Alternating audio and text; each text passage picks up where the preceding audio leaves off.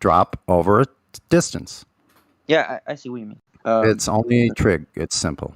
It's I geometry. feel like we should have a meme that has it in the European units. I don't know if we do or not. The one I just put up there, I guess, only has feet, inches, and miles. But yeah, I mean, the point is, Lag, that the overarching point that Sonny and others are trying to make there is, that's why we discuss the fallacies here, is because the fallacies distract from the facts and the information. They're usually used by people who don't have a good argument, so they only have little tricks up their sleeve to kind of shore up their argument. Yeah, so that's why it's. I think Donato put one in there. Yeah, thank you, Donato BR put one in there just for you, Lag, that has it in kilometers too. So when you look at these facts that show this ball Earth model is not scientific, not mathematical, a complete fairy tale, basically a religion or a superstition, if you prefer. A lot of people can't handle it being called a religion, even though that's what it is.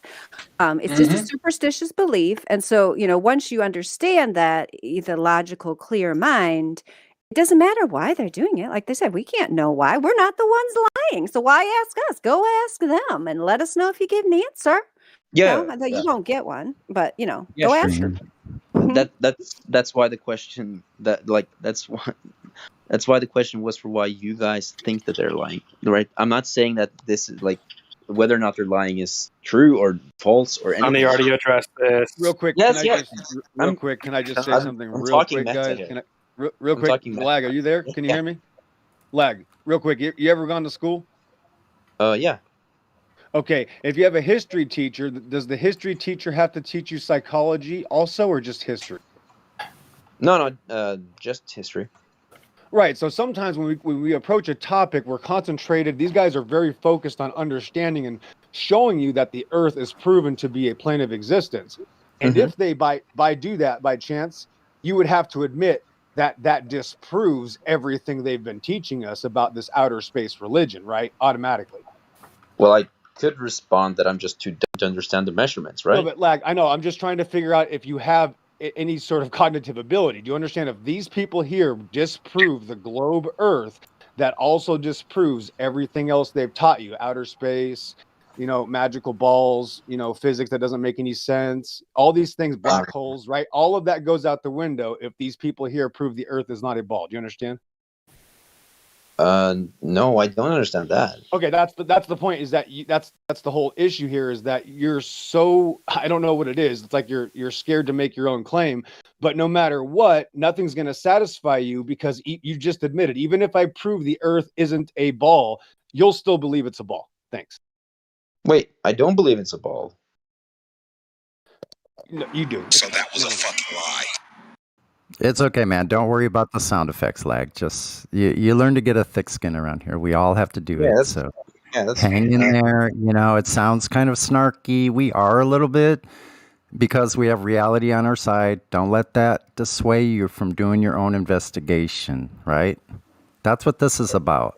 Yeah, I see that, Sonny. But what I'm responding to, the investigation thing, is that I'm just I think of myself as way too stupid to understand the measurements. Okay, I'm going to show you how simple this is. Are you looking at the live stream voice text? Hold on, guys. Sonny, wait a second. Sonny, hold on. Lag, here's the deal here. You're saying you don't believe them. You're the one already saying they're lying. But then hold on, Lag, listen, but the only people that can tell you why they're lying are the flat earthers here. No, you keep changing your mind and you're hiding from your own claims. So I'm assuming you believe in evolution also. Okay, hold on, Exo. We're on the Black Swan, Exo. Let's just do the Black Swan. Please forgive me. I think it's necessary to not go back into the lie thing. We just got through that. So now we're looking at the evidence. If you're interested in seeing evidence, do you want to see the evidence we have, Lag? I was. No, he can't understand. He can't understand it. No. Yep. Hold on, Exo. Calm down. Yeah, empirical evidence. I just think that I'm too stupid to understand. So empirical. No, you're not. I'm going to show you how ridiculous.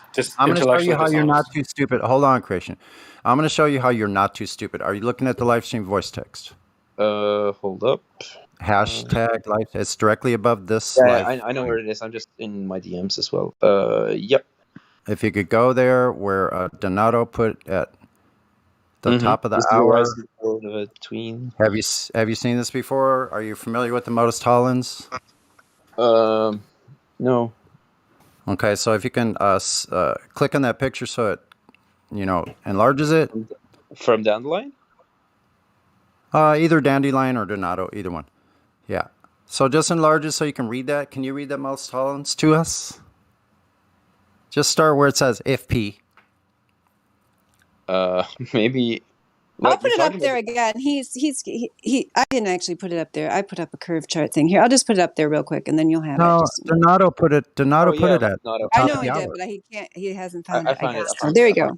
Okay. Okay. Good. Thank you. Click on that. Yeah. Hold up one second. Real quick. Hold up one second. Yeah.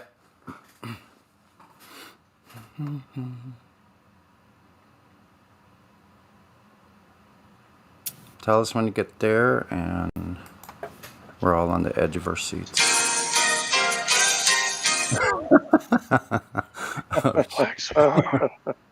Maybe we'll have to start making the questions much easier, Sonny and Creation Bear. Like, do you believe a cat's a cat? Things like that. I know. So hold on. We're not there yet, Lag? Well, he's not a veterinarian, so he wouldn't be able to tell you the difference. Okay, hold on. I'll just read the most tolerance. If P, then Q. Not Q, therefore not P. If the Earth is a sphere with a radius of 3,959 miles, P, then every horizon distance measurement must be no more than 1.225 times the square root of the observer's height in feet Q. That's the geometric horizon. Now, all of that came from the official Earth curve calculators, which I can name off a few, but that's not necessary now. We can get that later. So, therefore, if not Q, therefore, the horizon distance are greater than what they say. Therefore, not P. Earth is not a sphere. So, look at the image. Can you tell me where you see the horizon in this image? You see the the rigs, right? Oil rigs. Yeah. So, is the horizon before, between, or after the oil rigs? After. Yeah. Okay. So, this is from a video. You can go to the video yourself, and you can go to the timestamp of the next image, which is just a darkened version. You can go to the video. The gentleman is 1 foot off the water with his P900. Mm-hmm. And you can see the water. He just rotates the camera up to the horizon. So now what I want to ask you, at 1 foot, the horizon can be no further than 1.22 miles because of the geometric limits of a sphere of that size. Do you understand that? I think so. Okay. So why is this horizon 10 times further than the geometric limits of the ball of that size? I have no idea. Okay. I have an idea. Earth is not a sphere. I see. It's flat. All water is flat. Water is always flat. It's all the water on Earth and the oceans is all horizontal to every other part of ocean. On the entire Earth, water doesn't stick to a ball anywhere, ever. Exactly. Never has, never will. That's the first thing we talked about, like, remember? Sea level and how water cannot contour into a ball. Yeah, I understand where you were going with that. So here's where the reality snaps in, hopefully for you at some point when you go out and look yourself. If you can look over water somewhere and see a 5 mile distance, zoom into the shoreline and see people walking in the water, or let's say little waves breaking on the shoreline. Mm-hmm. You can figure those things out. How big are those waves? Well, how are you seeing something that's supposed to be 2 meters, more than 2 meters? It should be a vertical drop of more than 2 meters, 16 feet, 3 meters. No, that's 9 feet. What am I talking about? 6 meters, right? 18 feet. Mm-hmm. So almost 6 meters of vertical drop. And you should not be able to see the shoreline or boats on the way there either, because at 5 foot, your geometric horizon is only about 3 miles. Where everything after that should start dropping away. Mm-hmm. Yeah, I can't explain it. Earth is flat. Welcome to Flat Earth. There's an easy explanation.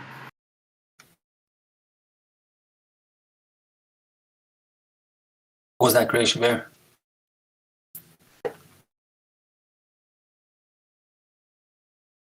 Tell him, Creation Bear. Well, you only got two options, right? Either we're on a huge ass globe, way bigger than what they're telling us, and then you can go down your whole trail of lies there, or it's just not curving at all. The water doesn't bend. Those are your two options. Yeah, we can't even be on a huge ball, man. That's not even an option. The moral of the story is that flat earthers don't have to explain anything. That's the. Yeah, and Leg, it's probably I assume it's kind of overwhelming. Like I do not know what it would be like to be in your position, because by the time I joined the Discord server, I'd already done years of research, read a bunch of books, done my own observations. I already made the conclusion on my own. So nobody here today is asking you, because I can already tell, which I do actually want to congratulate you, because from the time I came in the room, like, I don't know, you just seem like you kind of calmed down. You're kind of like, I don't have an explanation, which is an honest answer. I mean, you answered the 3 points honestly, which I gave you the 3 points participant tag. So, all we're saying here, and there's very few places where you can get the actual information about what flat Earth actually is, which is, as we explained, it's the complete destruction of the globe model in a logical fashion. And so, there's much information and links people have given you, which I hope that you'll go at some point and look at them. Regardless of because a lot of times when somebody is here and they get the information presented to them and they, kind of realize, gosh, there is no evidence for this thing, or they start to realize that, let's say, a lot of times we never see that person again. So I don't know what's going to happen to you. I hope you come back and talk to us again. But if you don't, because sometimes it's too much for people to handle. The first time I looked into it, I just kind of put it on the shelf for a while because I'm like, I've got too much going on in my life and my career and so on to deal with this right now. And that's perfectly fine, as long as you realize going out there in the world, which is what I did realize, I never actually made fun of it, but I did take seriously the propaganda because I didn't know any better. I'm like, oh yeah, these people are just stuck in the dark ages. They don't know what they're talking about, blah, blah, blah. All they need to do is see the real scientific evidence and then they'll understand the truth. They're just acting like children. They must never gone to kindergarten. I mean, I kind of like believe that mindset, but then once you see what the arguments are, you can't go along with that stuff anymore. And I didn't even before I actually, but I wasn't given the direct measurements. Even you're way ahead of where I was at the beginning, because that was still kept away from me because I went to the Flat Earth Society forum, which is a complete psyop and lie. So once I saw the 8 inches per mile squared and what the predicted curvature was, I mean, for me it was over at that point. But nonetheless, I still can relate to you to some extent, because it seems like even though you've seen this evidence mathematically, you need to spend more time looking at it and so on, which is perfectly fine on your own without all these people around. But one thing I did never do after I started looking into it, even on the surface level, was make fun of it or believe this nonsense about, the propaganda. Oh, these flat earthers are just stuck in dark ages. Just let me tell you, the one thing that did happen after I figured it out for myself and made the decision on my own was I came here and found like the most intelligent, group of people I've ever met. And I have advanced degrees. I've been in the academia my whole life. I've traveled the world. I mean, I'm telling you, there's a claim. You want to hear my claim? It's that in the Flat Earth 24/7 Discord server, you got a lot of good thinkers. And so not just about this issue, but other things. So I hope you have some appreciation that Flat Earth is not just a bunch of people, who are uneducated running around. This is high-level conversation and information that I understand is hard to take in at first, but I hope that you'll go back and look at some of the links and information that have been presented. Even if you don't, I hope you'll come back and talk to us, but even if you don't feel like talking to us, if you just want to go and secretly look into this stuff and be like, look at this. Maybe this. I have to go very soon, but I also want you. I want you to know, then, Lion, that when I joined here, someone said that maybe you want to talk to Lag, and this Lad guy started talking to me. Not that he did anything wrong or anything like that, but it wasn't that I came in here trying to bash on you or anything like that. I was when I joined the VC just now, all I was doing was I was trying to listen to a conversation just because I'm bored, right? That was all I was doing. I wasn't trying to. And we had a chill conversation, didn't we? I didn't call any names. I didn't do didn't we have a chill conversation? That's good. That's good of you to say that. Like, I mean, I appreciate. See, that's what we're here. We want to have a conversation. We want to be able to continue a conversation, even if people disagree. The adult thing to do is to have a conversation. You can still talk about it. So it's good when someone is not able to, is able to not be triggered, right? Mm-hmm. Because this is dashing to a lot of people's space dreams, and they get really touchy. They get really sensitive about it, because they've latched onto it. It's an identity attachment.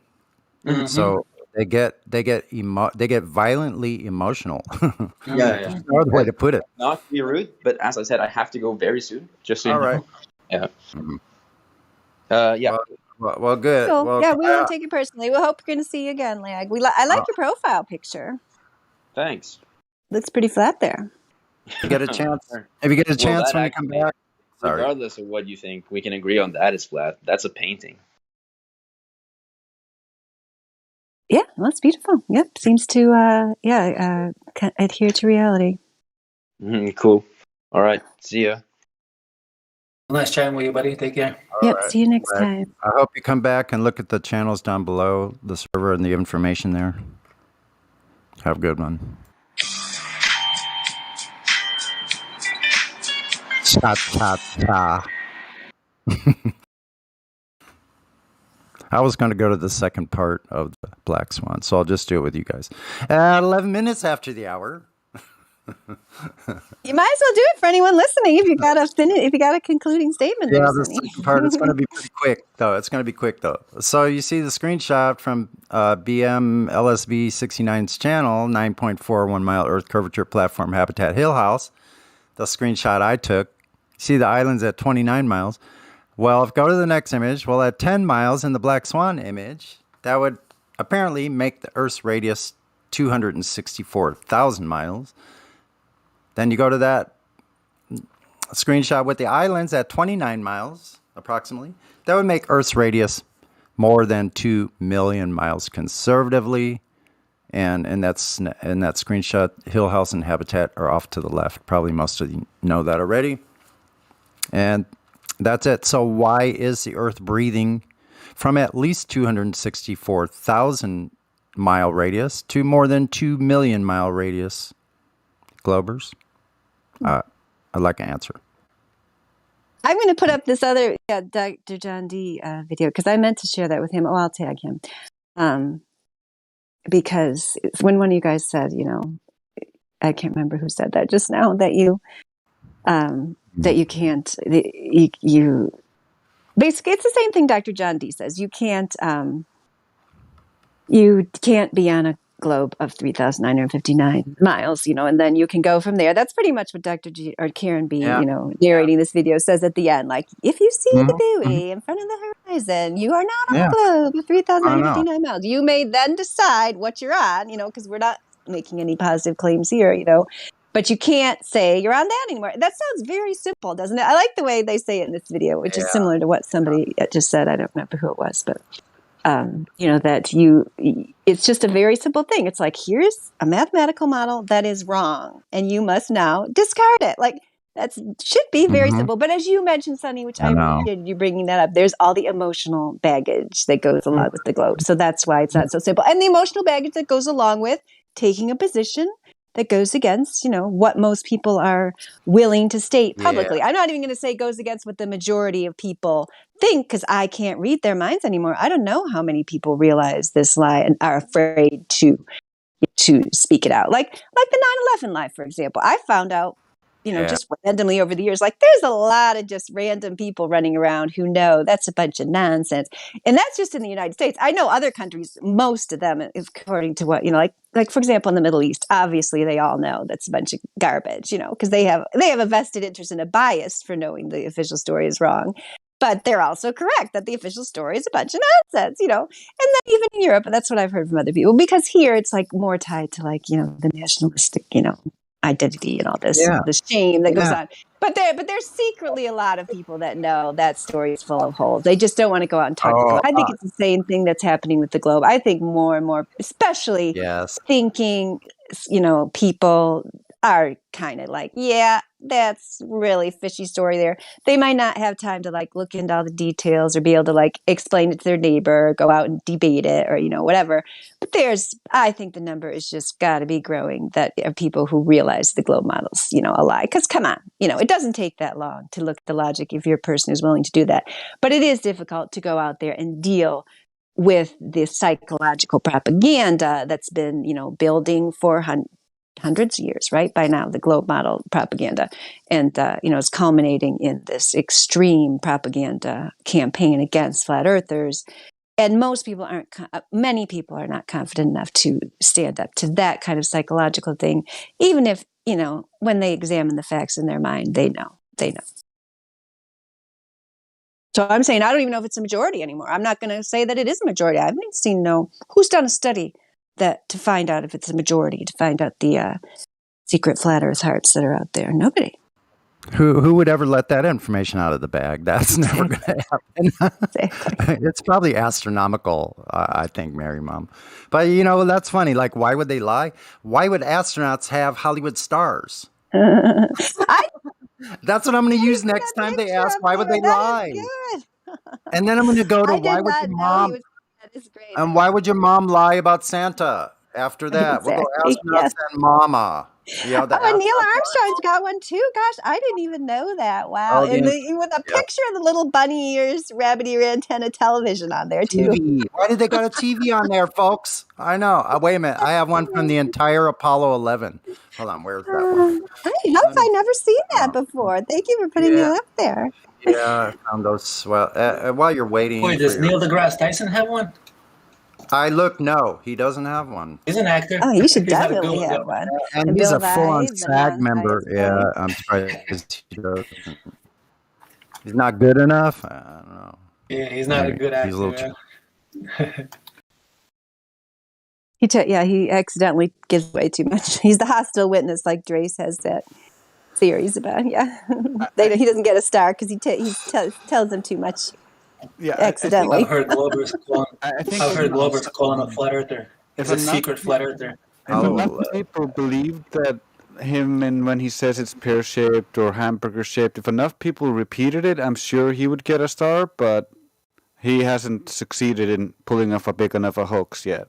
That's right. He's not a good enough actor to get the star. Poor Neil. The lens is curving horizontal. I tweeted that. Yeah, I bet they haven't given Don Pettit one either, because Don Pettit is like one of their worst actors. You know what I mean? Like, poor Don Pettit. Petite. He'll know you. Yeah. He's petite. They can't give him one. He's small, petite.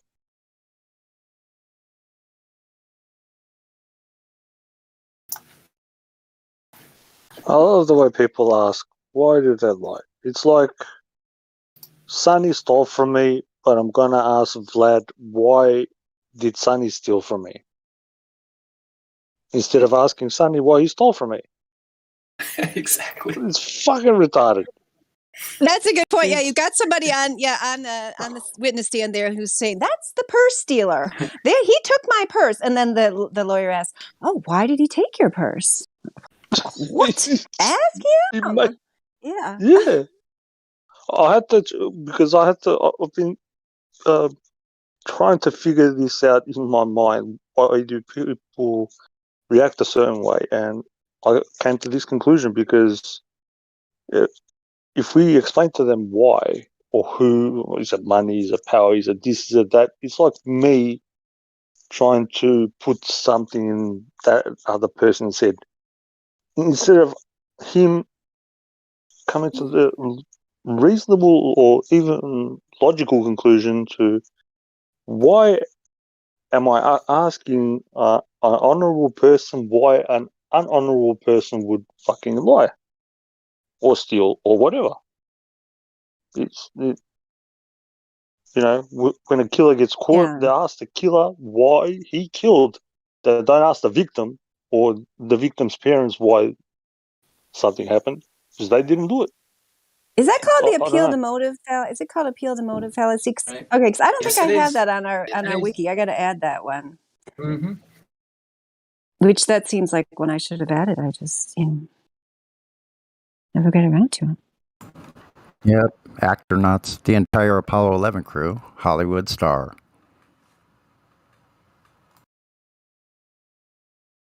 Yeah, it's a variation to an appeal to motive. Normally, appeal to motive is like this. It's like argument by attributing prejudices or motives to one's opponent. But there's a variation, and it's basically a form of red herring on an argument from incredulity, which is a argument is dismissed unless the motives of the perpetrator is revealed. A form of red herring. Okay. The appeal to motive variation is a form of red herring. Yeah. But the appeal to motive just by itself is not. Is that what you're saying? Well, the appeal to motive is also a red herring, but like the appeal to motive is just a more specific way of saying, instead of just saying it's a red herring because you're diverting away from the argument, you're specifying how he's diverting away from the argument and how it's fallacious as well. So it's double fallacious. With the appeal to motive variation, it's basically just you're being incredulous of the former evidence because you want the motives, and that's what we see a lot with why would they lie? Yeah. Yeah, that makes sense. I'm going to save those two. There has we do to have be, there has to be another way to, I don't know, break through this mental retardation with these people, because we keep on saying the same thing and it doesn't work. We have to approach it from a different way, I think, anyway. I think you guys were getting through to that guy. I mean, compared to when I came in, he seemed like really hostile. He was like, trying to claim victory, just do the usual, keyboard warrior claiming victory when he's obviously the loser, all that kind of nonsense. And then he kind of like, at the end, kind of wasn't doing that anymore. I thought that was pretty good. Yeah, calm down. Which was good.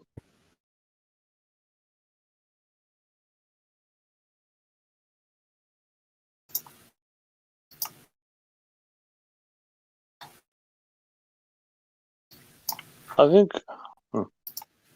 personally think if these people that come in here, we just give them the information, and if they have their doubts, we don't need to give them answers to their doubts.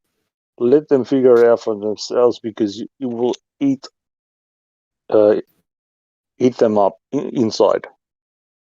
Because as soon as you give them an answer, they can reject it and go back to their own ways. But this way, let it fester. Then the guy will either come back and search for true answers, or he can hold on to his balls, either way. Absolutely. That's why we're different than other, so-called movements, because we're not like recruiting people. You know what I mean? Like, we got a lot of like really good people that can explain, why the globe model's a failure here. And, we get more all the time, which I truly appreciate. Like, we have this amazing team here.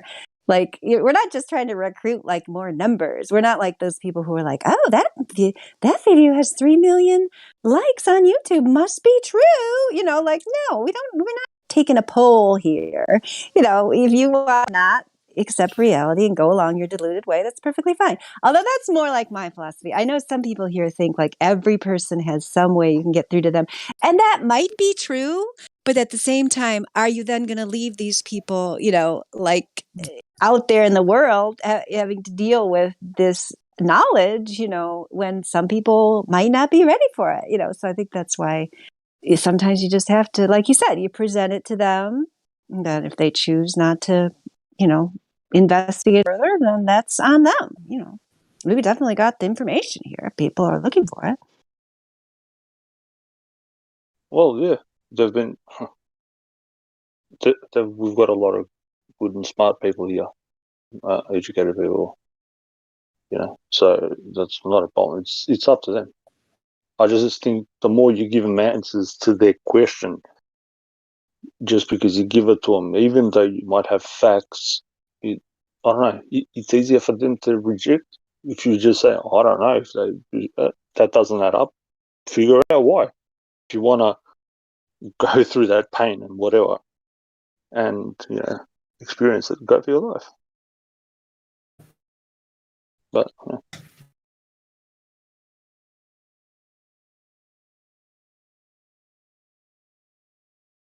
So the backfire effect is another logical fallacy, where you challenge their beliefs and they believe it even more. Yeah. And I think that was the case with this guy. Even though he was respectful and kept it calm, yeah, exactly, Trace. Yeah. Yeah, they want to believe it even more when you challenge their beliefs. Yeah. So once the conversation gets to that point, like it did, then it doesn't really even matter what his motives are anymore, because the audience heard the whole thing. It's perfect. Mm. So if you can just direct their attention to the evidence, and then see if you can get them to that point, then it doesn't even matter. It's too bad. If they do believe in that thing, then it's shown to the whole audience that it is just a belief, and so everything turns out the way it's supposed to there. Mm-hmm.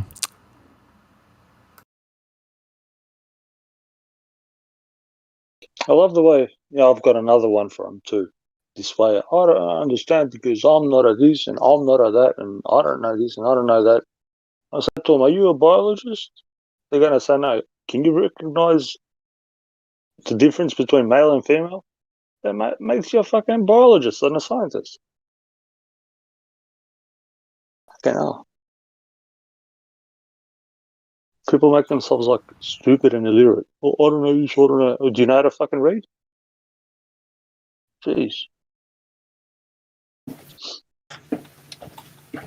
Yeah, if anybody wants to clip out the audio from that or any other thing, good exchange that happens here on the server. Indio was in here the other day and said, because he does, puts together that podcast, but then it involves him like going to the live stream, finding the thing, downloading it, clipping out if you clip something out in an MP3 and send it to him, then he's more likely to be able to make it into a podcast, which that particular, I didn't hear the beginning of it, but the part that I heard, it kind of went over a lot of, I think, important points. It seems like it might be something that is useful. If not that one, if anybody's ever inspired to do that, then feel free.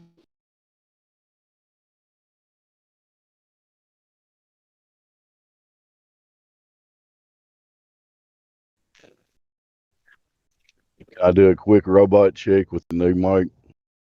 Sounds good, Dave. You got a new mic. What kind of mic is it? It's just a Walmart special, but hopefully it'll work. The best ever, Dave. So far, so good. That's good. Yeah. All right, back on mute. Thank you.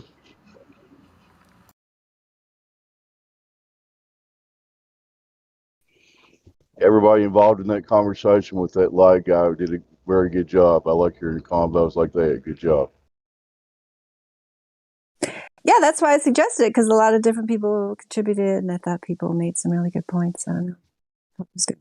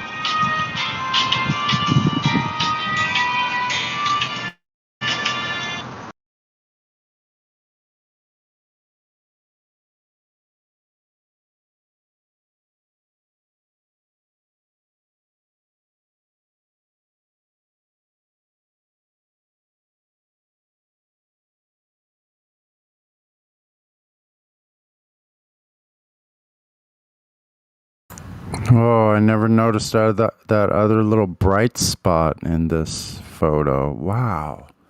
I don't even remember where I took this. That's pretty cool. What is that bright spot?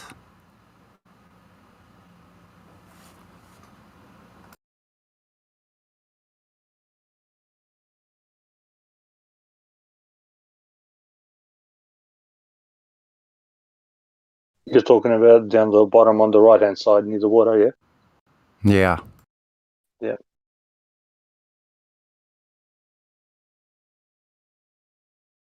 The sun looked so weird yesterday at sunset. It was like white and flashing. It was so weird. I was driving, so I couldn't look at it for too long, but it was like very unusual, different than I would say like ever seen it before, at least ever that I can remember seeing before. I don't know what it was. It was just that particular angle I was at, or I don't know. So strange. Yeah, like look how large it looks in this photo. It looks huge compared to this. Do you see where the actual bit goes onto the water? There's like a little lump there too. Yeah. The reflection. Yeah. 1, 2, 3. 1, 2, 3. So you got the little spot down the bottom, the visible sun, and then something weird down the bottom. Like higher up, above the first lump. Oh, it's like a lump of light above the water. Yeah, that's bizarre, isn't it? Yeah, wow. that's what I'm saying. Yeah. It's like what a trip. Yeah, that's why I keep on saying there's 3 of them. But yeah, I sound crazy when I say this shit, but that's just me. That's actually more, and like, see, I never looked at the sun in the same way as I do now. Now you pick out all these different features in these images, and I'm like, it's bizarre. Like what? Oh darn. Yeah. I used to stare at the thing. My eyes are a bit knackered. Sometimes I do for just a brief second or so. I don't sit there and gaze at it. I've tried it for a couple of seconds. Yeah, my eyes are a bit different. I can look at the thing for some reason and be all right. So I get to see some weird shit. Do you have dark eyes or light eyes? Oh, it's on the screen, bro. That's mine. Blue. Light. Yeah, mine are too. Yeah.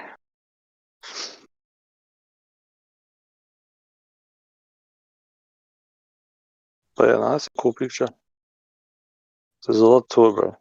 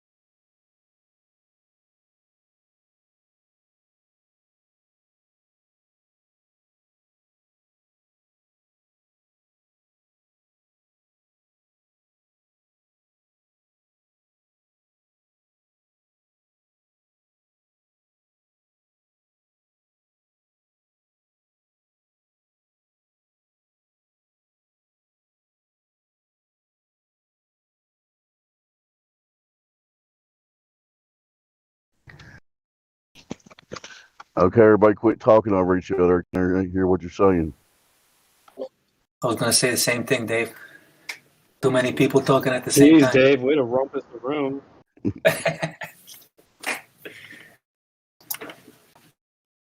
I was just making sure I was still connected.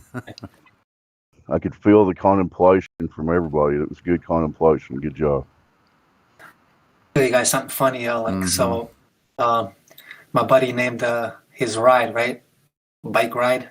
He's 53 years old yesterday. He named his ride 53 trips around the sun. He's a good friend of mine.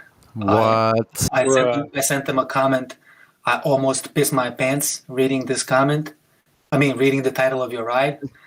But nonetheless, happy birthday and best of health and all that stuff. So I'm just waiting for his response right now.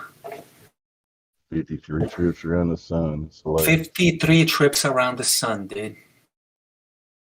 I mean, what do you say that to a 53-year-old man? Like, how do you, like, what do you say to that comment? I just told you what I told him. You say when did they measure the distance to the sun? That's what you say. Like, do you jump into that right away, or? No, straight away I'd ask him, how did you manage to walk in space to go around the sun? Dude, yeah, that's my question. What do you say to something like this? No? When did you detect the motion of the Earth going around the sun? He's Luke Skywalker, bro. He was walking on the sky, going around the sun. He was doing whatever. He was doing whatever he wants. Yeah, I'll definitely talk to him when I see him, but that was just a simple. I left that comment, so I want to see what he's going to say. Not gonna lie. Like in 2015, I would literally tell people like, "Happy birthday, congratulations, another trip around the sun." Like, oh, word! No, I want to shoot myself for saying that. But yeah, I mean, just a few years ago, that was me. So I mean, dude's 53. He doesn't know yet. The Earth doesn't move. So. Yeah, I'll definitely spark a conversation next time we go for a ride. I haven't seen this guy in a long time, but definitely did. Because I don't mind, like I know, like one dude stopped riding with me when I told him about no satellites, and I told him how our app that we record our rides on, you don't need to be connected with no satellites. I use it on airplane mode, and the dude literally got mad at me, dude. We haven't spoken ever since. All right, I literally took my phone off. We pulled over. We stopped riding. First, he called me conspiracy theorist and all that. He's like, dude, let's talk about it. Now he just gives me a look. He doesn't want to talk about it. So we pulled over. I took my phone off, and I showed him that my phone is on an airplane mode and still recording. And he just looked at me. He wouldn't talk, dude. These are grown men, bro. 40-something years old. Oh my God. This is fucked, bro. I know. It's a deep psychological issue, right? It's why aren't they've got those thought-stopping phrases like conspiracy theorists. That's like a thought-stopping phrase that prevents them from actually examining the evidence that you presented. Yeah, where in bicycle technology is there a spherical surface?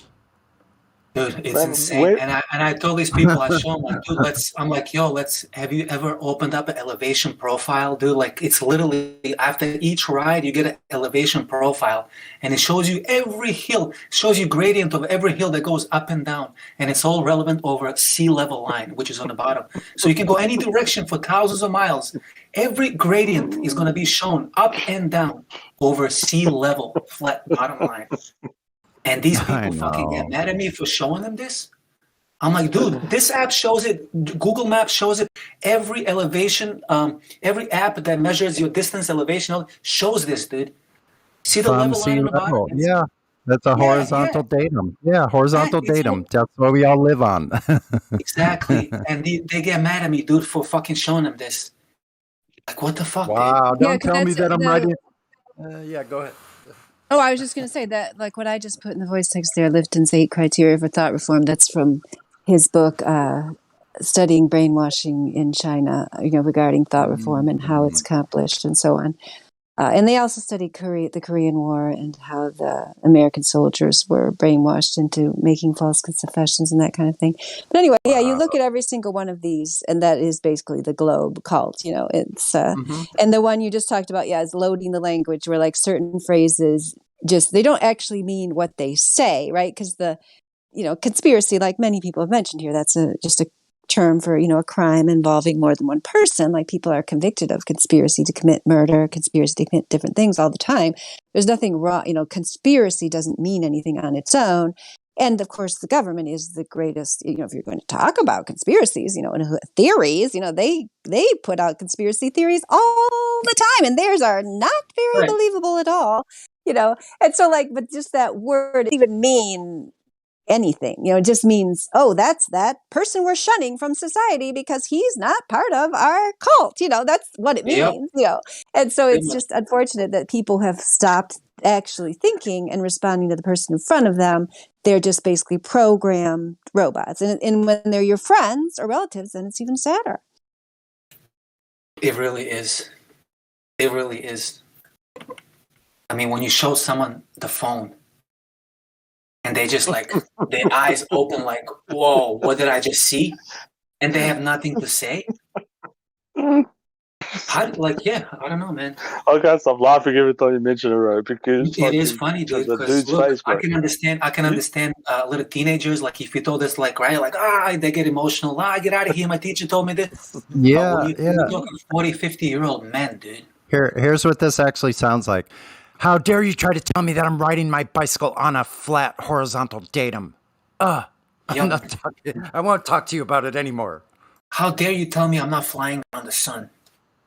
Oh, dude. Yeah, not flying around the sun. Yeah. 53 trips around the sun. I'm like, dude, I wrote him a comment. I said, I almost pissed my pants reading the title of your ride. But best of luck, happy birthday and all that good stuff. Many happy miles. Yeah, guess what? It was the sun that went around over you 53 times. Yeah. I always like to ask people, you guys see the bird fly, and do you think you're spinning underneath the bird and the bird is stationary? I mean, how does the bird calculate for Coriolis? Please tell me. He's got a scientific calculator, bro. He uses a scientific calculator. Hummingbirds seem to fly freely, but yet they're still stacked up in a freaking column. What? No, they've got scientific calculators in their pocket. You just don't see it.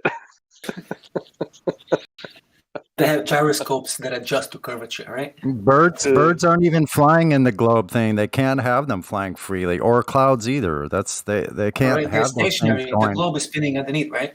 Yeah, it's just how they go. Everything's still now. When the Glober's talking about it, everything stays still. Now it's all standing still, and it's all just in a columnated structure in the air above this fake ball. Yeah, I've got something for everybody to think about. How can we have clouds? We shouldn't be able to have clouds. Exactly. It should be impossible. Water vapor. Yep. It's add on to Sonny's bird point. Birds are truly amazing creatures because every year they know exactly where to migrate back to, even though the Earth's spinning around, right? So thousands of miles. They're amazing. Do birds have GPS then? Yeah, their GPS is off the before GPS, birds were just lost.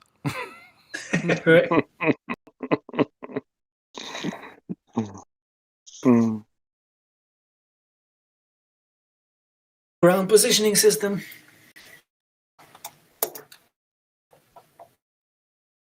I mean, dude, is there a single heliocentric claim that makes sense?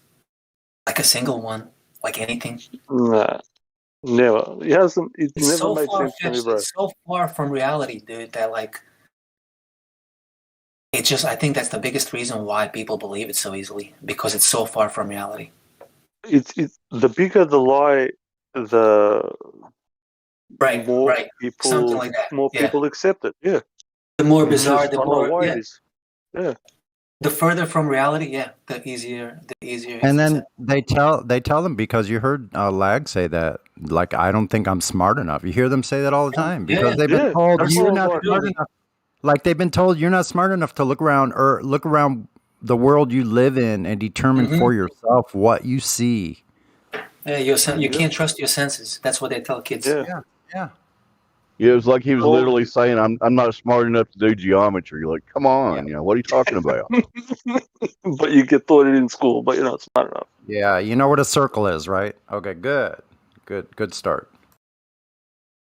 Because at one point he said, "I'm not smart enough to deal with measurements" or something like that. That he wouldn't understand the measurements. That's yeah. Go straight to the black and swan. at the same time, they tell these children that they're teaching them critical thinking. That's what they're doing in the schools. That is very funny. Yeah, they used to be way better at that. Not that they were good in the past, but these days it's like all they say. I mean, so Orwellian. They're like doing the exact opposite. Thinking is really important in schools today. That's what we focus on in our school, in our professional development with our teachers. We make sure that they are able to tell their students how to critically think. And then we get person after person that comes in here, critical thinking.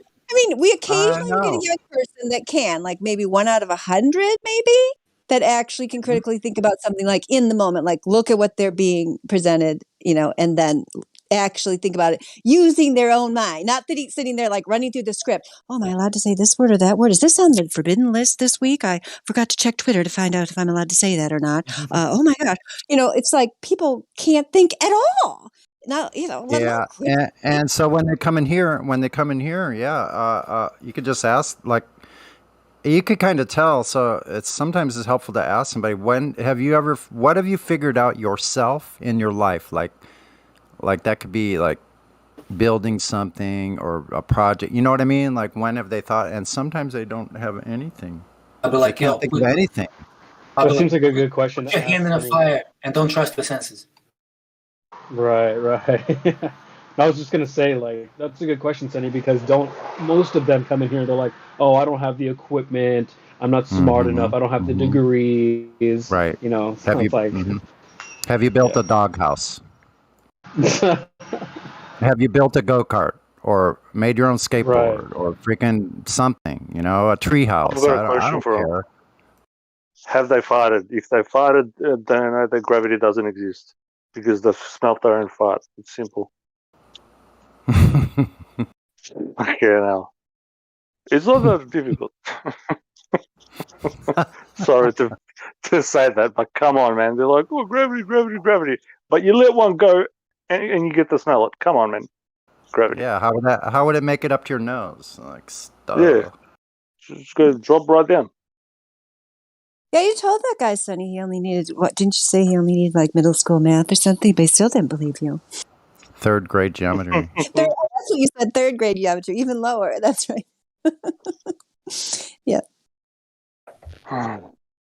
Better way to say Egg's point is if you can detect your own personal flatulence, proves gravity. How about that?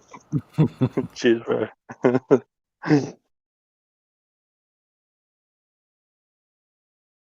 Don't they teach Pythagorean theorem in 3rd grade? Hello, Indio. Hello. Yeah, you're right. That's a little bit They probably lowballing. do. I don't know when they start introducing that. I can't remember. Probably not. That's probably just lowballing it. Teach them what a triangle Before is. I learned it in 3rd grade. You might have. You say they talked about it. Yeah, they talked about it in 3rd grade. It was pretty low. Yeah, they definitely start talking about like what a right angle is. Like, very early. Circles and triangles, 100%. Yeah, at least by the 5th grade,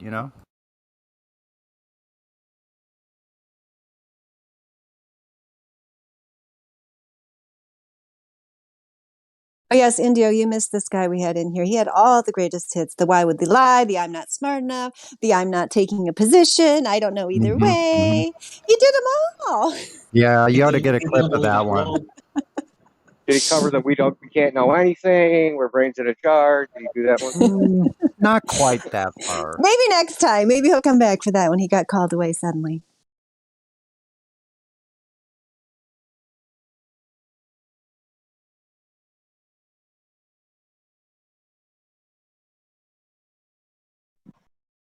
Was he young?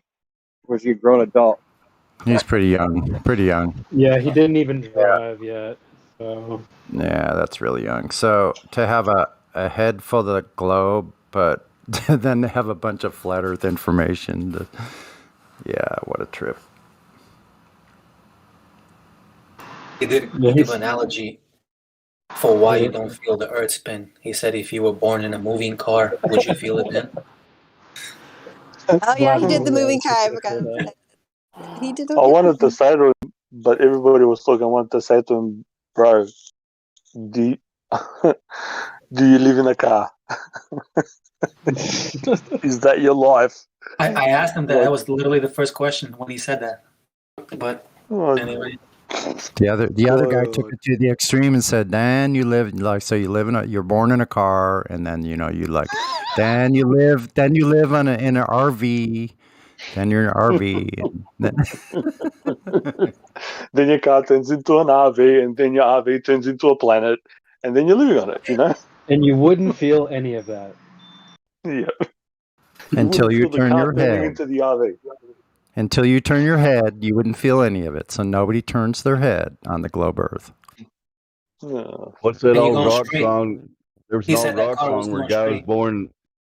Sorry, there's an old rock song where the guy was born in the back of a Greyhound bus, rolling down Highway 40. What song was it? Mm-hmm. Lord, I was born a rambling man. Oh yeah, I remember that one.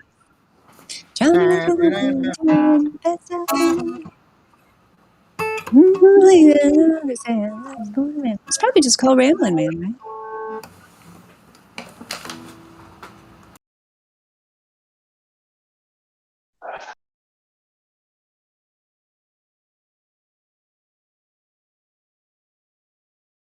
Looks like the Allman Brothers.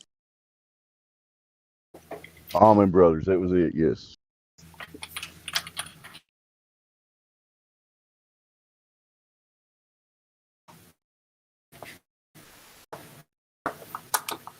Yeah, that's what I was going to say when Vlad was talking about his brother and the birthday. I think it was your brother, you said, about the... No, it's my friend. Your friend, 53, trips around the sun. Yep. That's what's always disappointing is when you like songs, you have them in your playlist, and then you realize, oh, these are globe proponent songs. When you find they have something about the world spinning. Although I usually just then when I'm singing them, just quickly change that part because it's easy to change it, to make it the world spinning. But a lot of songs do have that in there. The world going round and all that stuff. What's that Pink Floyd song? And you run to catch up with somebody sinking. Racing around to come up behind you again. Yeah, yep. Racing around to come up behind you again. Everybody calls them Pink Floyd, but their actual name is meant to be Pink Fluid. That should give you guys a bit of something else to think about. Why Pink Floyd? Fluid.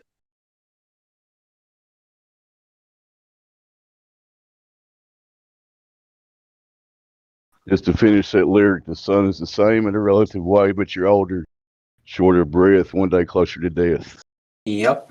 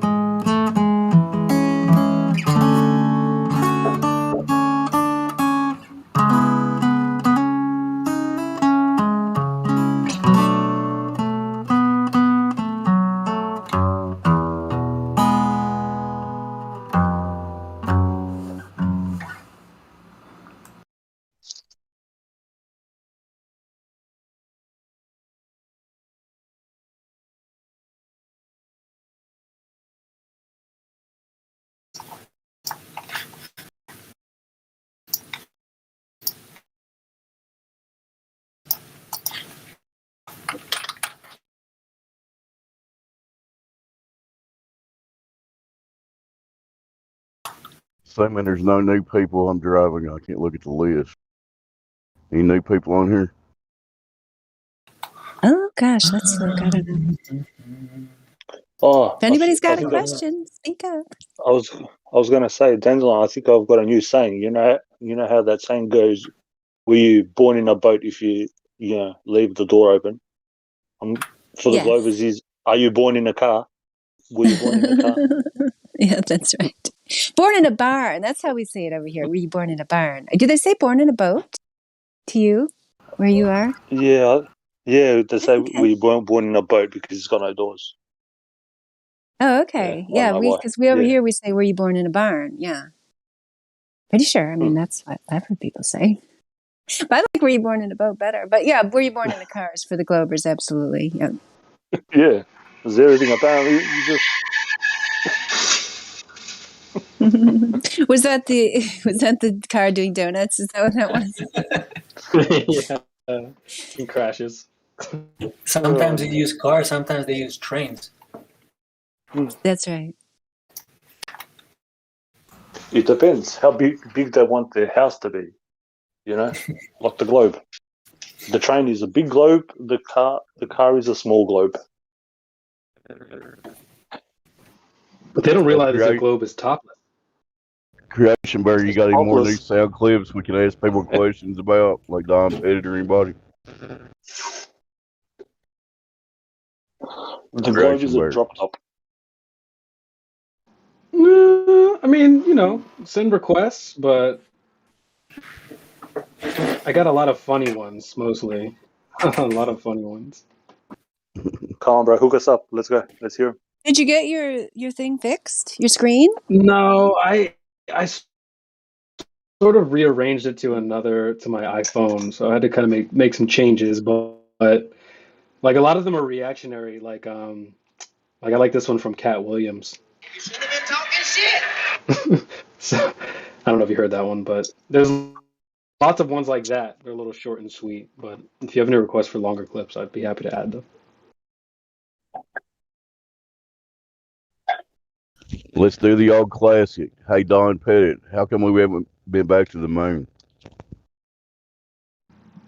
The problem is we don't have the technology to do that anymore. We used to, but we destroyed that technology, and it's a painful process to build it back again. Thank you for the honest answer, Don. Thank you. Robert Simon, how did you create the globe image that's so popular today? It is photoshopped, but it has to be. How and why would someone destroy any technology is beyond me. Yeah, exactly. Can you do the Michikaku? Oh, we don't use the scientific method. I like that one the best, bro. Scientific method? What the fuck's that?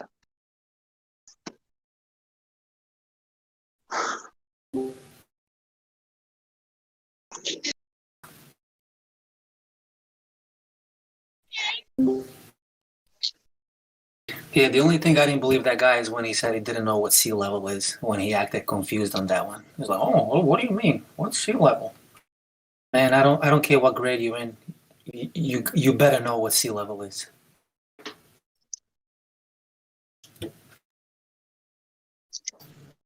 Well, it's got two meanings to it. Sea level, because the sea is level, and you sea level. So I don't know how clear it can be. Yeah, what did he say? He said there's also B level and D level. Like, really, bruh? You serious? No, he was serious. Like he was trying to be funny, but I don't think anybody was laughing. I must have missed that part. That was lag? That was before, yeah. Wow. I'm so glad I wasn't there because I would have snapped. That's an amount of ignorance I can't tolerate because that would have made me fucking just. Hey, Sonny, this is a cool photo, dude. I have a photo of the buildings even all the way zoomed in. I was on this mountain like at least 100 times in my life, if not more. Yeah, apparently it's a very popular place, Bear Mountain, right? Yeah. It is. I used to ride up there all the time, dude. And you can see city. It's as crow flies. I don't believe it's 60 miles. It's about 50. Oh, yeah. The best thing will go on Google and check it out. It's like 50 plus as crow flies. But still, the New York City should not be visible if the Earth was a globe. That's the classic one where that guy's going, "Where's the curvature? Where? Bear Mountain. I see New York City skyline. Where's the curvature? Where?" And you can do the panorama, dude, like literally hundreds of miles of horizon. Hundreds. You can see the state of Connecticut from that place, all the way to New Jersey. That's wild. Oh. Yeah, 3 states from that place right there. That's pretty Just south of me is a place called Lookout Mountain, Tennessee. You can see 5 states from the top of it. I've heard of that. I've heard of that Lookout Mountain. Never been. Yeah, up there. Gospelberry used to talk about that. He had a picture. I don't know what happened to that, but he used There's to a place in with Jersey. the plaque. I might have it still. There's a place in Jersey. I believe it's called Washington Mount. It's you can see New York City and Philadelphia from the same place.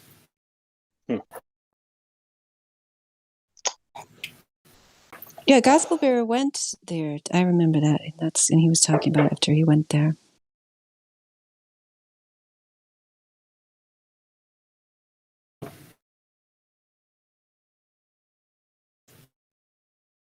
Yeah, you can see parts of both the Carolinas and Georgia, Virginia, and Kentucky. The Earth is round. Yes, it is. You're correct. Shut down the server, Indio. Who said that?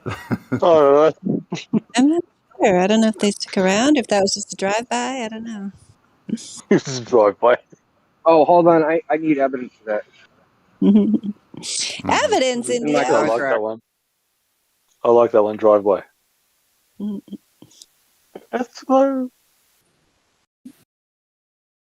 I even accept eyewitness testimony as long as it's sworn to. Got one of those? Affidavit. That's right. We don't have any of those for some reason. Right, a sworn affidavit. That's better than That's better than a statement, bro. That's only facts. Yeah, it's better than a citation. It's better than a paper. It's like, yeah. Where are all of those for the globe? These morons don't even have the balls to say it's spherical. I know. Where do you see? Here's a question for everybody. Where do you see perfect spheres in nature? Anybody? Give me an answer. Perfect what? A perfect sphere. Where do you see a perfect sphere in nature? Yeah, doesn't exist. Maybe a pearl in an oyster at the bottom of the ocean. Yeah, they're not perfect though. If I was a glober, I would just say, look at the sky, right? Mm-hmm. Because why not? Yeah, because that's nature. Okay. Yeah. I would say to him, that's not nature. That's the sky. Nature. There's nothing. Saying the sky isn't nature?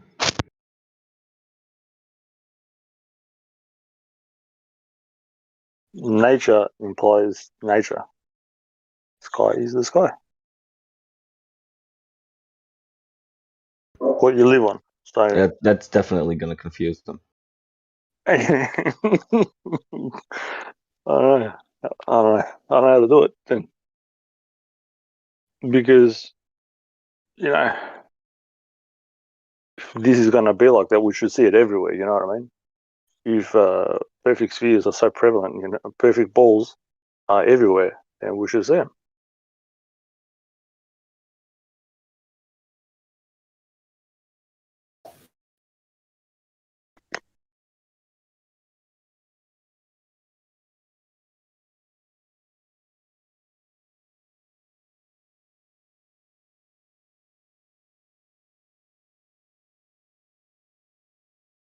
People still think they see 3D.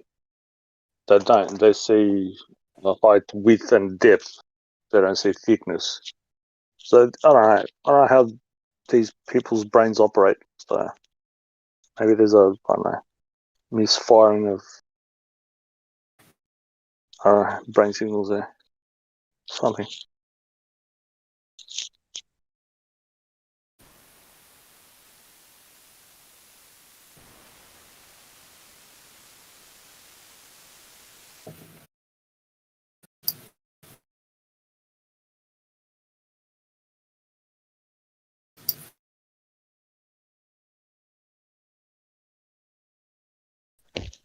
You got me thinking about that when eggs. Go ahead, India. Yeah, I was going to say, I used to get them citations and things like that. So there's a book by James Gibson. It's called Perception of the Visual World. And it goes all through vision, how it works. We don't have to sit here and explain perspective to these guys a million times a day. They won't read it. Too lazy. Yep. That's what it comes down to, bro. As we were speaking before about, just simple things. If people would change their money habits, we wouldn't be in this fucking shithole. Yes, people don't want to know, do they? They just want like some kind of easy explanation that will help them sleep at night imagining their fantasy globe. They don't actually want to know what's really going on. I mean, many people, majority, I don't know, a large number of people, the globers. Many people choose to remain willfully ignorant. Correct. Yep, there you go. Well, that's the pure definition of ignorance. Being shown something and then turning away from it. You can't be ignorant of something that you don't know, but when you're shown it and you disregard it, that's ignorance. That's why that axiom, ignorance of the law is no excuse, is oxymoronic. If you don't know the law, you can't be faulted as being ignorant. But when somebody tells you something and then you ignore it, ignorance.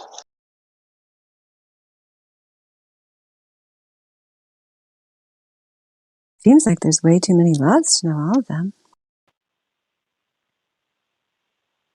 Oh, Ragnos is here. I just VC verified you. You said you were in the server before, but then you came back and Creation Bear checked you in.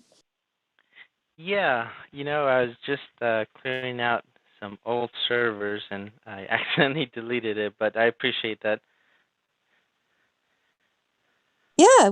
So what was your experience like when you were here before? It was pretty good. Mostly listening in. Every now and then, I can sometimes have something to say, but not too often. I was the only thing that I've been kind of thinking about lately. Maybe I can get some of your guys' thoughts on it. But I've been trying to think about because I like to keep things kind of simple, and I was trying to think of the best way to argue some of the things and. One thing that came to mind is distinguishing what is direct evidence versus something that has to be where you have to use deductive reasoning or you have to figure out something that's constructed in your mind as opposed to something that you can verify directly. And I think a lot of the stuff that a lot of the arguments, and again, I like to keep things simple. So I hate, although I do like to go into it sometimes. Like I'll read. I think Eric Dubay has some nice arguments in his book. Some of that stuff gets complicated. So I think, I like to, if possible, I like to just, ask for direct evidence as opposed to something constructed in someone's mind because it's. There could be faulty reasoning or something could make sense on paper, but not exactly have a direct correlation to reality. So I've been thinking about different arguments like that. Although it's interesting to get into the weeds sometimes on certain stuff. I try to keep out of that.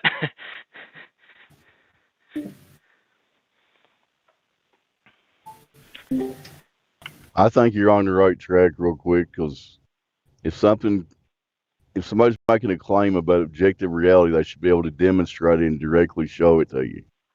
So it's as simple as that. Yeah, and and that's why I like to try to kind of stick to the simple stuff, what you can observe and prove, and see, because some of these arguments they get so convoluted sometimes, and they rely on a lot of presuppositions and different stuff that you have to. A lot of times you're left trying to deconstruct the question and figure out where they went wrong, as opposed to actually getting to the meat of the issue. Yeah, that's what a lot of the globe proponents like to keep it in the weeds, right? They like to keep it in like these little technical details, arguing over like little things that don't even matter, because there's no evidence for this curvature or the rotation or any of that. So I hear what you're saying. Yeah. So that's exactly what I've been trying to keep it to. I'm still trying to make a list of the things that I consider to be, the best direct evidence, and just kind of stick to those, and then try to argue away, or try to defeat the other stuff, because I think when you get into even pictures, pictures are great, but you can't really trust, the record of, where it's been, how it's got there, who kept it, who took it, the chain of custody, and all of that.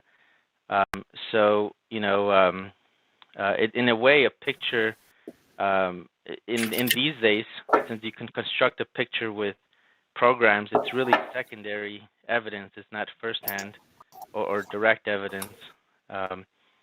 So I try to, I'm trying to figure out ways to kind of deconstruct anything that's not direct evidence, even though it might sound great and it might make for some great arguments. I'm trying to see if I can just keep it simple, and not get into that stuff. Yeah, I think there is some value. It's not our best evidence. It's not necessarily conclusive on its own. The photographic evidence or images, like the weather balloon images at over 100,000 feet that show completely flat horizon, or the various, black swan observations and so on that are impossible to view on a globe. But if you take them all as a body, the person, I guess you could ask the person, I haven't actually done this, maybe I will next time. So are you claiming there's a conspiracy to show the earth is flat with all of these images here? Like who would want to perpetuate such a conspiracy? Because basically, I have asked them that before, like, so you either have to say that all these independent observers, many of whom have carefully documented the observer height, the distance of the target, so on and so forth, and you could easily replicate that same observation yourself. If you don't think this is accurate, go out and disprove it, please, which they never ever do. If you think there's something wrong with this laser test, then do your own globe laser test, which they never ever do. So you're basically either saying all of these independent observers all around the world, various locations, with literally thousands of pieces of evidence, disputing the mainstream model. These people all got together to try to conspire to do something that gets them little to no monetary gain, oftentimes losing money, gets them ridiculed, gets them ostracized from society, and so on. Or an organization that's making billions and that has control over the, all the media, entertainment, political organizations, as well as the educational institutions, is, conspiring to show this globe that has absolutely zero scientific evidence. But that requires someone to have common sense. It's a circumstantial case, but in court, circumstantial cases can win. It's not that circumstantial cases are automatically invalid. Many cases are proved on circumstantial evidence, because if you get the weight of the preponderance of evidence, meaning, beyond a reasonable doubt, not beyond any doubt, that's not what you have to prove in court. You have to prove beyond a reasonable doubt that this globe model is a complete logical and mathematical failure. I think that can be done. But we don't even do that, do we, diagnose? Because as you said, we have direct measurements and they have nothing. So we don't have to go there for entertainment purposes. Plus these people who, as Indio said, have reading comprehension problems or motivation problems, are not capable of reading books. They like pretty pictures. So maybe sometimes that does get through to them. There's lots of pictures in the book I suggested. You're right at home. Good, India. Okay, I'll read it. Yeah, it's like look the pictures. There's no coloring, coloring by numbers or anything like that. But it looks like a good book. Yeah, I want to read it. It is. It's pretty good. Maybe it's not bad. Maybe make one with coloring by numbers, and then they'll like it. Flat Earth color by numbers. Maybe we might have something there, eggs, for the future. Flat Earth ... when you it's just the ... it's just straight line. Every page is just straight horizon. You got to put 4 globers in it. Right. Oh my gosh, this is beautiful. Yeah, I think somebody should do that. 100 pages of flat horizons, but different locations. Every page is a different location, and then it's just 1, 2, 3, 4, 5, 6, 7, 8, 9, 10. Flat horizon, straight line. Can you connect the dots, Mr. Glober? Join the straight dots. Come on, you can do it. Boy,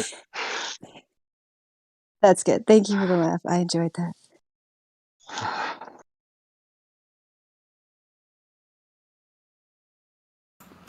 I ask people to draw a line from one point on Earth to another point and ask them what that line looks like.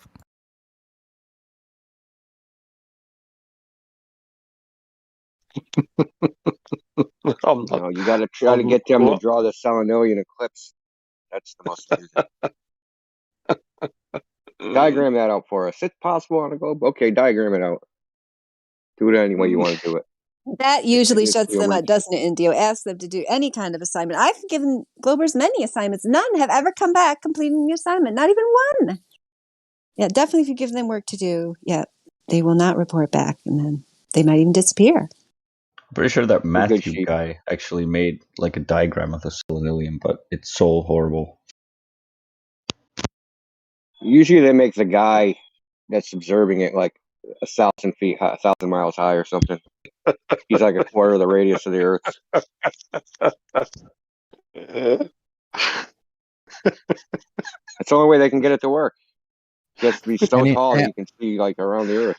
And he's only at the top. And he's only at the top of the ball too. It can't be anywhere else. Has to be on the top. He is actually bigger than the Earth. The guy.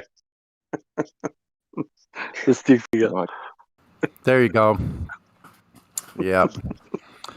Okay, stop laughing. From Matthew Learns. Great job. So only the person on the bottom sees it that way? And only the one on the top sees it that way? What about the people in the middle? In between those points. What? Wow, how tall is that guy? This is the funniest shit ever. This person shouldn't be allowed to teach kindergarten, let alone college students. Oh, God help me. I wouldn't have him teach kindergarten. I'm sorry. Right. That's child abuse, bro. That's child abuse. I swear.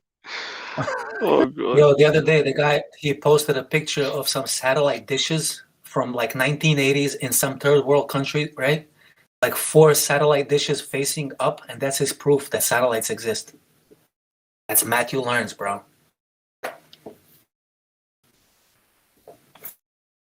A picture of 4 satellite dishes facing the sky is his proof that satellites are real. Right, these people on the thing that is drawn, they're like half the size of the Earth. Fuck it hell. And like you said, Sonny, these are the people who teach our children, dude. That's scary shit, bro. Bro, that's child abuse. Vlad, it's child abuse, bro. It is. Straight up. It is. I feel bad for anybody who didn't take their kids out of school, man. Yeah. They're effing with the children's minds, bro. That's the worst thing you can do. That's how you corrupt them. Mm-hmm. You infiltrate the mind, you make it diseased, or put in a virus, and then the kid goes mental.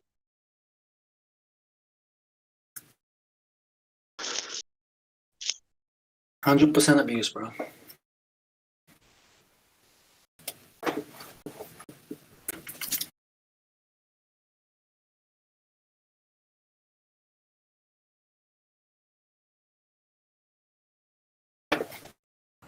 Why stuff isn't way worse than it is already is amazing to me. Like, as dumb as people are, you think a bunch of...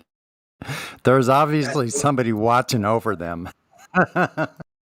Yeah, true. Has to be. Yeah. I think God's working overtime on those people, bro.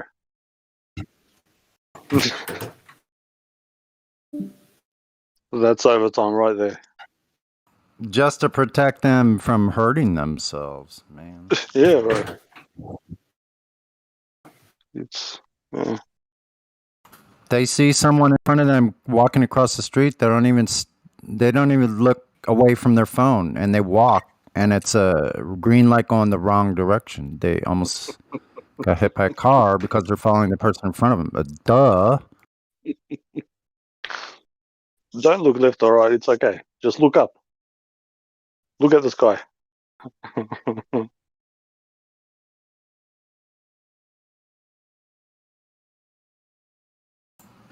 I'm like, I have to turn around and go, don't cross unless you're willing to look for yourself.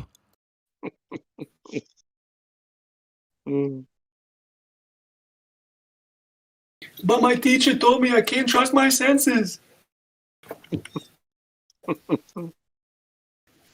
Okay, all of you go in this. Cross the street right now? all of you people go in this group where you have to cross only with lights telling you to do so. Yep. I remember we were speaking about that, Sonny. I was telling you, like, lights are a form of control. So there is.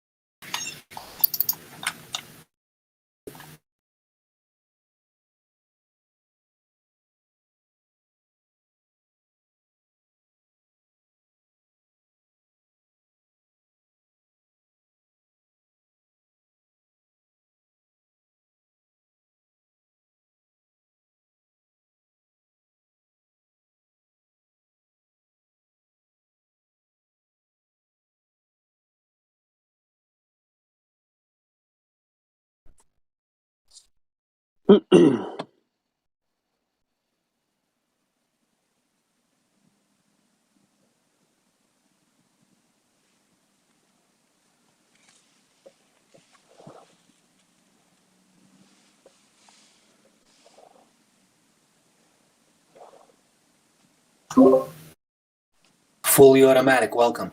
What's going on, buddy? Oh, how's it going, brother? Chilling, man. You want to talk to us? Nah, I was just seeing if anybody was talking in here, but I guess nobody's doing much. We were just talking, bro. You want to talk? I guess, yeah, for a little bit. So what's your thoughts about Earth, man? You think you're living on a spinning globe?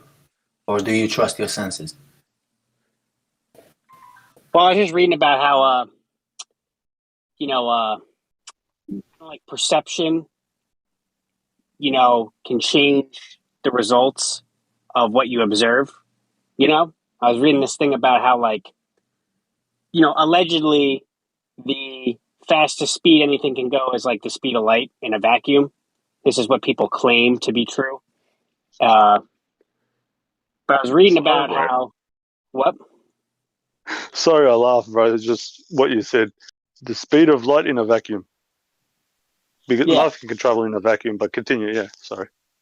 Well, I'm just saying, this is what people claim. This is what people say. I'm not saying that it's true at all. But NASA so how just would you came out with translate that knowledge into reality that you experience right now? Like, what does that have to do with what we want to talk about? Well, it has a couple things to do with stuff. It's just like the precursor to like what I was reading about. So, anyways, it's a thing that like NASA came out with, right? That I was trying to, interpret, I guess, where they're saying that, like, okay, so allegedly, you know how like Andromeda is supposedly moving towards us, that galaxy or whatever. Whoa, dude! Now you're going into fantasies, bro. Can we stick with reality? Whoa! I'm not saying anything about that. I'm saying that this is what NASA is saying. I'm not saying that. It's like it can be their made up nonsense. You know how? Yep. No, you're saying like you know how Andromeda does this and that. I'm telling you, no, I don't. That's a fantasy. So can you like start all over? Okay. I So don't you know want to talk about how Andromeda, bro. you know how NASA claims that Andromeda is moving towards us? I actually don't, to be honest. Oh, okay. You can tell me though. So NASA claims. I'm not. I guess if you want me to be really particular with my language, I will. Just for you, okay? NASA. No, I'm just saying, like, I just don't know where you're going with this, because, like, why are we talking about Andromeda and all that? Like, oh, because it's these things that NASA's claiming are going on. There's big stuff going on for NASA right now. So they're trying to put this big stupid telescope they just launched that like just got to Pluto or whatever. They claim what they're saying is going on. So right now they have this statement out that technically the speed of light is not the fastest thing that they claim is going on in the universe, right? They're saying What's quicker? What's quicker? So what they're saying right now is, okay, I'm on Earth. I'm fucking standing on the ground, and they're saying that another galaxy is moving away from us because they're claiming that the universe is always expanding or some stupid shit, right? So they're saying if I'm standing on Earth and I'm traveling at like 200 million miles per hour, but that other galaxy is moving directly away from us or some shit at like 195 million miles per hour. Now, technically, from where I'm standing, that universe is moving away faster than the speed of light. So what I'm getting at is, if that's going on, how is the light from the universe that they're observing fucking being observed, right? You get what I mean? Correct. Yeah, I know what you mean, but to me it's all funny because nothing can travel in a vacuum. Nobody's measured the speed of light. There's no such thing as the speed of light. And the other funny thing is an ever-expanding vacuum. How does a vacuum expand? It's oxymoronic, but yeah, it's a good story. See, these are the questions I have. I'm just like, what the fuck is this? That's why I came in here. I just was like, yeah, listen, bro, it's good to have a look at those things. It'll make you laugh, and you realize how much bullshit they put out there. They'll throw all these numbers and dumb calculations and speed of light with no proof. Ask them for a citation. Write to NASA, say, when did you measure and how did you measure the speed of light? They'll never give you an answer because there isn't one. But, it's good for, to see how far they'll go with their lies to look at, How about a signed affidavit? Yeah, no, that will never fucking happen.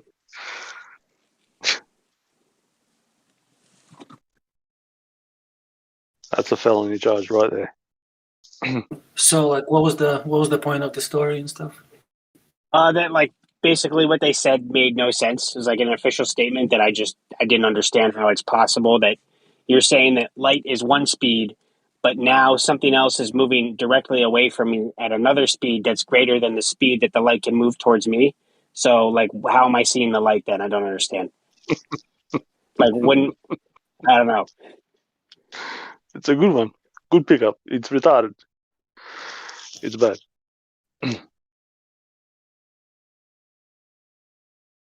So what but he's trying to say, here on Earth, the light. Sorry. Go ahead, Iggs. No, you go. My bad. Oh, go, buddy, go. I was just gonna say, like, what he was trying to say is, the light is not quick enough to catch up to the other galaxy, but we can still see the other galaxy. Do you get it? So the speed of light is not quick enough to get there, but this thing's going quicker than the speed of light, but yet they can still see it and measure it somehow. It's, yeah. Sorry, go ahead.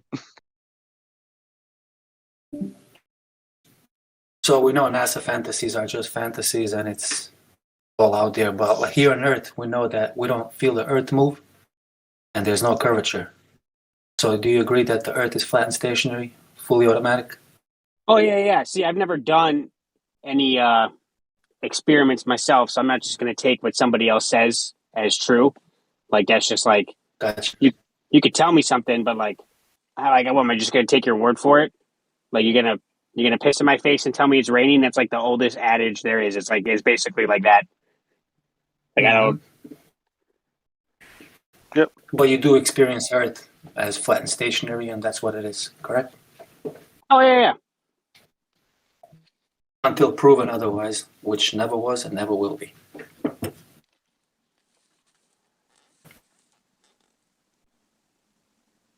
right, bro. Fair enough, man. Thank you for the chat. You have any questions? No. I usually come in here and just listen. I haven't been in like a month now. I've been busy with work. Usually a great time. Cool. Sounds good, man. It sounds like you're at least questioning the globe model. How long have you been looking at this subject, fully automatic? Like maybe 3-4 months. Okay. It sounds like you're on the right track. Just think for yourself, prove things to yourself, go out and do your own experiments. Don't believe anything anybody tells you. There you go.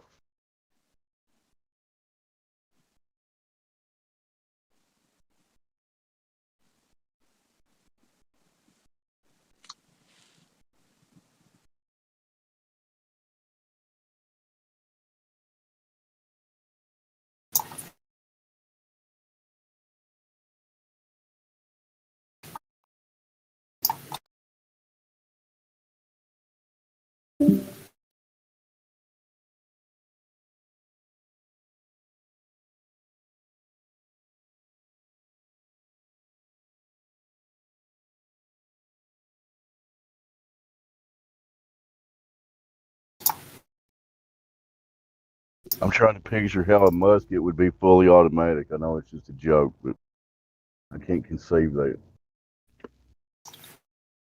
What? How could a musket be fully automatic? That's the joke. It's I like it. I want to build one.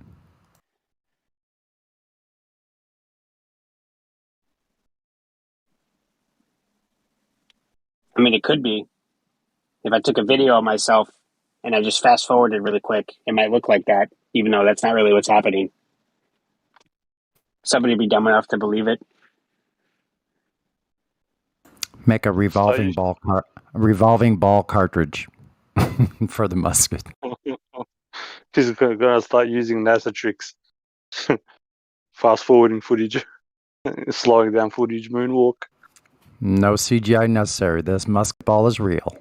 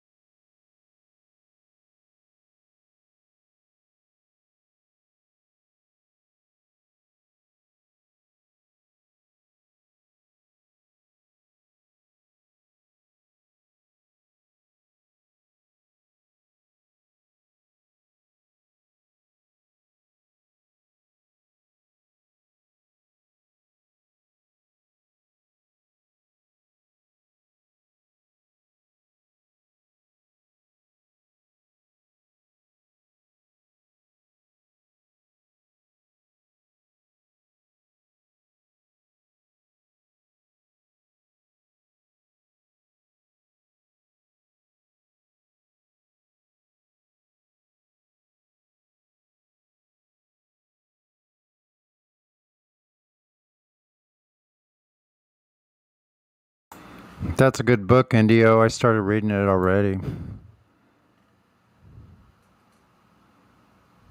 I have to read the whole thing.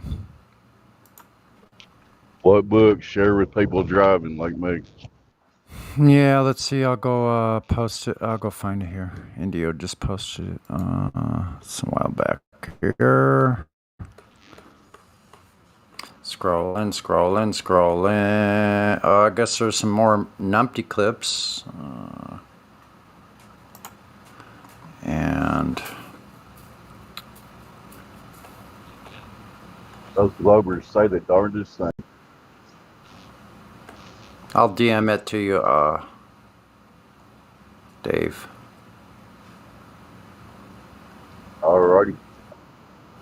Yeah. As soon as I find it. Oh, I have it. What am I doing? I have it already in my bookmarks. Duh. Let's go find it.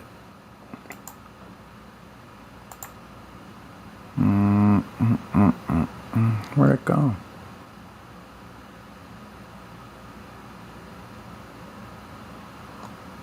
What does that say? Weed.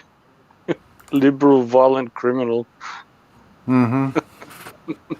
I mean, these cards were made in the 90s, so, like, they're predicting things that we're seeing right now.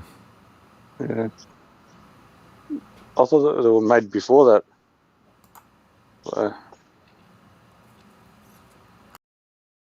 So I think the first batch that they did before that, and then there was Like only a certain amount. Yeah, you could be right.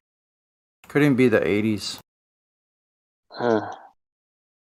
Then they re-released it because people were actually looking into it, so they stopped it, and then they re-released the cards later on. It's fucking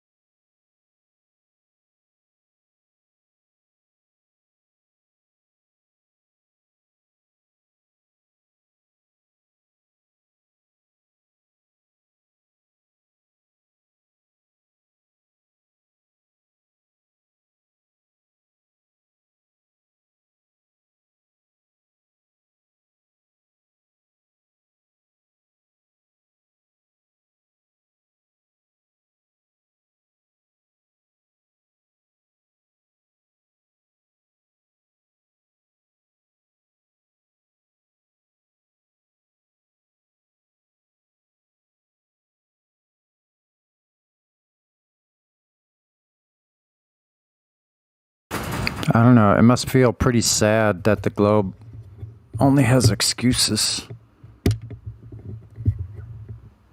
They got a story for every problem. Like, there's a problem and they got a story for every problem, but it's just a story.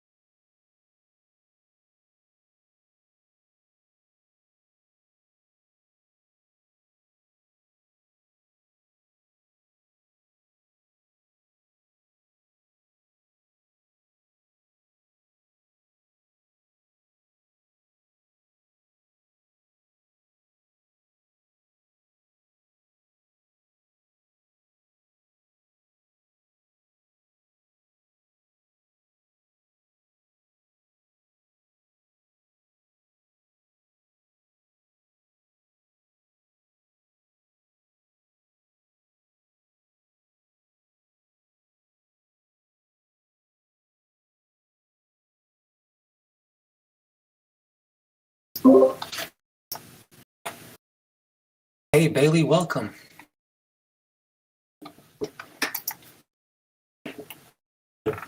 Thanks for hopping in live stream. Guys, Bailey said he's a little. Is it Bailey? Bailey, yeah, he's a little shy, so just take it easy on Bailey, please. Bailey, would you like to talk, or you just want to listen?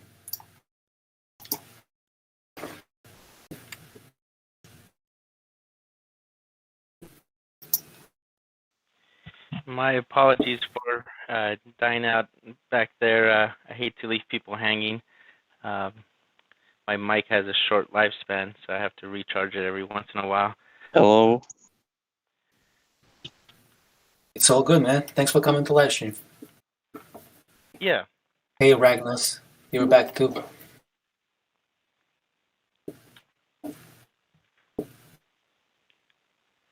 So, Bailey, did you want to speak, or do you just want to listen for now? What are we going to talk about? Well, we usually talk about Flat Earth here, because the server is called 24/7 Flat Earth Discord.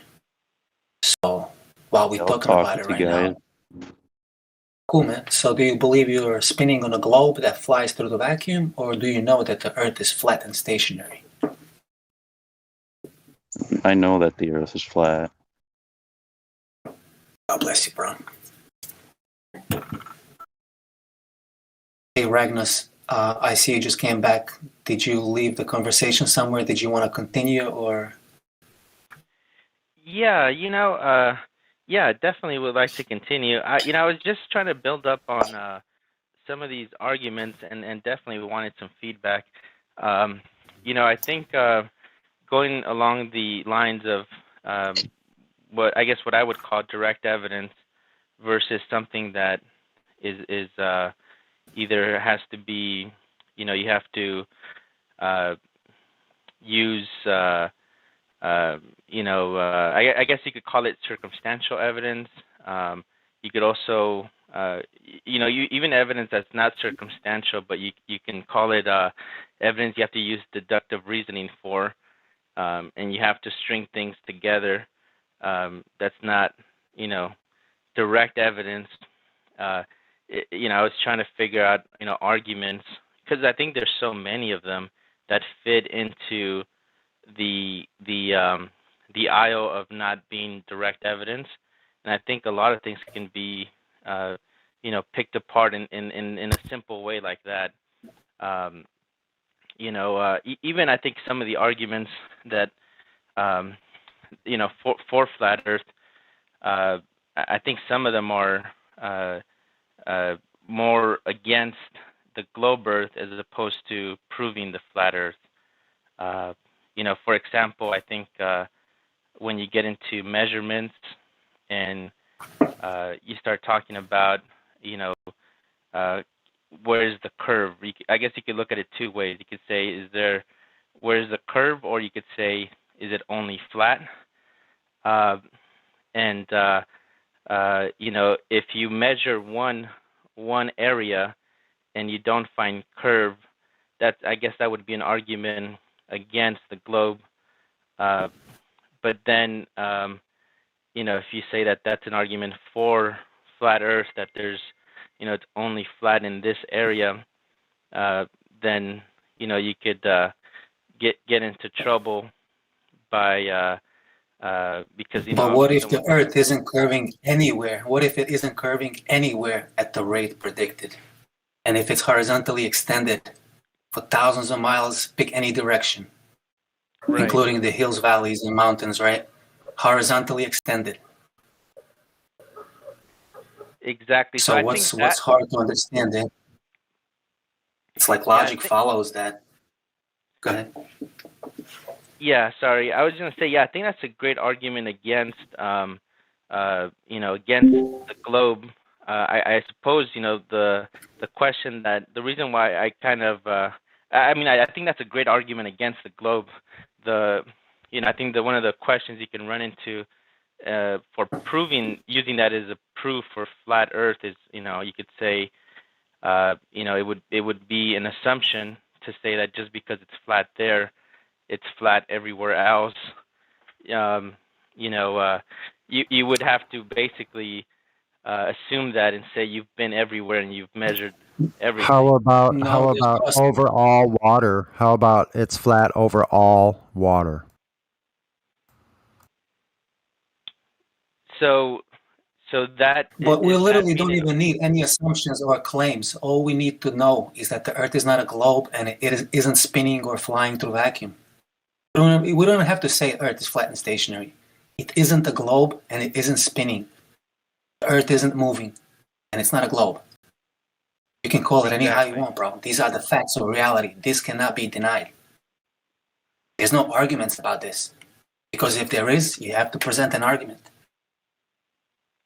Right. And I think that's the better way to go about it, is to say it's not a globe, and it's flat is as far as we can see, but to use a string. So if it's not a globe and you're on level everywhere you go, what is it then?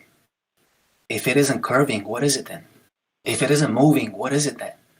How do you call something that isn't moving or spinning?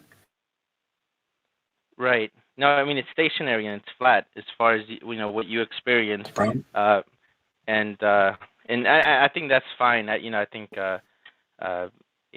but if you were to say it's like that everywhere when you haven't measured that or tested that, I think you make a leap. I mean, can it be proven that it's like that everywhere? Has someone measured that? Has someone tested that everywhere? That is horizontally extended? Right. I mean, is there a document or someone has done that? It's, they can verify. So you would trust some document, but you wouldn't trust the water. Is that kind of a logic you're using? Like you want to see some document that some man wrote, and you're going to discard the water that's being presented, that it presents itself to you. Yeah, no, I wouldn't trust the document. That's actually what I would want to argue against. So no, you're right. That's what I mean. Yeah. Yeah, no, I don't think that's a good way to argue it, to say that there's some documents. So my apologies there. No, I think I'm not arguing with what you're saying. I think I think the yeah, as far as proving it, I think sorry, I'm losing my words here. As far as I mean, what's the main issue with I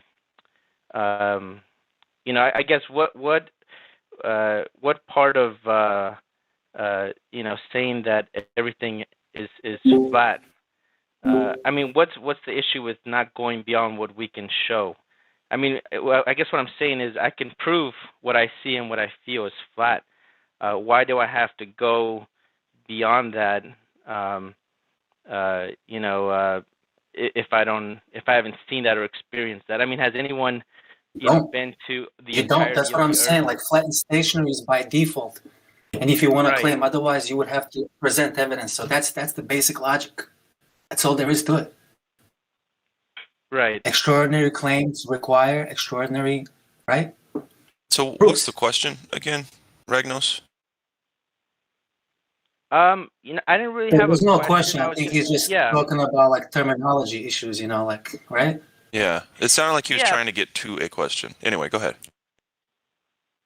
Yeah, no, sorry. I was just trying to, and probably it wasn't helpful that I got into that argument. Into that line of thinking, but just in general, I was thinking of just, and again, I'm just running it by, get some feedback.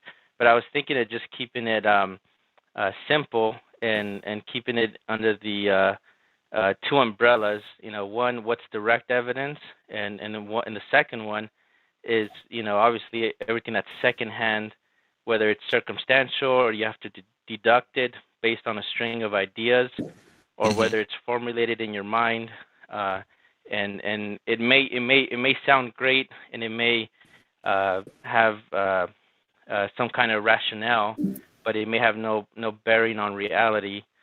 So yeah, what we try to do here is make sure that we go with experimental data. measurements, direct physical, tangible stuff. Right. Yeah. So you say that there's two schools of thought. I disagree. I think there's only the one, and that's the empirical school of thought. Everything else is secondhand, so it's garbage, right? Oh, here's a picture from space. No, I don't care. Oh, here's a picture of something way off in the distance. Well, that's fine, but I haven't been there to confirm it. So the best part about this is no matter where anyone goes, it's flat and stationary. It's not a globe. No matter where anyone goes, it doesn't matter. You can go everywhere. And that's the thing. It's like, well, no, we haven't been on every inch of the world. No one has.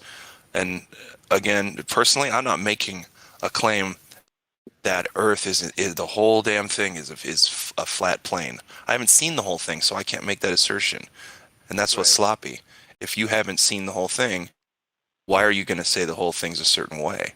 Where I've gone and where others I've spoke to gone, and no matter how high up we go to, we just keep coming back with, well, at the very, very, very least, it's not a globe, and it's not none of the dimensions match up.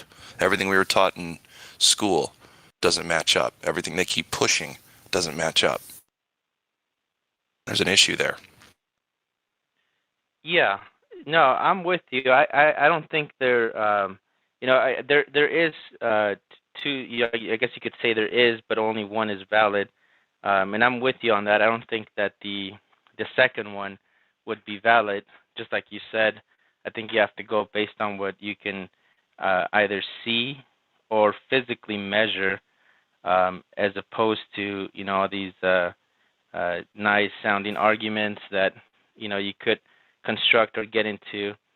So I'm with you on that. I think you have to go with measure. I mean, if you can measure it physically, to me that would be more direct physical evidence as opposed to So that's what it is. Exactly. Earth is measured flat and stationary. Right. Yeah. If anyone can find us where it's not measured flat and stationary, by all means, we'll consider it. But that's why we're still here 7 years running. And not just our experience, but the laws of physics and natural laws support flat and stationary Earth. And it completely debunks the globe in vacuum. Right. Just natural laws alone. Go ahead, buddy.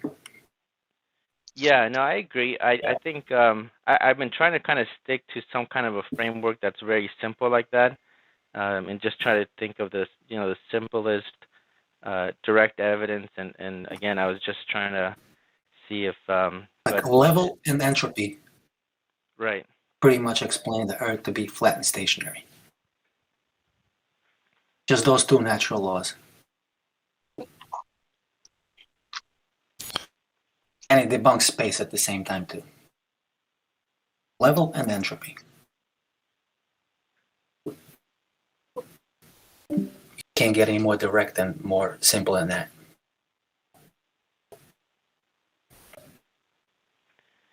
Yeah, no, to believe in the globe, to promote the globe, one would have to ignore all of natural science and what it finds out. That's a big issue that people seem to still want to believe it, though, in the face of around every corner. It's not a globe. It's not a globe. It doesn't curve. It doesn't have gravity. So they're continuing to choose to be in this thought process rather than, and it's just an acceptance thing.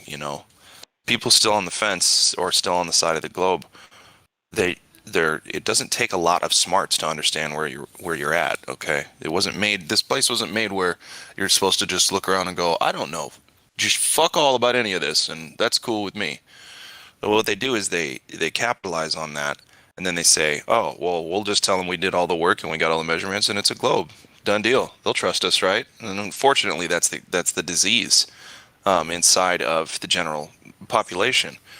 It's a willingness to believe, faith, call it zealotry, call it whatever you want. It's a willingness to believe over empirical evidence. So anyway, thanks.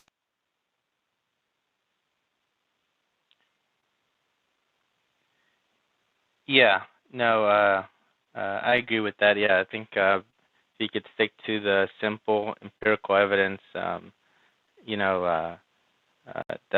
the best route. So anyways, yeah, I'm making a list and trying to put things down simple, and do that. So I appreciate the feedback. I sometimes get convoluted myself, trying not to get convoluted, I guess. But anyways, I think if you can, sometimes it's easier for me to, at least when I'm arguing over text and stuff, to try to kind of keep it simple as possible. I hate getting into all these weird arguments where you start to try to debunk people's theories. Yeah, if you could just keep them on focused on the nitty gritty, you don't really have to go into why gravity doesn't exist at all. You don't have to try to explain that to them. Yeah. But yeah, keeping it simple is key so that people can absorb it. And the second someone starts saying the words like even just entropy or thermodynamics, stuff like even words like natural law, so many people are not just in that thought mode, right, where they're thinking with big words and thinking critically all the time. They're just kind of going with the flow. So if you interrupt, they're driving at second gear and you're at fifth gear. If you interrupt that, a lot of people, it doesn't matter what you say. Yeah, but that's their problem. Then they have to. Yeah. Then they have to stop you and ask you what those words mean, and then you can easily explain. If they're interested, absolutely. Yeah. That's why my thing is always asking, like, Ragnos, if you're gonna talk to people, always go by asking them questions, bro. Like simple questions that they're gonna have to search in their minds for answers. Totally. Like asking people, did you ever feel the earth move? Did you ever see the curvature? Like stuff like that. It always, if anything, it's gonna spark the conversation in the right direction, where they're gonna have to search in their minds for their beliefs. Wait a second, why did I believe this? Why did I believe that? Instead of you telling them the information and then they just brushing it off, or this crazy conspiracy theories, this, that, Right. No, that's true. Yeah, I really appreciate that, because I don't like to get into all that crap. One, because I don't necessarily know all of it. When you start getting into some of those words you mentioned, you can look it up and you can learn how to deconstruct it, but it's a pain. And I personally don't like to retain that kind of information. I like to just retain it in its simplest form if I can, and just try to do something like that.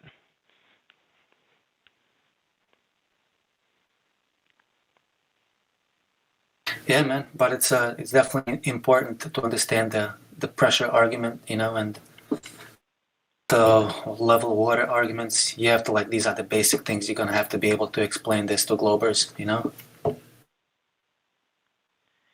Yeah, So, and I think those you can get a general understanding of it, and it makes sense, and then you can get into some of the weird parts that get more complicated. But yeah, I mean, like in general, like the whole pressure argument, is obvious. You need a container for pressure to to build up. And then, but then I've heard some of these debates with the FTFE, and then they start getting into some other, I think you mentioned some other crap that it just gets convoluted after a while. Listening to half the crap he has to say all the time, and it's pointless. It's a waste of time to even listen to that shit, man. Yeah. Unless you're trying to learn about sophistry and stuff like that. Exactly. Yeah. So, I mean, I guess with some of that stuff, and again, I'm not sure if correct me if I'm wrong, but that's an explanation for it. It's not, it's not proof. You're just trying to give a definition for what's happening. Right. It doesn't necessarily mean your conclusion is accurate. Exactly.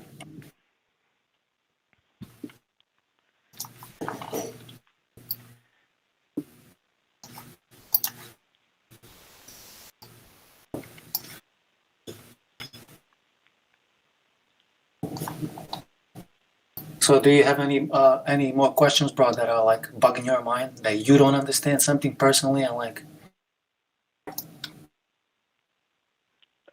You know, I mean, Or is it dealing with people is the biggest issue? Because I can see that. Yeah, You know, nobody likes confrontation. I mean, most people don't like confrontations, and this topic is just it just brings heat. Yeah, no, that's true.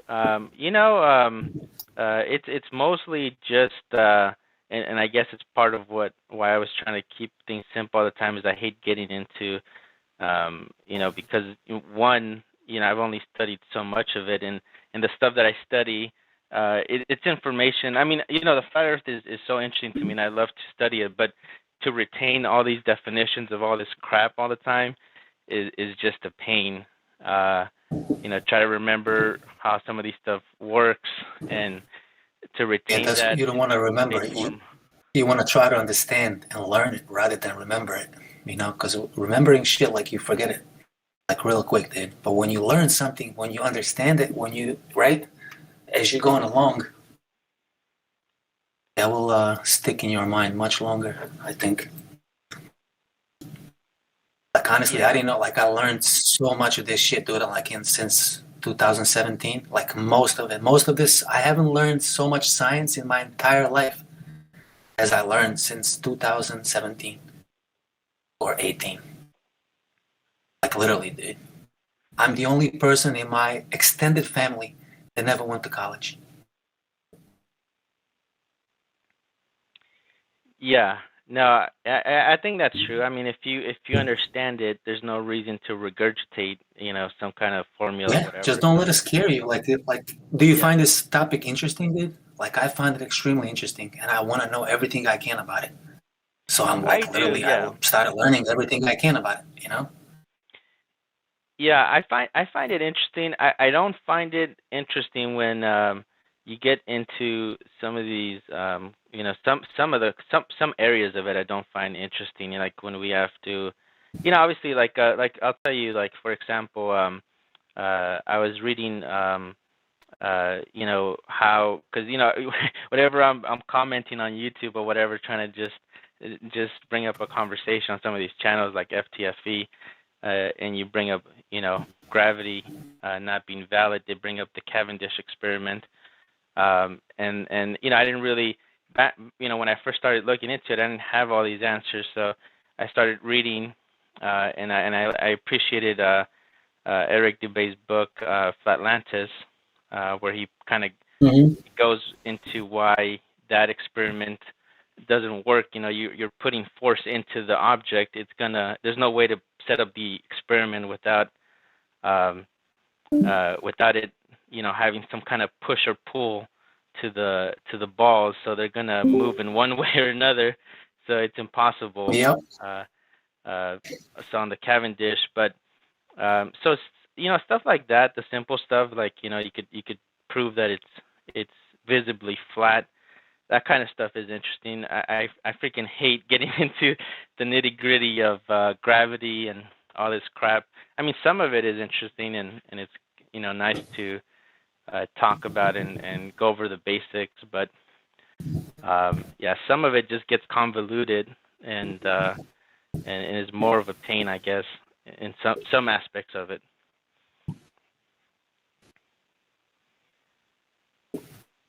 I hear what you're saying, man. But yeah, like if you're talking to these guys, Craig, the flat Earth, dude, they don't even know what gravity is. You can literally start by that, like, what's gravity? And then wait for his definition of gravity, and then show him how it's not that. Because they believe in one gravity, they talk about other gravity. They don't even know what they believe in, dude. Most people that come in here, 99.9% people that come in here say gravity is a force. And in Cavendish experiment, gravity is supposedly a force, right? Balls attracting balls. Right. That's their claim, right? So you can just remind them that it's 106 years outdated. That shit has been put in garbage 106 years ago by Einstein. So now what? You know, it's really simple. Once you understand these arguments, dude, like it's like they can't do anything, dude. Everything's been debunked and globe is in garbage. They don't have anything anymore. Yeah. Yeah, I think. You know, they can only try to confuse you with gravity and refraction. You don't even have to know anything about it, dude. You can just tell them that even with refraction, right? They're saying that refraction is extending the horizon, right? Making the bendy water look flat, right? You don't even have to talk about refraction. Just tell them to prove that water can be bent in reality, and I'll give you refraction. You don't have to know anything about refraction. Same thing with gravity. Ask him which gravity you believe in. Yeah, I apologize. Say that again about refraction, the explanation about water. I didn't quite hear. Like, for example, like I'm telling you that, just my opinion, that you don't even have to know anything about refraction. Their claim is that refraction is extending the horizon or making the bendy water look flat. That's why we see a flat horizon, right, in those photos. All you have to tell them is, prove to me that water can bend in the first place, and I'll give you refraction. The surface of water is not bending or curving. What are we talking about? What refraction? Just show me bendy water anyway in reality, and I'll give you refraction. I never talk about refraction or gravity. There's no need to. Gravity too. They need a sphere and curvature before they can invoke gravity, right? Because you can't say gravity, therefore globe Earth. How does gravity prove globe Earth? It doesn't. It's going backwards. The only reason they need gravity is to explain to you why things and people and everything, oceans, is sticking to a spinning ball. Yeah, yeah. No, you know, I went into FTFE's Discord yesterday just to try to get some answers, and they weren't even responding, so it was kind of sad. But yeah, you know, I didn't think about it that way, and I appreciate those thoughts actually, because I guess sometimes I may make it harder for myself the way I argue it. But by the way, you know, I think I seen one debate versus FTFE versus some guy named Vlad. Was that you? Was that somebody else? I definitely never talk to those guys ever. Like, I don't go to their servers. I Gotcha. don't go to their YouTube channels. None of that shit. Okay, gotcha. No, I saw the name, and I think I heard some guy named Vlad. But no, yeah. You know, I'm have to re-listen to it, but I think I like some of those arguments. And you know, one of the things that I never really got a good answer from them, although I think one guy attempted to give an answer, is I do like the analogy that Eric Dubay used, where you know, supposedly these gravity is holding the oceans together, but it can't even hold a balloon, you know, with helium. So, you know, I went on their Discord and I had asked them that, you know, what's your guys' explanation for that? And, you know, they basically said buoyancy. The reason why the balloon goes up is because it's, you know, lighter. It has helium, and it's lighter than air. Yeah. There was a Glober, he's in a Golden Globe comment, he said buoyancy is stronger than gravity. I mean, they say all kinds of shit, dude. Yeah, and yeah, it was kind of strange, but you know, I had mentioned, and this is where I guess it gets kind of convoluted, but I kind of corrected my question. I said, how does it work on the underside of the Earth? Because he was mentioning it from the top side, and then naturally, if it's on the top side, he was saying that you don't need gravity to put down the oceans because it's heavier than air. and of course that's true. But how does that work on the underside of the Earth? Because it's not, it's going down. So in that scenario, it does have to hold it up. And I never got a response to that one. But yeah, what are they gonna say? Gravity selective? Yeah, exactly. What can they say? They can't say anything. That's why you're not gonna get a response.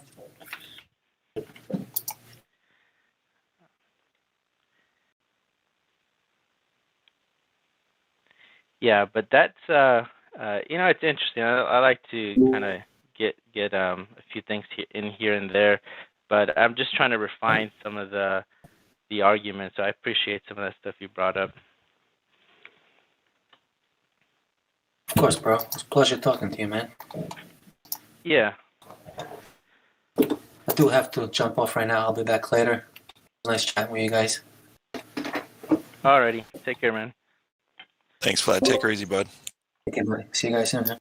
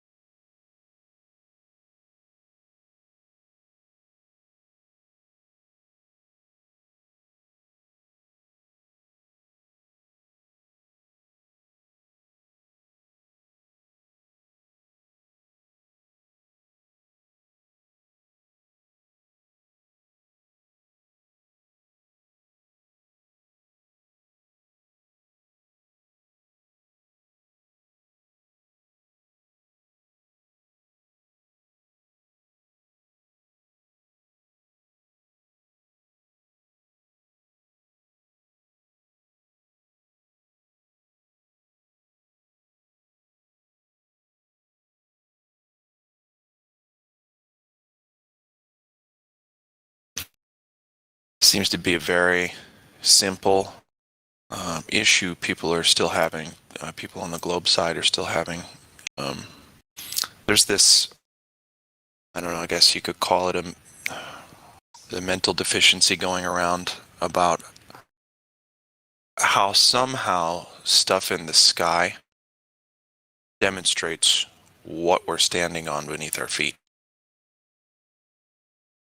I don't know how to get these people to realize the reality of the situation, that the sky is not the ground, and nothing that happens in the sky tells us what the ground is. This seems to be a very difficult hurdle to get past for these folks, and I'm not sure why.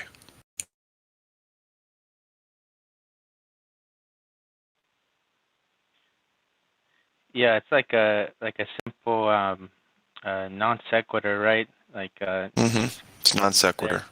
Yeah. They're mutually exclusive. Sky has nothing to do with the ground. I don't know why people keep bringing it up. Well, the sun wouldn't do this if this, and okay, wouldn't and if. Those are, conjunctions. What? Give me something real, would you? Hypothetical conjunctions are not Earth curve measurement or rotation detection. I'm going to stick with those two today. I'm not going to even talk about gas pressure or anything else. Today I'm just going to stick with Earth curvature and rotation detection. I'll try to keep it as simple as I can.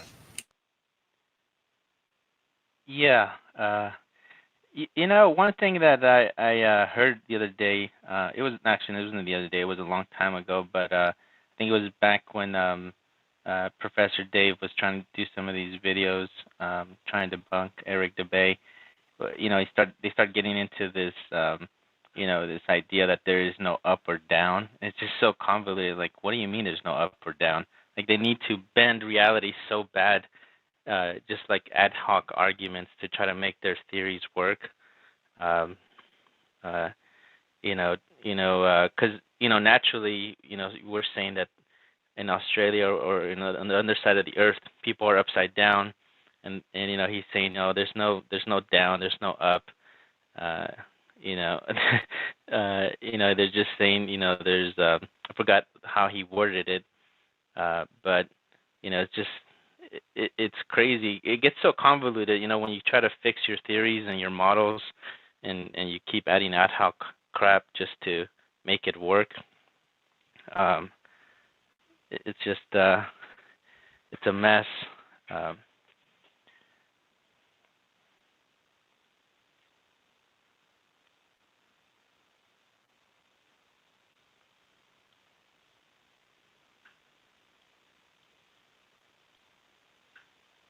Yep.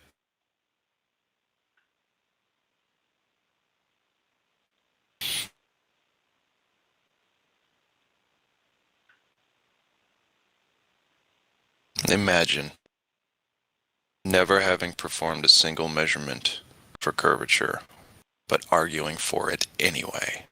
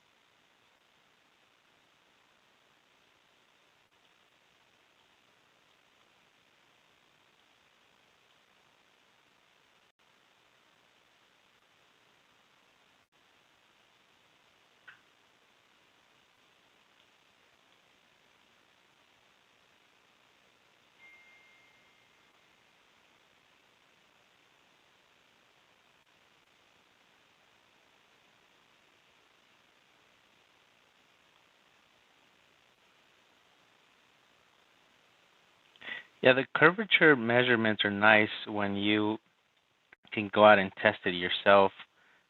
When you get some kind of stuff that you can't even, for whatever reason, if it's too large of an area or requires some kind of instrumentation that costs a lot of money, that's always a pain when they use that kind of measurements.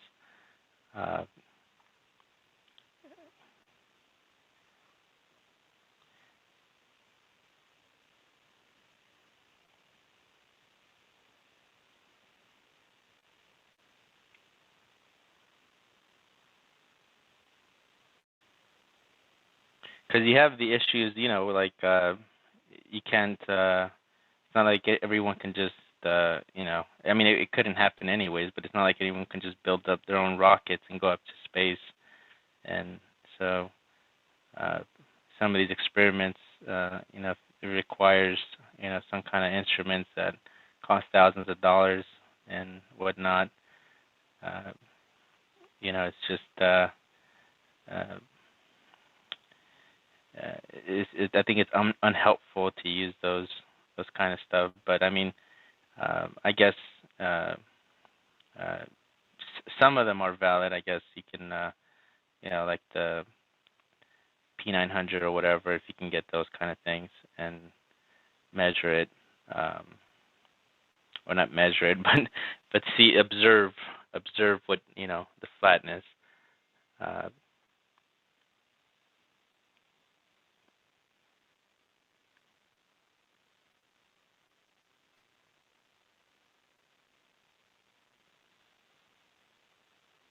Yes, sorry, I was working on something here.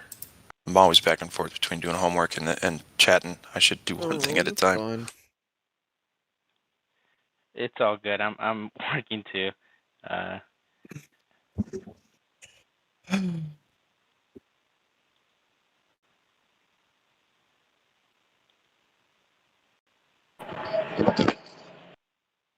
Hello.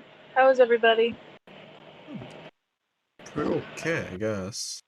So weirded out by the afternoon sleep that I just got. My fucked up sleep schedule continues.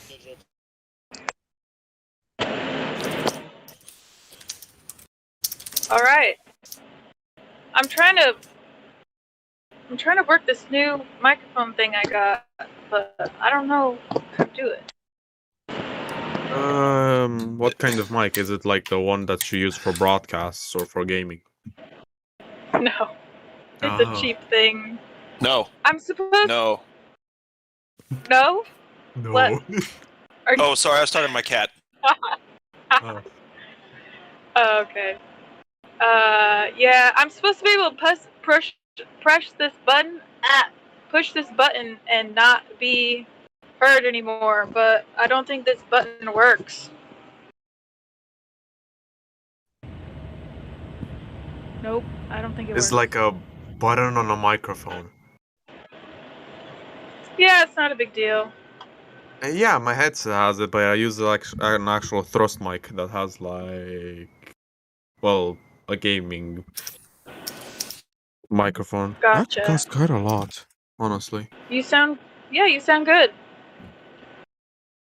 Though I could work with what was the name of like one of those mixers that mixes your microphone to sound more bassy or just overall high pitched. Think I could work on that but for now it's just fine because it actually uses a ton of RAM. Those applications. Did not know that. Yeah, what really gets me about this whole curvature thing is that they give you the calculation and the radius, and when you tell somebody that it's like the mainstream narrative, they're like, it's like something in their brain just doesn't get it. I don't know. No. They can't just give me the answers, and it has to be like this. It's like they shot themselves in the foot when they gave us the radius and the curve calculator, right? It's like, why would you? Somebody's gonna figure it out, guys.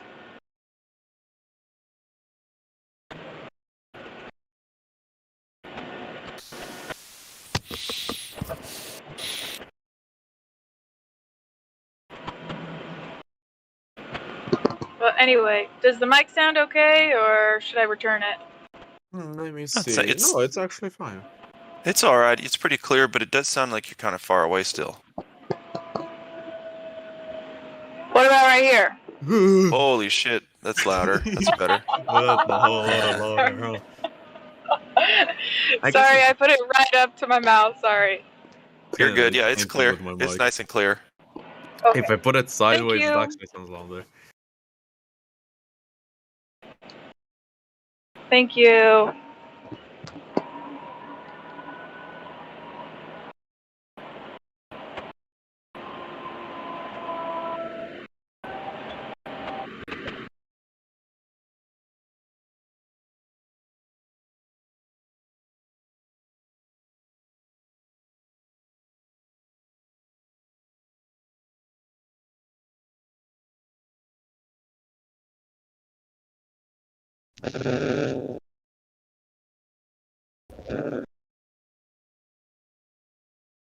She had a good point that she never gave us the radius, but it's like if they're going to have a globe model, they would have to assign a radius to it at some point, right? They would have to act like they know what it is. So it's like a self-inflicted wound that they had to create. But of course, there's been people arguing against this globe model since it was first introduced. So there was people pointing out the curvature formula before it became popular or whatever, right, Glad? Yeah, people were. I mean, given the history that we're told, believe it or not, right? What is told to us, what we can find, is that the heliocentric model didn't take off at first, and it was slowly integrated into the education system through the Jesuit priests, and such. Yeah, that's the way it seems to have happened. Yeah. Right. Yeah, that's the story. They didn't really hit the gas pedal to the early 1900s or late 1800s, right? When they first get in government indoctrination camps going, right? Yeah, I have a feeling that once your country, quote unquote, wins 2 world wars and comes back from recession, however created it was, those people had no choice but to trust in their government because the government kept stepping in and saving the day. Military kept coming in and saving the day. America, we are this superpower. We're the biceps of the world now. So I understand why those generations, our grandparents and great-grandparents were, they took the bait because they had so less left to lose, I guess. And they needed us. They needed saviors. And they're trying to do it again now. And even though we know these stories from history, nobody seems to care. Right? That was as long as I have my belief that matches everyone else's, and I can virtue signal with my face covering, God damn it, then I'm doing the right thing. Amen. It's like that was the build 'em up part of the mind control by trauma. Get a whole generation all proud of themselves just to do the exact opposite right now. Right. Fuckers. Yeah. It's a power grab. We have divine spark. They don't. So they use our sweat equity and our ability to do things here that they never could. They steal that from us. Yeah, that's one of the most meaningful and I'd say poignant memes I've seen. America in 1944, you see a soldier storming the beach at Normandy, and then flash forward to America 2020, you see a guy sitting on his couch with his mask on, shivering, It's fucking pathetic.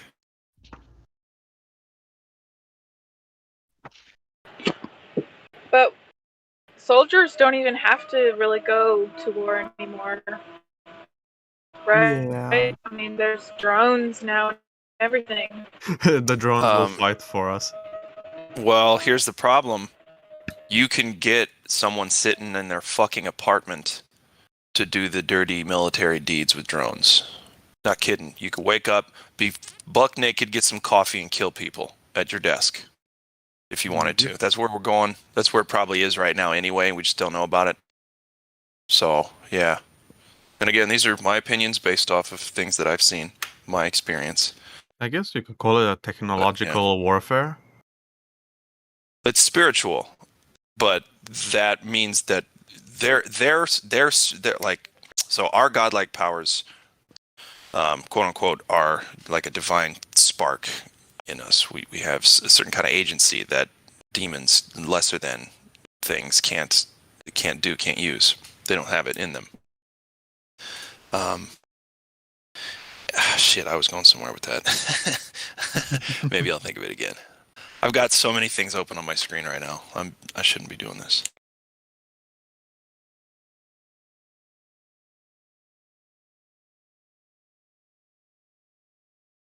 The point is, you either see it at this point. It's you see it or you don't. I feel bad for the people that are going along with everything, all the official narratives about everything. All this delusion. Well, hold on. Here's the thing. I feel bad for some of them because I can see it in their eyes. They know the truth, but they're just hanging on anyway to stay with the in crowd. So, because they think maybe, hey, if you just sacrifice a little now, you're going to get a lot more freedom later, right? So many people are just stuck in that. Yeah, and that's the only problem, in my opinion, is people want to stay with they think they're going to get their old world back. Wow. Like, yeah. So, yeah, it's still a decision at the end of the day, in my opinion. You either see it or you either want to see it or you want to stay on the other side of it.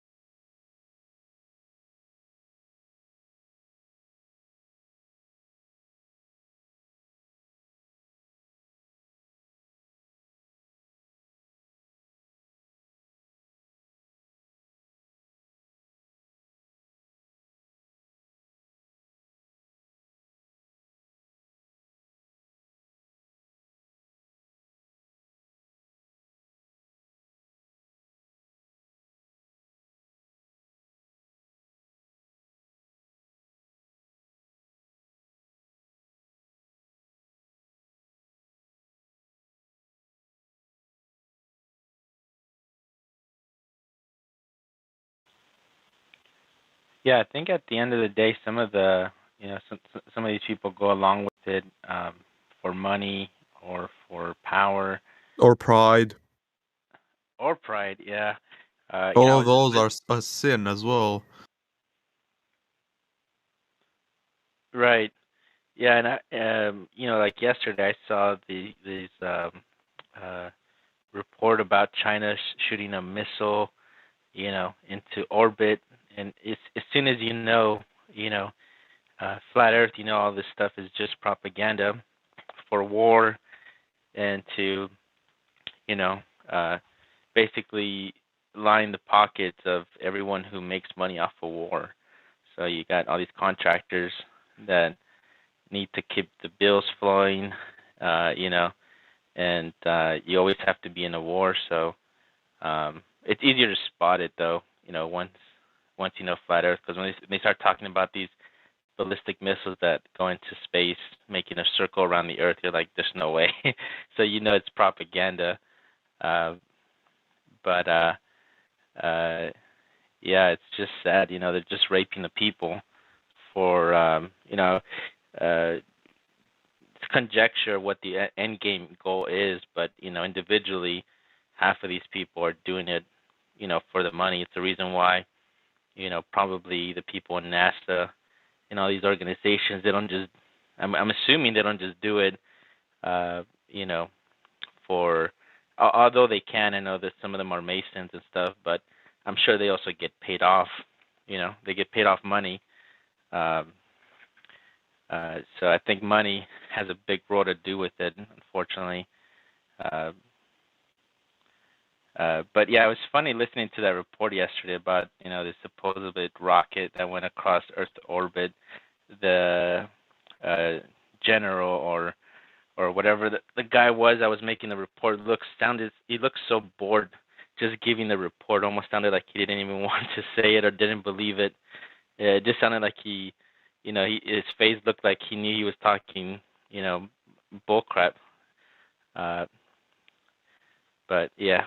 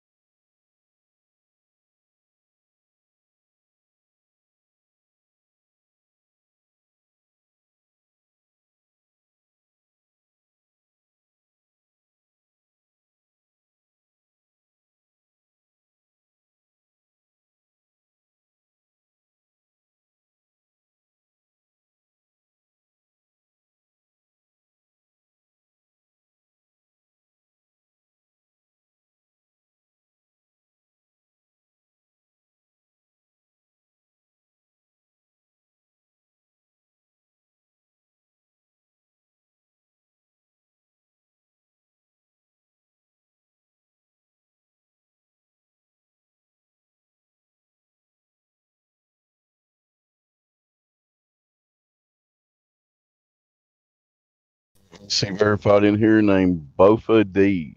Hello, welcome to the server, Bofa D's. Bofa D's. I think I know what he's doing with that name. Seems to be insinuating something, doesn't he? No, I've been here for a while, guys. I've just decided to join. Taking a break. You think you live on What are you taking a break from? Are you taking a break from your indoctrination? No, I realize everyone's pretty much indoctrinated. I just took a break from Discord. Oh, you mean gaming while you're gaming? I wish. But yeah, the F's flat. So you don't think you live on a spinning ball? Is that what you're saying? Nope, that's impossible. Okay, go ahead, Glad. Well, I'm fine with that answer. Let's see. So, if you were to try to go and talk to somebody on the street, Bofa, and you wanted to get their mind working a little different than it usually does, maybe get them start thinking about shape of the Earth, what would you do? How would you bring it up? Obviously, it'd be organic, and it would depend on what you're already talking about, but You know what I mean? What would be like a easy 4th grade topic to bring up so that people can, that they want to talk to you about it maybe. Basically, you know what I mean? It's just I always talk about the horizon. Because, like, let's say we'll be in a beach somewhere and you'll get someone to look out on the horizon. And you will just mention to them, you ever notice how it doesn't curve from left to right? And then you just ask them, oh, how many miles do you think it is? Forget, like, in front of you what you can see. From your left point of view to your right point of view, how many miles do you think that is? I'll just ask someone. And then whatever figure they give me, it's going to be a large figure. And then I'll ask them after they answer me, they'll be, well, I'll say to them, well, don't you think you'll see some curvature? And then I've actually you leave in and actually tell them how the world is and stuff, because you just get like a lot of people that just argue with you. Yeah, it's best to like come to I that like that. realization by themselves. Yeah, I like that approach. Sure. Yeah, and I'm just curious. I'm not really like, hey, there's a right answer to this, and I know it, and you better be acting like this. I'm just curious as to how people get out there and start talking about it. Yeah, another huge that's thing. a good one to start thinking among people, because they've been looking at horizons their whole life and never really looked at horizons. You know what I mean? Yeah, left to right. How far? I mean, it's hundreds of miles. Yeah, that's true. Another good one is the fact that you can see Mercury. Exactly. Yeah. So if it's 100 miles, you should at least see some curvature left to right. But you can't. Let's just say it's just a cool 100. Just cool Yeah, but 100 the thing miles. is, they can say any number. They can say 80 miles, 70 miles. Like, obviously, no one knows the exact number. But if it's long enough for you to see curvature, then you've got a massive problem, don't you? Yeah, if it's only 21 miles, that would be 222 feet of curvature at 5 feet observer height. I got that from the laser test, 20-mile laser test. 5 feet observer height, 22, and there's a lot longer 222 than feet. and there's a lot longer than that, left to right, the horizon. And then another one I like to bring up is the fact that we can see Venus and Mercury at night. And then I just get people to just remember what they used to see about the solar system in the classroom. And then I just ask them, don't you see a problem with that? And then usually they don't get it, but I go to them, if it's nighttime on the globe model and you're looking out into the darkness, you shouldn't be able to see Mercury or Venus, because they will be closer to where the sun is. So basically, every time you will be able to be looking at Mercury or Venus, you'll be looking towards the sun, hence it'll be daylight. And then they just get baffled. They just, that's when they ask loads of questions and stuff. But you just have to ease them That's into good it. that they ask questions. Yeah, because that one's and that's the thing. I guess it sounds like we're gonna have to start catering to not like the incorrectness of this approach, but they always want to look to the sky, right? To say something about the ground, which again is incorrect. But that's true, yeah. If you can start to get their gears turning by saying even the stuff in the sky doesn't match up, get them thinking about it that way. That's great. Yeah, you just point out the anomalies. If things don't add up with the globe model, just pick it apart. It's best to let them do it themselves. You just leave them to it. Because if you come off as like stating all these claims, obviously I know they're true, but like people get defensive and they don't believe you. And the moment you say, "Oh, you're a flat earther," and they just, because this is like a stigma to it, isn't it? It's almost like it's people that think for themselves. You just have to let them think for themselves. Some people aren't ready. I think the worst thing you can do is like force someone open and to like see the world how it really is. Because some people aren't ready.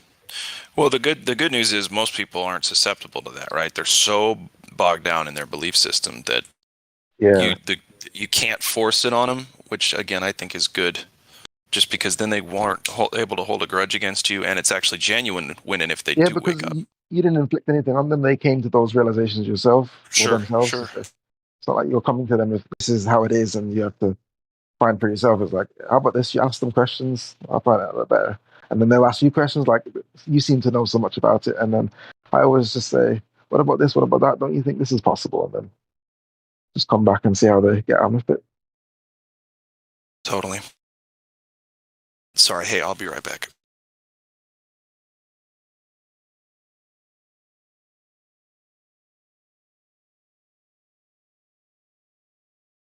Another big one is the You know how the clouds, you have the crepuscular ray waves, like the light waves.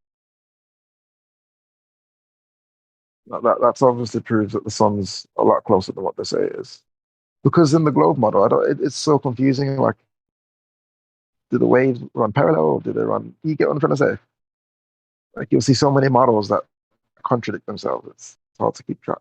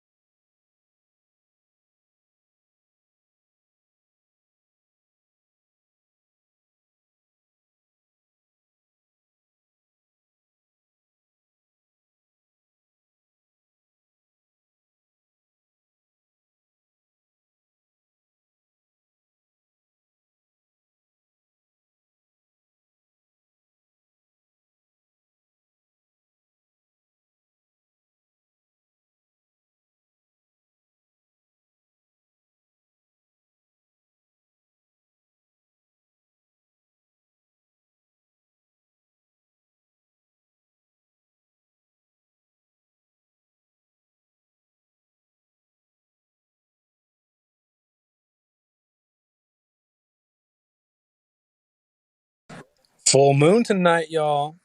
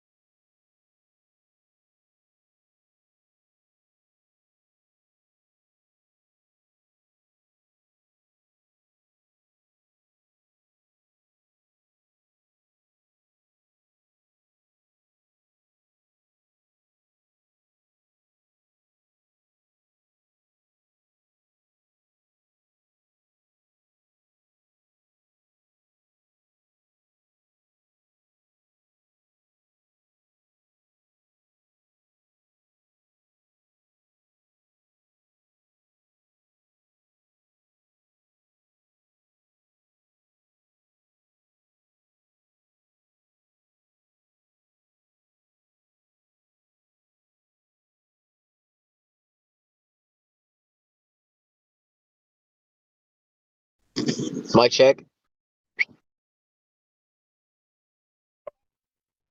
Your mic is checked. Awesome, sweet. Thanks, bro. I was trying to see why it's so quiet because I came on YouTube and there was like silence. I was like, what's going on?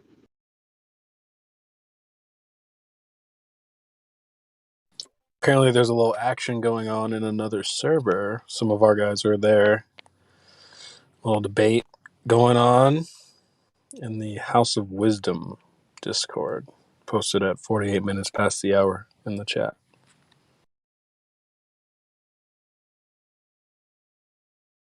I popped over there for a little bit to see what was going on. Hank holding it down, as usual. The House of Wisdom, they have globe wisdom or what?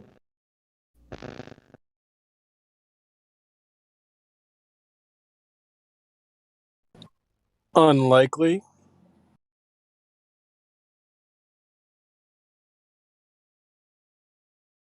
House of Wisdom, they have.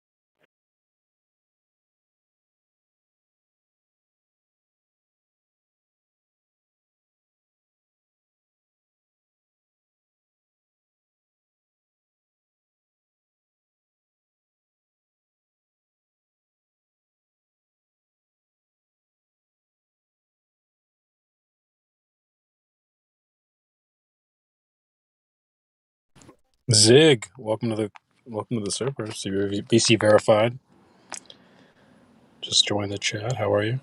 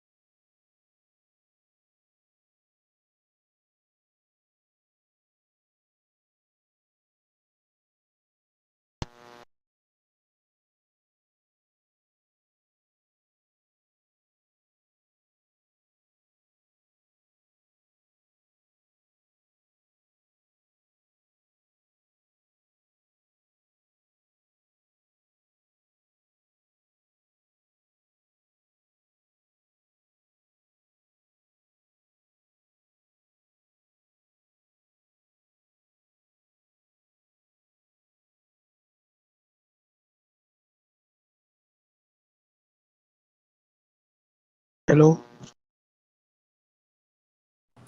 Yes, you're coming through now. How are you?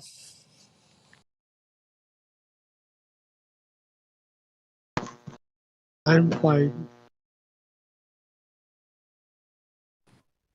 So flat Earth is a hot topic. What's your take? I'm a flat earther. Oh, yeah? Yeah, since 2017.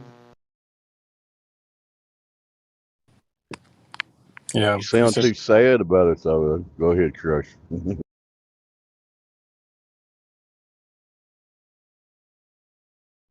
let's put your feet to the How fire. about you guys?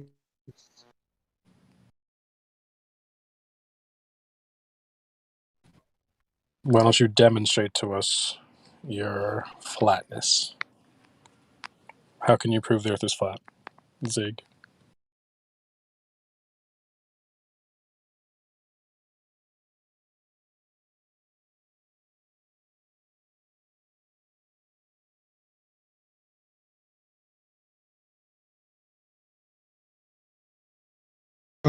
You mean evidences? Where it is measurable, it is flat. No curvature ever detected.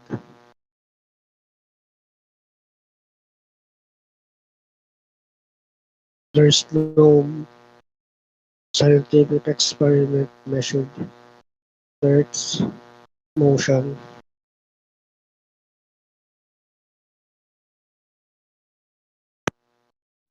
So you're 2 for 2 there.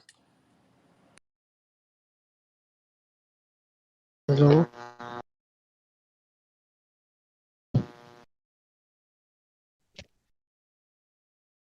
Your mic's a little bit. Zig.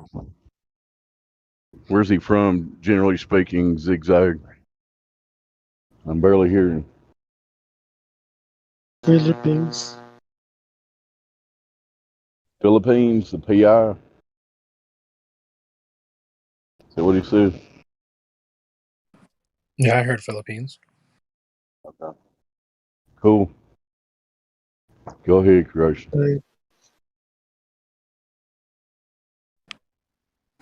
Is flat Earth a common thing in the Philippines, Zig? Or you one of the few? No, only a few. All here. No problem. So you said you first came about this in like 2017? Yes. ODD reality TV. Nice. Yeah, 2017 for me as well.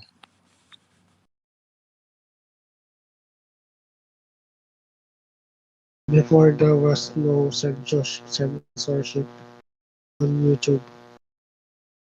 It was easy to search flatter. But Yeah. now it's hard to search for videos. All you will get is anti-flatter. That's true. Yeah. I'll show you a space disc, space pizza. Yeah.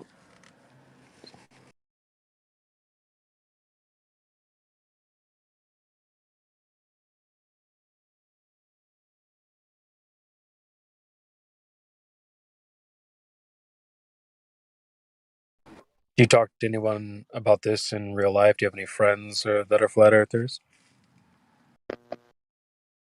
I haven't. Don't want to lose friends. Well, hey, that's what the server's for. I'm glad to have you.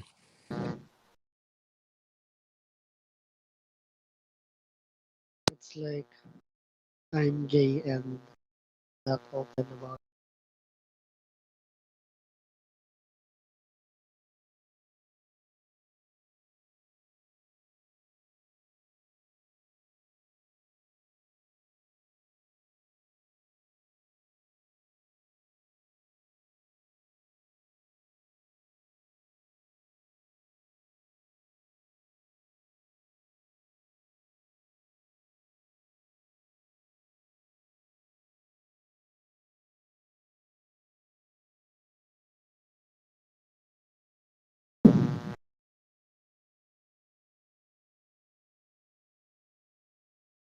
The server is nice. Your mic's a little bit rough around the edges, Zig, but do you want to say that again? Okay.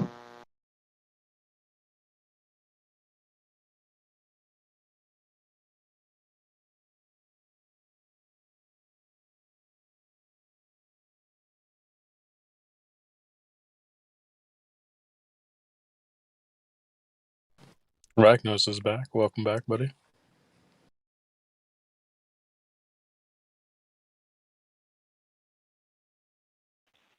Hey, how's it going? Yeah, good. Yeah, welcome. Welcome back. Appreciate it. You got any fresh intel for us? I know you checked in a little bit earlier. Have you learned anything since you've been here?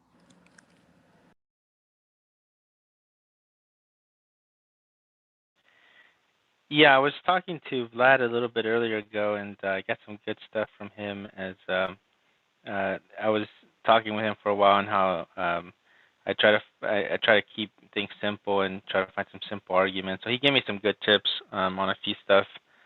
So I told him I would review that, look back at the VOD, and try to, because I like. I think he gave me some good tips on all the convoluted stuff like gravity. And some of those arguments. I told him I don't like to really research or get into the complicated stuff. So, but yeah. Anyways, he gave me some good pointers. So I appreciated that. Yeah, keep it simple, stupid. It's always good advice. Not directed at you or anything, but that's just a good thing to remember. I'm always about keeping it simple as well. So it's good. Yeah.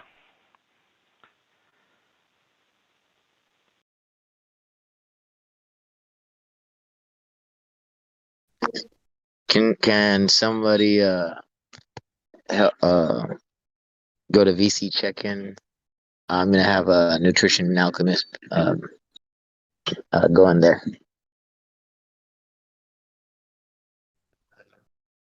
Did you say a nutrition alchemist? Yeah. What is that?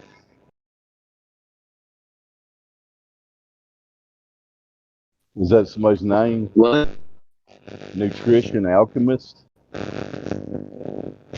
Yeah, that's his name. Oh, his name. Okay. I could go up there, but I couldn't do anything with him. I need to talk to him. So no one will be able to will he be able to come in here and talk with us? Yeah, Yeah, bring he him can in join here. right now. Yeah. He could join right now. It only takes a moderator to unmute them, but yeah, if you want to go through the VC check-in room, yeah, we can jump up there and talk to him and just ask him Ahmad to give him the role. All right, for sure. But yeah, if you want to just have him join this call now, he could do that if he's if he wants to talk.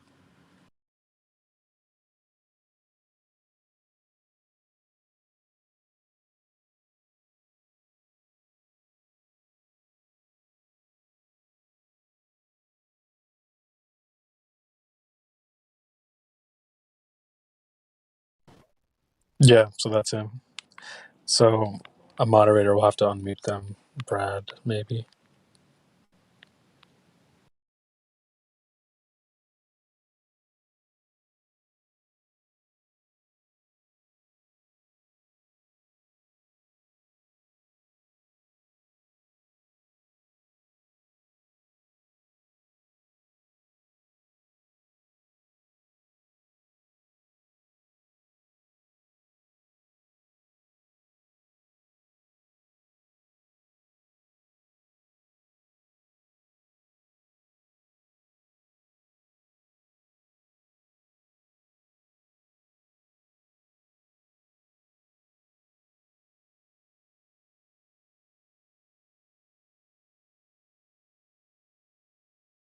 It still says that he's unable to speak in chat.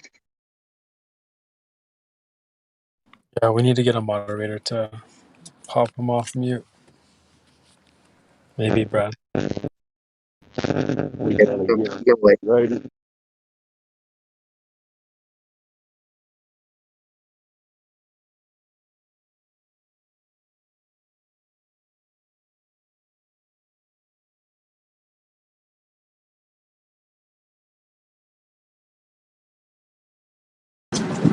You guys need what done?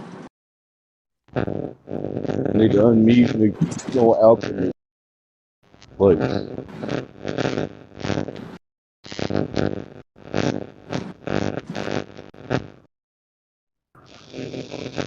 If you gotta check. Go ahead, Crush.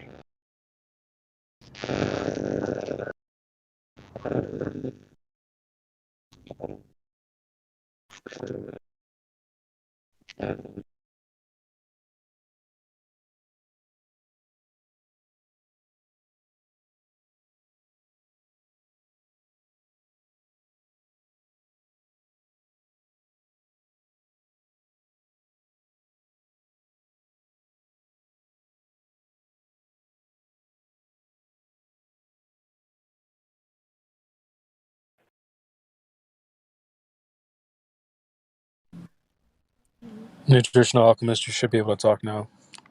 If you want to take yourself off mute. All right, he's finishing his reps.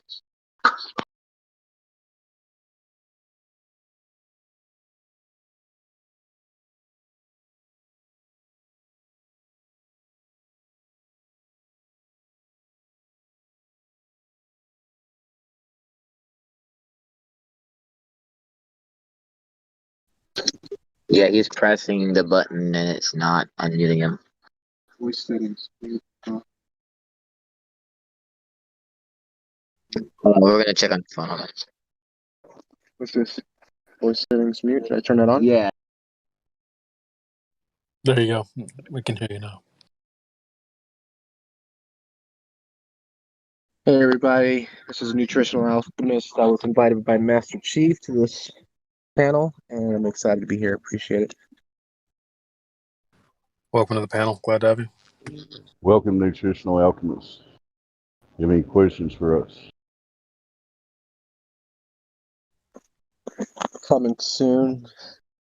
Over here finishing a little backyard workout. We have a view of the silver strand of the ocean out here, and just it's incredible how flat it is.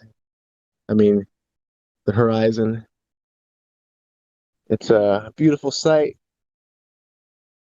And I hear tonight is full moon and meteor showers going on, so some more interesting things that are just wonders, wonders of amazement. So just excited to hear what's going on. And, there's so many things to talk about, but we'll start it off by me just listening, and I'm happy to be here.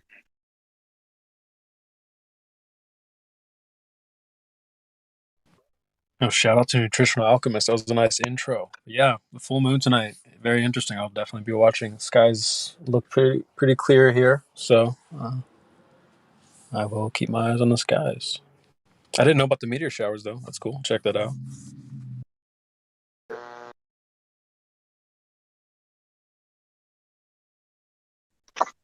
Yeah, just in case y'all wondering how I came to Flat Earth, this is the guy that brought me to it first.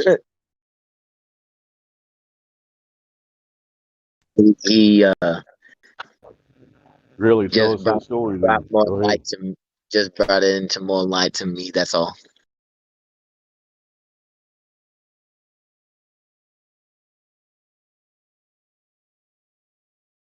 Did you put up a fight, Enoch, or were you pretty receptive? What would you say, Interesting Alchemist? We went back and forth a few times, but you couldn't refute any of the things I was pointing out. I mean, from a young age, I've always looked to the skies, always looked to the constellations, and just the explanation of what they have is we're floating through space. There is no way that those constellations would remain in that same position and those shapes. I don't care what you're saying. I looked at the stars and I looked at old stuff in the past that says they've changed, but I'm still waiting for that to happen. I know we're just a little speck and drop in time, compared to the existence in the beginning. But there was so much more and so many other things we talked about altitude, where they say curves should represent. But I mean, there's so much. Told you my dad was a pilot in the Navy. Yeah. Well, I have a few people in the military, submarines, and they don't account for any type of change of a curve or whatever you call it in the submarines when they go, down. I'm waiting for the day. I mean, come on, put a camera on all these rockets going up and stop cutting the feed. Just let it go live. So we talked about a lot. I'm glad he's on board and understands that there's so many questions to be answered, and it could be answered. But there's an agenda, so I'll just cut it there.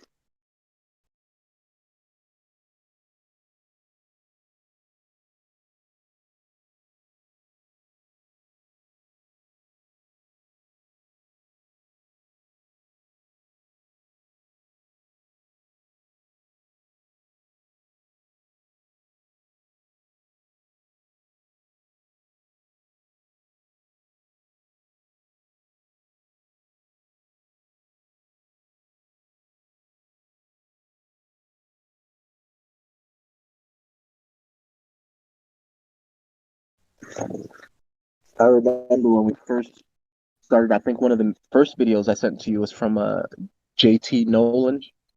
Do any of you know JT Nolan out there? He's produced a lot of amazing footage with infrared cameras in planes and analyzing the footage with the miles and just it's incredible.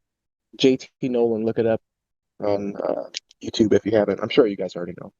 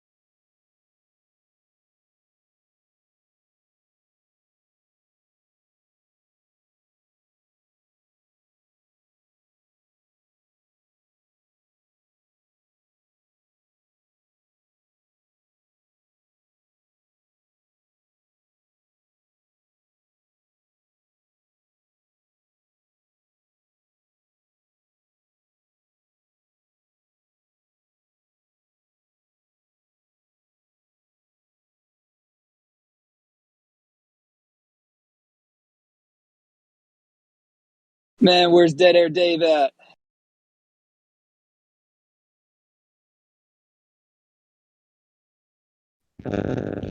I'm right here. Who you think caused the dead air? That's what I'm saying.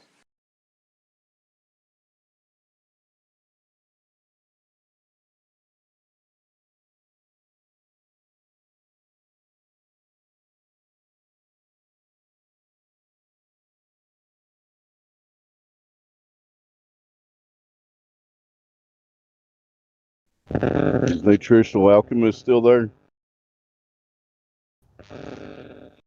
Yeah, he's still here. I was just curious if there's a story behind his name. I've never heard of the Nutritional Alchemist. Sounds like he's trying to make some fucking gold out of creatine. Could be.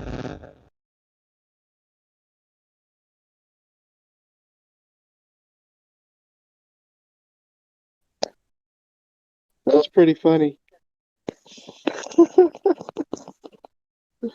No, creatine, I don't touch it.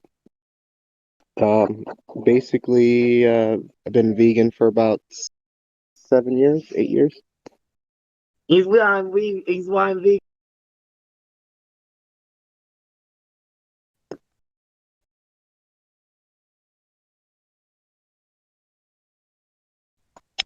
He's the reason why I'm vegan. I'll blame it on nutrition alchemy. I'm kidding.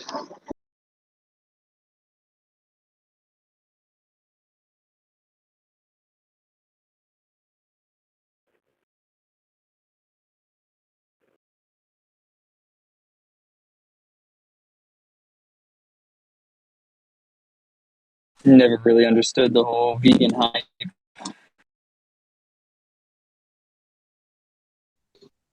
That's okay. I didn't either. I mean, Oh man, I would much rather be like pescatarian or something. I don't know. Right. Do fish have souls? Do shrimp have souls?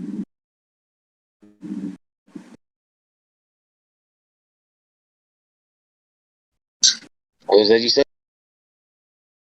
I'm just nothing important. We've got I a hardly VC there. ever unmute myself, and if I do unmute myself, usually not important stuff comes out of my mouth. So That's not true, bro. We've got a VC verified in here named Bale0408YT, and they've got space herpes. How did you get space herpes, Bale? You want to tell us? Did you catch them from Brad? shit.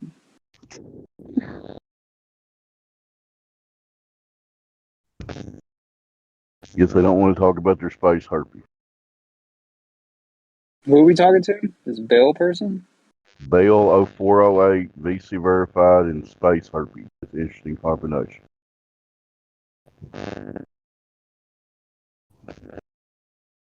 But they're not talking. Usually, people with space herpes are up in the lobby asking about how to get more rolls, so we just give them bullshit rolls. Okay. That's usually how that works. Okay. Yeah, looks like they don't want to talk right now. Somebody else try.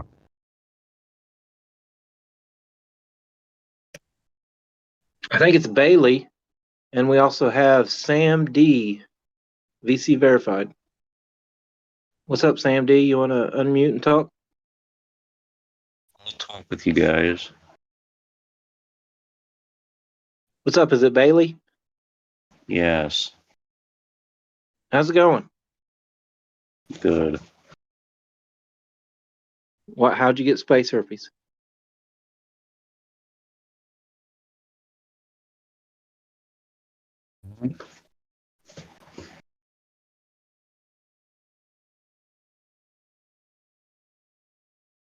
So we're on about the shape of the Earth. What do you think you live on? Oh, I'm a flat earther. I believe in the flat Earth. You're a flat earther with space herpes? Are you a flat Earth society then? No, I'm not. No, I'm not flat Earth society. What's your best proof that you live on a flat Earth? Oh, like emergency landings are interesting to me. Because of gravity, right? No. How there's emergency landings that make no sense on the globe. Oh. Have you heard of those? Yeah. What's one that you particularly like? Oh, I don't know one off the top of my head. Oh, wasn't there the one that flew from? It was on its course to California. Was it from Japan or somewhere? And it landed in Alaska because the woman gave birth. Is that the one? I think That's you're right. one It of them, was but I know Singapore more. to Singapore to LA, and they landed in Alaska.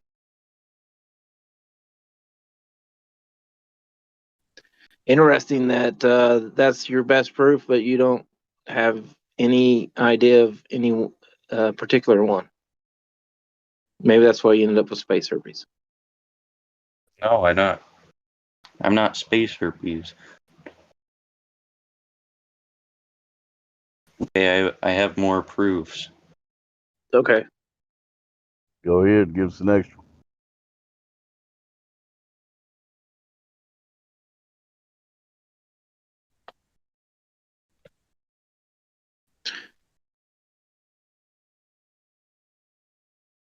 You can see Chicago for 57 miles on the flat horizon.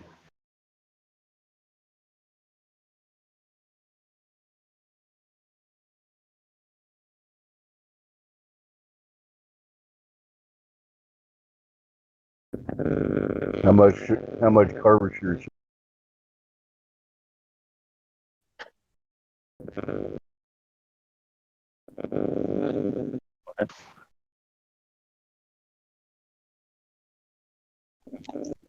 Hello?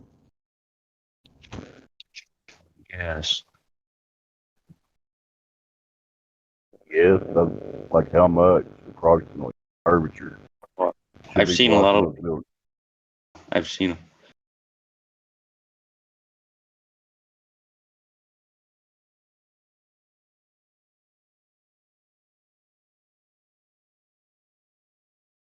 Go ahead, Phil, or anybody else.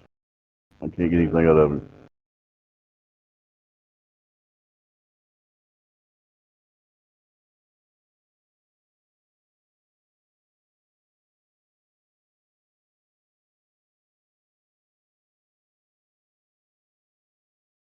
Let's talk to Sam D. BVU. Sam D, are you there?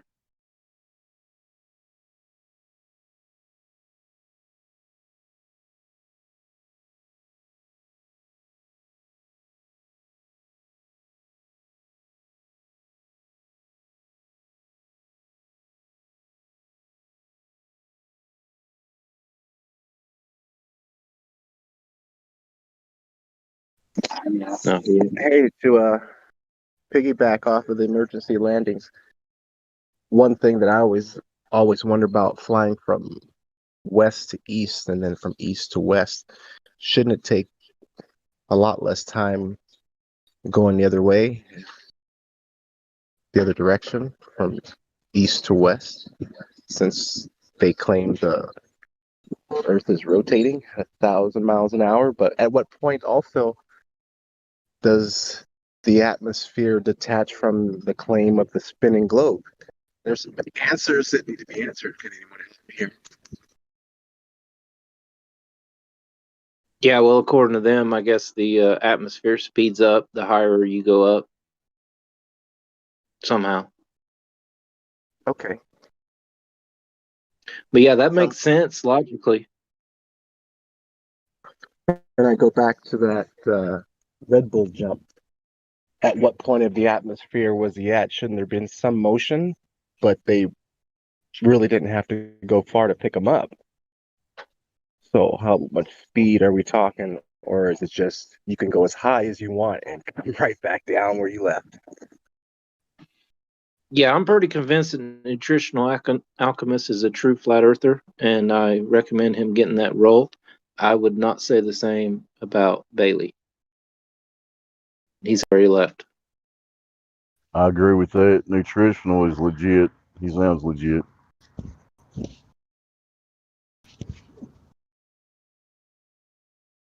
But yeah, there's so many things wrong with that Felix Baumgartner thing. He should have, if the Earth was spinning under him, he should have landed in the Pacific Ocean, but he actually landed a little bit east of where he was. Explain that. That was just winds, I guess. That's what they said. But to me, that's one of the weakest globe claims is the Velcro atmosphere. Like y'all were pointing out, is the higher you go up, the atmosphere has to go faster, right? It's crazy.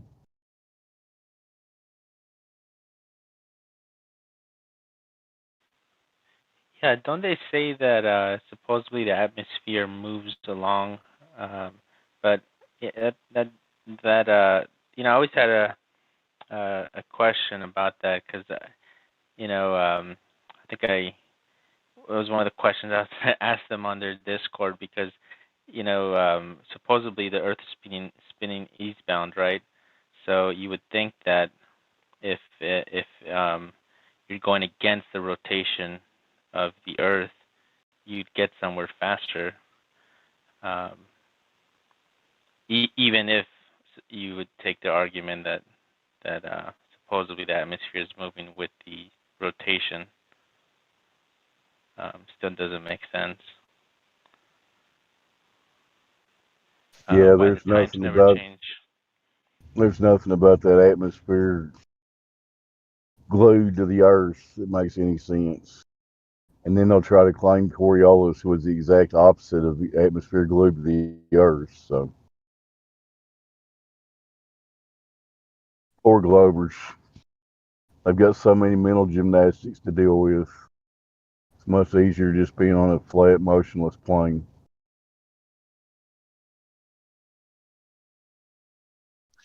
And not pretending you have all the answers when you don't.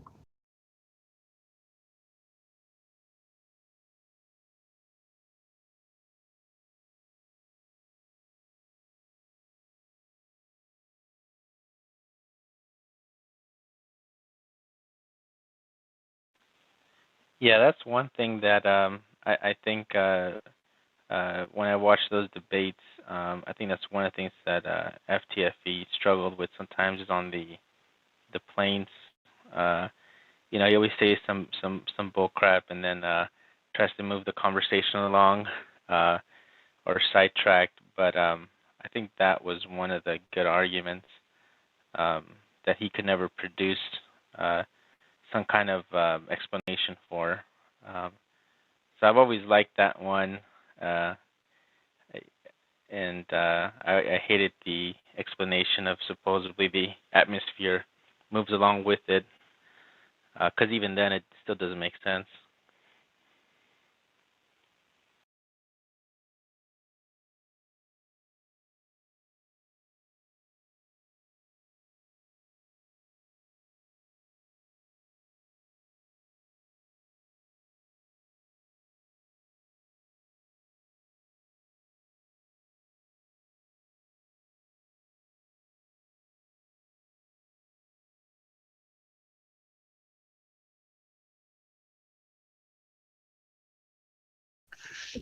Yep, the Globers have to believe that gravity is not only holding gases down, which has never been proven, it's ridiculous, but it's also moving the gases around with the Earth, like east to west or whatever. So that's magic gravity shit. They say it goes up and down at the same time. Yeah. Yeah, and magical gravity shit.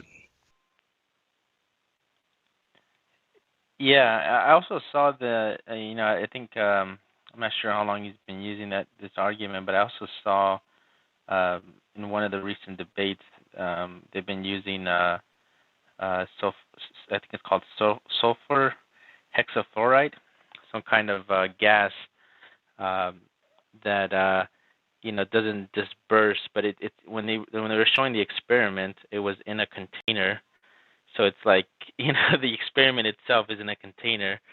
So I guess the gas doesn't disperse up is their argument. It doesn't leave the container, but I mean, it's still in a container. But I guess, I'm not sure what all this guy.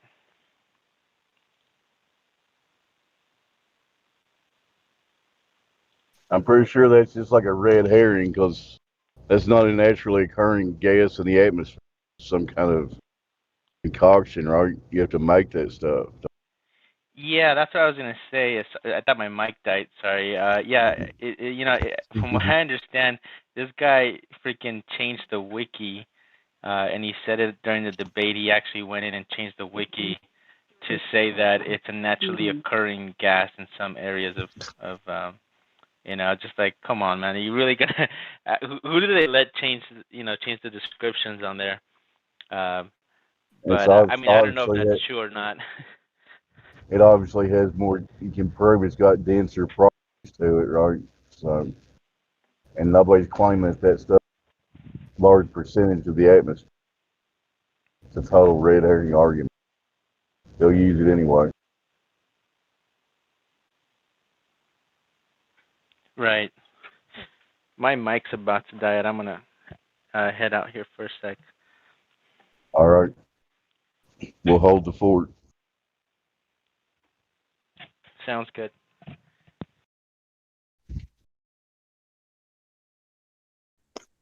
Any experiment done in a container tells you exactly what's going on.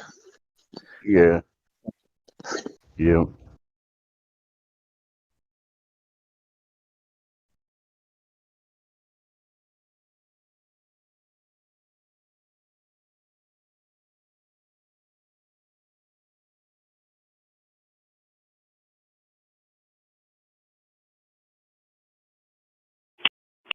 Oh, I wanted to mention, did any of you see William Shatner's face when he got off of that rocket?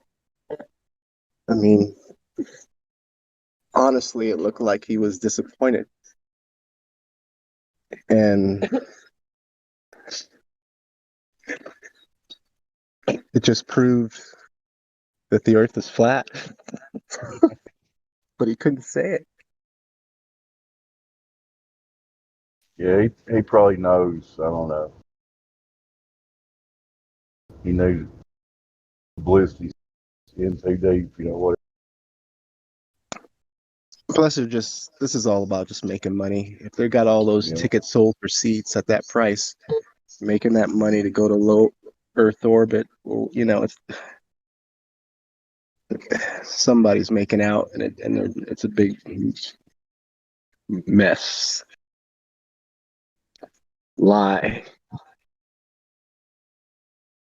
It's just amazing to me that not many people make the connection. Like, they claimed to go 250,000 miles 50 years ago, and now they barely go up 4 or 5 miles an hour and then come back down. That's not an issue for anybody. You don't see the regressive part of space travel there. Come on, man.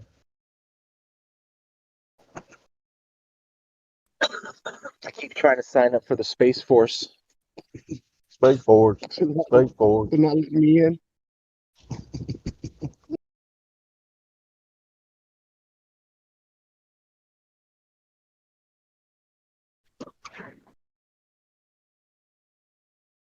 Yeah, the Space Force has got our back for the alien invasion that's coming up. So, how soon do you think? I don't know. Could be in the dark winter. Who knows?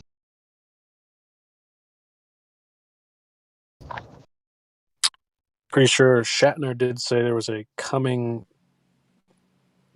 catastrophe or something like that. I'll see if I can find the clip. Really?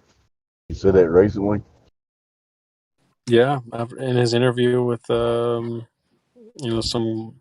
chicks on like The View or whatever afterwards. Yeah. I mean, if you take that, for example, the landing of that thing, if it was real, a 9-year-old would have died in that landing if he was really in there. Did you see how jolt it took? It was like boom. Oh, but he mentioned the thrusters, Dave. Oh yeah.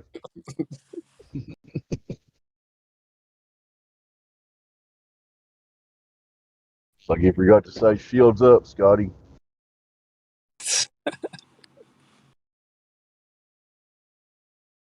Phasers on stuns. Correct me if I'm wrong, but I don't think he mentioned curvature at all, did he? No, I don't think he did. There was a shot of him looking out the window, but I don't think he made any statement about curvature or anything. Could be wrong. He just kept talking about the thin blue. Oh, I shot up from the thin blue, and then it was black. Okay.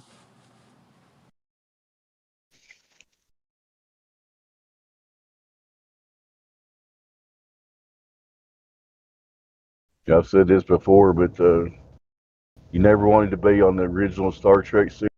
Be that guy that went down to the planet with Spock and Kirk and the Doc, because you wasn't coming back. The monster was going to get you, or whatever was down there. You know. He's dead, Jim.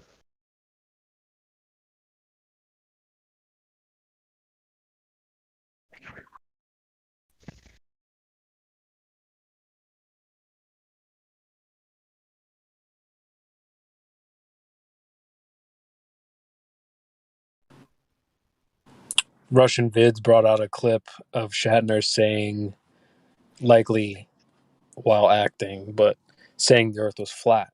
So really, he probably knows. Yeah, he probably knows. Yeah.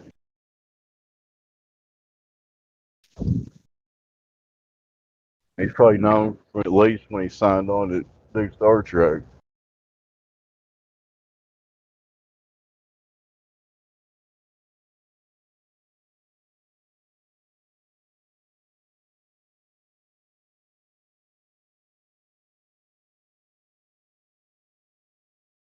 Yeah, did you know that William Shatner played an astronaut in The $6 Million Man, where he says the Earth is flat? Really? Yeah. Got a clip or anything? Russian Vids covers it. I will look for it. Well, I think Creation Bird just had it.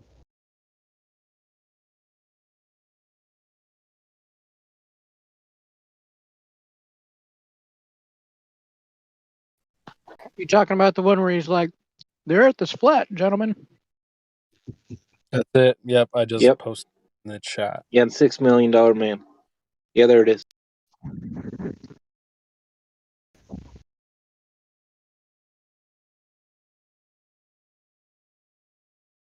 Well, Steve Austin, the $6 Million Man, was an astronaut too. They had to rebuild him after a capsule.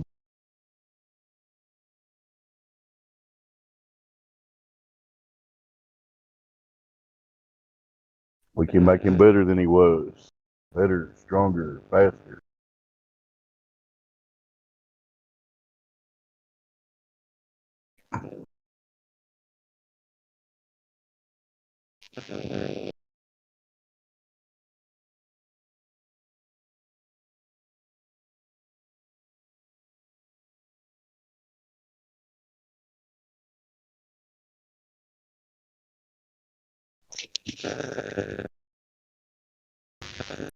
Early tease of transhumanism, $6 Million Man and the Bomb. There's a couple other shows like it.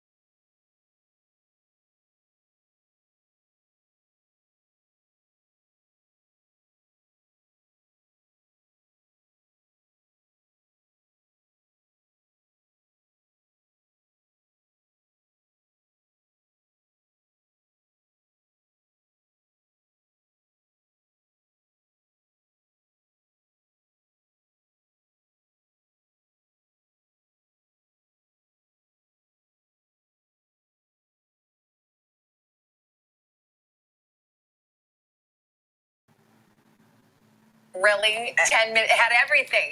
We're so happy that you're here. Back. And It had feels everything. good. Yeah. And the realization once again, the fragility of this planet, the coming catastrophic event, and we all have to clean this act up now.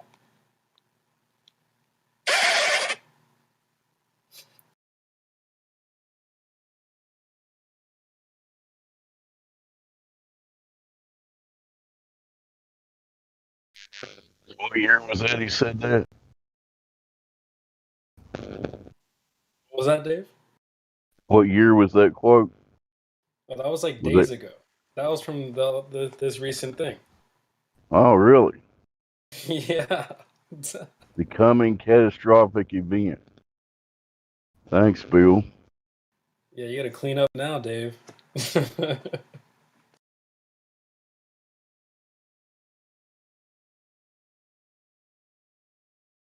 There's a VC verified in here that says, seems sincere, Deepak Wayne. What say you? Welcome back to the server. Creation Bear would like to talk to you. What's up? Howdy. Hi, man. Are you the person I spoke to last time? The guy that taught himself like the mechanics of cars? That wasn't me. No, that's Battle okay. Mod. No, forgive me, my ignorance. I'm perhaps confusing the accents. Oh, it's okay. Welcome Michigan, back. What's on your mind? Not too far. Oh, nothing much, man. I mean, I'm back here just because I come in, as I said previously, sporadically, just to see what the discussions are about, if flat Earth related or not. Yeah, we endeavor to keep the discussions on that flat Earth, no globe related topic. We don't always succeed, but we try to.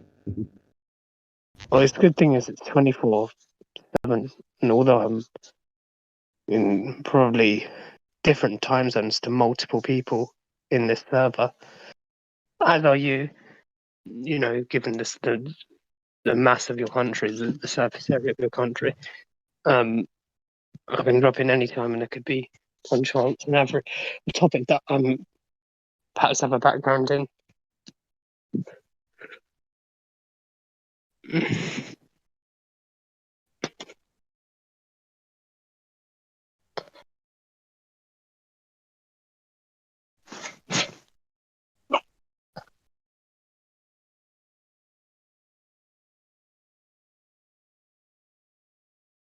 So have you been doing any research on this topic since you were last here, or anything you want to share? I haven't done any research myself as of yet. I do plan to seriously look into it, although I've got a lot of kind of schoolwork myself that I need to do too.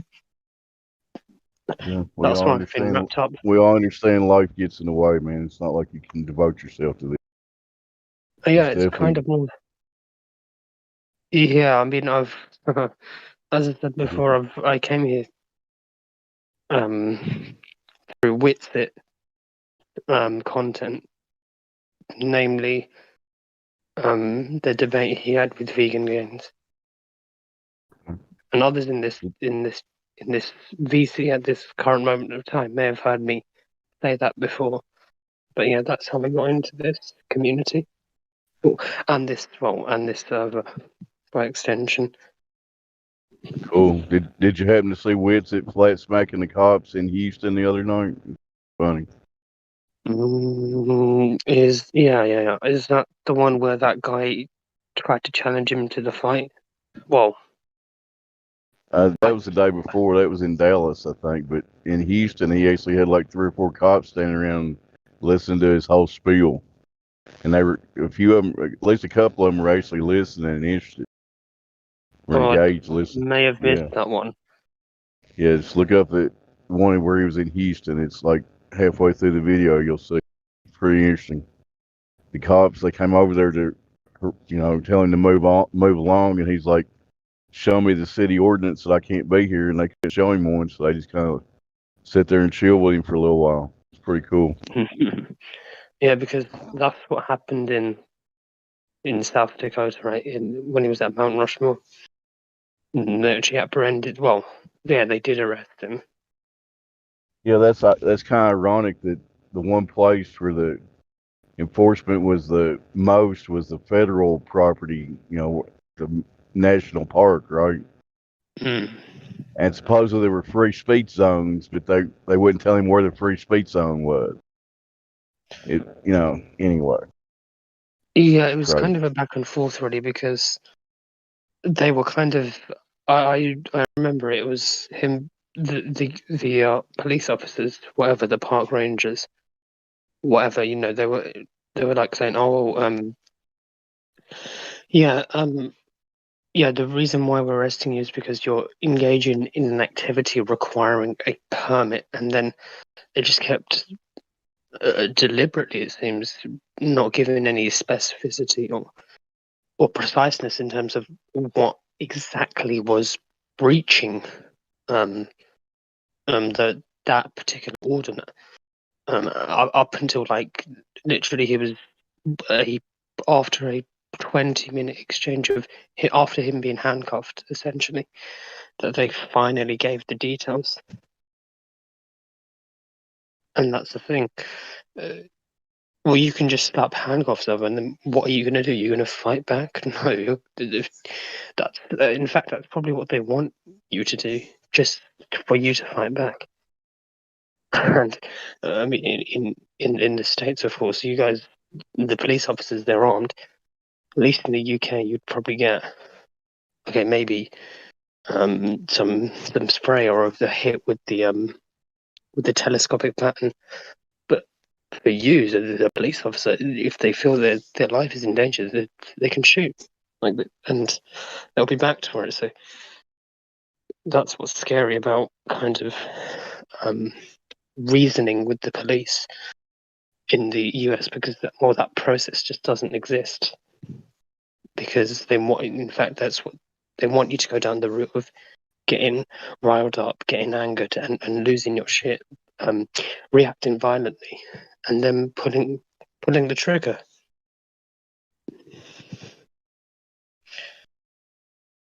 Now, granted, I do of course see benefits of armed police, but there are certainly drawbacks, especially in those sort of circumstances when there is that grey area on their part in terms of what they can arrest you for or cite you for.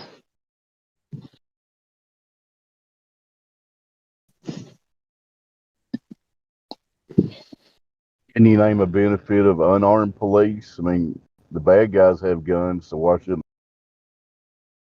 Well, yes, granted, of course, it's in your amendment, of course, so it's just kind of it is, I think, guns, and this is not me for anyone, for you, Creation Bear, this is not me or anyone else in this chat sparking a debate about gun regulation and the benefits and drawbacks of it.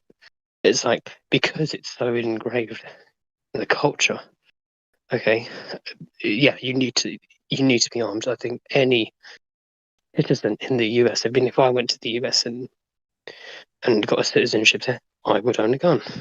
I absolutely would. It's just a no-brainer, essentially. But in this country, because it's illegal to own most firearms, there are exceptions with certain shotguns in certain circumstances and with the right certification. But for the most part, you're not meant to have them. I mean, for goodness sake, it's gone off on a bit of a tangent, really, but to show you kind of how anti-weapon, if you like, we are as a nation. I mean, many of the kind of traditional sort of close contact weapons that you typically find most people to arm themselves with, like knuckle dusters, extendable batons, all flick knives, friction lock knives, all those sort of things. are banned completely. I mean, before in the UK it was just illegal to import them, to buy them and sell them. Now, if they're in your home and the police find them, you can be prosecuted. So it just goes to show you the length to which the UK is trying to outlaw anything that can be considered a weapon or what was originally designed for a weapon, even if it's in the name of home defense, which I think is a bit preposterous, really.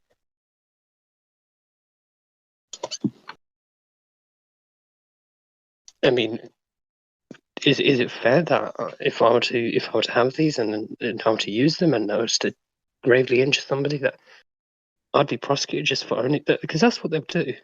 That's what they'll do. It doesn't matter if I defended my life and they got what was essentially coming to them.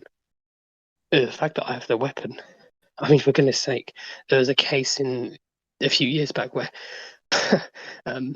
a burglar fell through the roof of a UK resident, and the UK resident actually got prosecuted because the roofing didn't hit certain safety requirements, and as a result, the burglar. Keep in mind, I'm not making this up. The burglar got injured because the roof wasn't safe enough. All right, and the and the owner got prosecuted. So yeah, that goes to show you what the UK is like. Yeah, well, when I was in high school, my friend lost her dog because someone broke into her house and the dog attacked the burglar. So the burglar took it to court and they had the dog put down for doing his job.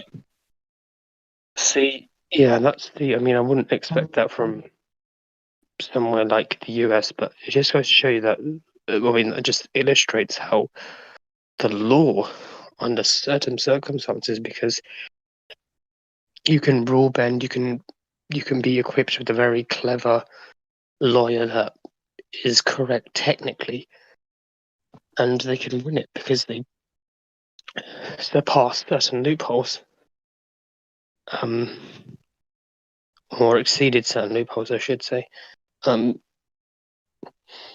But it's just that in the UK, it's just so hard to carry, well, virtually anything that is traditionally, that was traditionally invented to be used as a weapon for that reason, because it's meant to be used as a weapon, which I can understand the logic of where they're going, but in a solely self-defense scenario, it's reprehensible, that law, especially if it's in your own home.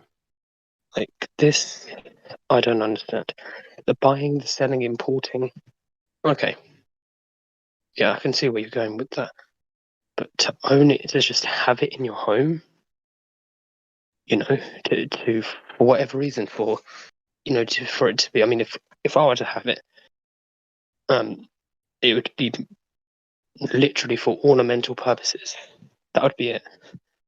But that doesn't mean to say that if somebody broke in, and I'm not a big guy either, so I would for sure pivot to using those weapons hung up on my wall. But if the police came to investigate, and if I didn't take those down and hide them, and they found them, I'd be prosecuted. So it just goes to show you. Yeah, and that was in 2019, I think. So 2 years ago, that's when they brought that law in. So did they outlaw all weapons, or is it just, boom? I think there's a list of them. Maybe I'll find the list someday. Like the kind of, the almost like stereotypical kind of, I guess, Hollywood proliferated weapons. Stuff like, like throwing stuff, knuckle dusters, flick knives, stiletto knives, what do they call them? I think some sort of like those claws that you can get as well. I think like various types of swords, various types of daggers.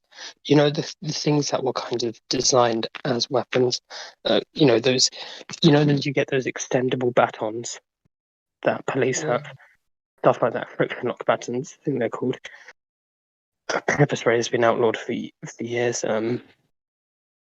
Yeah, I think pretty much all types of batons. Yeah, if you own them, I'll try and find the list, see if I can post it. But on the So what about the military? Don't they still have weapons like that mounted up on their walls from over the years? Are they going to get rid of them, or are they going to keep them? Were they exempt? you mean collectors? Yeah. So as I understand there are certain caveats to certain weapons, and I believe, for instance, knuckle dusters. If they're over 100 years old from the point at which the police officer finds it in your property, or you go to a police compound, you go to the law enforcement and declare and have the date effectively verified, then from that point onwards, it is not illegal, if that makes sense. So if you have these weapons, they're essentially giving you a chance to hand them in. Right. So yeah, in answer to your question, yes, even if you have it for collection purposes, they essentially interpret that as being in quotation marks, collection purposes, because they interpret that essentially as you're keeping it, you're breaking the law. I mean, as they say, ignorance of the law is an excuse of breaking it, or whatever the correct phrasing is.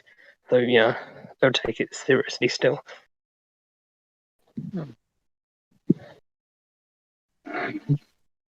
I'll try and find the list.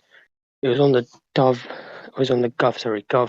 website. I'll try and find it and post it.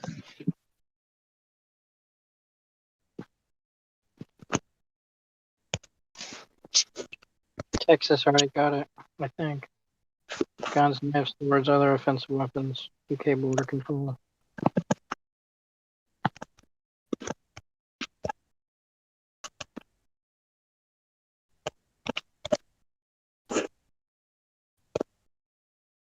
Right.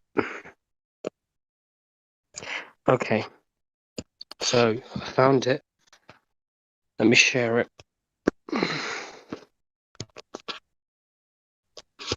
What is the best thing to share it on?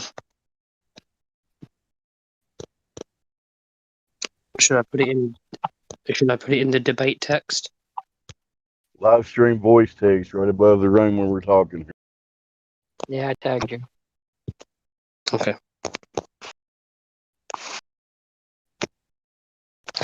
Right, so that's from it, and as you guys read through the list, you'll come to appreciate the stuff I was saying. It's essentially the stuff that was designed to be used as a weapon, right? Not something which can double as a weapon. So you already did it. You're good. It's the same link I posted right before. Oh, okay.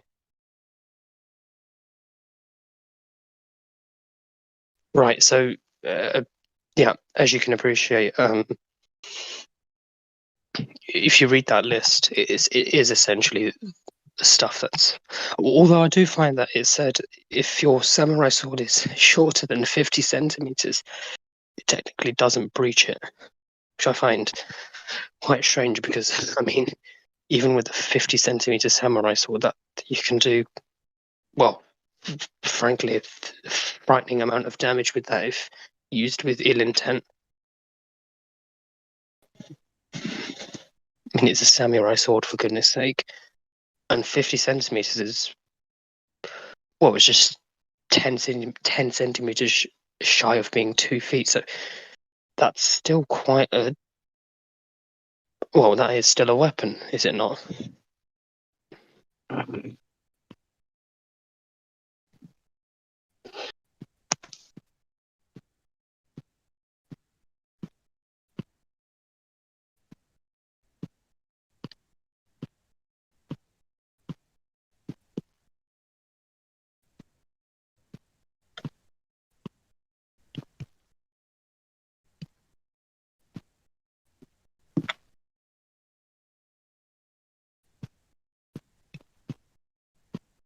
But yeah, I think earlier this year I tried to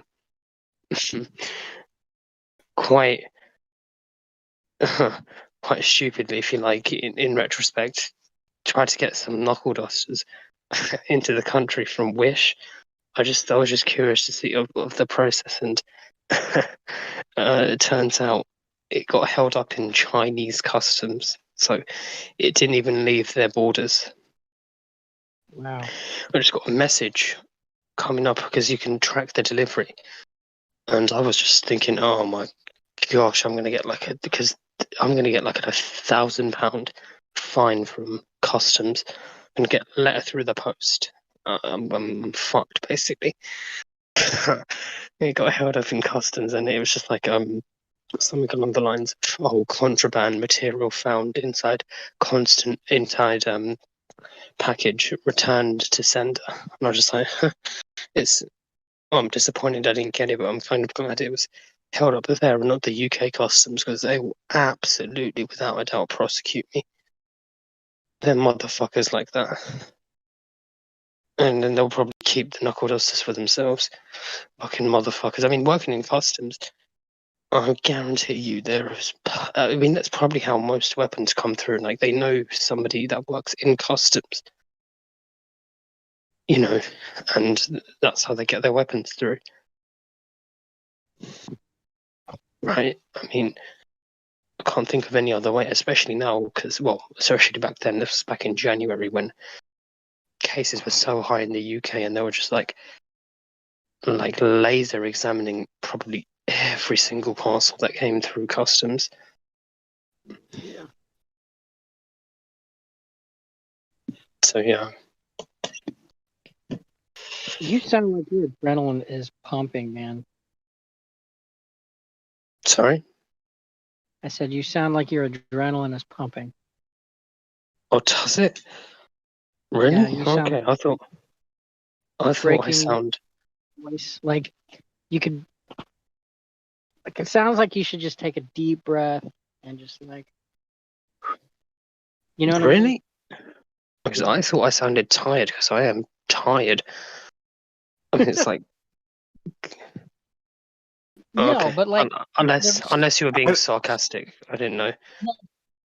because what you sound like is whenever I'm talking about Jesus and I've got the jitters and I got the adrenaline going and my voice is on the shaky side. You know what I mean? He sounded like he was scared out of his mind to me. Like he was freaking Yeah, horrified. the adrenaline's going.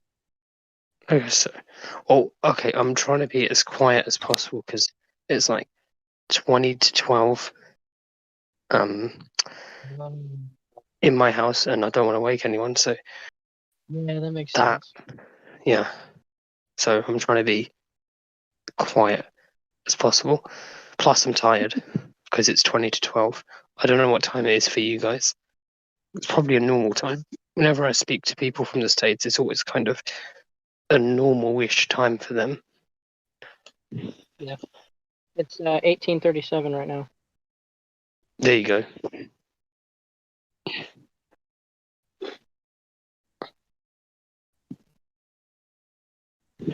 But yeah, essentially, it's really hard to, especially these days, to obtain any sort of weapon. Basically, anything on that list is just, if you have it, it's like, well done. Hold on to it and pray that police don't find it in your home. If you can get actually hold of it, I think like in this day and age, you're lucky. I certainly don't know how I would, but it's another thing perhaps that's on my to-do list to figure out in addition to flat earth.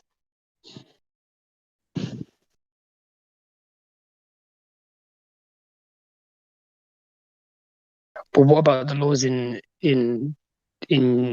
the states where you guys are at, to the people that are VCing? How is it in your states? Most of those weapons are banned as well on that list. I'd imagine they probably are. Well, we got like, knives of certain size restrictions, and certain guns aren't allowed, but it really depends on the state. Mm. Can't remember who it was. It was real good on the gun chatter, knowing which laws are allowed in what state and which ones are not. Indio So, talks about restrictions sometimes, especially when he gets on the rant. so does that, to be clear, does that mean there is kind of no training process or licensure process that you can obtain to actually get these weapons? They're just flat out banned to the public, the citizens. Well, Like, from what I understand here in Georgia, you got to have no felonies. If you got a felony, it's you're probably not going to get one. I remember if you wanted like open carry, I think you had to have a course. In Florida, last I knew, you had to have a course. You could be military or prior military and not have to go through the training course. mm, But as far as training, I think if you wanted, I don't know. I'm not the point of person to talk to on that. yeah. I don't follow.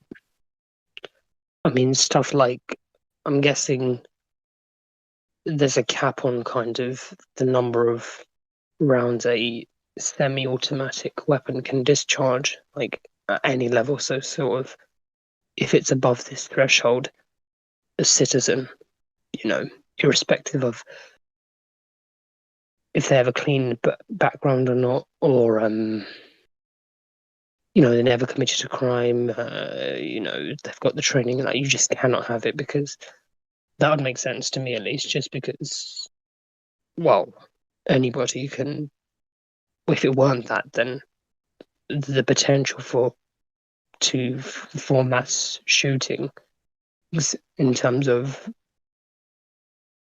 wielding a weapon just go up exponentially. So, as an example for kind of not going that direction, so it would make sense to me. I don't know. I'm just surmising here, but yeah.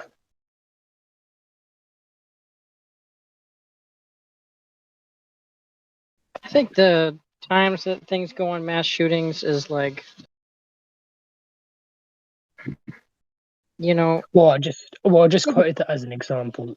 Like, to do one, right? Like the events that they've got on the news, like there's so many people coming up as being crisis actors, and people reporting into the news. They're also reporting in other areas, and like, I don't know.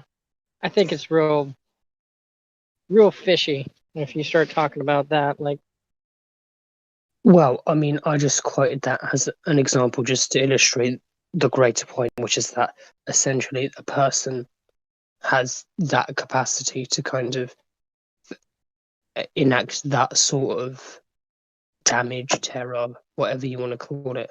So it would make sense that there had to be kind of a threshold that can't be exceeded in terms of semi-automatic and automatic weapons. Just talking from that angle. yeah, there's when you go and you request purchase at a store for a weapon, they send your name and your information through the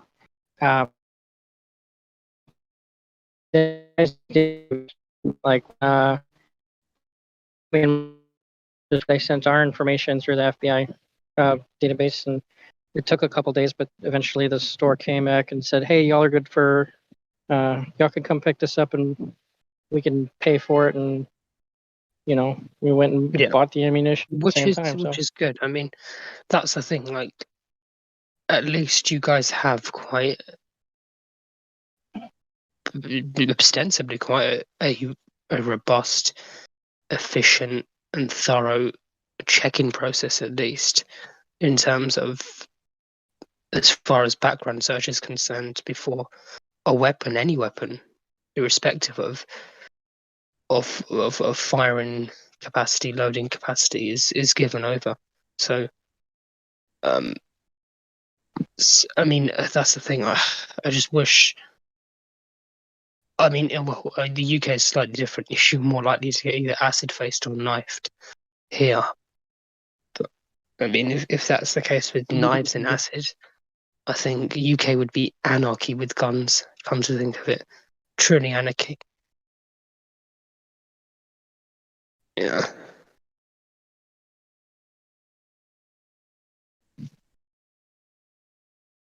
But certainly in the US, I would definitely, if I were to live there for any extended period of time, I would own at least some sort of firearm. Just because I think everybody else will, so would, as would anyone trying to rob me, kill me, kidnap me, whatever.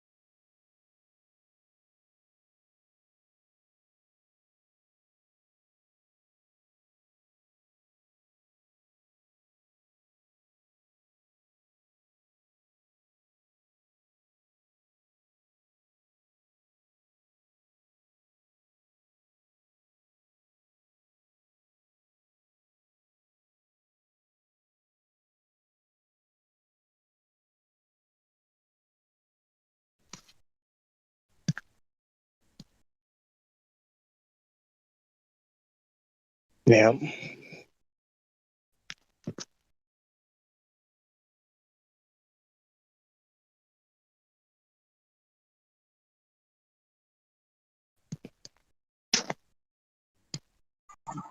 There's all the Glovers. Watch the Star Wars.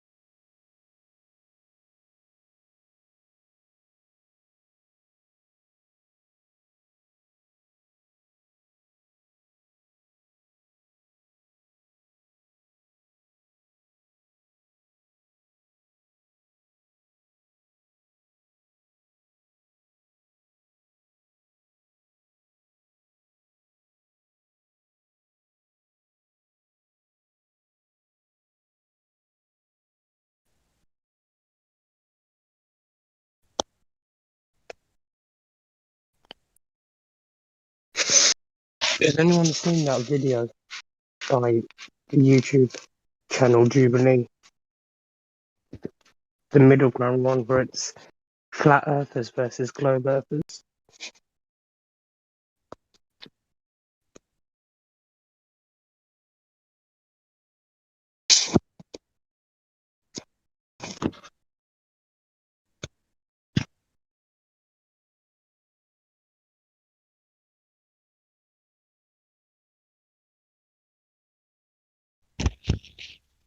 Which one you talking about? What video?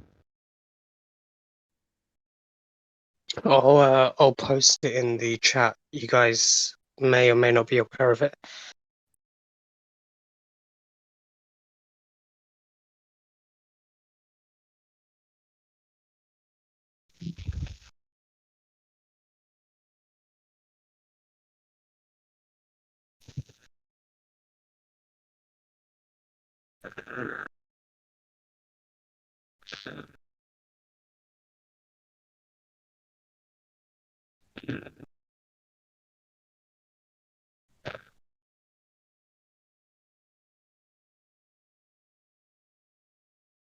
Yeah, I've posted it in the chat. Some of you guys may have watched it.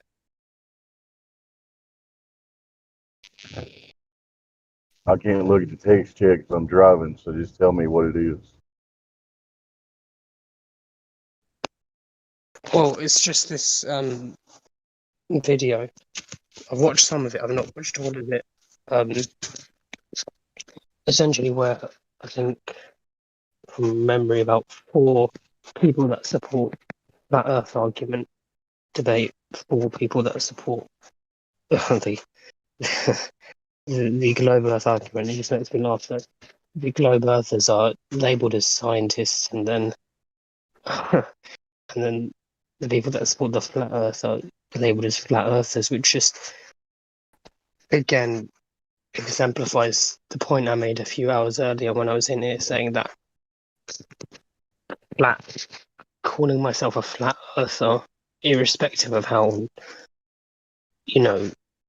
enriched I am with the information, is just instantly seen as derogatory and condemning.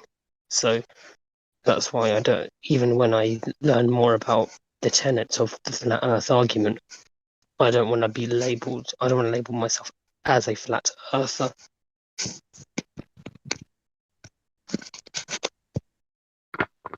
It's just a word. Yeah, I get that. But yeah, it's just funny the phrasing of the title. I find it a little bit childish, to be honest.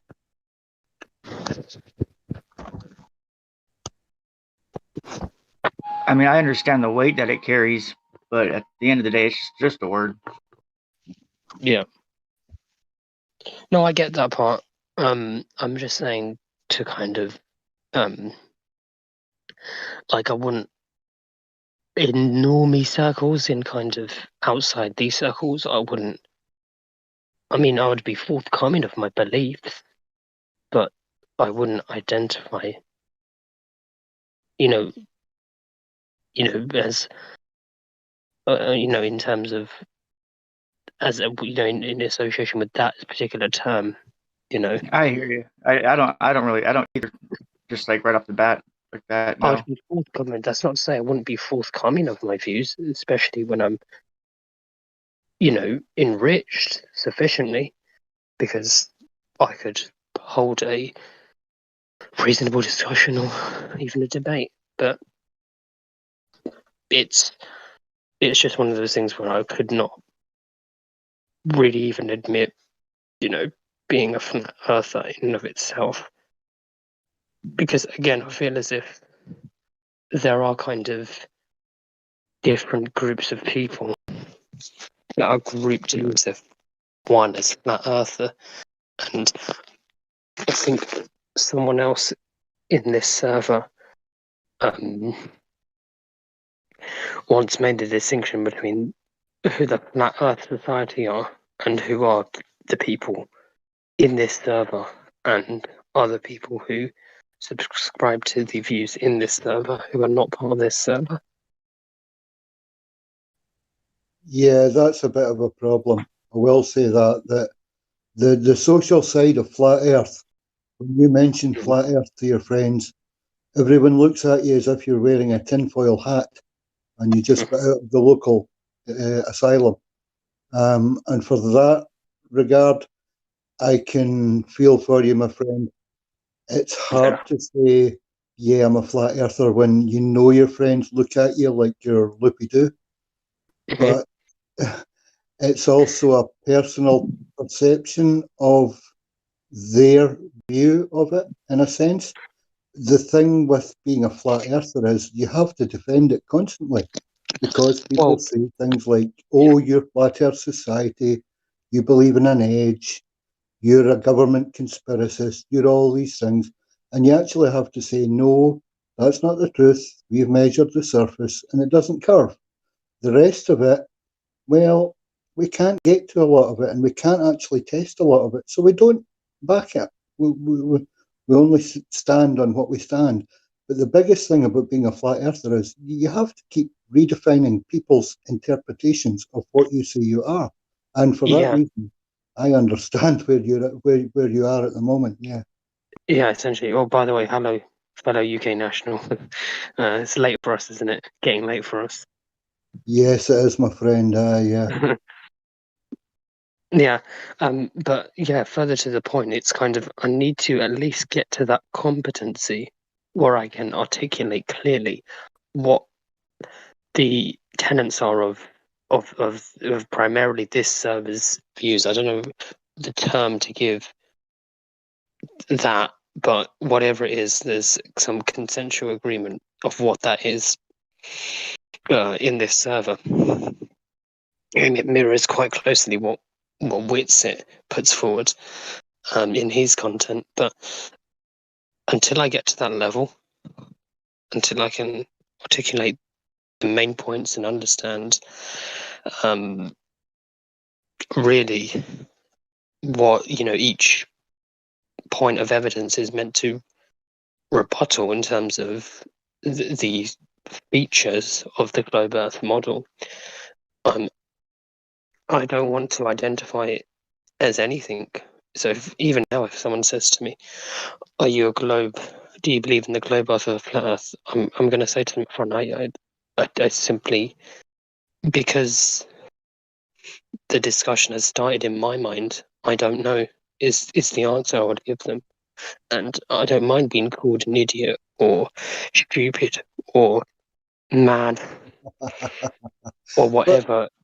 When they label you with a name, they're only losing ground in a logical adult argument conversation, if you like, in that regard. Yeah, and it's just ad hominem. So in that regard, I mean, would you say it's fair that you're skeptical now of the world paradigm that you have been taught since a child? For sure. At the very least, Well, at the then very least, yes, I am. that I would say is a fair badge that you could pin to yourself when bringing this subject up with friends, family, or other people. That you are now sceptical of the paradigm that you have been taught all your life, and you're looking into it openly, fairly, and clearly. And anyone that ridicules, well, I mean, if they ridicule that, then they're not worth being in the conversation with you, to be quite honest. Perhaps not. No, perhaps not. I mean, that's the thing. I mean, it's very easy to kind of ridicule when you have a mob of spectators and supporters, is it not? I mean, think back to your school days. It's very easy to kind of tell a shit joke. You know what it's like for schools in the UK. We are very mouthy people in secondary school, so it's very easy to say an objectively a shit non-witty joke, have an uproar of laughter, and be utterly convinced that you destroyed that person. When in reality, well, I mean, you maybe kind of did if you see it from the perspective, but really you didn't, because you didn't really come up with something thoughtful. It's just that you happen to make a bunch of people at your intellect level laugh, or lower than your intellect level laugh, and essentially that's what you have here in terms of of the support of the globe Earth and the married or the matched ridicule of so-called flat earthers. Yeah, in that regard, I think you're skirting around the word echo chamber. It's very much like it is in the school setting when you first come in, but then you realise that in actual fact we don't agree on anything much other than the surface measurements of Earth and another of the few, antecedents of life here on Earth. Other than that, we do differ wildly, and we will actually call each other out. But the peer mentality that, in growing up in the UK, that we grow up in the peer mentality from school, from the playground, as you say, from outside the school, from brothers and sisters and whatnot, and we do seek their approval, whether we're right or wrong. Essentially. And it can be very like that here also. It can turn into a bit of a doghouse sometimes where everyone piles on, and that all seems very one-sided. And we're working hard against that. If you'd heard other occasions, you would have heard it from the other side, from the globe side, where we had to tackle to deal with that and cope with that and actually cater to it in a sense. But yes, it is very much a closed scenario in a sense. It does seem very one-sided, and it's hard to get away from seeing it like that because everything you've learned in society teaches you that's what it is. Yeah, so that's how you see it, although it's not really like that here. At least your perception is like that at the best of times, just because nobody really wants to. I similarly had, and I'm sure everyone in this VC, even Whitsitt himself, was at that stage because nobody was born a flat earther. You had to go through the process, if you like. So yeah, I can understand where they're coming from, but it was only until I kept an open mind and let my guard down, in a sense, that I was open before I was open to alternative views. And like I said, it was really the debate between Whitsitt and Vegan Gains which at least sparked that curiosity. Well, maybe, actually you got a point there. Whitsitt is quite an articulate man himself, and he could get across his points quite nicely. And so that really helped. And then I kind of watched more of his content. I thought, the points he's presented is asking very kind of normally quite obvious, simple questions that you don't stop to think about really with any degree of critical thought. And it's like, well, actually, you got a point there, And then that starts the curiosity. And I'm still kind of developing my own personal understanding of each area. Yeah, that's good. That's good. As long as you approach it that you're willing to learn on a curious basis and you test what you pick up. And you'll hear the similarities like you do here. Whitsitt, Whitsitt's a mod here. He's admin capable, he's good enough, but he's too busy. He's off doing his thing. Yeah, he's doing his world tour, isn't he? Sorry? He's doing his tour of the US. Yeah. And God love the boy. There's people could do it that don't. There's people that can't that want to. But for whatever the reason, Whitsitt's one of the guys or the guy that's out there doing this, and God bless the boy for doing it. I wouldn't have. It struck me that he would do it. Just going off his material, he seemed like obviously a remarkably intelligent person. But I'm just saying that the person that wouldn't, like a person that's a pure intellectual in the sense of debating, I would have thought that he had the bravery or the confidence or the courage, whatever you want to call it, to go out and do what he's doing. perhaps it was always in him. He just needed that motivation, really, that spark to start it. And because he's so good at what he does, because he's so confident and so articulate, I think it, yeah, he is come very close to people. Well, he had someone try to offer him out in Dallas a couple of days ago, didn't he? So, Yeah.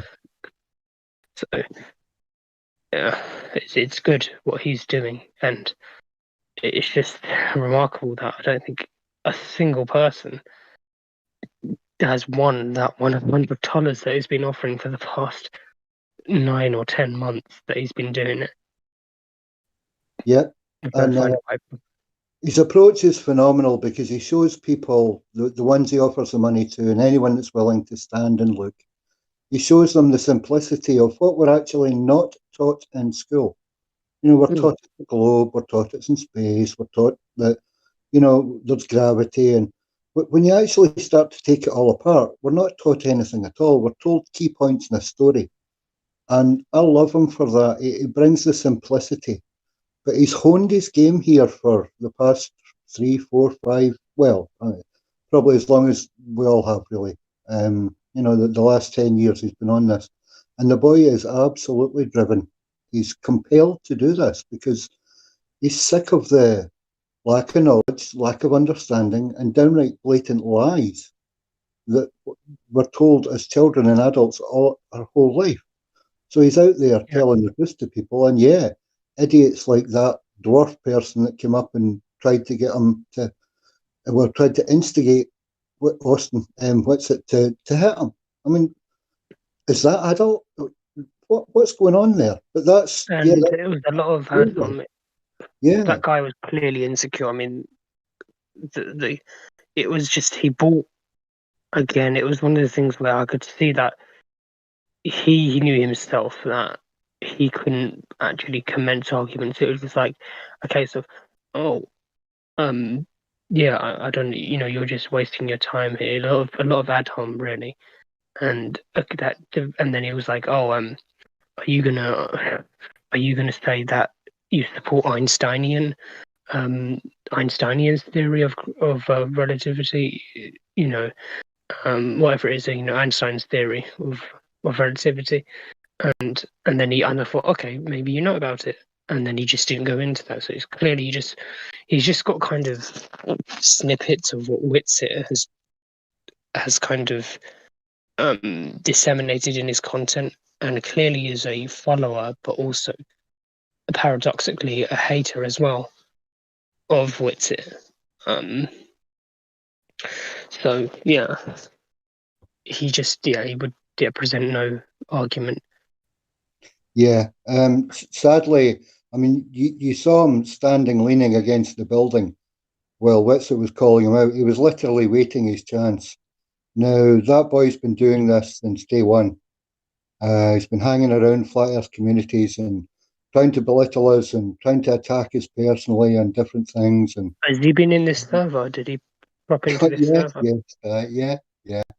Has he He's been? been here regularly, and there's many others here regularly too. And some are tolerated, and some are thrown out for their idiocy, and some sneak back in. But we actually want to sit down and have a conversation with them. But the strange thing is, they all throw the same tactics that that idiot threw at Whitsitt. Now, what kind of grown adults are they then, when all they seem to do is that? They turn around and they say, oh, you ban us, you mute us, you ban us. But they throw obscenity and profanity at us. So how can we have a legible conversation when they start that? Well, that's the truth of it. Yeah. That's the truth of it. They don't. It's kind of because they can't, because, well, you can't really, because unless you have at least some grasp of the globe Earth at even the most basic level, which you've probably forgotten, there's just no basis to start a discussion, or even if, you know, not a debate, certainly. But so, I mean, if Whitsitt is struggling to get the details out, probably been, you know, people that have, you know, done higher education in the physical sciences, in physics, then there's just a very low chance that the average person with, by definition, an average IQ who has no background in the physical sciences, can start any sort of conversation. Really? People with backgrounds in physics don't do much better, to be honest. Okay. Perhaps, I mean, I'm dead serious. Like, I'm dead serious, man. They don't do much better. Okay. Okay, well, let me rephrase. It's just a fact, man. So we had someone, he's a physics student. This just happened the other day. He comes in. He starts talking about, what was it? We know the distance to the stars because the way the rays of light come, and he said it was something else, but the actual name of it's called stellar aberration. He just, like, doesn't even, like, if he took a physics test on it, he would have failed because he called the phenomenon the wrong thing. He mislabeled it. I can't remember exactly what he called it, but it was the wrong thing. So we get people that they're taking physics, but they're probably C-level physics students. You know what I mean? Okay, well, maybe we're not the cream of the crop. Okay, well, maybe that was just a particularly a student that perhaps doesn't have, you know. But we have people that are Professor Phil, which is supposed to be a PhD in physics, coming in the server, and he says things like the Rayleigh criteria has nothing to do with angles. When if you look up the formula for the Rayleigh criteria, the very first variable is theta, which is an angle. Like, what? You're a physics professor. This is like teaching, like, we had a PhD in cosmology come in here, and Cirrus had to correct him on his calculation for a beam divergence of a laser. Like, these guys are PhDs, and they don't do much better. Okay, well, like, that was 3 examples. Because You they're know, not. maybe Listen, this subject is this subject taught in school after, like, fucking kindergarten. No, is the answer No. to that question. So yeah, so they don't teach at university, so they're not gaining any more knowledge than anybody else, right? You can go all the way through university, all the way to the tippity top of a field, and you're not getting any more knowledge than somebody else. Occasionally there's certain people out there that are astronomers, right, that do know the history and all that of the globe. They know about Copernicus and Kepler and, you know, Kepler's laws and how all this shit was derived, right? How the distance of the sun was derived, the cosmic distance ladder, all these things. But none of those things have anything to do with the shape of the Earth, right? Mm-hmm. No, they don't. No, they don't, because in astronomy, they don't consider anywhere that they're on the surface of anything. Astronomy, everything is done assuming you're at the origin of the coordinate system, which means the center of the Earth, which means you're a point in space. You're not on any ball, you're just on a point, right? And you're just doing like a rotation to look at stars. So who does deal with shape of the Earth?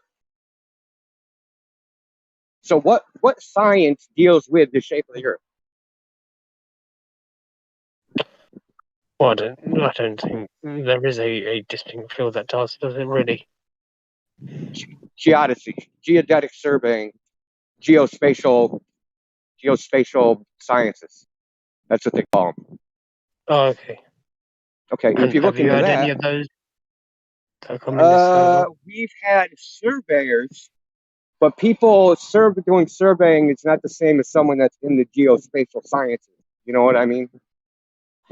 Surveying is like a derivative of that. It's kind of like it's like someone engineering a car versus someone that drives a car. You know what I mean? A race car driver and a taxi car driver are not experts on the internal combustion engine. Okay, so they're more a peripheral. They're more kind of a peripheral. I mean, is there any? They're end user. They're end users. That's what I call them, end users. So they can use the equipment. They can write down and they can reduce the measurements, right? And then they can apply the formulas that the geospatial scientists came up with, right?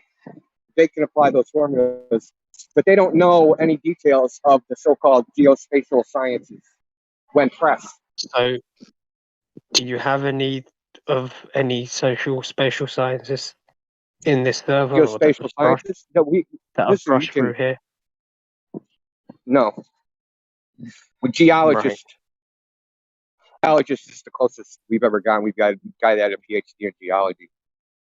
Right. But even I thought then, who says he that? meant are any of us. Oh, none of us are. I'm not a. I got a bachelor's in science, bachelor's of science in engineering with a major in mechanical. He was talking specifically about geospatial Oh, scientists. I know. Yeah, there No, was another. we tore them apart in here though. There was a geology guy about 3 or 4 weeks ago that I think Elliot and a few others were A debating rock with. He had guy. I think so. He had like a Shrek AVI, I think. Yeah. Actually, I remember the rock guy. I'm kind of a rock nerd too, but mostly what we know about rocks are based on our theoretical formation of a planet and sedimentary layers. Yeah. Whether it be in the frozen areas, the rock filled areas, or the sand filled areas. We take core samples that nobody denies that, but how old they are and what the composition is, that's the composition is undeniable. How old they are is unverifiable, and whether or not they formed the way we think they did, that's not verifiable either. Or the mainstream ideal of geology and rock formation. 90% of it's based on theory. Look, I know enough about so-called geospatial sciences to know what they're doing, right? And Right. someone that takes, I wouldn't say someone that's taken differential geometry can understand it, but it's like most people that are doing it, they don't even know what they're doing. They don't know what they're fucking talking about half the time. So check this out. Most people think that latitude and longitude, that coordinate system, is based upon positions on the ground. And that is a myth, dude. It's a complete myth. And you're in the UK, right? So UK Ordnance Survey puts out a publication called Understanding Surveying. And on page 3, it says, here's some myths about, the myths about mapping and surveying. Myth number 1, latitude and longitude are fucking points on the ground. They're not. Those are positions of the stars in the sky. We've mapped them to put points on the ground. But that's arbitrary. You can just call them whatever you want, right? So when we see Polaris at 45 degrees above the horizon, we've all agreed that we're going to say, when we see that, we're going to say this point on the ground is 45-degree latitude. That's not a ground measurement. No one ran around and measured from some common reference point, spatial reference point, and said, here's an imaginary line that goes around the Earth is 45 degrees latitude. See what I'm saying? The Earth was never measured. We just looked at something in the sky, and we agreed by convention that we're going to call that, when we see this, that we're going to say we're at this location on the ground, in this Okay, coordinate. well that makes more sense what you're saying in terms of kind of matching it up or marrying it up with, let's say, the coordinates or the arrangement of the stars, as opposed to, as you say, the arbitrary corresponding location in the ground. Well, what I'm trying to tell you, it's a common misconception that this is what most globe earthers believe. They believe that the Earth was surveyed and mapped, and that they take these maps of a globe and they project them onto a flat map, and that the flat maps are all distorted. Because you can't project the sphere onto a flat surface without distortion. It's not how maps are made at all. The celestial sphere, what we call the celestial sphere, It's projected onto points on the ground. And then we do what we call a mapping function. So we survey the ground, but this ground survey, right?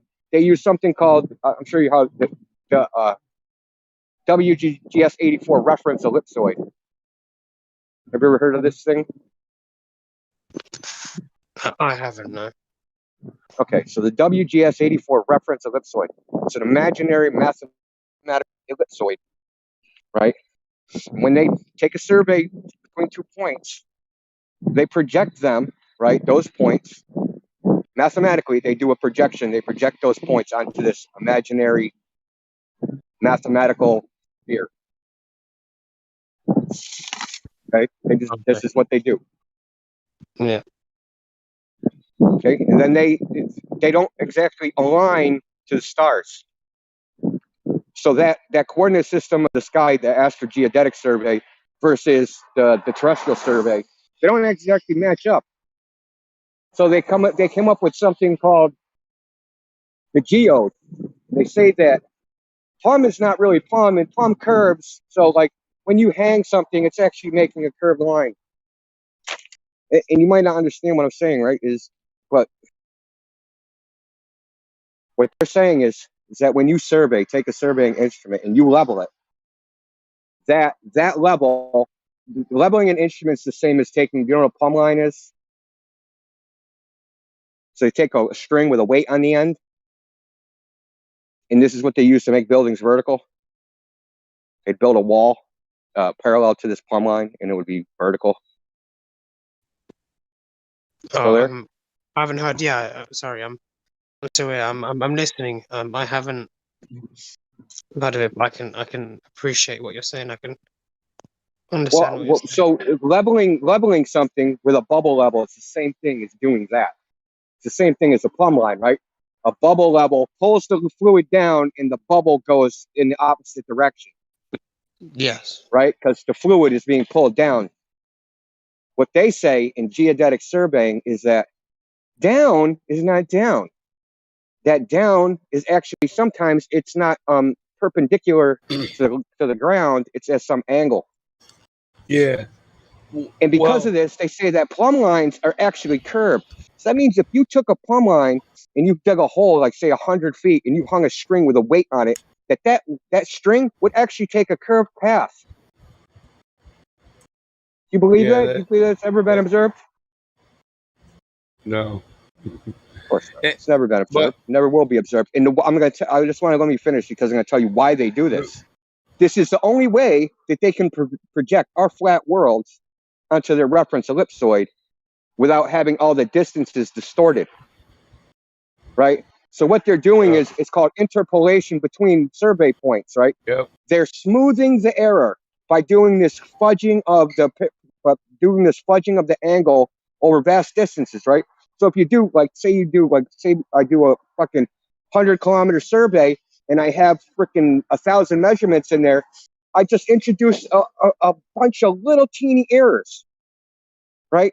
And I do this a little teeny discrepancies so that over the long term you can't tell that there's an error of the distances. No, because it adds distance when you tilt the plumb line. That's right. You're adding or shortening distances. Yeah. And we have proof that this actually, there is proof that this actually has happened. So there was something called the North American Datum, 1927. So they started at one point in Kansas, right? And they didn't go by the stars. Well, they got that first coordinate by the stars, but they didn't do their survey coordinates by the stars. They said we're going to start at this one point and we're going to measure starting here, and we're going to measure across North America from one side to the other. So in 1983, they did the same thing. The North American Datum, 1983. They took that datum, which this is one where they used their mathematical model, this reference ellipsoid. When they compared these two surveys, there was a systemic error. They found a systemic error where if you went west from the initial point, right, distances would be stretched compared to because they put survey markers in the ground. So when they resurveyed all this stuff using the reference ellipsoid, they found out that the distances that they were the ellipsoid was too far. The distances are too far apart. But then when they went in the other direction to the east, they found out that they were all compressed in the wrong direction. So this is what happens when they have a mathematical model of what they think the world is, right? They have the measurements of what the world actually is, but then when they compared the two, there was a huge distortion. Okay, and this is like, do you think any glober that we could actually debate that would come in here would know anything about this? About what I'm talking about? Hell no. And of course not. And these are the only measurements of the Earth. Okay, these are the measurements of the Earth, right? Everything else is freaking like la la land fantasy, right? Talking about stars, planets, gravity, all this shit is just bullshit in your mind. The only thing that matters is the measurements of the Earth. Yeah. No one has any clue about what the measurements of the Earth actually fucking say. Go ahead, Mike. You got something to say? Sorry. Oh no. I was just gonna say, unless you're experienced, serve and understand it either. You can survey, short distances, planar surveys, and graphs, and not know shit about geodetics.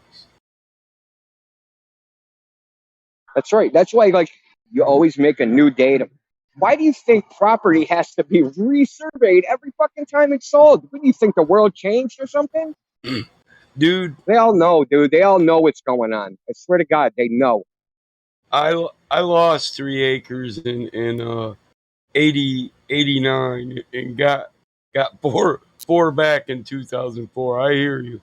Just depends on who's Jesus Christ, you kidding me? No, it just depends on who surveys it. They tried to push my property back from the river line. They tried to say, "Oh, we own 2 foot all river banks," which isn't true. No, the people own the waterway, but a person's land extends all the way to the edge of the water. But the waterway belongs to the people.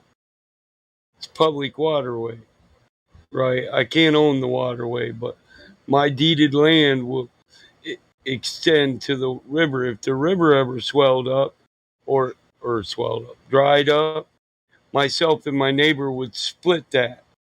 Our lines would both push equally, Yeah, you can't own the rivers and streams.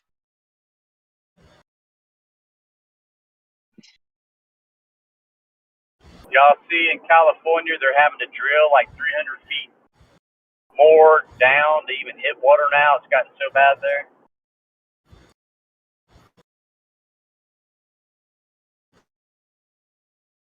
Yep. And there's one thing I wanted to cover, but I didn't get to. There's 2 types of level. There's magnetic level and surface level when you're leveling survey equipment. So your transit rod, will be surface level, while your transit will be magnetic level or bubble level.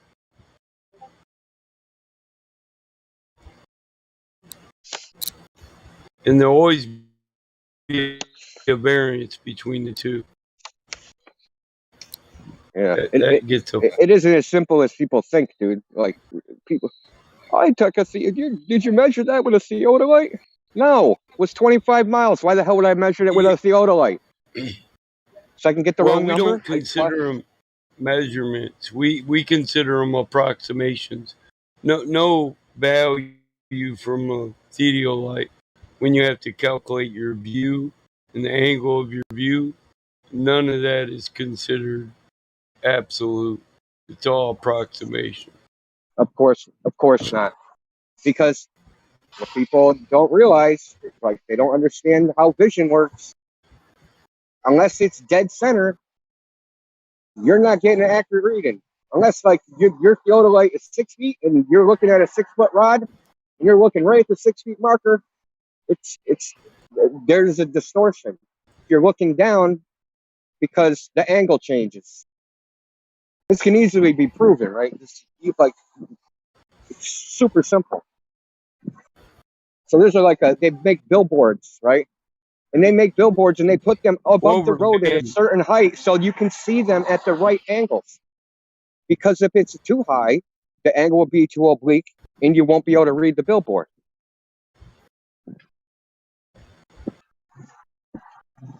So if you're looking at a rod, right, and the rod is too high above you or too down below you, you're looking at it at a oblique angle, and the distances between the numbers are not inches anymore.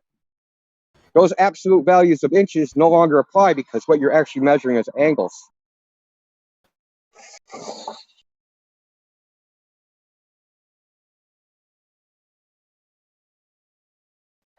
Hey, if you don't mind, equal angles don't. I'm gonna say equal lengths are not equal angles, and equal angles are not equal lengths. It's a misconception. If you're looking at something that's straight, the only way they'd be equal is if you're looking at a circle. If you're on the inside of a circle. I just came in on the tail end of you explaining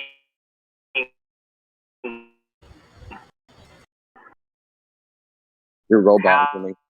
how they travel.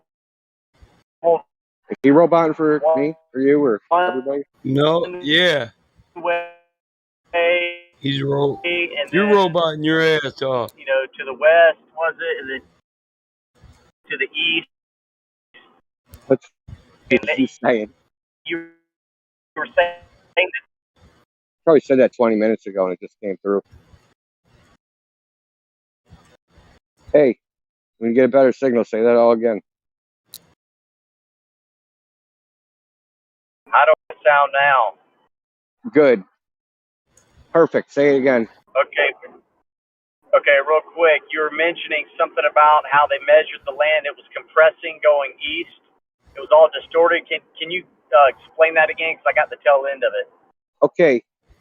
So the survey markers, they did a 1927 survey and they put survey markers in the ground, right? They did their reductions and their measurements and then they added it to the map. And then when they went out, they gave it a coordinate, right? 23 this, 32 that, whatever.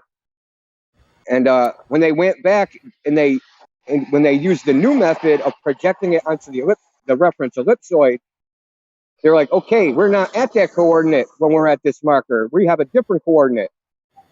And they found out that as they went east, the distances were shortened, right? So that they were like, oh, we should be at this marker, but we're like, 100 yards short of it. So what they did was they just went up they added the 100 yards in the coordinate system. Like, okay, instead of 20 minutes, we're gonna make it 22 minutes, and we're gonna stamp that marker with a new value. Instead of moving the marker, they just stamped it with a new value to conform it to their WGS 84 reference ellipsoid. But when they went in the other direction, right? So when they would get to a marker, they're like, oh shit, we're past the marker. The marker's behind us. We survey past this. Like the marker should be at this latitude and longitude, but it's not. It's way over there. And the thing is, as they went east, these distances as they went west, this spread got greater and greater and greater and greater.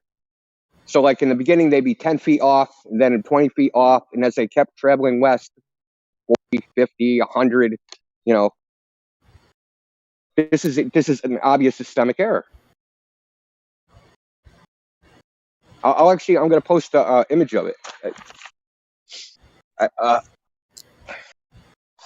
post a diagram of what they found.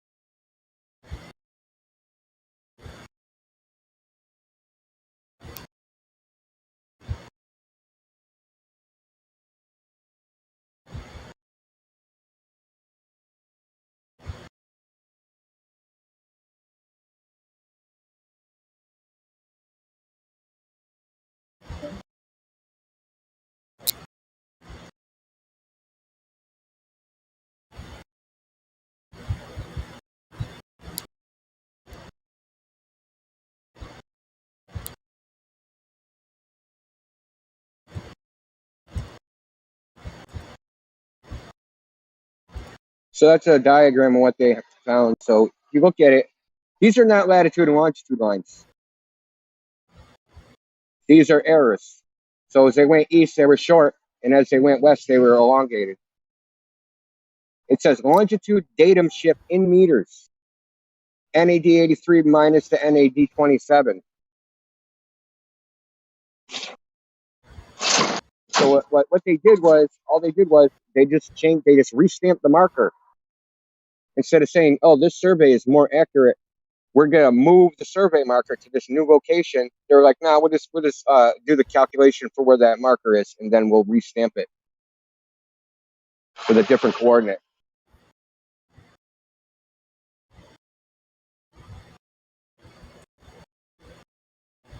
Typical dirty pool.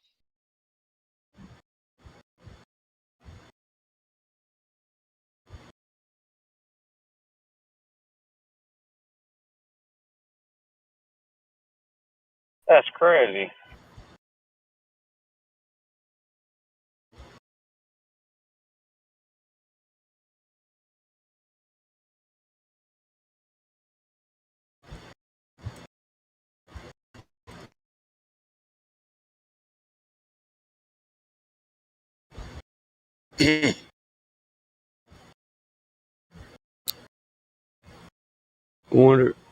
Wonder if Wolfgang's on. He's not on, is he? Damn it.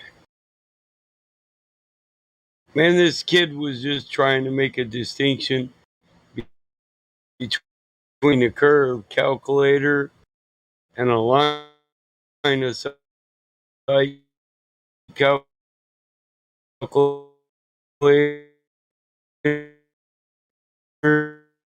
instead of curve calculator.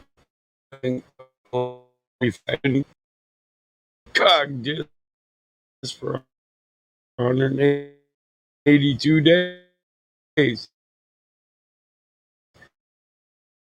Just for saying 100 straight lines and not 7/6R. Well, they do because it's absolute. Oh, I'm lagging. Damn it. It's absolutely geometry, though. It's not. Did you hear any of that, Indio?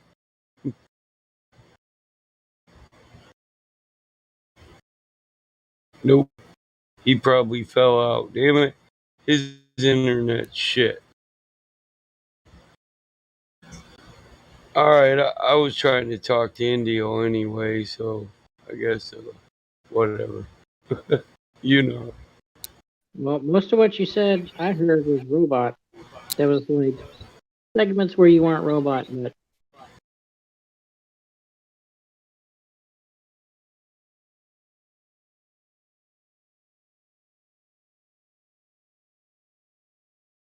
Hook up the Ethernet and rejoin.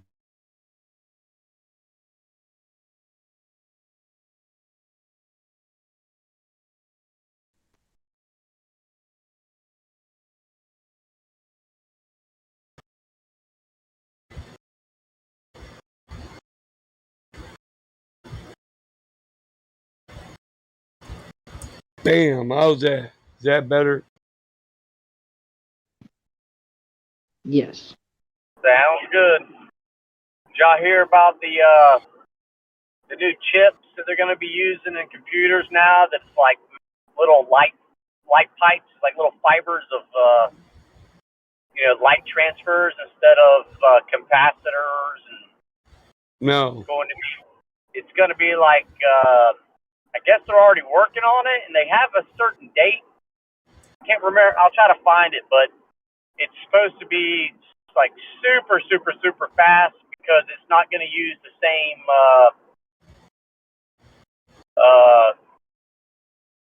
what is it? Not CPU. It's dang, I can't even think of the word. Anyhow, it's all light based. It's crystalline. Yes, and I guess it travels through these itsy bitsy little. They said like thousands of these little fibers, and it's going to send Yeah. information. Yeah, I've heard about that. Crystalline fibers. Yep.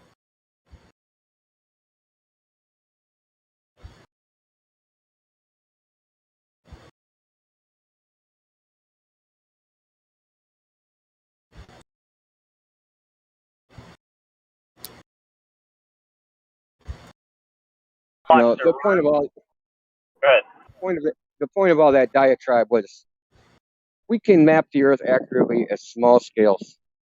As soon as we start getting big, shit gets all whacked. They know this. We know this. Everyone knows this. That's why we don't navigate with maps for any long distance. We use the stars because they work. Stars don't care about the shape of the Earth. I can tell you. Man, you need a hotspot too, bro. You should be slamming Dude, my out. internet for the last week has been shit. Man, total ass. I got this T-Mobile hotspot that pings at 130 and fucking 30. 30 on the download, 130 on the upload. I was like, damn. And that's just if I use my phone. If I hook it up to the laptop in a USB, you know, I USB it to it, man, that motherfucker pings faster than that. I can't believe it. Pings faster than my Comcast business class at times.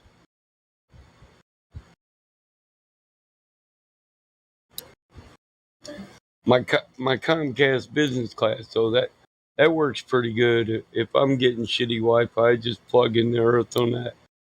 I got them things where you plug it into an outlet by the router and you run the Ethernet to that, and then you can plug in to an outlet upstairs and it sends it through your wiring and you Ethernet to that in the computer. But shit, that doubles my speed. My Wi-Fi sucks. So my activity room is the last plaster room in the house, you know? It's plaster. And plaster's hard for Wi-Fi to go through. Harder than drywall anyway. But it's plaster's got a bunch of latting behind it too, you know. You know that how, labs, man. Yeah, I know exactly what you're talking about. Yeah, so you got a bunch of latting, a bunch of nails, and a bunch of plaster. And I need to gut the room because then it'll just be drywall and enough nails to hold that up. You know what I mean? I'll be losing shit that's in the way of my Wi-Fi signal. But I mean, I don't really care. Just when I'm on the damn Ethernet, man, I gotta sit in a certain place, or the dog will keep fucking tripping over my shit and jerking my computer down. Every time I get something to eat, that he starts pacing. He does this circular shit. I don't know, man. He does it before he shits in the front yard. He'll do 3 circles and drop a deuce pointing the same way every time, you know. And when that's funny. When he starts to beg, dude, if I get a donut, this motherfucker do 6 circles in the room and almost point his ass north. Even if his back's to me, that's how he begs. I'm like, what the hell? He's aligning with the universe to get his magic, trying to, trying to affect my free will through magic. 3 circles, 6 circles. Give me a donut. Give me a donut. Give me a donut. That's pretty funny, man. It's Dog my is fault. superstitious. I know. I've wondered that. I'm like, man, isn't there 3? When you bless land and you consecrate it, you're supposed to walk around it 3 times while saying prayers.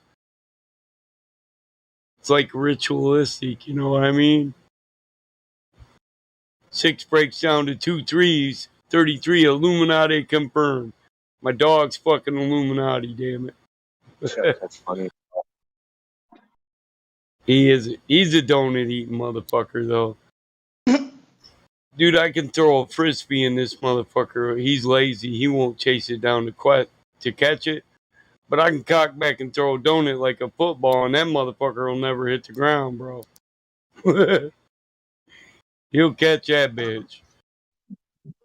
Damn you, Battle Mod. There you go again, being ritualistic and yeah, what the hell's going on? Yeah, yeah, and that motherfucker always wants 3 donuts too. One ain't never good Just enough. kidding. And then it becomes 3, 6, 9, 33, 3 threes. It's all that. It's all that in a bag of chips. That shit, Yeah. when animals shit, that cracks me up. I've been watching the cows to see if they do that too. If they point their ass in a certain direction before they drop a deuce. Some of them I mean, you got to catch them when they're shitting. I don't want to sit there all day just watching cows shit. But Sounds like an American pastime to me. when I do, I notice it. A few of them are pointing north. You know, Well, it makes about, makes you about how makes many you when you flip a coin, it says heads or what? yeah, it makes you wonder how they got a built-in magnetic compass. They know the way north. Like Muslims, they pray to all 4 directions, right? But the dog only drops a deuce to north. And that's not his head pointing north, that's his ass. It's almost like they figure the wind's always blowing that way, so they don't have to smell it. Sounds like you should record your data, Michael. I know. Like a farmer's almanac, like a farmer's almanac or some shit. Yeah, take video. I noticed peculiarly every animal on the farm shits with their ass facing north. I don't think video is necessary, but all right. Video? Oh yeah, I got to get them dropping the deuce with the compass and all that. Got to get the 45 degree to north azimuth angle of the turd. You know what I'm saying?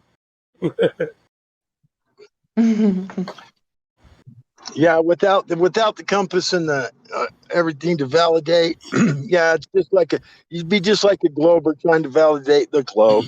Yeah. Hey, one thing I've noticed about the damn cows is they wander. I got a barn for them. It's actually like 3 barns, but it's fenced in all the way around, so their entire area. As soon as they can kick them out the barn, and they get to wander around. They all always pick the same direction to travel, and they all wander around the barn in the same direction. Always, it never changes. They orbit the barn in a certain direction.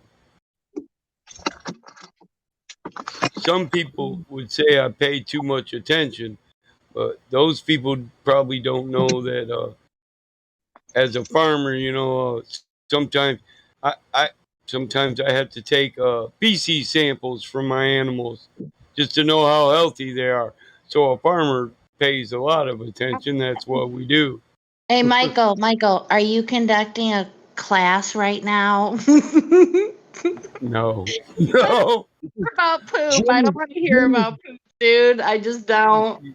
You guys can forget all this if you want. That's cool. That's cool. But yeah, I get what you're saying. I could follow what you're saying. Appreciate it.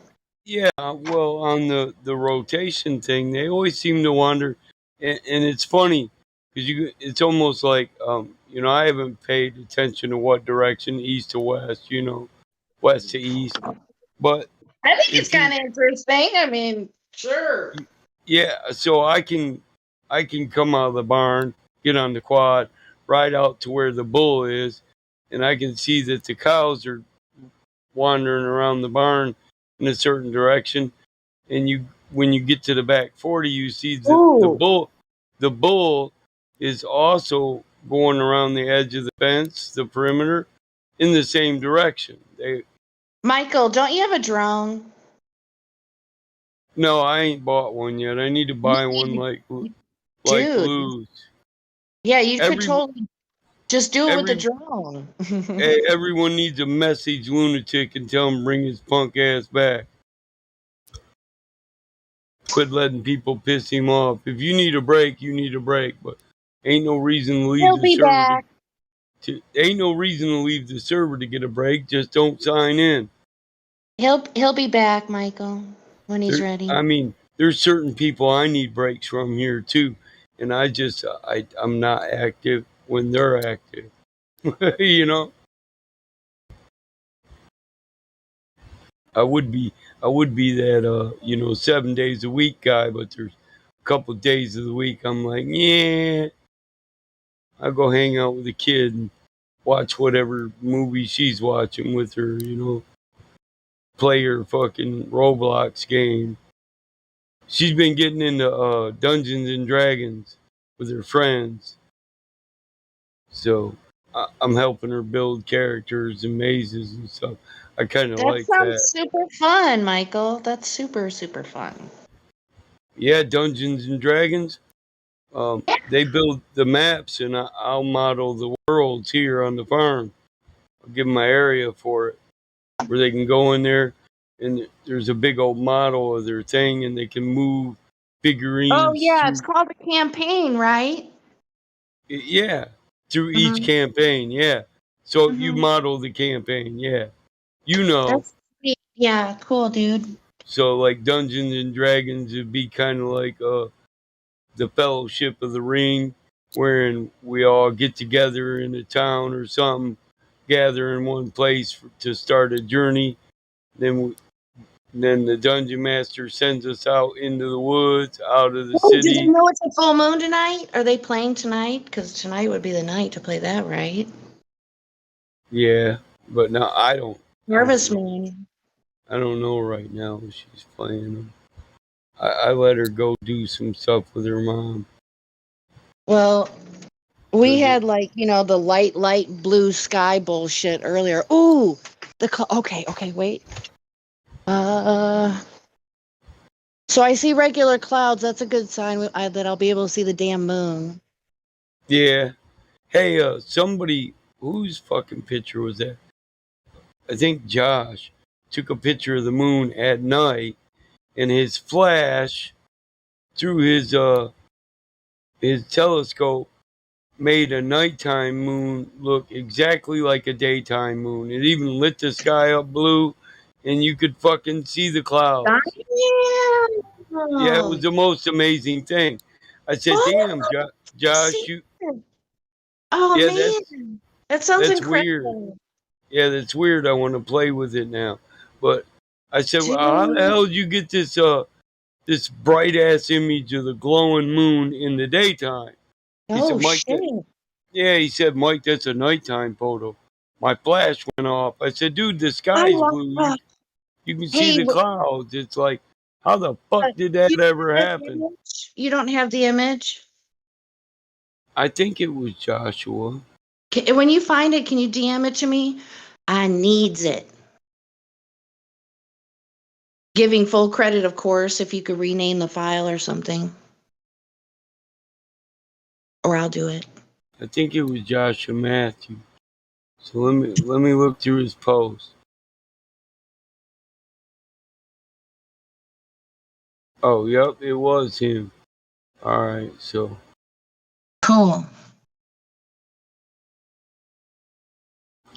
they're all nighttime images. I'll share them all, and then just when you get to the one that looks like a daytime image, it was a nighttime image. Just a flash. His flash went off That's while crazy. he had his camera lined up with his telescope, and it made it look like a fucking daytime photo. I can't believe that shit. Like, get the fuck out of here. It's just I don't know how that could happen, All How right, I does a can't wait to damn see it. how does a Anticipation. how does a flash through a damn telescope light up the entire sky and make it blue? Here it comes. And while still allowing the moon to be fluorescent. See, that moon's fluorescent. Dude, But that's you the can most see amazing thing I've ever seen. well you Woohoo! you can see the fucking clouds, man. And this is nighttime. You can see a blue Okay, does gray he have another sky. picture of clouds? Does he have another picture of clouds at all with the moon that from that night? I don't think so. Ooh, I'm gonna have to That's ask just him. that's So, Joshua what Matthews. camera did he use? I'm not sure. It's he used his phone camera and a telescope. iPhone? An iPhone? I'm not sure. I think That it's would be my an guess. iPhone or Android. Fuck, I don't. I got an Android That's S10. crazy. Yeah, It, it, you know how to do like photo forensics kind of stuff, like and see no, what's going on with it, or no, I don't know how to do that, but I would like somebody that does to do it because it might yeah. not. Those it could be those aren't clouds. Could be you got a reflection of the tube. It could be those that's an overexposure of light, looking Yes. like clouds. You know. Yes. But it looks like a daytime photo of the moon. It could just be an optical illusion, though. I'm not. You Yeah, know, absolutely. I'm with you. Yeah, I know what you're I saying. I wouldn't deny that. I just thought when I Hey, seen it, oh, dude. hey, sorry, Michael. Go ahead. I mean, he said they were all nighttime images. When you say, "Hey, dude, this one's a daytime," Yeah, yeah, yeah, Yeah, yeah. I Totally mean, bizarre. Okay, so on the last dark image that you posted, do you know where like America and South America are supposed to be on there? that's the moon. Dude, I You know. mean you? Oh, so you mean the moon map? Yeah, the vibes of the cosmos map. Do you know where North America I and South think it's America so is? at the top. At the You top, gotta if you would. use Tycho crater as a landmark. Okay, so Yeah, for the farthest distance away from Tycho crater is where we are. You know, where it touches when it goes to the land.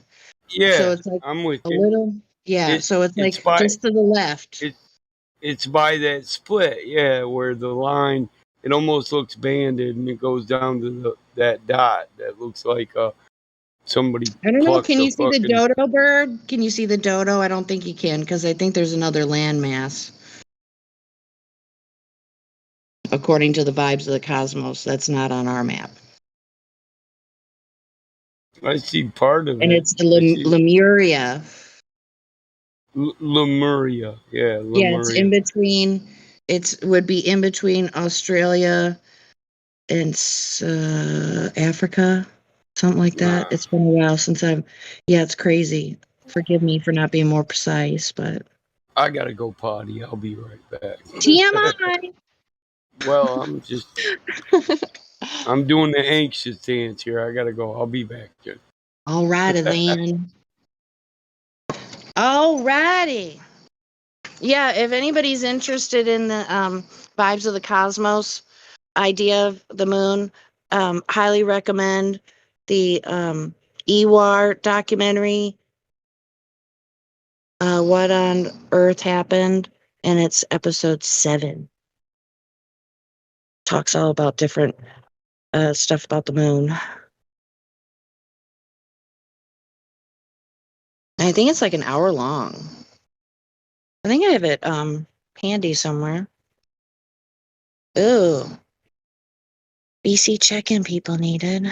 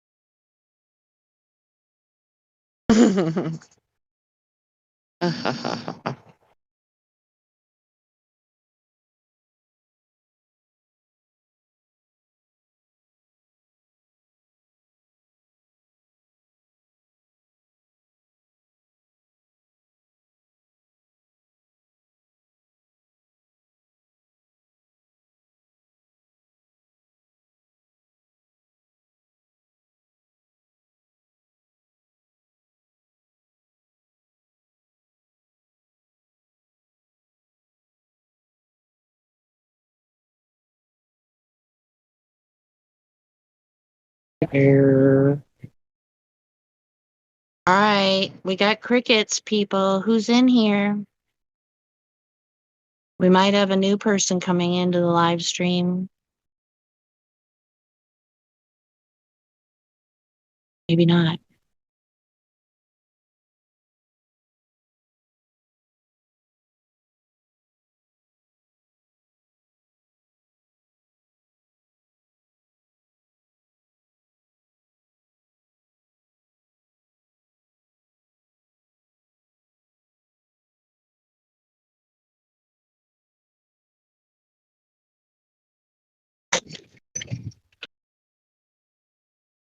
All right. Hopefully we'll get Michael back in a second. He went to run. Run, Forrest, run.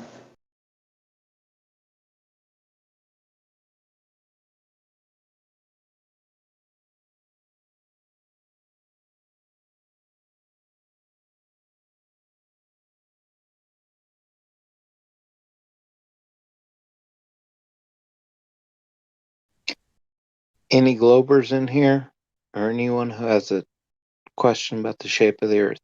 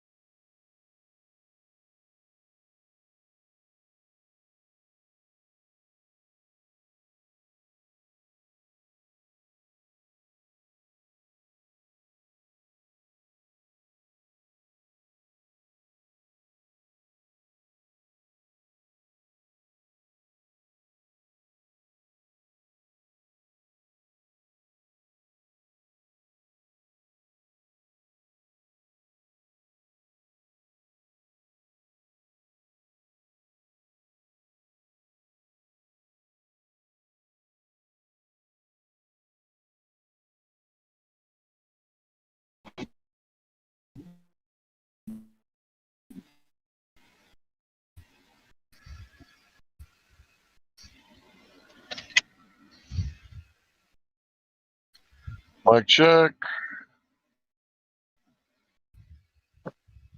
Price check on prune juice.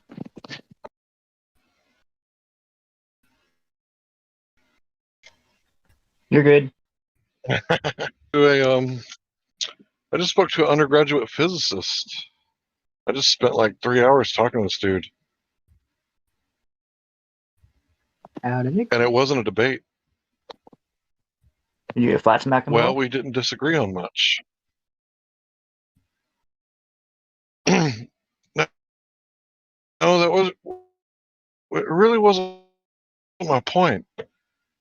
Could just completely burn them out on the subject, which is going to make them like have the Vanilla Ice effect, right? Or I could go over there and like talk about cool shit that they want to talk about and gain a little street cred, aka character building. So that's what I did. I went over there and I talked about science and the scientific method, and I was debating this French guy who didn't really seem to have it all together, and then to you. Like I heard what you were saying, and like I wanted to talk to you,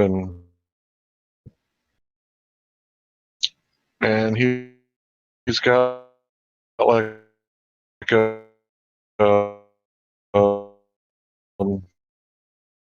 and physics. The only thing that he says is he has like a little bit broader of a definition of science than I do. It's like other than that, we didn't disagree on much, right? Or the relative truther guys. Like this dude seemed like he was like really authentic. Like it's like the difference between Taco Bell and authentic Mexican food.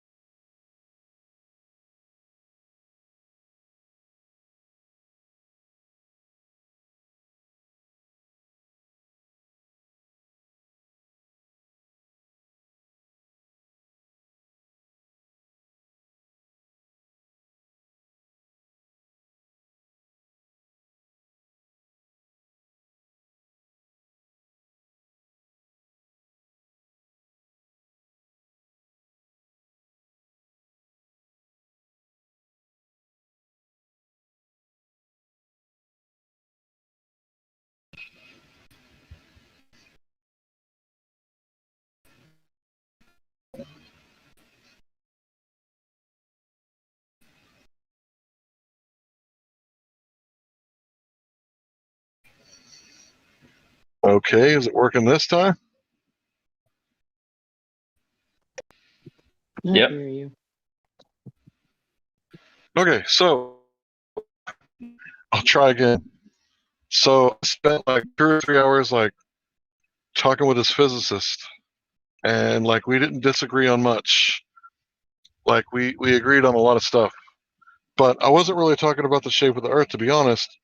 I was more talking about, natural science and how do you validate something, and because everyone else I've debated over there were kind of like spiraling. But this guy, like, it didn't even devolve into a debate because what we were talking about, like, we were kind of on the same page. And it was like how there's levels of certainty, right, with different science. And I was like, well, I don't think that, theoretical astrophysics is science at all. He's like, yeah, I guess I could see why you say that. It's like, but we can make predictions. It's like, okay, you can make predictions, but it doesn't work at the galactic level. He was like, yeah, that's right, but we can accurately depict, when the eclipse is going to happen. And I was like, but yeah, but that's a post-diction. And he was like, yeah, but it also works, like it has its utility. It's like a tool that we have. And anyway, like I just felt like everybody in the audience got like a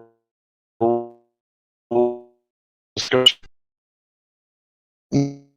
not because he's disagreeing with me on some things, but it wasn't like he was playing the game. He wasn't trying to win. He was only trying to like find common ground and further the discussion. So it was a really interesting conversation. One of the best I've had in 6 years.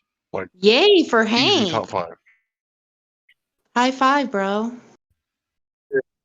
Thanks. I just, I kind of wish I could have recorded it. Did you give him were you able to communicate with them like an invite to hear? Yeah, maybe I should. Let me go fetch that link. That would be amazing.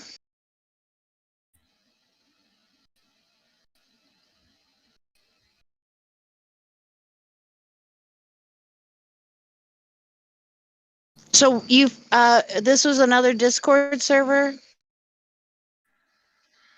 Yeah, it was the one that I've been hanging out at recently. The Wisdom Discord server.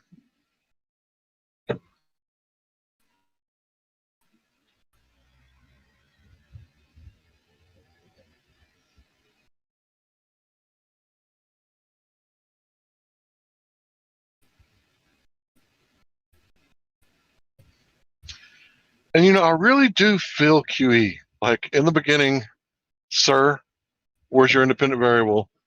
And it's like when you talk to like the right people and you can have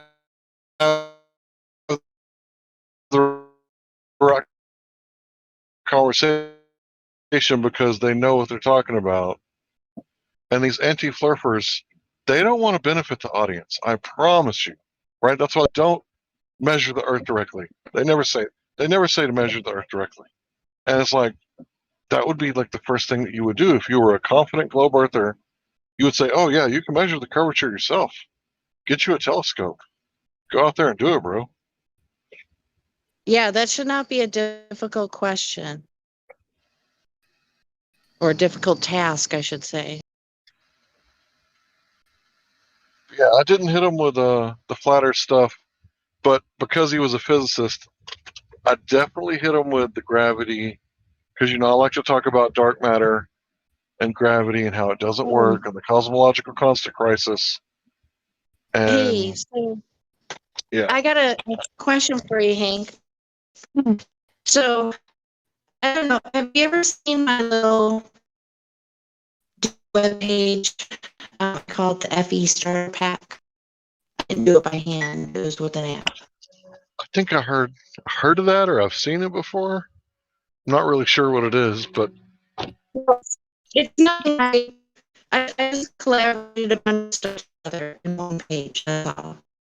And so I'm working on one elaborate for the last one. And so I think I'm almost on a more image switching around a little. But yeah, everybody posts so much stuff about it. And let's talk for some investigation. So yeah, when I'm done with it, I'll DM it to you if you don't mind. Yeah, for sure. I'll spread it around. That sounds like a really good idea. Mm-hmm.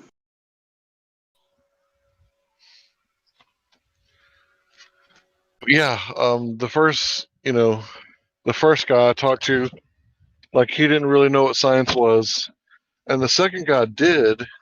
He just had a little bit broader of a understanding of science, and I think it's because he specialized in electromagnetism. And when you're talking about electromagnetism, it's like it's really hard to understand. Okay, so they don't have, the space-time fabric, right? But there is a thing called, electromagnetic field, right? But a field is just a concept, just like infinity is a concept, or freedom, or a point. A point is also a mathematical concept. So it's like on a lot of stuff, like he was like spot on. And he wasn't a solipsist, so he wasn't one of those relative truthers. That's what I call them, right? The people that don't know anything. It's like, yeah, you don't know anything. Like, great, like, congratulations, moron, move on. You don't know anything. Next. Yeah, next. Exactly. Yeah. Yeah, like this one we don't play that. Bye, Felicia.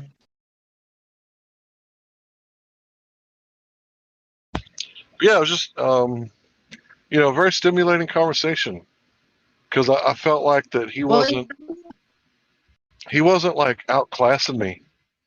He wasn't like being like hoity-toity. He was just like on the level, and he was trying to meet my level of understanding, because I haven't done the shit that he's done, right? So he sounds like an amazing future flat earther from his perspective. I mean, he already is one, but Yeah, I sounds didn't great, challenge man. him. I didn't challenge him to measure the Earth, Smart. but that's definitely going to happen. Yeah, Well, yeah, baby steps, right?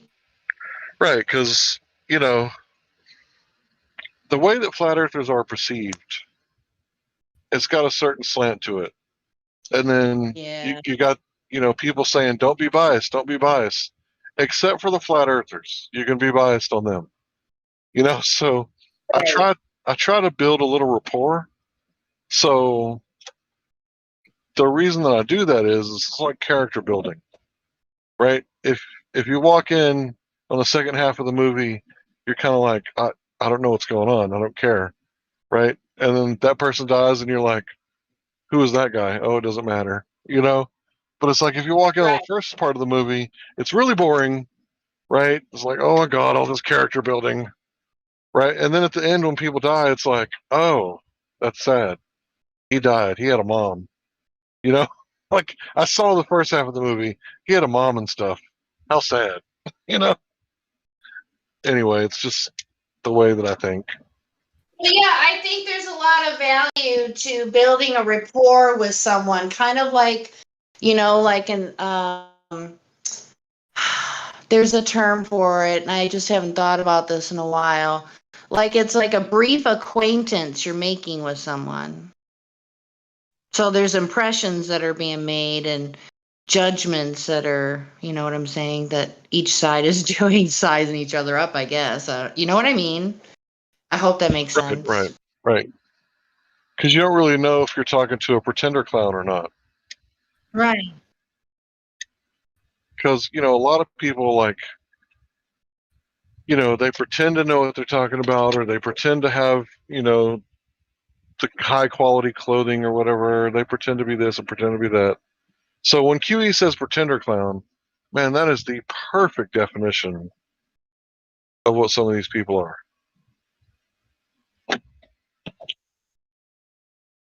They're clowns pretending to be, like honest people.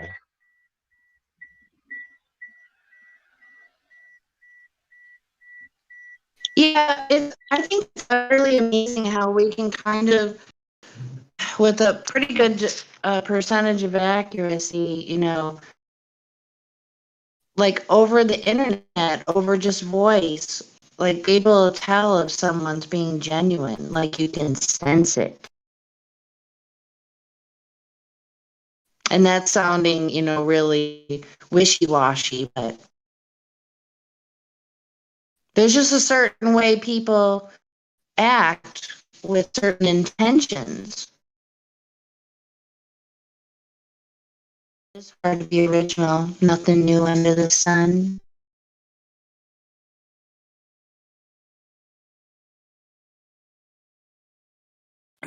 Yeah, because a lot of people just want to win the debate, right? They don't really care about being right or wrong. Yeah, like you could win a debate on what you just said, Jenny, your mic's I never. your mic's a bit laggy. What? Oh, sorry, everybody. All good.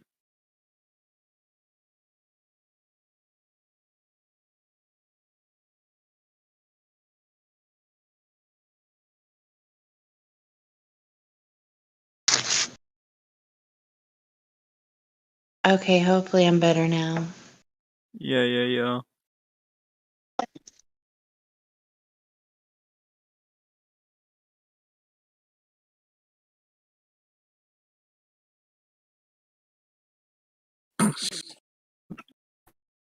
Good, Jenny. Okay, cool. I grew up on a CB radio, so as long as you're coming in like 30%, I can usually make out what people are saying. Nice. Kind of like being able to read typos.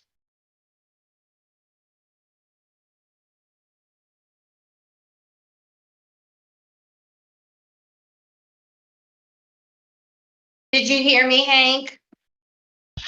Read a typo? What's that, man? What's that mean? What you described sounded to me kind of like how some people are pretty good at reading typos, like in a text message or what have you. If you misspell something. Yep. Yeah. I think the brain fixes most of it, Like your brain knows what they meant to say. Right.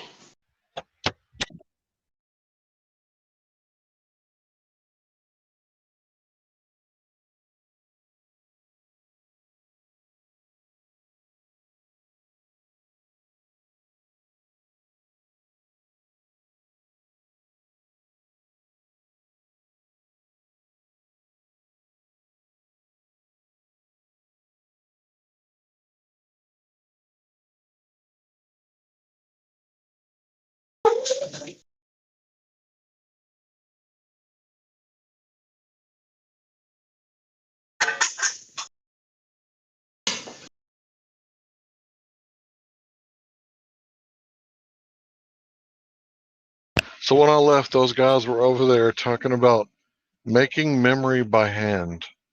So like memory sticks that go in your computer, they were talking about making some. That's weird. It's not something you hear in everyday conversation.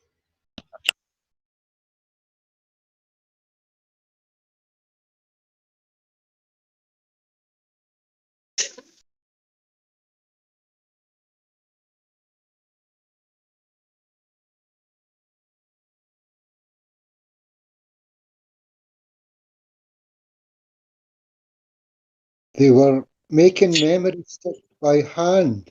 Like, embedding the chips and creating the whole thing, but was it for a purpose of downloading their own intellect, what there is of it? I don't know what they were doing it for, but they were talking about making computer parts from scratch. Like they were trying to assemble like a low power computer from like, you know, I guess kind of like baking your own cake, you know, not using the cake mix. I thought it was weird. Did you tell them? Did you tell them that they would need a garage and a time machine, and to go back about 60 years? It's kind of been done. Yeah, it's been done, but I think they're college students and they're like either doing it for fun or doing it for a project. Yeah, okay. So he said, this one I made has 4 megabytes. And I was like, wow, bro. I used to have a 386 with 4 megabytes of RAM. Like back in the 90s. I really did. I really did have a computer with 4 megabytes of RAM. My God. Was it as big as your house? No, it was, you know, a normal size computer for back then. You know, it's kind of hard to pick up and get through the doorway with, but yeah, it was Yeah. 386. I think it had 8 megabytes of RAM until we put it in the shop, and it came back with 4 megabytes of RAM.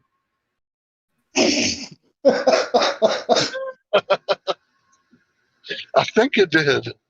But yeah, that was the computer where I learned the most about computers. But most importantly, I learned DOS on that computer. And I still use DOS to this day. I ain't gonna lie. I'll go to MS config and type in IP config and, you know, figure out what the IP address is and then go right into the router and start, you know, setting up a router. So I still use DOS prompt to this day. I remember being in grade school, 1979, and them teaching us what a bit or a byte was. I'm sorry. Uh-huh. Yep. So it's IP config, I think was the command.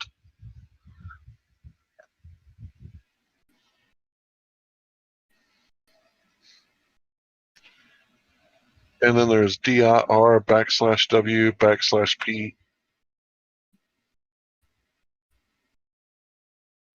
And then there's copy whatever you're copying, and then star to wherever you're pasting it. I think that's how it goes. It's been a while. Yeah, by that time I was chasing the dollar, my friend. I was out making money as long as I could.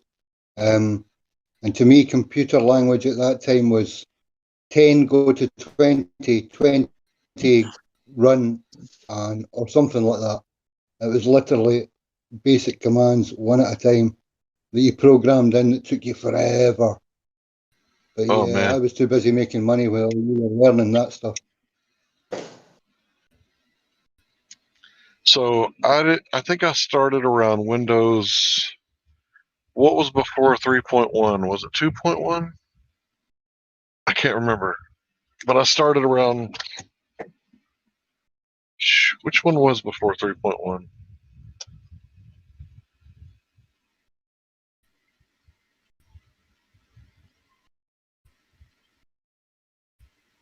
All I know is that you put like 6 disks in the A drive, and you boot it off the A drive, and then and then you can load a copy of Windows after you load DOS. I mean, yeah, after you load DOS, that's right.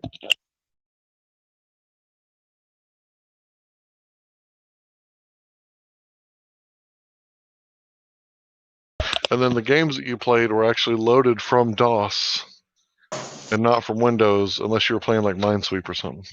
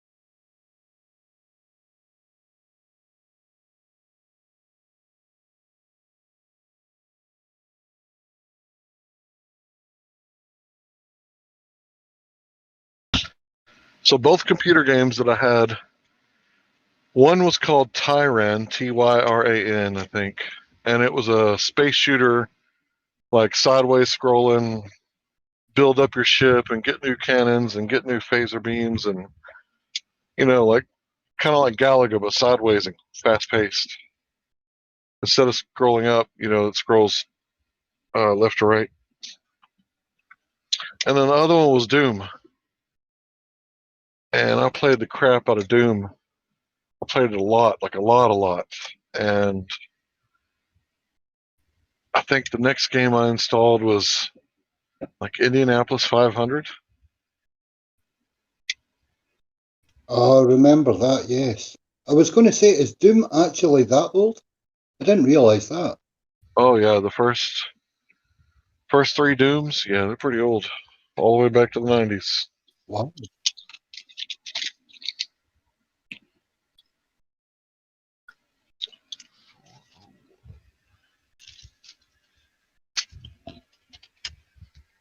Yeah, I played so many hours on those games. And then one day, I went to my friend's house, Billy, and he had Command and Conquer on Sony PlayStation. And I instantly fell in love. That game, Command and Conquer Red Alert. So you're fighting the Russians. And then I found out that they made it for PC. And the controllers are so much better. It's so much easier to control an army with a mouse and a keyboard than it is a joystick controller. And I was hooked ever since. So that's what made me PC Master Race. It was Command and Conquer Red Alert.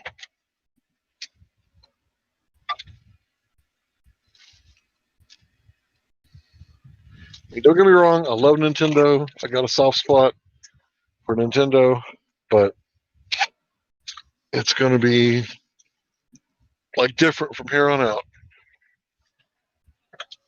So I think the best one is Total War series, because you don't have to do all that farming and building up your army. But if you like the farming and building up your army, the best one will be Cossacks 3.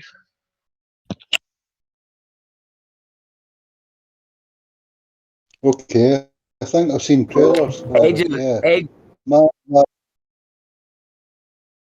Sorry about that.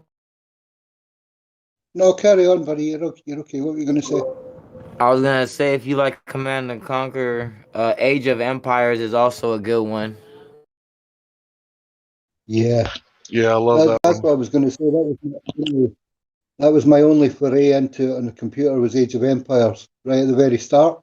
And on the PC, oh yeah, phenomenal. But I've got that on Windows XP, and you have to dig coal to fire it up for 2 days before it'll run properly.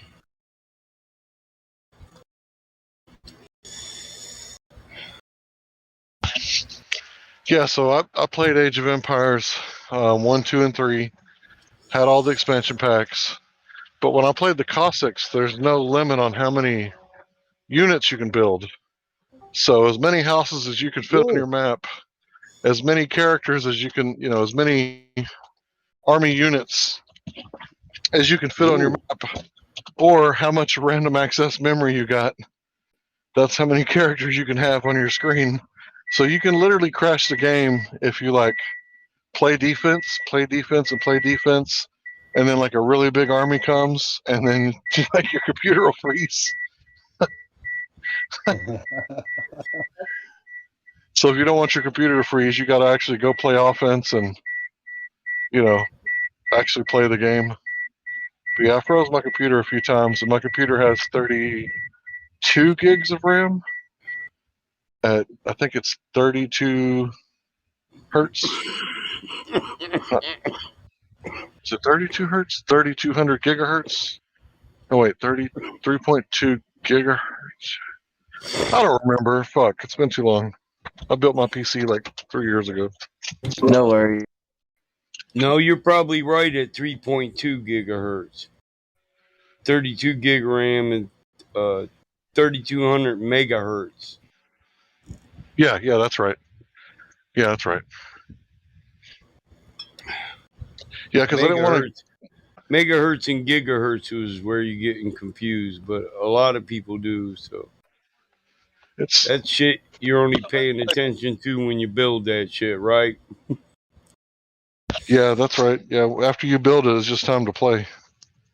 Yeah, I got an application that can unlock all your cores and boost it up, put your computer in turbo mode.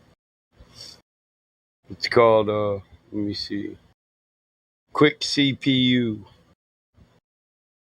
Quick CPU. You can turn a 2-core into a 4-core, 4-core into 8-core. If you're on a laptop and it's got all that battery saver shit, it'll override it and keep it lightning fast, but it won't. It'll kill the battery quick. But on a good laptop, quick means 15 minutes earlier than it would have. You know, quicker. Yeah. Have you got a link for that? For the CPU, quick CPU, I Yeah. can get one. I can get you one. I'm on a laptop. Give me a second. Thanks, man. There's so many. Every time I go chasing links, there's so many things called the same name. They're really sly. Yeah. Hey, And the if one you want you to so if you put your shit in turbo mode, make sure to pay attention to the temperature. If it's getting above what they recommend to be the recommended peak temperature, you want to turn it down some, so you're not Yeah. overheating. You don't want to burn up your So CPU. So idea is about 65. So let's think about it like you don't want to go too much past 75. You never ever want it past 85. Yeah, and those are generally their recommended peaks. Yeah. So 80 is a recommended peak, I'm pretty sure. Yeah, 80, 85 is getting hot. You might want to tune your shit down a little bit. Yeah. When you unlock the cores, it'll get hot quick. If you put it in, I mean, if you got 4 cores, you split them into 8 and you fucking turn it all the way up, it could start overheating on you. Yeah, mine's liquid cooled. I got the radiator instead of the incoming air. I got it on the outcoming air, but all my temperatures are below 65. The highest I ever saw it get was like 68 during the summertime. Yeah. So this is just the little notepad I'm on. Just like, it's kind of like a Chromebook. It's a little Dell. But I got CPU on it. And I'll show you what I mean about temperatures. It's got temperatures on it. You can see what the logical cores are, how many enabled cores, how many cores it actually has. So I have 2 cores, but I've got 4 cores enabled. Because you have logical cores. You know what I'm talking about? I'm not familiar with the software that you're using, but I think I can kind of understand what's going on. You know what a logical core is? Now, what is that? It's like a hypothetical core. It's a system dedicated just to processing data. It's a portion of the hard drive. So it's like it sets this much aside for the game. So it's like, yeah, so it's like a logical core is the number of physical cores times the number of threads that you can run on each core. So if you got 2 cores and they can run 8 threads, and you can have 4 cores. Got it. What it is actually it's not in your hard drive. You partition the cores. Right. A logical core is where you split a core into 2 threads. That makes sense. So you're putting a partition in there just like you can in your, your operating system. You can have a partition and then have two operating systems. You can have 3.1 and 2000, or Win 10. I got a computer here with Windows 3.1 that'll still get on the internet today. Oh, nice. Yeah, and it's not. Nice. Listen, it doesn't have all the RAM and everything in these new ones, but what it doesn't have is a shitload of bloatware, or the even the capability to be bloated or traced. So it's actually kind of fast. Yeah, those computers back then would definitely hold up to internet stuff. I mean, unless you're like Farm Villain and you got like a 3-year farm and all that stuff to Yeah, load. As long as you don't that have all that stupid stuff, you're just going through web pages. It's fine. this computer was a computer my grandma had. It was from Society of the Blind. So it was a build in 85, or 85, 90, 95. It was a build in 95. It's a big motherfucker. But when I took out all the shit for the blind talking text, text to talk, tells you what everything, you can listen to it, read to you everything that's on the page that you're looking at. For blind people can be on the internet. When you take all that out, man, it's got a decent amount of room. I got an extended external hard drive on it, an external memory too, but it's got Win97 and Wins 3.1. It's got two hard drives. Yeah, you noticed I only listed 3 games. That's when my hard drive filled up. Yeah, it's dude, this is a big fucking computer. It's a big tower.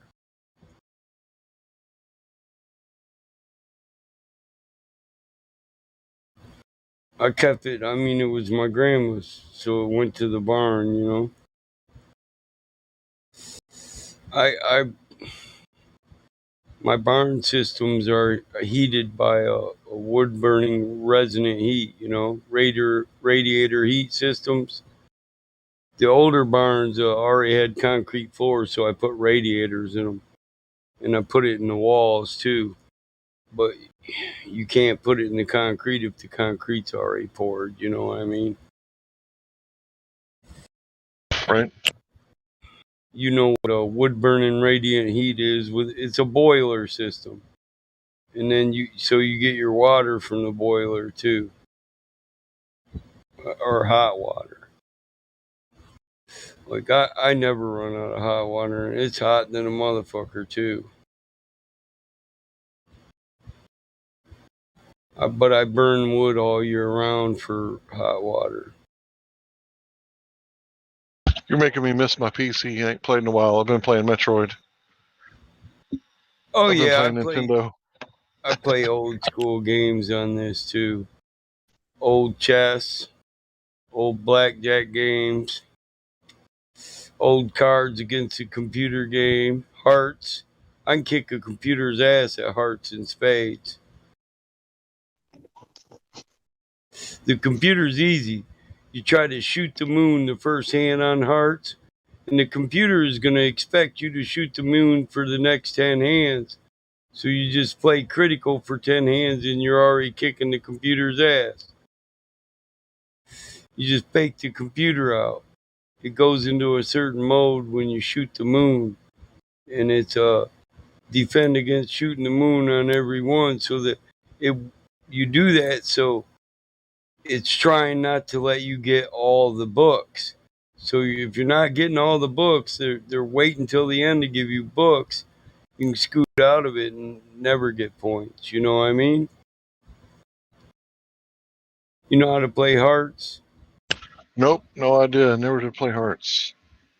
So if you take all the hearts, you get all the hearts. There's 26 points that can be given out. But if you get every one of the 26 points, then everybody else gets 26 points and you don't get shit. But for every heart you get points. And the first 1 to 500 loses. You want to not get hearts. It's like getting trumped with spades and shit, you know. It's like a flight. Shooting the moon's like a flight. Euchre or taking all the spades. It's spades.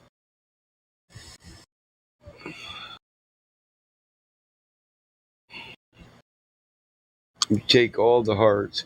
If you get, the king of hearts, that's 13. But if you take all the hearts, you give everybody else 26 points. And you don't get shit. So you just keep doing that. You try to shoot the moon the first time, but you do it without trying to get half the points, The computer will recognize where you're shooting the moon. And the minute it does, then it's already in the don't give you any hearts mode. So I'll take 12 points straight from the get-go just to put it in that mode and then dump everything after that. Just keep dumping because the computer just won't let you get no hearts. It's playing the other 3 hands.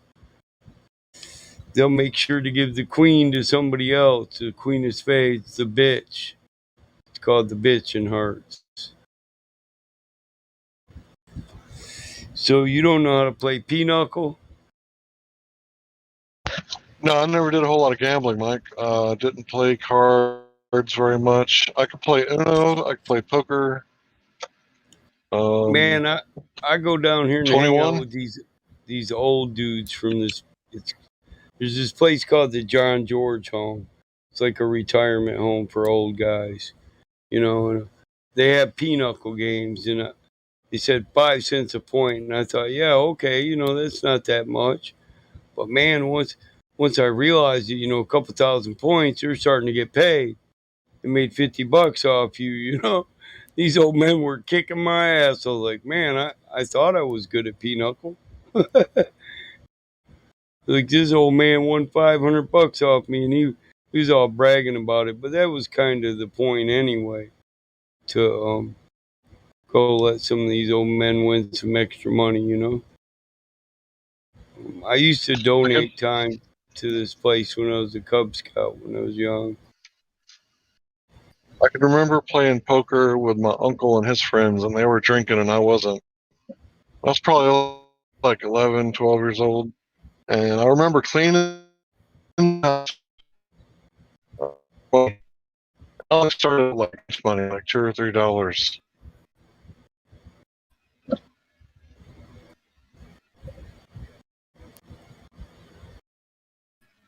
Yeah, pinochle, man, you can lose $150 in one hand if you lose by a bunch of points. I didn't think about it. Fuck, I lost $800 at the first time I went down there, and I thought, well, I didn't want to give them that much, but whatever. It's like $400 a month. Most of these guys are either on disability or they're retired. They can't afford, they get $800 a month on disability. They can't afford a house, consumers, rent, so they just rent a room from the John George Hall.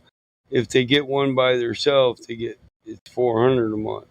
But if 2 guys decide to share a room, it's $200 a month a piece, And it comes with electric, and they got a 400-foot digital TV tower. These men, they're all right. They're still using DVD players, man. I burn movies for them. A lot of them they're old men, Just I like to help the old men out, and a couple of the guys that live there are veterans. Now they make good money. These guys are just being greedy. They're getting their $1,600 a month veterans retirement plus disability. They're getting paid. you're making $2,400 a month for nothing. And the two of them I know, they share a room, so they pay $200 a month to live. They both got mopeds. They like to drink though. You know, these guys, they both drink up some money, man. There's a school by it, and they'll go over there and set up their card table at this school, run like a 500-foot extension cord. And I don't know how they get away with it, but they're literally drinking on school property because you can't drink at the place. Like the one guy, he's got a little generator for when certain people work there. They don't want to let them run the extension cord. So he just takes the little generator over there and brrr.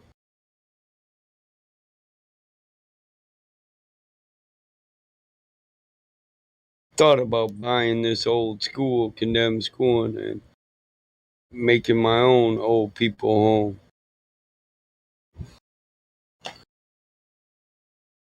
Yeah, that would be pretty cool. Like Well, buying something old and just putting some walls up in it. Well, yeah, I thought, the classrooms, fuck, you could put 6 guys in them.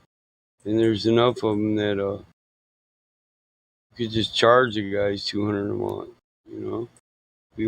that way all of them, but they have to share rooms. But fuck, old men don't care.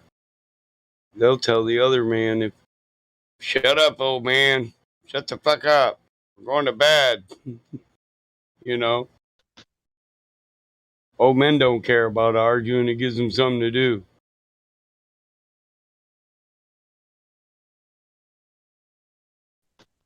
Yeah, them veterans, they got a curfew too. They got to be in by a certain time, or they get fucking locked Yeah, they out. go to bed. They go to bed at like 6:30, don't they?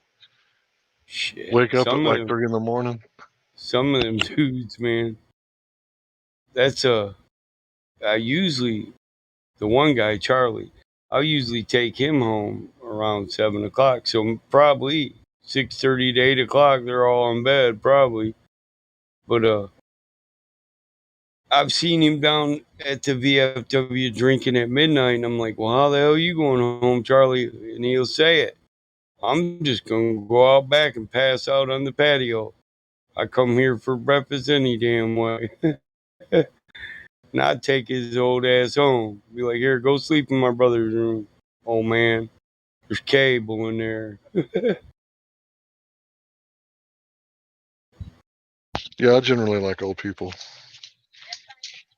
Well, the veterans of war are the ones that they tell me. They know how I am. So they're, this old guy's always broke. He's poor, can't afford clothes. He buys clothes he can't drink for the month. Then he gets the shakes. I'll go buy a guy some new clothes. I don't have a problem with that. That don't break me, He's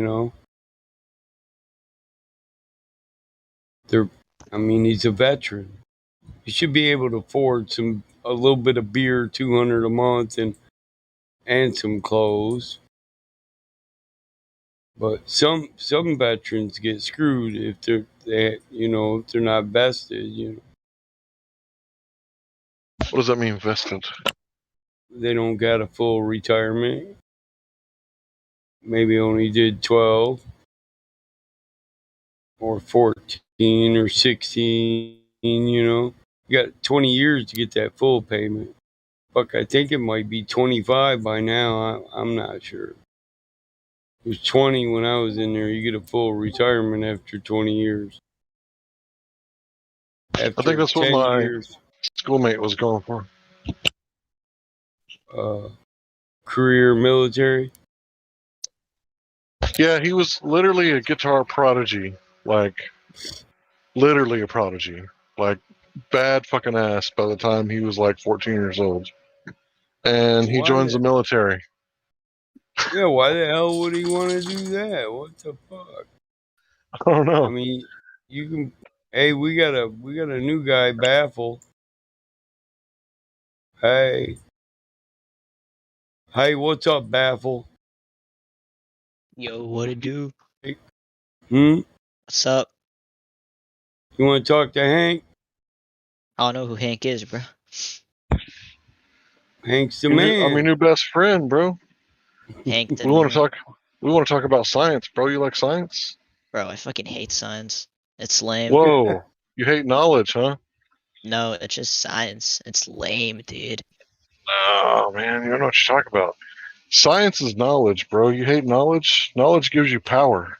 Bro, You hate history is power? where it's at. History, huh? Okay, history. You like reading about pages that are soaked in blood? Uh, I mean, no, not really. I mean, I don't That know. that can't be verified. Yeah, history can't be verified. Science can. Yeah, You I just mean, like, to some sense, it can be verified. Unless you're you're talking just about, like, not theoretical. really. It's if 8 different people write down history, you're gonna get 8 different histories. You've done the 10-person experiment in school. No, I don't know what that That's is. I don't that's think where anyone has. you line 10 people up, and you as a teacher go down and tell the first person a story, and then they got to pass it down the line. And then you see the evolution of that story as it goes down the line. The 10 Yeah, being the furthest yeah. from the I've never done original that. I've never story. done that before. I mean, yeah, that's like the whatever telephone game. Kinda, yeah. Kinda, yeah. Yes, yeah, it is. But it just displays that story is relative to each person that's telling it, and history is just the winner's story, and whoever the winner chose to write the damn story. Yeah. So you can say I can verify it, but you're just going to be going to more winners. And hell, why wouldn't the winners stick together? They want to keep running shit, so they all co-sign each other's stories. You can't verify shit about history. You can see how many different unverifiable history books talk about the same person, but that's still not collaboration, isn't verification. Yeah. Yeah, like in our history book in Texas, it says that Santa Anna was in the middle of the forest, dressed like a woman, trying not to get caught. Now, if the Mexicans would have won, right? Let's say they would have let's say they would have had their own Alamo event, like when we caught Santa Anna, and they would have like reformed the lines and took us. Do you think they would have wrote that in their history book? You think they would have wrote that down? No. No, they would have been like Santa Anna was victorious in the end. He defeated those Texans, right? The white ones and the Mexican ones, right? But look at how the Texan history goes. How often do you hear about the Mexicans that fought on the Texan side in the Texas history? They're I mean, barely mentioned, but they were there yeah, that's true. because there was Mexicans that were against Mexico and for Texas independence, and they were fighting alongside of the white Texans.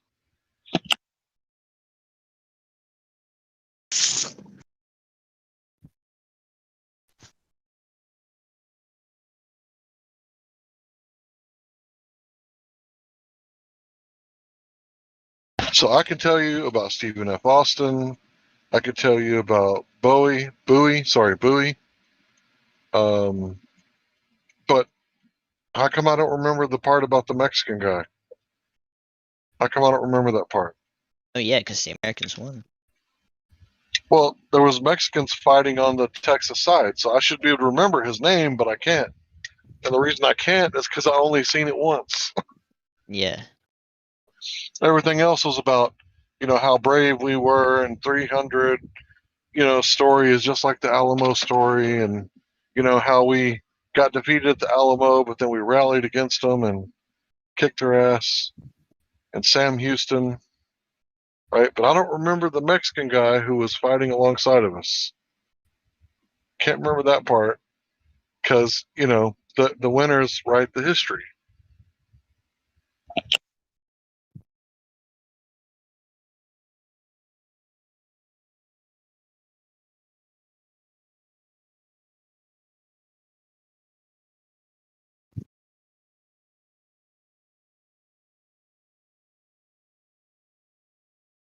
So out of all the videos I've seen, out of all the Texas history books that I've owned, I only remember one that talks about the Mexicans that fought alongside us.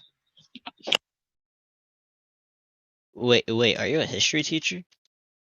No, bro. I'm just a person who likes to study. Yeah. I love Texas history.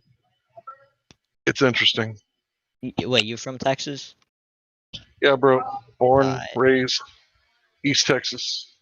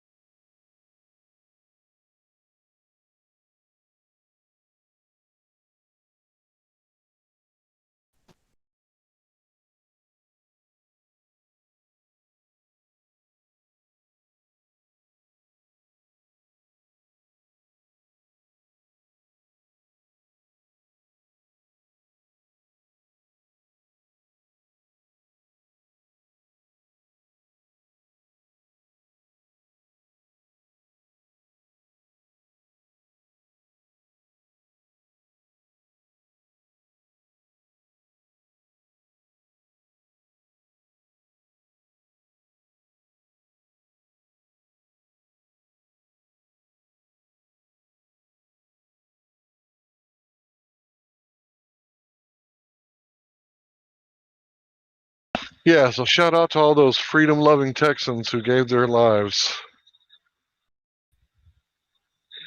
Should I even call them Mexicans? I don't think so.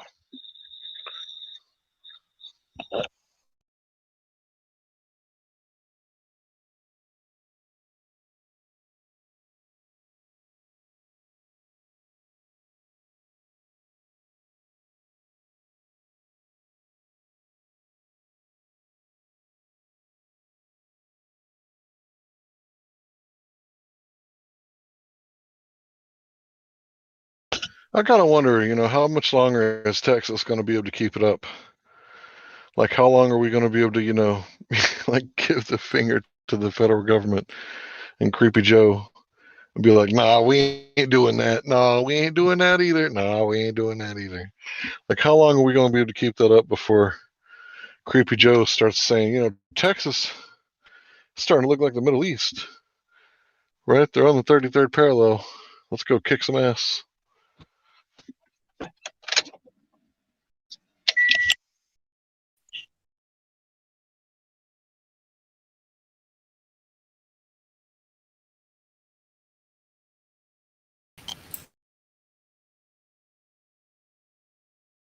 That's one of my favorite things to say nowadays. Nah, we ain't doing that. Kind of like my seatbelt. I usually wear my seatbelt. Put your fucking seatbelt on, Hank. I don't wear no helmet. Sometimes I do wear a helmet. If I'm on the interstate. What? Wait. So, no, you don't. What I Yeah, wear on the sometimes- interstate, they call a skull cap.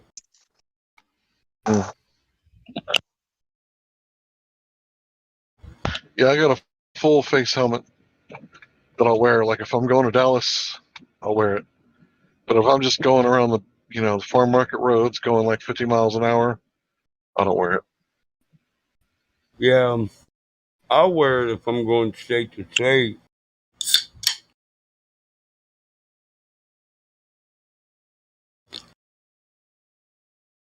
Shit, I only wear a helmet when I'm around a flight of stairs. Gotta keep it safe. Only wearing platers when you're drinking soup or eating soup. Yep. Yeah. Just got to make sure, I'm ready for anything. Hey, Glat, Flobe, I wanted to apologize for hogging that physicist, but I've been No, waiting a that's long time to get me. No, that's fine, dude. You were in there with the fervor and everything. I wasn't letting you do it. I heard him say something stupid. I was like, "Oh, I gotta get him!" And then I said it, and I was like, "Fuck, Hank, I need to give it back to Hank." He was destroying, and you were in there for I think hours. You right got before you a that. physicist under your belt now, huh? Yeah. It's crazy. I got me a couple PhD. I hear you. Yeah. Me I and don't know if Indio he's a and PhD yet. I don't know if he's a PhD yet, but I think he's close. me and Indio and Jose, we used to fight over them dudes. And me more and a Caterium. Them dudes would come in, man. It'd be a battle. Because you actually want them, right? You want the people who know what the them fuck are they're the talking people about. I'm here for. I'm not here for kids. I'm here for the academic evolution of the flat Earth argument.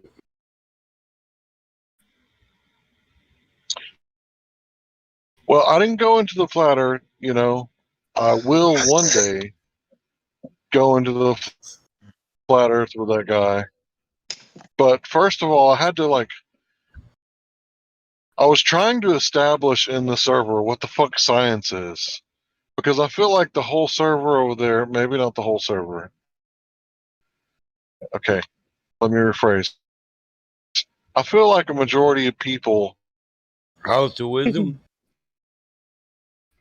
that are laymen don't know. I was asking, why are boobs good? Because his scientific method says ask a question. So why are boobs good? It's like, when are we getting to the science part? I can't wait. Because they are. Tell me about them boobs. Well, because they are. That's an 'Cause they just axiom. are. Boobs are good. What do you mean? We don't need the science, Hank. Don't take the boobs with your scientific argument. Boobs are boobs. And all you have to do to know they're good is say the word boobs or tickle Wow. biggies. Oh, yeah. Marry me a set of fat boobs. Wow. I asked a lady once why are boobs good, and she said, because they're soft and hard at the same time. I was like, That's that's right. it. And That's exactly. I'll be motorboating when I propose.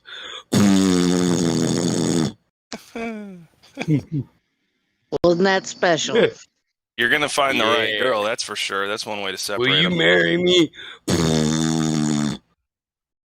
I That wish you reminds luck. me of a joke. I wish you luck with that, Michael. Oh, a freak like me with money, I don't need luck. I just need to Well, quit there you being go. picky. You just need to quit being picky. But it Wow. reminds me of a joke. Why does a man get on his knees when he proposes? So he can see what it's like from the other side? I don't know. Because he's not proposing to the woman. Damn. And if you didn't get that, motherfucker, you don't need to be married. I have never been married and I don't get it. I got another joke. You're gonna love this one, Jenny. He's on his knees. He's face level with what he's asking him to marry him. Think about it. Baby, Okay, will so you here it marry goes. me? I love you.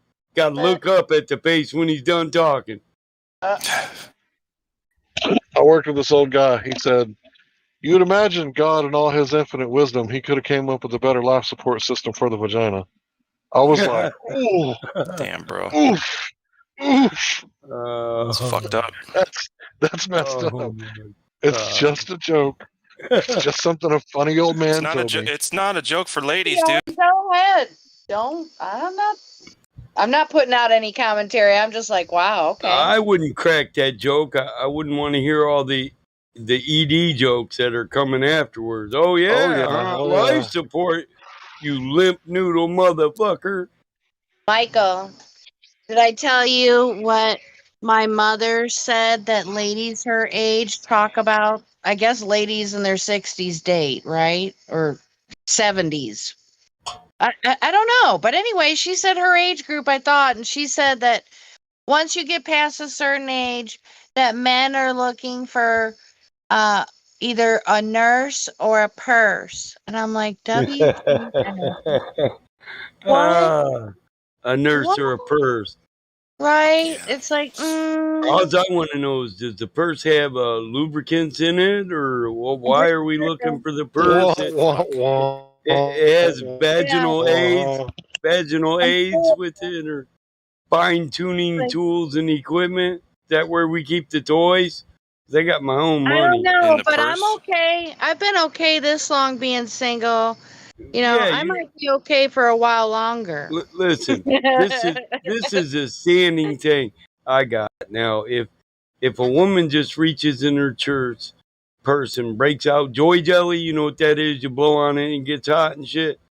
Now, that don't mean you I shoot do her now. down for the night, but it sure does mean you don't marry her. That's the spicy meatballs.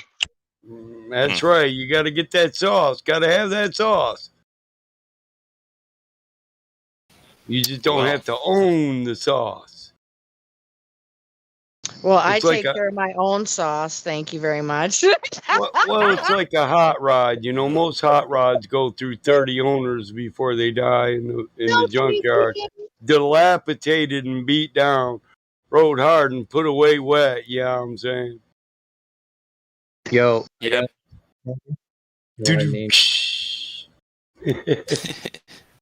What's up, box hops?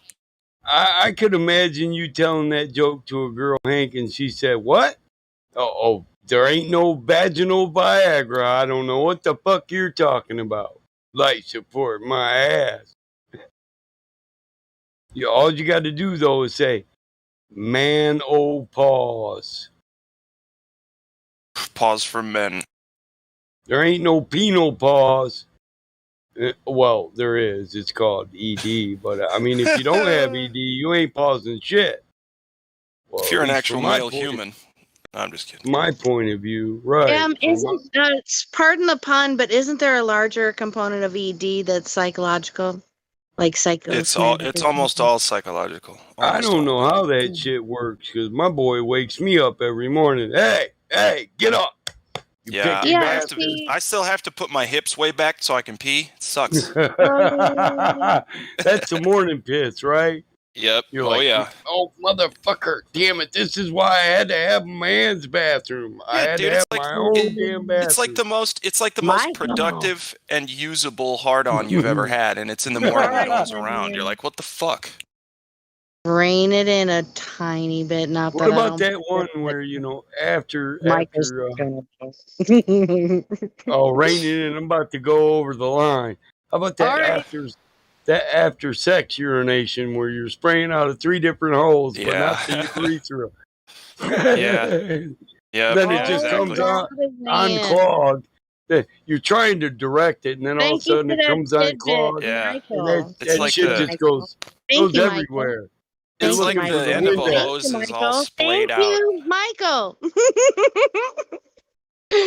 Thanks, I get Michael. to scrubbing bubbles. Somebody Thanks, DMing you Michael, for to telling shut us us all up. about that. I appreciate you. I get them scrubbing bubbles before I ever head to the bathroom in that situation. Just do your work, fellas. Wow. Sorry about the background noise, you guys. There's a helicopter that went right over me. We can't hear it.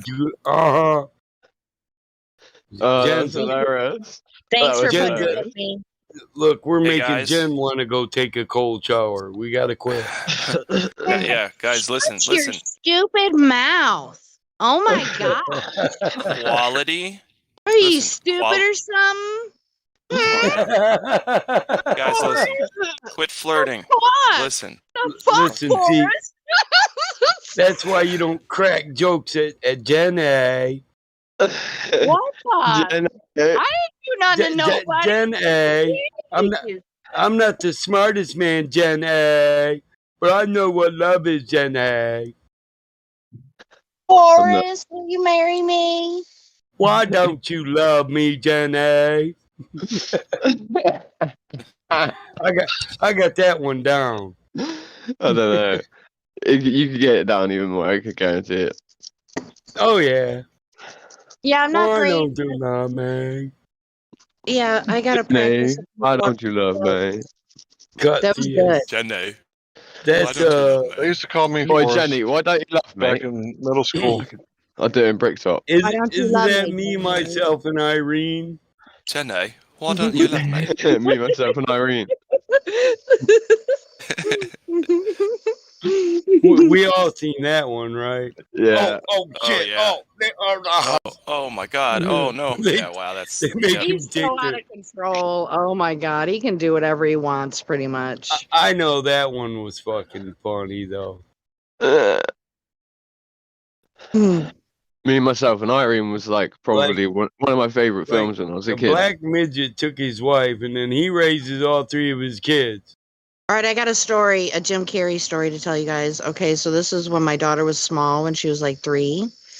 And I didn't see the harm in it. I let her watch Liar Liar with me. It was one of my favorite movies. I pretty much watched it probably a couple times with her. Yeah. You know, anyway, so I always kept any markers or pens and such above the refrigerator. Well, some jackass in the household decided to leave it on the counter when my small child got it and decided to write on her face just like Jim Carrey did in the movie. And I had to turn my head to the side so I could laugh. And I was so thankful. Wasn't his name Hank? I was so thankful that I happened to have rubbing alcohol and I put it on a Q-tip and got it off her little face right away. But oh my god, it's so epic. You got a daughter, Jen? That's awesome. Yeah. I didn't know that. Well, I mean, I didn't know that either. I'll be honest. As soon as you said I that, am I was like, 50, "What is you she?" guys. You didn't. Yeah, I mean, I was offended. I thought you were a virgin. I didn't know. I was Sorry. yeah. Oh my god. Oh my god. That's crazy. I was beginning to wonder if Jen A wasn't a nun. Oh, But no, yeah, no. literally, I was offended. This was the first I was hearing about it. How old is she? I'm offended too. She's 26. She's like 1 year younger than me. Oh, Really? sorry. Wait, hold on a second. Me and you got to be nervous about crack Can you now. guys hear 'cause me? I went to go look at the moon and I went too far away from my Yeah, 'cause- Wi-Fi. Sorry. I said me and you got to worry about crack now. My oldest daughter is 26 and a half. Sorry, you guys. Mic check. Can you hear me now? You are. Yep. Yeah, we hear you, Son of Jen. a bitch. Oh, you can. Okay. Yeah. I went away from my Wi-Fi. I was looking at the moon. But yeah, no. We heard everything you said. Oh, good. Okay, cool. Yeah. So yeah. My oldest daughter's working on 27. She's in the Navy though. She's coming home though. I finally talked her into saying fuck that shit and just come home. Don't worry about it, Mod. I ain't gonna approach your But daughter. so, needless to say, my daughter's a huge Jim Carrey fan. Well, she already got a man. Mine too. There's a goalkeeper in football, but people still keep trying. Liar. My daughter's the Is like second the degree most- back belt, and I've got that call from him on base. Dad, she beat me up again. The MPs wouldn't do shit. I feel so alone. I'm like, oh my god, I worried about this. I thought I made that one a little too tough. So wait, your daughter beat up her boyfriend, or? Oh, okay. Yeah. It's all well and good when it's in the military, Well- don't you worry. Slapped him around anyway. Well, good. He probably deserved it. Well, you can't say Listen, that. Come on. This is how it is. This is how it is. I roughed house with my daughters. They thought they were tough. I wanted 3 sons, but I got 2 daughters, and I'm that one that starts when they're 2 or 3. You know, taking little jabs at them, swinging at them, teaching them how to bob and weave, Oh yeah. wrestle your leg and take you down. You know, that kind of shit. You know. Don't I worry. You was should see sick- what it's like in my family. You get jumped from behind when you're walking Hey, down when- the street by your when they were granddad. 17, and he was waiting to be a military wife because he's a military wife as far as I'm concerned. But me and my son got stoned, and we were wrenching on the car, and we come in the house, and we just caught this. They were wrestling around in the front room, and she says, as soon as we walk in, "That's it, bitch. I'm tired of you." And she grabs him by the head and tucks his head between her legs and picks him up and pile drives him on the couch. And I looked at her brother and he said, "That's your daughter. Don't look at me." Then he says, "Sis, you got to quit beating up on him. You're going to You're going to make him into a bitch. Now, how's a bitch supposed to protect you?" And she said, "I protect my bitch. Mind your own business. Go to your room, pothead." She cracked me up. I was like, damn. He looked at me. I was like, hey, that's Look your at me, sister. brother. She just pile drived him. I don't know if I want to challenge her right now. She's feeling cocky. The old man's a little tired, you know. My gout fucking up my wrist. Got the bursitis in my elbow. It's feeling a little weak today. My arthritis is stiff. Oh, bro, don't you making me crack. I just don't want to fuck with her. Girls are fucking. They're well. If you know how to use Young the legs. girl. Hold up. Old man, what you talking about, Willis? I'm You talking started about with girls. all girls. ... No, not all girls, but most girls refuse to lose.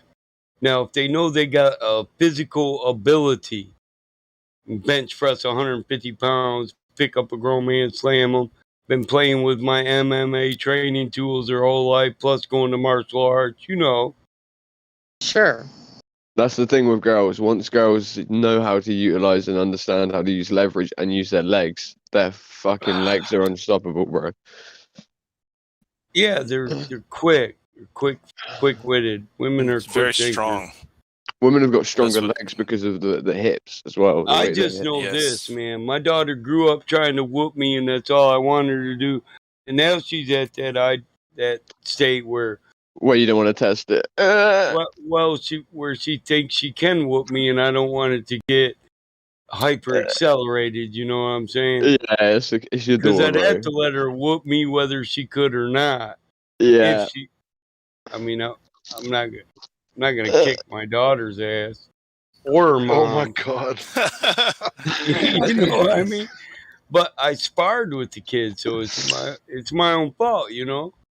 It's not It's your been own a, fault. it's not it's child been a abuse, dude. physical It's different. relationship. No, it's not child abuse, and I didn't teach her to challenge me, but I did Yeah. make her want to be competitive with me. So she's no different than the boy. The boy says it all the time. You're getting old man. How's the bursitis today? I might want to whoop your ass today myself. I'll catch you on the next 60-degree day, Dad, when I know the arthritis in your back is kicking. And I'm like, oh, you motherfucker. He's The like, thing is, though, Battlemod, the the thing first is, you're doing shot's the going. service. You're doing the service to your children, though, aren't you? At the end of the day, anyone. Oh, I am. You come from a family. Listen, I come from a family of I don't have to martial worry artists, about so them.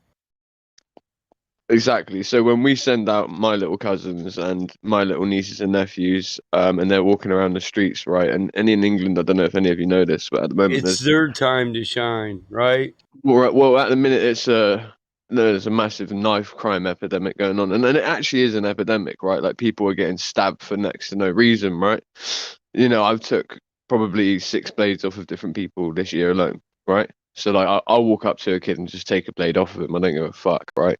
I'm a man, you know what I mean? He's 17, he's 18. I ain't I bothered can by it, right? disarm a person. I'm Well, with you. exactly. I just grab a blade, bro. I've always got a pair of gloves on, pretty much all the time. Gore-Tex or Breathe Tex gloves on, or I've even got, yeah, I've got something, or I'm either wearing Kevlar gloves. If I'm street Yeah, pastoring, yeah. My I son wear threatens to give me Kevlar. a kidney punch. But the He thing says, is, I'll start with the kidney punch because you know your kidney's getting old. I'm like, you little bastard. or I will don't break stop your making me fucking laugh. I'm leg trying when to you say try. something. No, but my point is that if you don't equip your children to go out into the environment that they live in, and you don't, and the point is you don't know what environment your kids are going to That's live in. right. This is what I keep That's trying to right. tell people. People in my area are like, right, we live in a pretty nice area. My kid can walk to the park and not get stabbed. And I'm like, you don't have a clue where your kid goes when it gets on the bus. You have no clue where your kid's going to end up when it goes to university, right? You don't know that he's not Yeah. going to end up down the road. You don't know he's not going to end up No, in Brixton. you You don't got know to he's not going to end up prepare. in Tower Hamlets. Listen. Yeah, you have to prepare them for what we know about the world, and that they're going into a fucking evil place. It's not a nice place. We can't Exactly. prepare them for lollipops and rainbows and shit. We got to prepare them for piece of shits, assholes, and scam artists. Well, this is what I And try and tell parents when they want to put their kids into self-defense. kidnappers. And I'm saying put them into self-defense. The only thing they're going to gain out of it, they say, well, what if they never end up in a situation where they need to defend themselves? I said, well, at the minute, I can see your child. He's all rattly and nervous when he's doing things and you're telling him to do stuff because he's not sure of his own Confidence. capabilities. It's about him Right. being competent with his own body. So it's about him having self-assurity in himself that he's able to Yeah, go that's. forward Hey, and protect himself. It will mean that he goes a different direction in life because he does the self-defense. He'll yeah, do that's. shit he didn't do before because of the self-defense. Hey, that's why I make them competitive with me and make them spar with me. Then I become Sifu. You're And when teaching them you exactly. You're right, and becoming when the they teacher. when they feel like they can, when I feel like they're ready, I give them the impression that they could probably whoop Sifu and Sifu's backing off. That way they walk in confidence. There's no second guessing their strikes or their moves. They Yeah, do listen to it. this for a story. Battle They mode. This is the story. execute that shit. You know Of what I'm course they saying? do. Of course they do because they've got Hesitation the to get you fucked up. exactly, bro. And listen to this for a story, right? So for black belt gradings, yeah. So this was my auntie that was doing this. She was doing Shotokan karate, not that karate that you go to a McDojo and do, where you get a Yeah. black belt within 1 year. No, we're on about Shotokan Yeah, I karate that know. takes you years and years. She used to walk 8 miles every day, 8 miles That's there, why I 8 do miles back. Kempo. Kempo is brilliant. We teach Kempo. Yeah, you don't get a black belt in a fucking year. Yeah, there's either. no, but you don't get a black belt in a year in Kempo. Never would that happen. It takes at least 10, and then to get into your damage, you're talking 20. But Yeah. so the point is this is the story. Is for her to get a black belt, right? Well, no, this was for her to get a brown belt. Sorry, in Shotokan karate, she had to have a fight with the protege of the Sifu, right? So the protege of the main teacher. right? He was a black belt first dan, right? The main teacher was a black belt fourth dan, right? So effectively, what ends up happening is she has to have a fight against him, and she has to basically go 5 rounds with him, and she just has to stay the distance. She has to not get knocked out, right? Because remember, real karate, you do kick people in the face. Okay, this is Yeah. real karate. You do actually kick people in the face. Oh yeah, in a black First belt. round, Yeah. listen to this battle, man. First round, yeah. He comes out, the protege comes out, you know, first dan in black belt, first dan. This is for her grading. She's done all of her katas, she's done everything like that. Now she needs to fight him for 5 rounds. The first round, she just throws around how. Remember, her dad is my granddad. My granddad is one of the most well-renowned martial artists in the UK. So she wasn't just an artist in Shotokan karate. She knew Kempo, she knew Wushu, she knew Jeet Kune Do, she knew my granddad's environmental combat system. She knew lots of different martial arts systems, right? So she was very sure of herself. My granddad obviously used to train with her every day. He used to, you know, same with my mum. My mum received the first Cali Eskrima sticks from Dana Santo, right?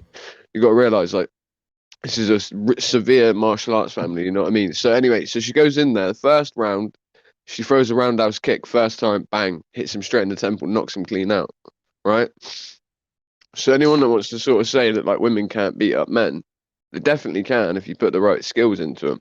So she ends up knocking out the black belt first dan within the first 13 seconds of them entering into the pit. You know what I mean? And we call it the pit because obviously if you go into it, you got the mats, right? You got the sides of the mats, and it effectively is matted up on the sides. And it used to be an old swimming pool, basically like an old kiddie's paddling pool, and they converted it into a dojo. And anyway, so she knocks him out first 13 seconds with a roundhouse kick to the temple, and that's it. You know, she got a brown belt. It was I thought it was for a black, but it wasn't. It was for a brown. But yeah, she got a brown belt. But nowadays, martial arts studios, they don't make requirements like that. So the issue is when you have a belt system, the belt system that you have better have some pretty strict requirements for the person to go up a belt, or even if you're going up in stripes, it better be that, let's say your kid's a white belt and you want him to go up to a yellow belt, right? Or yellow to green. You've got to make him fight the kid that is above him, that's a similar weight to him, of the higher belt. Yeah. And you want him to almost win, or at least do well or hold his own, for him to be able to get the belt. Well, because a the belt or a achievement will be gi up. attached to that. Yeah, a belt or a gi up should be based on application of a practitioner.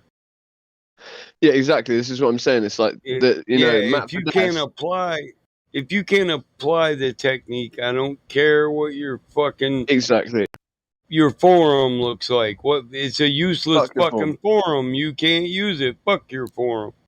Fuck your katas. Kick somebody's ass, motherfucker. Well, this is where I say that if you want to be a black belt in any of our My gyms, master, yeah, listen, my master always said, Alright. forum doesn't have to be perfect. Katas don't have to be perfect. But when you put it to use, that's when it has to be perfect. Well, yeah, but he's a Kempo teacher. If you're learning Kempo, he's going to be that way just innately because of the way Kempo is. You know what I mean? Yeah. Like that's Well, just it's innately fluid, part of it. But It's like, fluid. It can change for the person who's doing it. If they can enact a move quicker. Well, my Strike point is quicker. this: if you've never been in a national competition, and it doesn't take much to get in a national competition for Shotokan karate, Kempo, Wushu, Kempo, or even listen, it doesn't take much to get Wushu is into. the shit. Listen, it doesn't take much to get into a competition for that stuff, right? You know, it doesn't even take much to get into Jeet, even though that's quite a slim market, that is, right? It doesn't take much to get into a competition. My point is you should be competition tested before you should be allowed to even go up a belt. That's my opinion. Yeah. That's what our gym yeah. runs on. Our gym That's runs on why, that philosophy. So I went to Master Jim Webb's dojo, and we had to do full contact martial arts competitions. My current gym, we don't even have any belts because it's just all Muay Thai, But so that's we don't 'cause- even have belts. Yeah. So He made you do that because he didn't want to give you a belt and have you out there bragging you got this belt, but you can't fucking use it, you know? Exactly. This is the exact same reason when my granddad first started out, when he was training people, he would train people hand to hand combat, but he would do it on the side of the vernacular of teaching them judo and be at the same time. So he was teaching them judo, but he was going, no, I'm going back to the original judo system where there was no belts, right? And so he wouldn't give people out belts, and he would only give belts out to people once he realized that, because remember, it's, you know, the family motto is Misero Securo Disco. I learned to succor the distressed. I learned to help the distressed. Yeah. So we want to put that motto into the heart of every person. Until they've got that in their heart, they ain't getting a Help belt. the right? weak. They're not getting a belt until they understand that, and it means what. And if you're a person who's going to go around bragging that you've got a belt and you're going to use it to make someone else weak, you definitely ain't got that motto in your heart. So you're definitely not having a belt. Do you get Right. what I'm trying to say? And we hear everything. We know when people are going around acting tough after they've been Am to the I gym. my brother's keeper? Exactly. Yeah, I don't like them guys that go into the gym acting tough. If you want to be tough, then go get into a cage match or go Well, no, take if they a come in acting tough, then they I, get knocked I'll down a peg or two. listen. I'll tell you what, a full contact martial arts competition is actually, you can get hurt quicker than you can in In a street motherfucking fight, of course. MMA, Of because course. I can do a standing crescent kick to your grill. Mm-hmm. You know, in a full contact martial arts, the head's Yeah, when open. someone heel kicks you in the As teeth, long it as you're hurts. standing. Yeah, as long as you're standing. I can't, you know. Well, there's certain instances where you can kick a motherfucker if they're bent over, as long as they're not one knee down. Exactly. You If they haven't can't. got a knee down, you can knee them in the side of the jaw in Muay Thai as well. It's Yeah, like, you know, it's especially if like left way. Look at left way. If any of you know what yeah. left way is, So that's where you use your head. It's called the no art of the seven limbs, right? So you've got 7 points yeah, of attack. You've got your head, you've got your elbows, you've got your knees, right? You've got your feet and your hands, right? So in that competition, they don't care if both your knees are on the ground. They will still knee you straight in the jaw, right? They don't care. Because if you're standing upright, if you haven't, as long as you haven't got one of your hands on the floor, and sometimes they'll kick you'll put one of your hands down on the floor, right? And the left way fighters, they'll kick away the hand that you've got on the yeah. floor. They'll kick it away, and as they kick it away, they'll come through with their left knee and knee you straight in the jaw, so they I don't break got the rules. bursitis now, bro, because my elbows are deadly. I got them bony elbows, and I've always used them. I headbutt a motherfucker and then elbow him. Elbows have always been exactly like my ruthless lethal Toot, weapon. toot. Same. I can fire that shit with such speed. You know what I mean? Yeah, Like, once you're overextended on that, I tried to knock you out, but you didn't go down. You could easily get a quick elbow in the because thing you're is, in that's why I close. couldn't do too well in Bah! boxing. I couldn't do too well in boxing because every time I missed a Ah, hook, I would always follow through with an elbow naturally because of my background. Do you know what I mean? yeah, Because of the way I was taught growing up, it yeah. was like if Toot, you miss toot, a hook, you're gonna end up. If you toot, miss a toot. hook, you might as well follow through with the elbow. You know what I mean? So I would get in a lot of trouble trying to box. You know what I mean? And it took me months and months to stop myself from elbowing after a hook. Because I could land a hook and then still throw an elbow straight afterwards, and it made Yeah, sense for me to do it. It was I like it don't was know. second nature, I bro. It was kind of, second nature. yeah. I went to school. I was going to, classes for martial arts, or I was going to Master Jim Wed's dojo of Kempo style before I Yeah. boxed. So, No and name. then, right, and then, I was green. So I was just moving up, and I was just learning boxing. So it was a little easier for me to separate them. I Well, could have the thing is with that is like as well. The other thing is boxed they Golden didn't want Glove, me to dude, separate it too but much. They didn't want me to separate it too I much because we knew MMA was coming up. You went know, to core. Yeah, do you know what I mean? We knew MMA was coming up, so like I was given quite a lot of leeway on me following through with elbows because really the it's boxing training was still for the not. MMA. It's still not full contact fighting. It's still not It's still not, no. martial arts level for the true martial arts practitioner. You know what I'm saying? It's not. Yeah, you're right. It's No, 100% not. it's restricted. It's still Boxing's restricted. easy. Boxing's But that's easy because in terms of the what you've moves got to we leave protect yourself. out are deadly, and the Hmm. fights if we use this shit, the fights would not last as long because the 5 for the practitioners last 2 seconds, that bro. are excellent at waiting and then delivering that knockout kick, that shin to the proper place, these people would win, and it'd just be a systematic movements tell you overextended yourself, and then it's over. You know. Exactly. But that seems to be what happens on the street, though. That seems to be what happens on the street It whenever. is. So, like, if I can be anyone's ever tried it now. with If me I on the was in the street, bar and three dudes jump on me, I'm gonna try to kick every one of them in their fucking face. same. Whether I'm it's not. with a Yeah, shin, same. a heel, a knee, they're getting Exactly. They're getting it, and they're getting it I with my want to. range. They're Yeah, getting it with my I range. want It's that simple. Yeah. exactly. So Yeah. that's what I was gonna say. I want to get the first two guys before they're even close to me, and the third Exactly. guy, I want to get him after I'm striking the second guy, so it's a fluid movement from one to the At that next. point, it's going to be elbows, most likely because of the proximity of the third guy close to you. Because if you can, Right. if you can roundhouse the first guy or at least side kick him, you know what I mean? Like I've always said this to people: a Kicks are massively strong, deadly. listen, People don't know. a massively strong side kick, yeah, to the side of someone's knee, right, will put them out of the fight It's a 100% broken of the knee. time, nearly.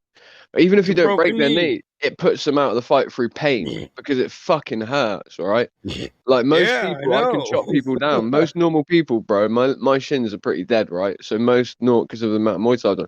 But most normal people, I could just chop them down with leg kicks. I can just go into people, bah, ah, ah, like that, kicking them in the legs over and over again, and then they start to realize they don't want it anymore. You know, Cutias. That's funny. chopping people down with leg kicks, and you can do that to groups of people I as ought well to make because my you can punch daughter them do up. a video. When my oldest gets home, I should make both my daughters do a video. A You really spar should. video. I should a spar video just to encourage women. Yeah, man, definitely do. You'll see a 16-year-old and a 26-year-old who could both be considered highly deadly.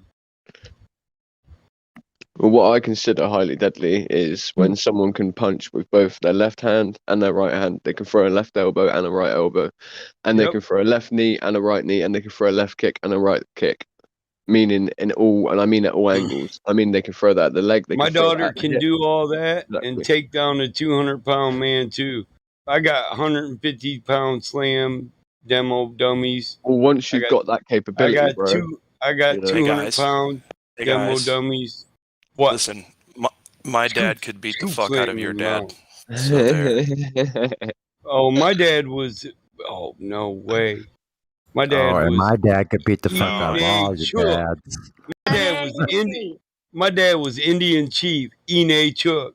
Looked like Grape Ape. That motherfucker. He didn't have to say Ine Chook. He was already tall. Who's got the baddest He dad would of them listen. all? His dad sounds like I his used dad to- would just tell other people to beat you up. So that's kind of the same realm of fear that my dad come from. You know, you wouldn't really get a chance for your dad to beat my dad up. My dad would just tell his friends to beat your dad up. You know what I mean? His kids.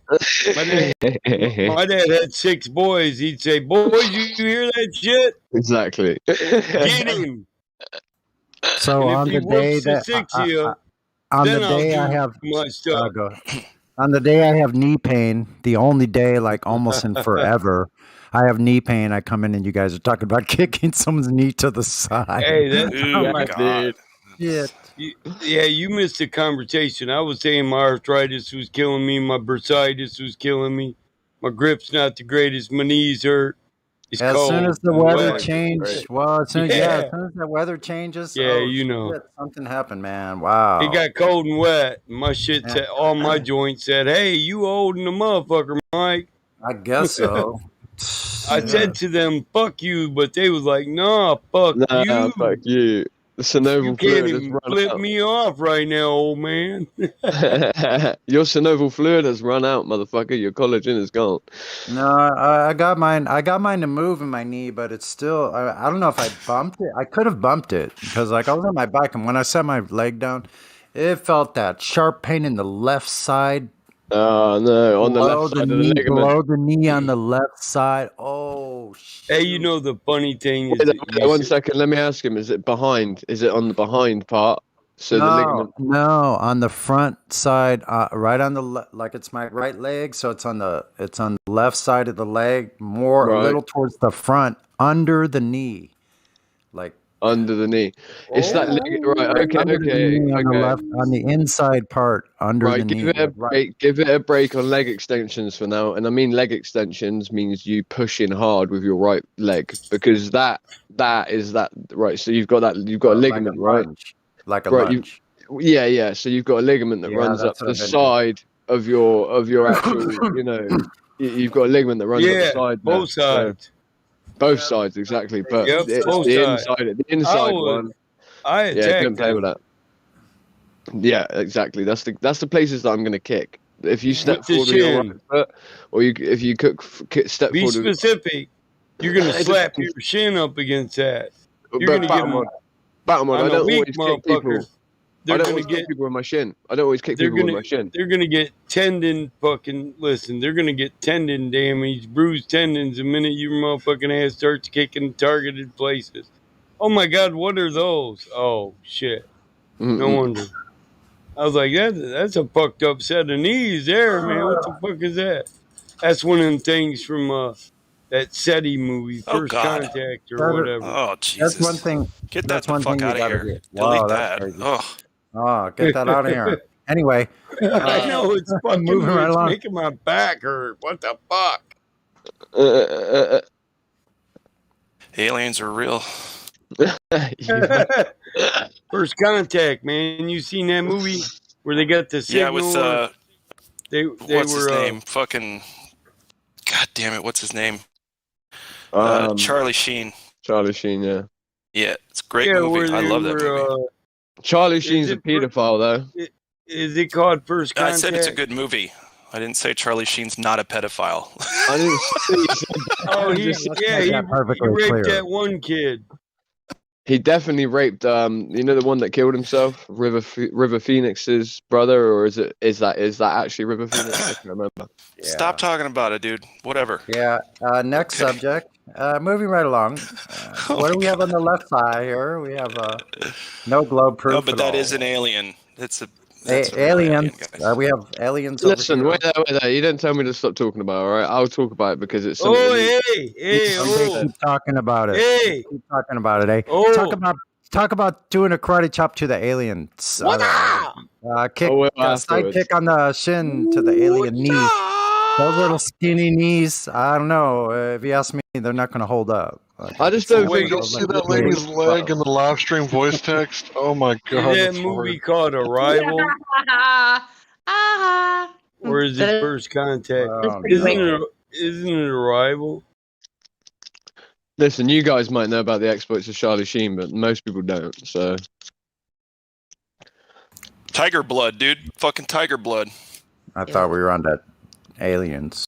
we are onto aliens. Well, I I'm think Charlie Sheen is an alien. Uh, Like, yeah, you know, that whole A family rape, just gets a rape uglier. alien. That's why he's anal probing people. He's a broken android, please. She's the reason Corey Haynes is dead. Exactly. I'm the- Thank you I very think- much, Hank Hill. Thank you very much, Hank Hill. Thank you. Mm-hmm. Yo, just one question. Who the fuck is like this Chan Chi, whoever you guys are talking Charlie Sheen. Charlie Sheen. Yeah, Charlie That's Sheen. what I'm saying. Chen Chi, Osao, Where did you- Wait there, you don't live in Hollywood, do you, bro? Because if you do, you need to know Charlie Sheen. Nah, bro, I'm from the Bronx. I don't know what the fuck. He didn't, he's from the Bronx. He didn't understand the accent. Charlie Sheen is a comedic guy. He's Oh, from model. Man. Oh, that was a crack on you, crack. Charlie Sheen. Who Yeah. Charlie Sheen? I know no Yeah. Charlie Sheen. I don't It's a sound role Asian, model. so I didn't get the joke. What? Was Charlie that's Sheen better. getting what? That's better. That's better. That's better. Hey, crack. Yeah. I happen to have this really amusing screenshot. I'm pretty sure it came from you. I'm not sure. It probably did. Oh, I'm gonna have to mute Jenny because I'm about to go stupid again. The screenshot See, dick pics are for amateurs. Real men get out there in real life and Slow disappoint down, women. bro. Oh, Slow down. I got a wife. All right, you see that? Wow.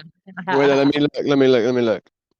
It's clean, that- dude. I put in live stream voice text, so it's all What the hell good. is that? Is Yeah, that yeah, like a that's ham- for me. Oh, Yeah, yeah, Is yeah, that like a yeah. hamburger villain? It's from That Hot was Shots, isn't that it? was- guys, okay. that- So, guys, let me clear so something up. butt pics, ass crack pics. That was from when Code No. Miko came in, right? That was from when Code Miko came in, and all of her Yes. followers, they saw my name come up on the screen, and they were like, "What? Like, who the fuck's crack villain?" They're like, "Ass crack villain, ass He crack." was calling you ass crack. Really? Us crackian. Crack. How did Ass you spell crackian. her name? Was And- it MIKO? And now we went to this as a subject. All right, we don't have to. It doesn't have to be a subject. It doesn't have to be a subject. Can we go back to that creature's knee? Did you see that Yeah. 180? What? And then she propped her elbow up on it like she's trying to watch her cell phone. Oh, Well, on the way, what if I cut the shit or? Get ready. Oh What I'm talking no! about. At 50 minutes past the hour. Yeah, that's just a trick, Is a bro. crack villain. I That's don't just a know. trick. That don't look like no trick I've ever seen. That's a trick, bro. I've seen plenty of Bro, people do that. I'm gonna be calling you ass crack from here on out. and every time I'm gonna talk to Jenny, I'm gonna say, "Don't make me go motor stupid, Jenny." Crack villain ain't no trick I've ever seen. I know what love is, Jenny. Son, Are you stupid or something? Oh shit! He fucking got me. Sonny got me good.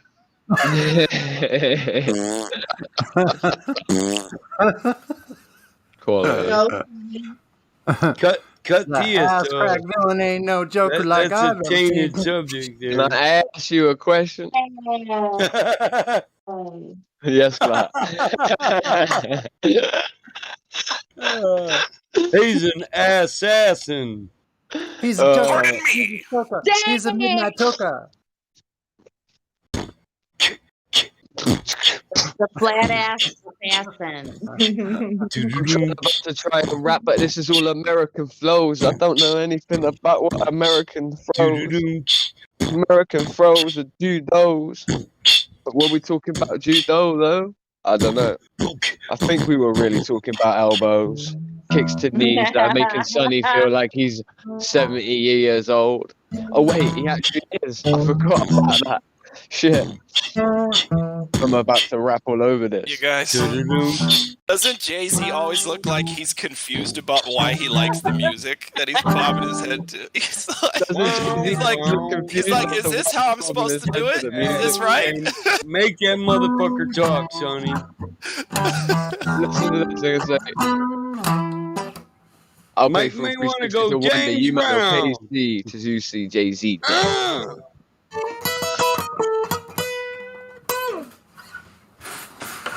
Took my girl. You know that ain't right.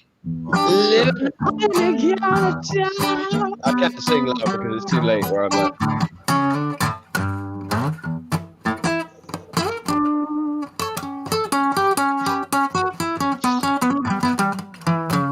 You don't know the payback? Hey, gotcha. Payback. Revenge. I'm mad. Gotta get back. I need some get back, some payback. You get down with my girlfriend, and that ain't right. Iron cousin, you wanna fight. Payback is the thing that you gotta see. Hey, brother, don't do any damn thing to me. Sold me out with chicken change. Told me that they had it all arranged. You had me down, and that's a fact. Now you punk, you gotta get ready for the big payback. Ow! Took my girl, that ain't right. Now you run into town, Talking about you want to fight. Second. What Sonny? Wait there. We've just found that was Battle Mod singing that, by the way, and we've just found we've just found Battle Mod's style. That's it. Where he sounds good, because I actually liked how you sounded then, Battle Mod. So that's your style right there. James Brown is That's my Motown. shit, yo. James That's Brown's right. your shit right there. So, Brown. brother, wait there. I can get We found your niche. We found your I'm niche. ready. I can dig scrapping. Yes, you sound good like But I that. can't dig that motherfucking backstabbing. Because it ain't happening. Hey, anybody can do James Brown, man. He ain't hard. Not like you, Michael. You just gotta yell that shit. You gotta yell. No, it sounds good when you do it. Shut up. Sonny, you're way too loud. I can take that over the line too. Sorry. Hey, bottom line, it's as far as freestyling goes, I think Battle Mod is one of the best on here. So I'm not about freestyling. We're talking about he just sang James Brown and he sounded very good, right? Get And up! I've been I waiting said for to get him up! to Get on the scene! Like a sex machine! Get up! Get on up. I'm telling you, I reckon he was out. Get on up! Yeah, but you get the ha! Get the ha! Good God. I love it! I'm pretty good at James Brown myself, but I can't do it. It's too late. Too late for that. Okay. Wait, it's never too late for that. What are you talking about? It's too late in my house. I've got people that have got to be up at 6 a.m, and it's Papa 3 got a a.m. brand new Hey, bag. goddamn it! I have to be up that time too. But in it's America. 6 in the morning is a different time for you than it is for me. If I don't want, I don't have to get up tomorrow. It's a man. Okay, well I do have to go to work, you know, but Why are you complaining to us, Healy? get on up, get up, get on up. Set sail on the sea. Get on up. I'm your sex machine. Like sex machine, like American sex machine, yes? American sex machine, yes. It's Oh yes, it's the American sex machine, yes. Yeah. This is a man's world. It wouldn't be nothing without a woman or a girl.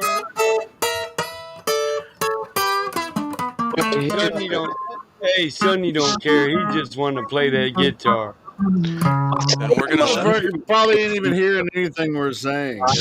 Hell no. I hear everything. I know you. I'm fucking. Listen, Sonny, wait there a second. Turn down the sensitivity on your mic, or make it so. Because I don't mind you playing the guitar. It's just if it's too. You've got a good mic, obviously, for some reason. Let me go to my settings. I think No, you just need to. I disagree with Crackville and leave it the way it is.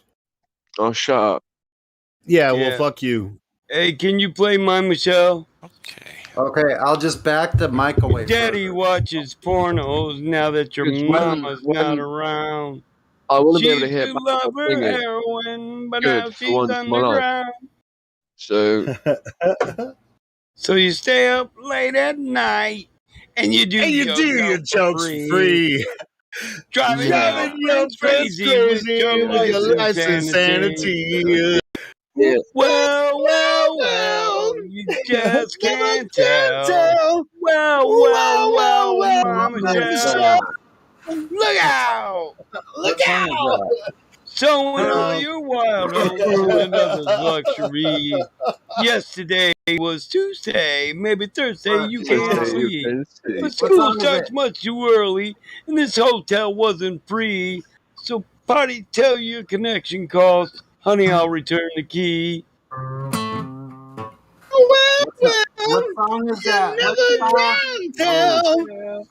Well, Mama Michelle. That's what I'm talking about. I'm all alone on my Everyone own. I'm needs trapped on the love. phone, telling You my know bitch that leave me it's alone. I'm true. sick of hearing your Someday moan. I'm you'll living find someone that'll fall in love with you. But all the on time it takes when you're all alone.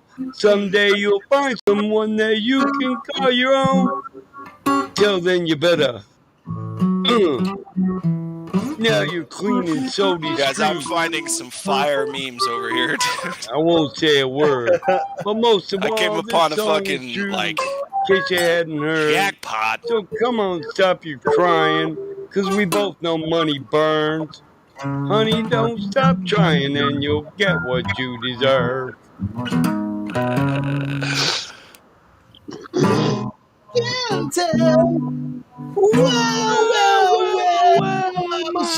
Michelle.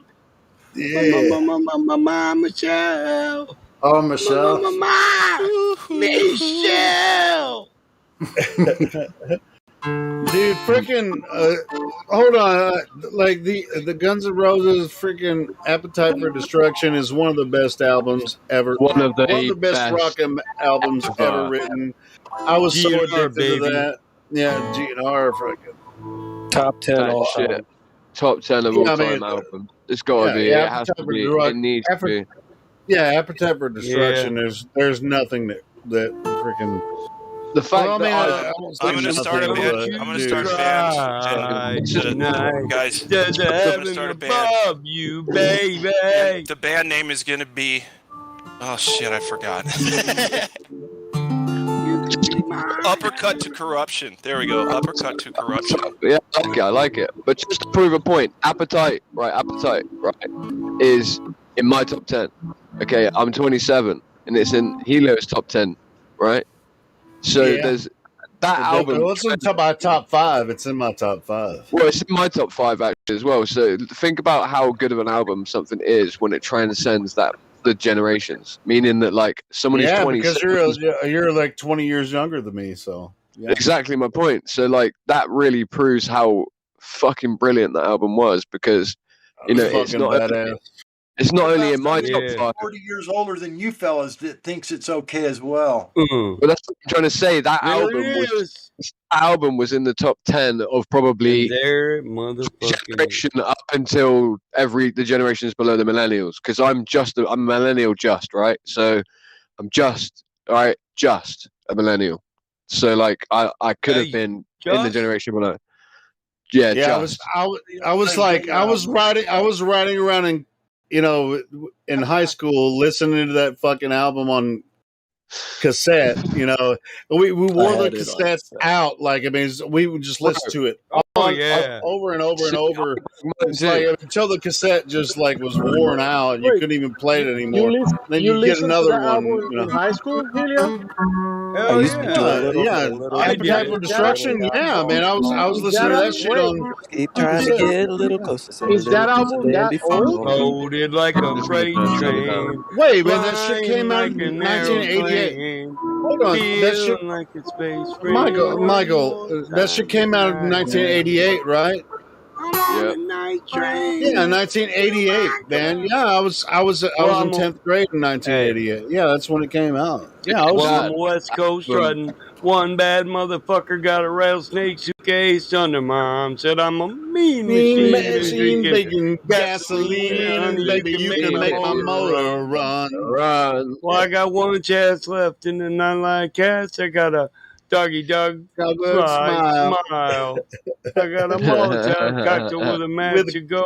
I smoke my cigarettes with style. I can tell you, honey, you can make mama yeah. Wake up late, hold on. Clothes and take your reggae car. Sonny, can you hold on a little bit? All right, Jimsy, were you being sarcastic? I mean, because yes, yes, that shit came out in 1988, like 88, 89.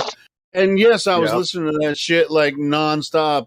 I was fucking in love with that album. What do you mean? So listening to the lyrics that you guys are singing, were these people a bunch of psychopaths, crazy ones, or?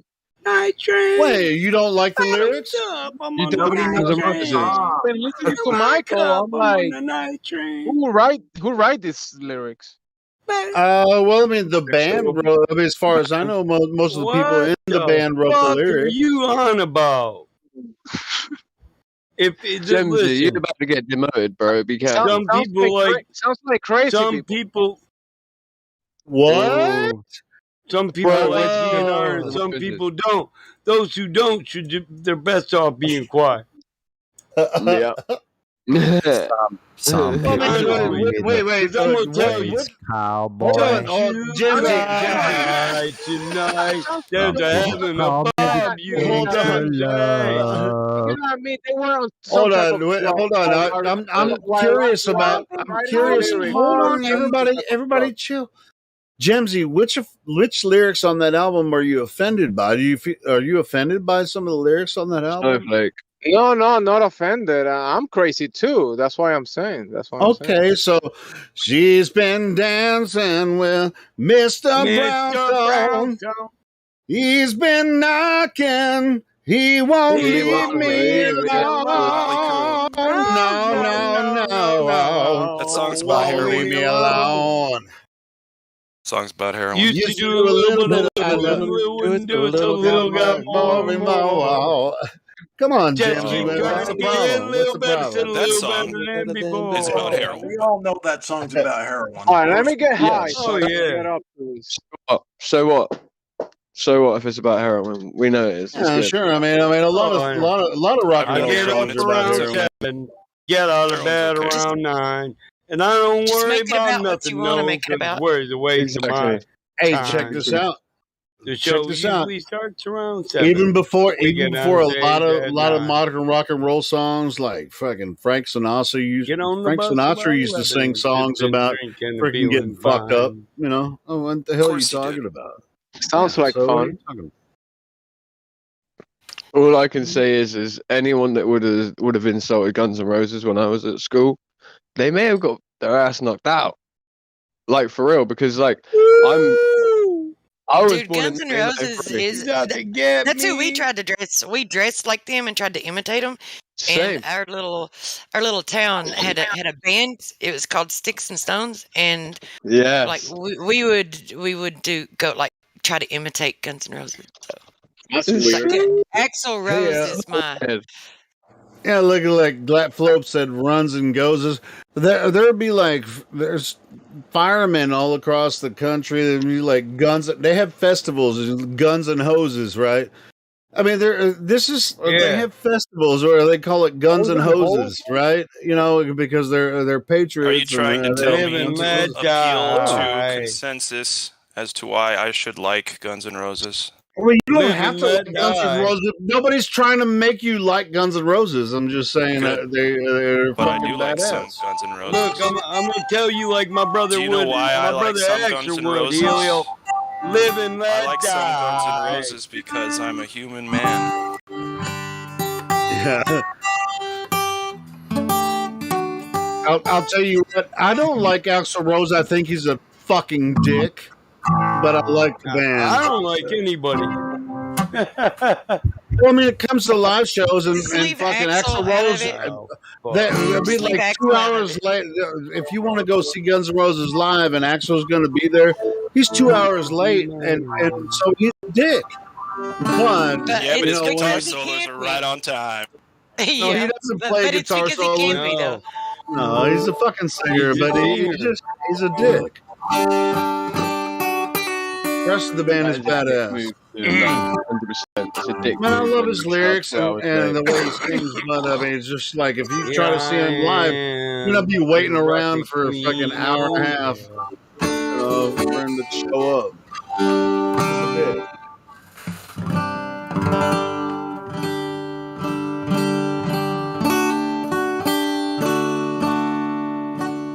The dude probably lost his soul, so he probably doesn't have his soul anymore.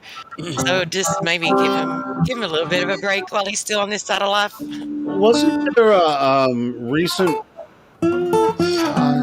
If I say I don't can't need find anyone, it, but I think I'd there was say a he recent saved place you. where I Alex can or turn on Axl showed up. anyone, just like I've turned on you. I've got a tongue like a razor, a sweet switchblade knife.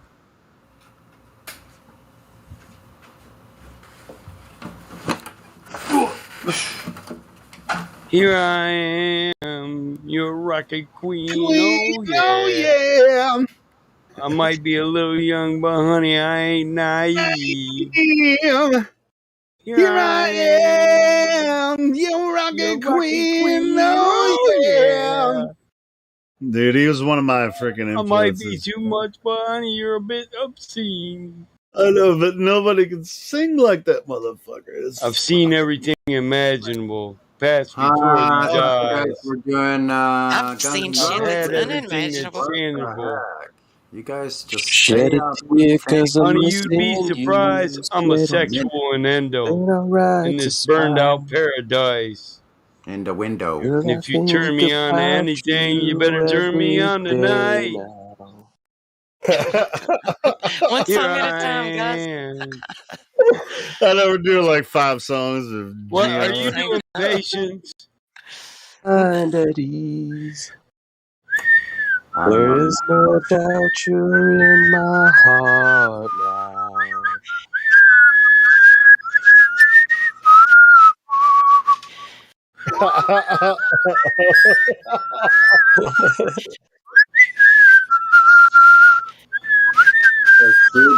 Dude, GNR's music crosses generations. This is fucking badass. Shed a tear cause I'm missing Missing you. you. I'm still alright to Alright to smile. smile. Girl, I think I know about Want you every you every day day now. now. Was a time when I wasn't sure, sure, but you but you But you set set my set my my mind at mind at ease. ease. There is no There's no doubt doubt you're you're in in my my heart heart now. now. Said woman, woman, take it Take it slow and slow. it'll work Look itself yourself out out fine. fine. All we need is just a just a little little patience. patience.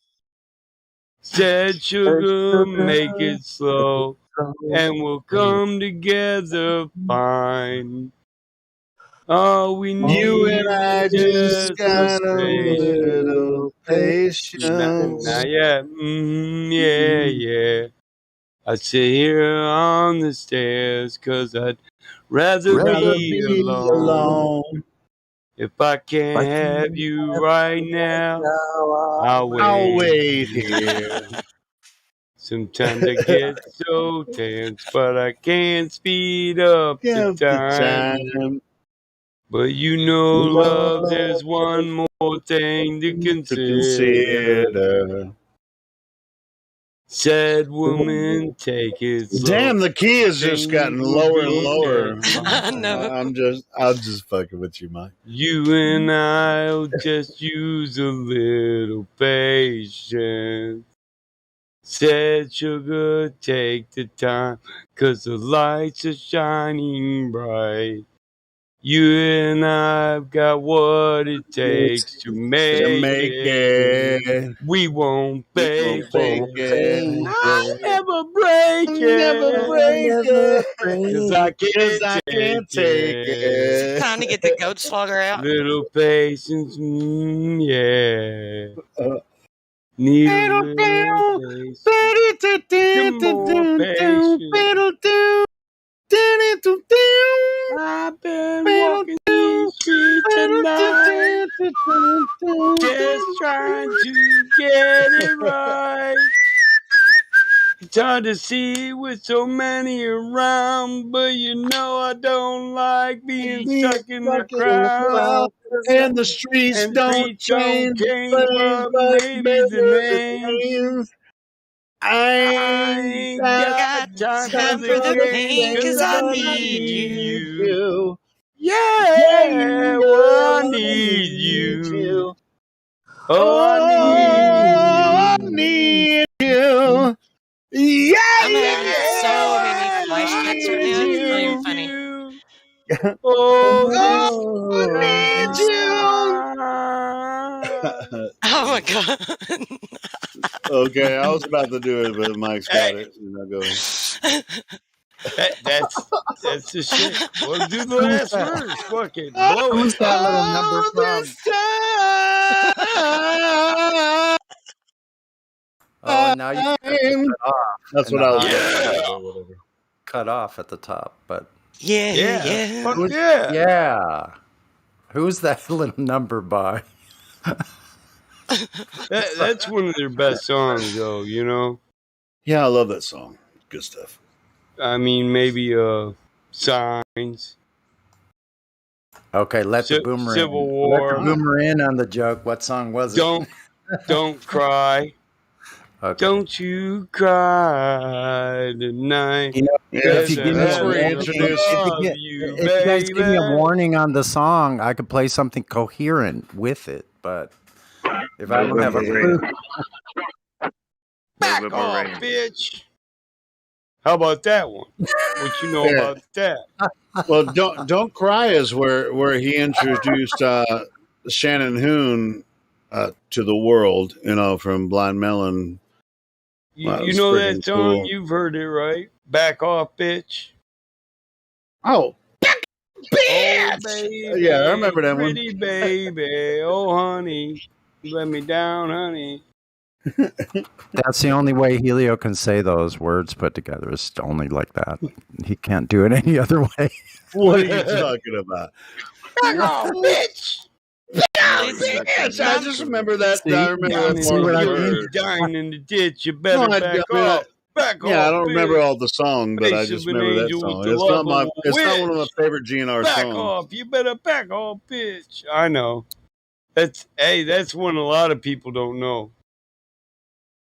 I remember the song. I They just not one of skips my right favorites. over it. Right. He screams that one too. He's mad at a bitch. Like Dustin Bones or Coma. He's probably pissed off at one of the band members.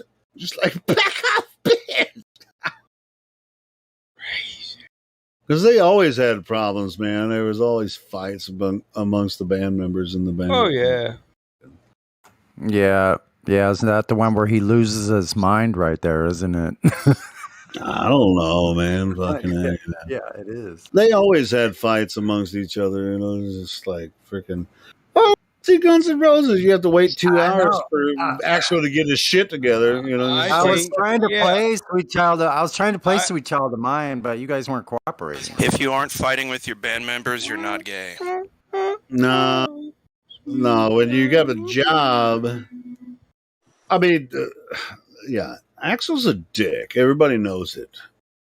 Yeah. That's That I can agree with. Axl She's is got a a dick. smile that it seems to To me me, reminds me of childhood memories where everything was as everything was fresh a as fresh bright blue bright blue sky. Now and then when I When I see see your your face, face, It takes me away to that special place. I stare too long, stare too long, and cry. oh, sweet child of mine. Oh, sweet child of mine.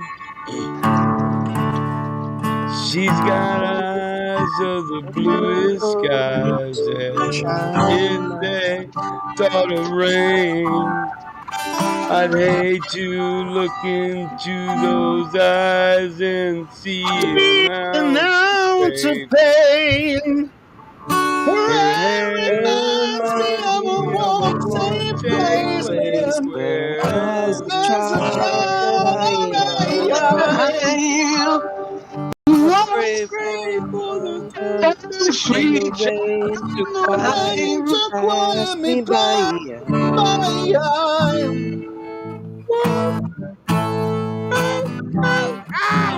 It's impossible to keep this.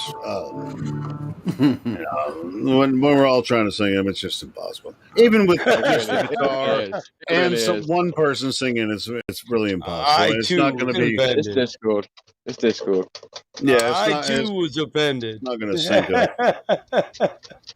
It's not going to sync up. Yeah, it's just not going to happen. I wasn't going to sing again. I only wanted to sing that one bit. I can do it a cappella. What? cut out straight away. You're cutting out over your mic because Cutting you're singing out so on the loud. high. Is that too hot? My bad. My bad. Yeah, my far too hot. God. Still sounded great when we could hear you. In a world where people rumpus good rock and roll, asses get kicked and hearts get broken every day as we trail through the ether into the future of those who have fallen for the disrespect of rock and roll. Did anyone else see Mike Oh, sweet dressed like the guy from Warriors? Live and let die. Yes. Hey, that was a good one. That was a good one too. You know, it was a cover song. That's one of the. I love that that cover, man. Living that. Wait, I'm going to say something in a second, Helio. Right, when Battle Mod was saying that, I saw him stood up on top of that. Was it a hockey ground or was it a fucking baseball field in the Warriors? That scene where that guy stood up there and he's talking to all the gangs, and like I saw you stood up there. Warriors, come on, play. Yeah, I saw you as that guy just stood there, like telling everyone, like, in a world where good rock and roll gets rumpused. Like, it was fucking. Oh, that was neat. Asses get whooped and bats get broken over heads while motherfuckers get cracked for their disrespect. In that same world, motherfuckers die for rumpusing the guy pointed out. That's You will die over rock and roll.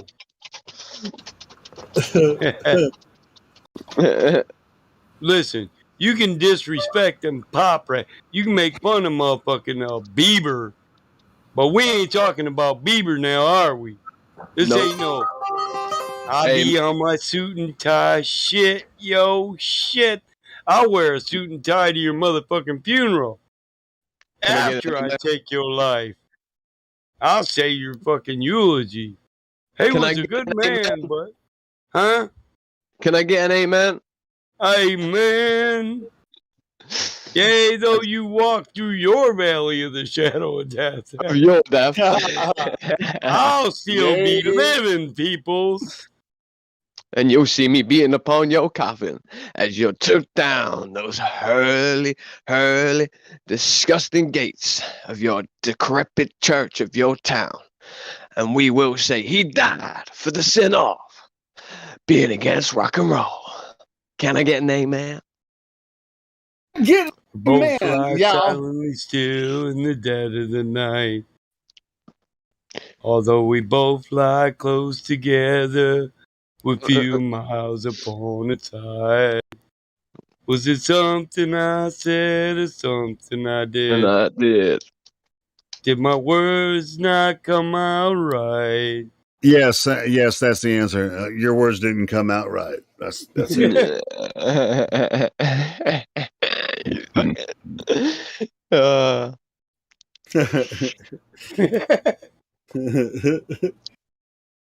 All right, that coil's burnt out on that fucking vape. Where the fuck's the other coil? Hey, hold on. What's the next phrase, Michael? Though I tried, not to hurt you, though I try. But I guess that's why they say. There you go.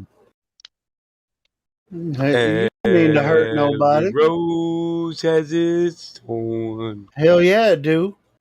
Just like every night has its dawn. Just like every cowboy sings its sad, sad song. Every rose has its thorn. Hey, man, those lyrics are pretty intense. I mean, that's poetry, man. Yeah. Poetry I listen to our favorite song. Yeah, we all know the lyrics.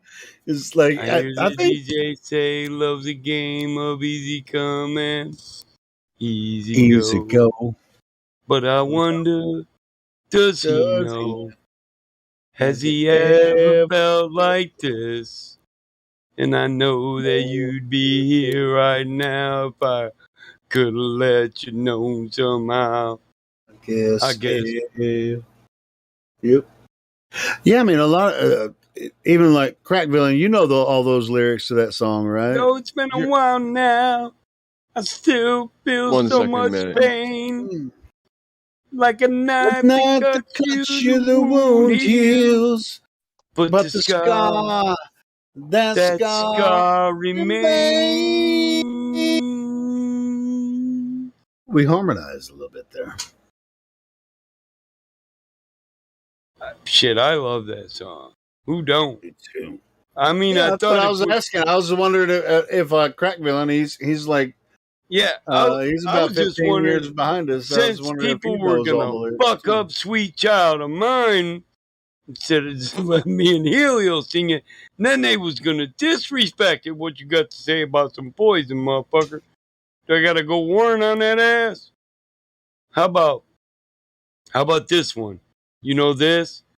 Just for the record, let's set the story straight. Me and Uncle Tom were fishing. It was getting pretty Oh late. shit! Out on a cipher slim above the wishing Wishing well, where they where say they it's say got it no got no bottom. bottom, Say it say take it's you take down you to down hell. to hell.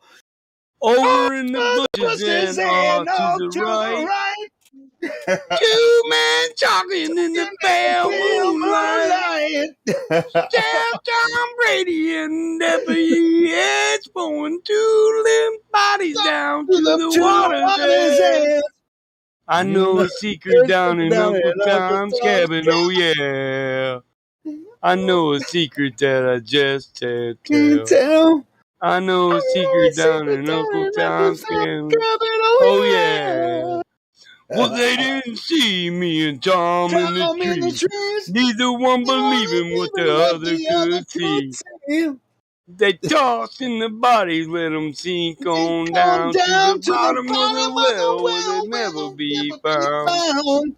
I know a secret down in Uncle Tom's I'm cabin, singing oh off that, yeah. but yeah, I'm trying not to freaking blow you guys out with my microphone.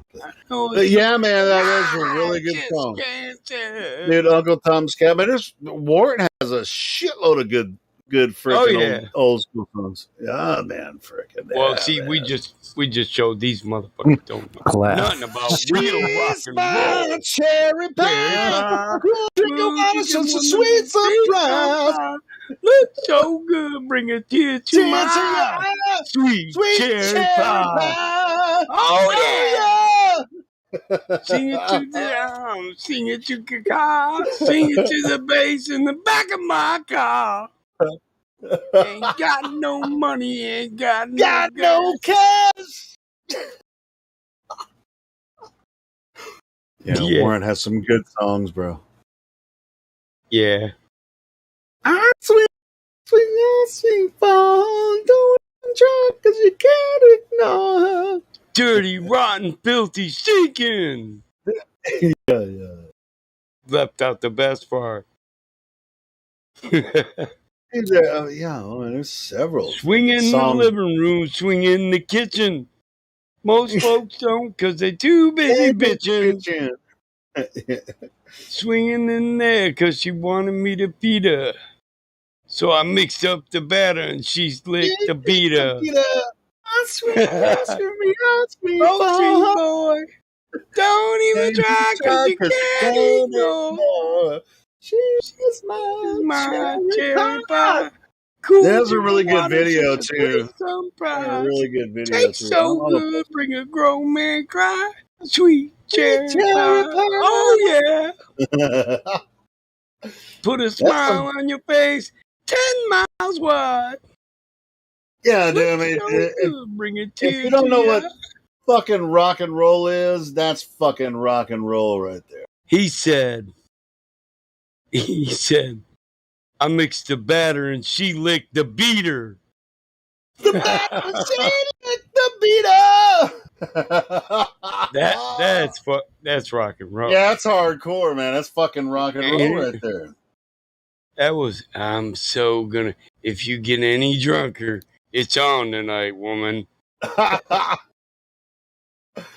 don't know, in I'm Michigan, gonna post the video. Here it comes. that'd be the batteries dying on the jam box by the river in the moonlight. Somebody's doing a keg stand on the half barrel. Shit, alls we did, dude, is drive off in the woods and start partying in the middle of the woods. Hell Didn't yeah, matter man. whose woods they were, you know. Shit, I'm telling you, you be partying on somebody's property and they come out there like, oh, y'all got it popping out here. Well, it's like let me get one of when them Warren, beers. when Warren was writing that shit, you know, Def Leppard was writing their shit, you know, Yep. fucking, you know, Pyromania and fucking, what was the Heaven was a album after? good song.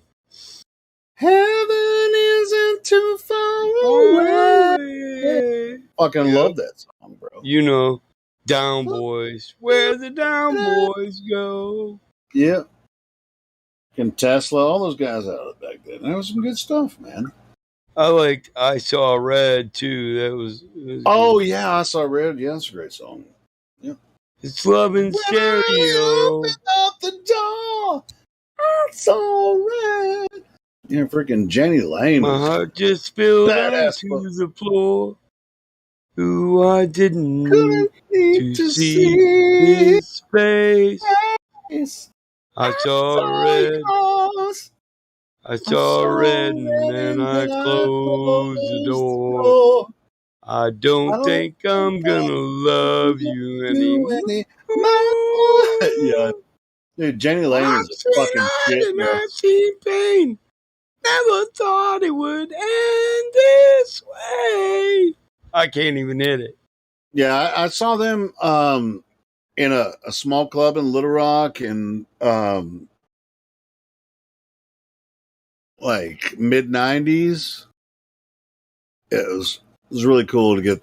I mean, I saw them in the '80s, like late '80s, early '90s, a couple times in a big coliseum. But I saw them, you know, I mean, when they kind of lose their flair, and then they start playing small clubs. I got a picture of your house. Dude, freaking and you're Jenny Lane is standing by the shit, bro. His door. voice is freaking awesome. It's black I love and white and faded, and it's looking pretty warm. warm.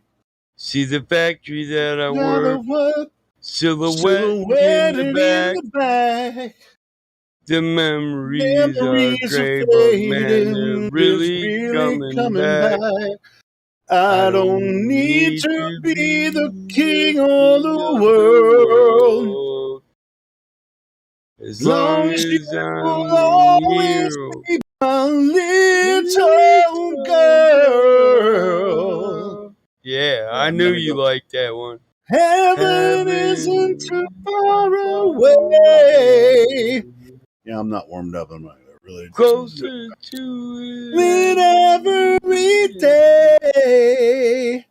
No matter what your friends might say. Yeah. Jenny Lane is one of my favorite. I love the way you move and the sparkle in your eyes. There's a color deep inside of them, like blue suburban skies. Yeah. When I come home late at night and you're in bed asleep, I will wrap my arms around you so I can feel you breathe. I don't need to be a Superman. As long as you will always be my biggest fan. Heaven isn't too far away. I can do it full voice. Closer to it every day. Just not warmed up for it right now. What your friends might say, you find a way. Oh yeah. Yeah. And it leads into the guitar solo. Never to going out along the boulevard. Memories come rushing back and makes it pretty really hard.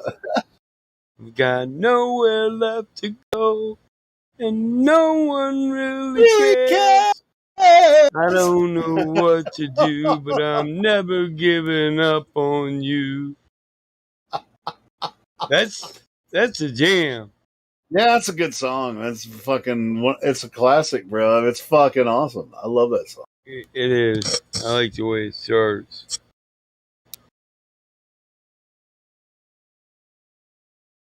Yeah, it was good. We were talking about GNR and some other bands, but yeah, Warrant kind of gets left in the dark sometimes. But they have They some do. really, really good songs. Yeah, they get left out in the dark a lot. Yeah. There's It's a lot like of bands. there's some bands that I like the whole album. I'll listen to it all the way through.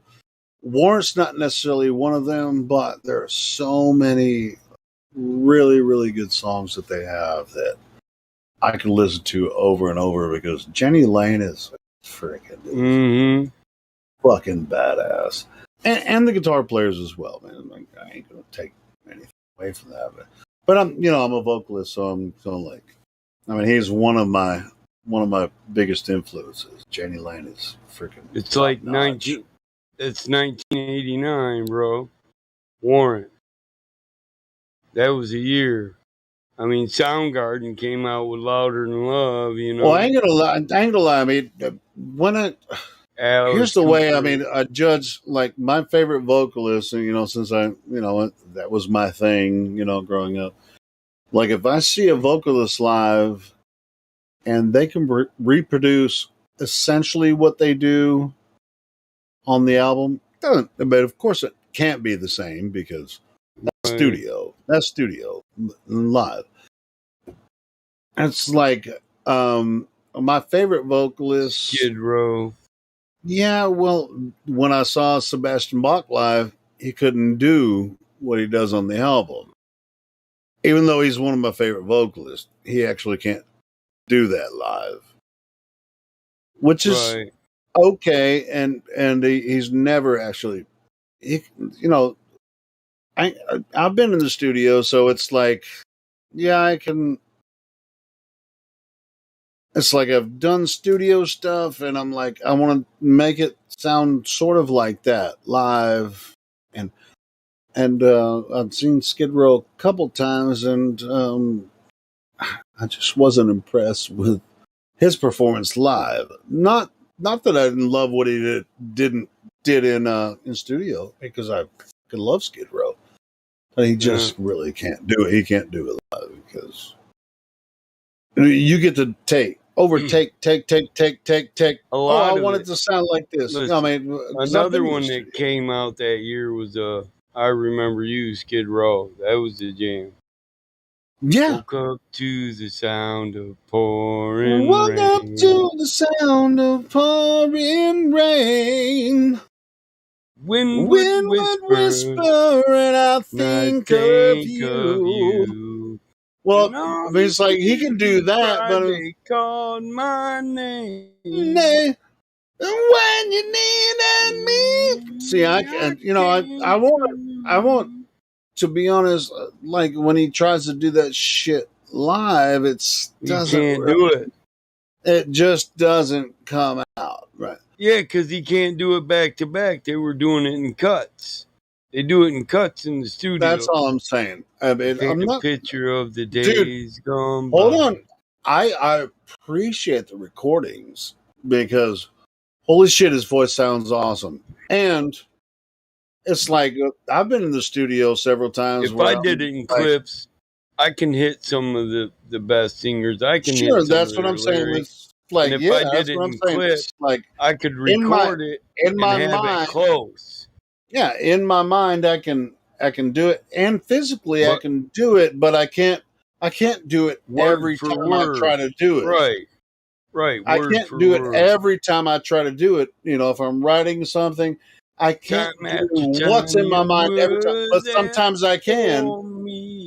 And so when I'm in the studio, I'm just like, oh shit, I fucked that up. Can you? Well, I mean, I've been in the studio. It's just like, oh, I didn't hit it right. Can you just jump back a little bit? And they're like, oh yeah, we'll start from right here, and then you get to do it again and again. You. Yeah, I mean, I think.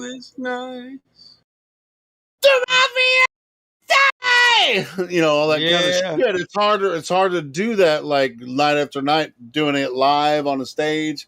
I When you do the wanna high hear shit, you you know, it's just say, like I I wanna remember hear you. remember Spent you. All that kind of all that kind of yeah. shit. We spent the summer with the With top the top rolled rolled down. down. Wished every Wish ever after would after it be would be like like this. You this. said I love you, babe, without Not a a sound. sound. I said I'd give my Give life for love for just just one one first kiss. kiss. I'd live See, for your smile I mean, and it just take. die for your Yeah, kiss. I'm not even warmed up, but it takes balls to the wall to really just Yeah. remember Yesterday, yesterday. Yeah, but it's just love like, letters woo. in the sand. I I remember remember you you. through all the sleepless night. Yeah, I'm with you. But I anyway, can give yeah, it for a I've few I've verses, seen him but a couple not times. Yeah, word for I mean, it's fucking like doing a word. whole set. Hey, he But fucking he's jams not. though. You Yeah, know he does. yeah, He I fucking ain't gonna lie. jams. Well, but in later years, like what he's trying to do now, he can't do it Aerosmith anymore. came out with the Pump tour, you know? Pump. Pump, Yeah, PUMP, pump tour. yeah, Pump. Saying, yeah, you did. I went living it up, loving the elevator, Pump. So can well, I wouldn't be surprised if I haven't been following Aerosmith, but I wouldn't be Right, surprised. yeah. I wouldn't be surprised if Steven Tyler could actually do what he used to do. I'm just talking about some of these extreme vocalists, you know, Yeah. like Loving the Elevator was on the Pump album. yeah, but it's Part of to the be Pump honest, tour. I think Voodoo I like. Medicine. Hold on, Loving an Elevator. I think that Living it up where you're I think going I think if at a down. live performance, I think that he wouldn't even have to sing the whole thing. You know, like doing something I like seen the Pump. I seen the Pump tour at the They Palace Auburn Hills. Aerosmith, they did have a Red Pill song, Kings Yeah. and Queens. And he did Love in the Elevator okay, but he started out with it. And Somewhat of one, anyway. he started to decline after about 4 songs, Helio. that's what I'm Yeah, saying. I mean, it's yeah, like there's certain songs. No, I mean, like Aerosmith, they he had backup great singers. music. I'm just saying, yeah. I mean, they have so many background vocals. He doesn't really have to try hard, but like, you know, if you have Skid Row going to perform and they're looking for freaking Sebastian Bach to do what he does, Yeah. yeah, that's a lot to stand on. You know what I'm saying? Oh yeah, I wouldn't expect from him to do it. You know, that's like expecting King Diamond to sound on stage exactly like he does in the studio. It's Well, I just was not just going saying, to happen. I saw Skid Row back in the day, and he couldn't even do it then. You know, so Right. that's studio music. Yeah. Which I mean, I would. But every time I saw Ozzy Osbourne live on stage, that So motherfucker hit every fucking note. 89 is one of my years for rock trivia. Ozzy was known for For being brilliant. rock history. So Another Like, Day in Paradise was Phil Collins' hit song in 1989. What were you asking I before here, saw Leo? Ozzy like 6 times, and every time I saw Ozzy, he didn't miss a beat. The whole fucking concert. I love Ozzy. She calls out to the man on the I want to meet him, bro. I wanted to meet him so Sir, bad. can you help me? It's cold and I've nowhere to Well, it's sleep. like it got to a point. I was just like, I want Ozzy to Is mess there this one up. somewhere You know, after I Yeah, saw, he's that good live, isn't he? He's just like he's that good live. Like it's like, dude, at least mess up one bit. Like he literally never messes up live. He's better live than on tape, bro. It's impeccable. What was it you were I asking like me? this one. His What lyrics on introduction it? to What? his heartache began as a child, and it's no wonder he grew up to be so wild. He built his walls around his castles, imagine his castles crumbling, exposing a frightened boy. Fire in the sky. Won't you help me now? My castle's are burning. Yeah. Fire in the sky. Isn't that on the Can't was you that? see that up? That's on It's the kind of Zach tough to Wild. listen That's the to. first Yeah. first Zach Wild album, right? I don't know. I thought it was Blizzard or something. You guys are gonna make me cry, I swear. Ozzy ain't dead yet. Why are you about to cry? No, don't worry. Well, dude, I It's was nothing to do with that. I was going to a concert and I went to the festival. I was going and Ozzy was going to headline. No rest for the wicked. Yeah, that's the first Zach Wild album. What Yeah. song was it, Helio? What song were you asking me if I knew the lyrics to it? What song was it? Because I was like halfway doing something, I was distracted. I didn't hear what you were saying. I just heard you say "Crack Melody" the lyrics to this song. Well, I'm not sure now. We've been bullshitting for like half an hour. I'm not sure. All right. But you like Ozzy?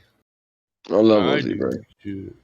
Me too. I love Ozzy, man. He's my favorite vocal. Every Man, time it's I've seen fun. him live, I think I've seen him at least freaking 5 or 6 times. Every time I see him, total control. Yeah. Dude, it doesn't matter how big the audience is. It's just like right. People look You know, to it's just me like and say, well, it's just like it's just you mesmerization. is It's the just like final stage. God What's the built this future man for of rock and roll. mankind? How do I know I'm not left behind, our Lord? How about another one? Hole in the Sky. Goodbye to romance, yeah. Goodbye to friends, I tell you. Goodbye to all the best. I hope that we'll meet in the end. Is that Yeah, his lyrics are great. His voice is so unique. Nobody can sound like Ozzy, right? Yeah. And have you ever heard him sing? Helio, have you ever heard him sing like a song like that's not a rock song? The broken wings there's some can't cover hold me song. down. Dude, Hold I've on, heard him sing. Again. I heard him sing. The What is it called? gesture with the broken count. It won't be me this time around to love in pain. What's some cover song? What's some cover songs that Ozzy did that were really good? I feel the time no, is change right, it. Changes. Yeah. Dude. This guy can sing. Like he can sing. I'm Listen. going through changes. I'll start That from the wasn't his beginning. song, bro. I feel unhappy. We don't know the I lyrics. feel so sad. Yeah, it's just like the I've lost spirit the of his best voice. friend I've Dude, never this guy was seriously had. talented. He was seriously a talented She singer. was my woman. Maybe he was channeling a spirit. But it's too late now. But it's too late now. I've let her go. I've let her go. I'm going to change it. See, it's like, hey, at the time that he decided to cover that song, he was already freaking out there, and shit. But he just there was a Yeah. something about that song that captured him, and Shared the world. bro, he freaking captured We that shared, we song. shared. I mean, I love that song too. Who was the And original love artist on that song? David together. Bowie. We Oh, found that a was a Bowie song. way. Yeah. Well, no, But soon the changes. world Changes. had its evil ways. My heart was Going Through Changes was. blinded. Love went Hold on, is that God Rock? astray. Michael, can hold on, go. 1 second. Hold on, Changes. I thought it was. I'm What do you call him? Elton. going to change. Elton God did Rockin' said it Changes. was It's David Bowie. the song is originally written by Butterfly Boucher. It was David Bowie who did Changes, but David Bowie did a cover of Changes. Changes. You don't remember that song? No, that's a different song. Changes. No, that's a different that's a song, different Mike. song. Yeah. You were just singing Changes a minute ago, Mike. I know that. That's Ozzy. Yeah, but that's no, it's not Oz. Ozzy didn't write that No, song. Yeah, God that was Rockin'. a Who cover. you saying I that know David Bowie that. wrote that? I know that. Yeah, but what we're saying is who So I I thought could it be was. wrong. I'm No, going I'm not through 100% on that. changes. I thought it was Elton John for some weird reason. Hold on, I'll figure it out real quick. But that's because he did Changes with Ghetto Gospel, didn't he? Those who wish to follow me. That song, Ghetto Gospel. He did. It says who wrote Changes? Ozzy Osbourne, Tony Iommi, Geezer Butler, and Ozzy Osbourne. No, they didn't write that song. What the hell are you talking? That's the members of Black Sabbath. Yeah, I know. I just Googled it and said David Bowie wrote it. So yeah, but that it's because we're getting mixed up between Going Through Changes and Changes. That one. No, that's not it. the No, same that's song not the that same Ozzy song. sung. It's a different Yeah, song. I'm telling you, man. freaking mind. That's a Ozzy original because the other one is the cover for Changes. That's what I was trying to say. I thought it was a cover that Ozzy's Ozzy not did. a cover. Changes is an Really? original song that came out for Black Sabbath. Maybe then. It might be then. It Yeah. literally says Ozzy. Original cover is not the original artist. No, you didn't It's say not- that. I didn't say original cover. You never said I original said cover. You said Davy original. Bowie did a cover of the song Changes. Changes, That's which the is true. Changes No, that it's not the Bowie same song. sings. It's Not the We know same it's not song the same as song. Ozzy's. That's my fucking point. That was his point. It's just that it got lost in translation. What? Right, God Rockin' turned around and said it was Ozzy David didn't do a Bowie's cover song. of Changes. He wrote the fucking song with Tony Iommi and Geezer Butler. Basically, Well, it what says right Battlemore's here been that saying from the Changes, the beginning. composer is David Bowie. Now, I don't know Yes, which song it's it a is. different It's a Changes. totally different song. Okay. I'm not That's the saying it song isn't. that goes Changes. Right, so it seemed like What Battlemore other was song is like there, for hell's saying sakes? the one we They're were just both singing. I'm they're both going named the through same. changes. They just got different lyrics. I feel unhappy. I feel so sad. That's Changes by Ozzy. The other Changes is I still don't know what I was looking for, and my time was running wild. A million dead end streets. Every time I thought I got it made. So I turned myself to face me, but I never caught a glimpse of how the others must see the faker. I'm much too fast to take the test. Changes. Time to face the strange. Changes. It's a different Don't want to song, be though. a richer one. That's my point. That's David Bowie's song. David Bowie didn't You switch originally. between the two. David Bowie did not originally write the fucking Ozzy song. Oh no! It's from an older like a blues song or something. I'm telling you, Ozzy wrote that song. No, he didn't write it. He did. Black Sabbath was the first fucking record I had that shit on 8-track. Citation. Yeah. Citation, Like, please. I can give For the that author shit of the to you. song. I'm just fucking- Get him, I'm going to look it up now. I'll look it up now. It's because of the fact that because there are two songs, Geezer Butler and Tony Tommy was the ones who wrote Changes, and Ozzy Osbourne. Tony No, I just- Iommi, dude.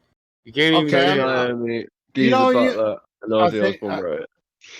I think you're right. Now, I mean, I must be thinking about something else. It's because you're On thinking about the David Bowie song called Changes that he didn't write. Someone else wrote it. He covered. Right. So David Bowie did a cover of a song called Changes, right? So it slipped in your mind where you thought that maybe Ozzy did a cover of Changes. He didn't, right? I'm a yeah, maybe that was the deal. So, seems like I looked this up a few months ago, and I don't know. No, because I did the same thing. I just looked up myself and I come up with what you come up with. But then I did a further research and I've come up with what Battlemod said. You know, I like it though. Check this out, baby. Why does this taste burnt? I've changed the coil and everything. Oh, mate, I didn't change the coil. Put a link in there, and I want you to tell me what that means because you've got me all confused now.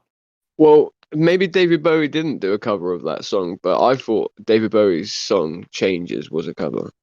It says right on that link, composer David Bowie. So Yeah, composer. Could Not be, right. yeah, could but be bullshit. listen, It's just my only way to provide the song Changes by David Bowie has totally different lyrics and totally different music. The only thing they share in common is the name. They're two totally different songs.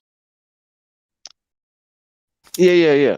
No one's in I disagreement. don't think you can copyright the title of a song, but you can copyright the lyrics. The lyrics, yeah. If you can definitely to be copyright honest, the lyrics. yeah. To be honest, I think I was thinking of a different song. This one, Yeah, because you're thinking. Because I asked you about an Aussie cover. I asked you about an Aussie cover, and you thought Changes because it's such a different pace to his usual music. So it seems like it may be a cover. I But love that song. I was trying to get across the point that Ozzy's not just a one-hit wonder on the sense of like being just a rock and roll Well, singer. of course right? not, but they've covered He songs can before sing. as well, so that's I know why I that's thought. why we wanted to find us. That's why we wanted to find a cover so that we could like illustrate the point of how good of a singer he is. Because, well, even Changes does do that anyway because it's a different pace to what you would usually hear out of Black Sabbath, right? But Yeah. That's why. That's why it came up in your Ozzy's mind. so No, fucking awesome. He's one of my favorite Hey, singers ever. well, Tupac also wrote yeah, a song, Changes as well. Changes. That's what I said earlier with Elton John. That's why I started getting confused myself. I was like, wait, was it Elton John? And I was like, wait, no, that was a Tupac. Oh shit! I remember when I was looking this up. I think didn't you say Geezer wrote most of the lyrics to this one? It was Geezer. It was all of them who wrote the lyrics to it. Yeah, It said there was a collaboration. yeah, but listen, Geezer and Tony Iommi wrote most of them. Most of the lyrics, Yeah, that I remember now pronounce it again? because I think I was looking this up a couple of years ago, and because Is it Tony it just Iommi? Or? seemed like a regular Black Sabbath song, just like a standard thing. But I mean, what are you going to do with something so brilliant? I mean, it's just like, how do you pronounce Tony Iommi? Is it Tony Iommi? Yeah, Iommi. You just said it, Tony Iommi. Right, Yeah, all it's right, him. good. Because like I've literally been fucked up on the pronunciation of him for years. Then Tony Well, I've been calling him Tony Iommi for years, and no, it's two. Isn't it two M's, Michael? IOMMI. Still owes me, trust me. Iommi, yeah. It's Iommi, But I think Changes goes in with the same shit as it's on the same level as NIB. Yeah, changing your minds. No, I'm not. I'm not changing my mind. Ozzy wrote that. It was on his Live and Loud album. Came out as original. Well, somebody keeps changing their damn mind. Get tired of it. Fuck. Which one are you talking about? Well, it's because of the David Bowie song changes, Some right? people And say, "Oh I think yeah." God Rockin', Some I think he people might be say correct as my well. love can't be true. That Please that Yeah. wasn't a leave cover. me my That he love, wrote and I'll it too. show you. I will give you those things you thought unreal. The sun, the moon, the stars all bear my seal. Oh yeah. Yeah.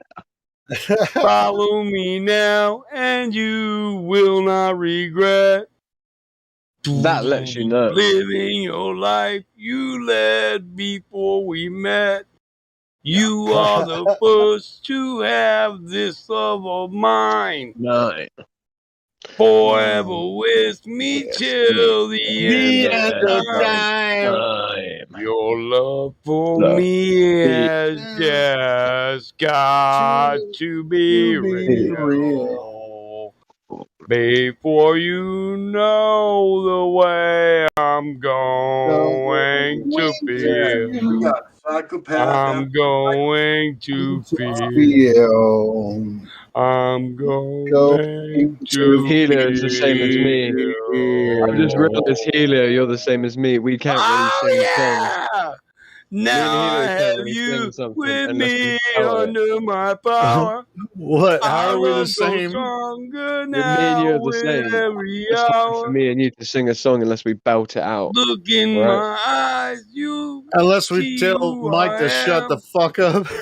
My name is Lucifer. Please take my hand. Oh Well, no, yeah! I mean, I'd have to shout it out Oh really loud. yeah! Da-da-da. Ba-da, da-da-da-da. Oh yeah! Follow me now, and you will not regret living Da-da-da-da-da. the life you led before we met. Oh, Yeah, tell me they're not NIB in that. They're kind of on the same level, Yeah, no, I get what you're or saying. tempo on the tempo, I same mean, tempo. Black Sabbath. I mean, Like do you think Or a Black similar Sabbath? level. You know, on like this point, since Snowblind. we hold on, since we've been talking about Snow, never mind. Since we've been talking about Black Sabbath for a while, and you know, this might involve other European bands.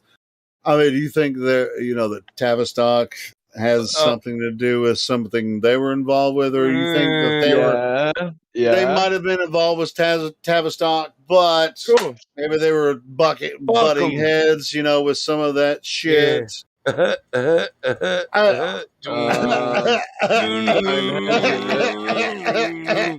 I'm asking, I'm asking, I'm asking Crack Villain. I'm asking Crack Villain. What do you think? What do you think if they were involved with Tavistock? All right More than likely. now. No, More it's than likely, all right? right now. Go ahead. Yeah. Won't Do you you think they're involved with listen? Tavistock? Yeah. When I first met you Okay, so they were involved with in Tavistock, real fucking life. You gotta Cream, remember, all dude, those listen. bands, all this kind of. Listen. The reason why Cream called Cream? Because remember, West Devon, yeah, which is where I'm from. I'm from the southwest. Well, I'm from the southwest of England, right? I'm from Devon. I'm about a 25-minute drive away from Tavistock. Okay. All right. Devlin, huh? And I'm saying that I'm about a 25-minute drive away from Tavistock. Hold on. Now, if you guys, Why do you think the I was band's called talking about Cream? Tavistock. I'm asking, Crackville about Mm. Tavistock. If you're not familiar with Tavistock Institute, No, I know. then Where do you think then Tavistock comes from? I know where it comes from. I'm just asking. I mean, everyone is It trying comes to from the name of the place. obfuscate. Yeah, I know. you I know know. where it comes from, Helio. We just want to hear it. Well, I was just curious if with all these bands from Europe, that became popular and in the Right. late So Cream, 60s and listen. early 70s. Right. So Cream, okay, is called Cream because obviously Tavistock is the home of Cream, right? The actual place in Tavistock, right? The home of Cream meaning in Devon, right? We've got the Devon Dairy Cow, right? So Cream clotted cream, be it any type of cream, we sell the most highest quality forms of cream in the world, right? I believe 80% of all clotted cream is made in Devon and Cornwall, right? And so that band, obviously, Plymouth being an epicenter, right, of at the area, Tavistock, really, right? Because you've got the western edge of Dartmoor, all right, okay, which is Hey, a national park. where is Tavistock? Tavistock is literally 15 minutes away from where I am, really, all right? So Okay, it's in, so it's which in is Devon. where It's in exactly? Devon, Devon. Devon, Okay, southwest England, Devon, right, right? cool. Tavistock lies on Continue. the western edge of Dartmoor, right? Dartmoor is a place that is the middle of nowhere, right? And they basically bands, right? Bands would effectively go out there and they would have themselves a good time basically out there, right? Do I think that Black Sabbath ever involved themselves with Tavistock? Of course. It would have been impossible for them not to have been involved with it in some way.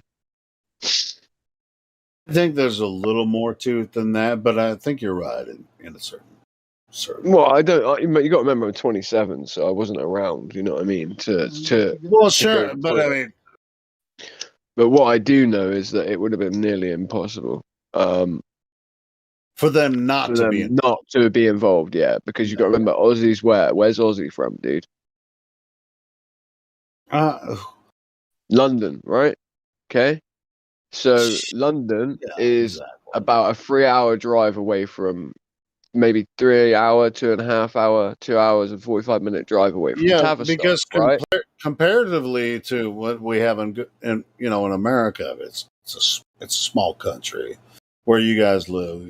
There. Exactly. So right. So when we have Ozzy Osbourne, literally bloody a drive away. We're talking a drive, not even a full gas tank's worth, right? You could fill your gas tank up and get from where Ozzy lived, right? Black Sabbath were to Tavistock and back, right? That's So that's about as far as me where I grew up in Little Rock, Arkansas, driving to Memphis and Tennessee. That's 3 hours. my I point, did my that point would be this: would be the inference would be logically, Helio, is that any groups associated with Tavistock, the place, and also the group, right? Well, in your opinion, I mean, a lot of people don't know what Tavistock is. How would they recruit people into this thing, or influence them in a way to bring you in and say, "Ooh, if you want to get involved in this project." 7+4. Well, I would say it would have just been a proximity thing, right? So to be involved in the project, right, it would have just been simply so. So what we have is, for instance, like Prodigy are, right? Yeah, but how? No, I'm giving you an example. Right? I know this is an example, but how many prodigies are going to be within a no, not a Prodigy, the band Prodigy, right? So all right. My point is the this. band Prodigy. Yeah, I'm quite familiar with those guys. Okay, right. So those guys, my mum did backup vocals for Prodigy, right? Okay. My point is that they are from the south of England. Is our cream that good? Heavenly cream, hood cream? Yeah, it is. It's better. You guys don't produce clotted cream in America barely at all because of the way that you can't get a very high yield from clotted cream. Hey, Crack Villain. Listen, Sorry. as far as many different bands being influenced, I think they were influenced by proximity. Is my point to Tavistock, the place. So Tavistock, the place, yeah. Yeah, but I mean, rock and roll. It says, dude, Tavistock Institute ties to the birth of rock and roll. Yeah, well, sure. Maybe you have a point, Crack. It's proximity to the place, and the place of Tavistock where they would be exercising their rock and roll in secret on the edge of Dartmoor, which is a place where you could play loud music, which we still do to this day. My friends hold raves to this day on the edge of Dartmoor. Tavistock is still a thing, right? Hey, I fucking Tavistock is love still a I place. fucking love loud music. Louder the better. Go ahead. Tavistock is somewhere that people still go to this day to put 40, literally 40 watts, well, wait there. So let's But say you've got a listen, 1,000 watt system, yeah, right? Okay. People go out there with 250,000 watt systems and nobody can hear you out on the eastern edge of Dartmoor, right? Okay. that So it doesn't matter. I was trying to make a point of the matter. well, I don't necessarily mean to interrupt you, but I want to.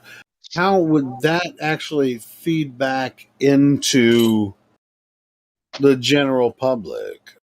It's like, yes, people love Right. extreme sound Because they went sometimes. out there, right, in the middle of nowhere, effectively at first, okay, right? And they were able to basically do their testers, yeah. So they were able to sort of like, get themselves established, right? Because you got to remember with rock and roll, you don't really know how it's going to sound until it's loud, right? Okay, you really don't, right? And then this is just right. So we're talking about so what? Right. So tell me exactly what we're talking about here, because the way I've understood it is Tavistock being the epicenter of rock and roll, right, in the No, United no, Kingdom. no. Tavistock is actually more. It's not about Rock and sound. roll out. No, Well, rock and roll outlaws. They're outlaws of rock and roll, right? So yeah, but it's not about. It's not about volume. I mean, I think that's no, what. I know it's not about volume. I'm not saying that, Helio. I'm saying that they had a place that they could go to, right, where they could exercise their rock and roll in secret, right? Yeah. And I'm saying that Oh no. just thinking about it logically, right? Yeah. To think something that's a 2.5 hour drive away from Aussie, right? Okay. Have Okay, you ever with have you Tavis. ever listened to Triple Seven's ideas of Tavistock?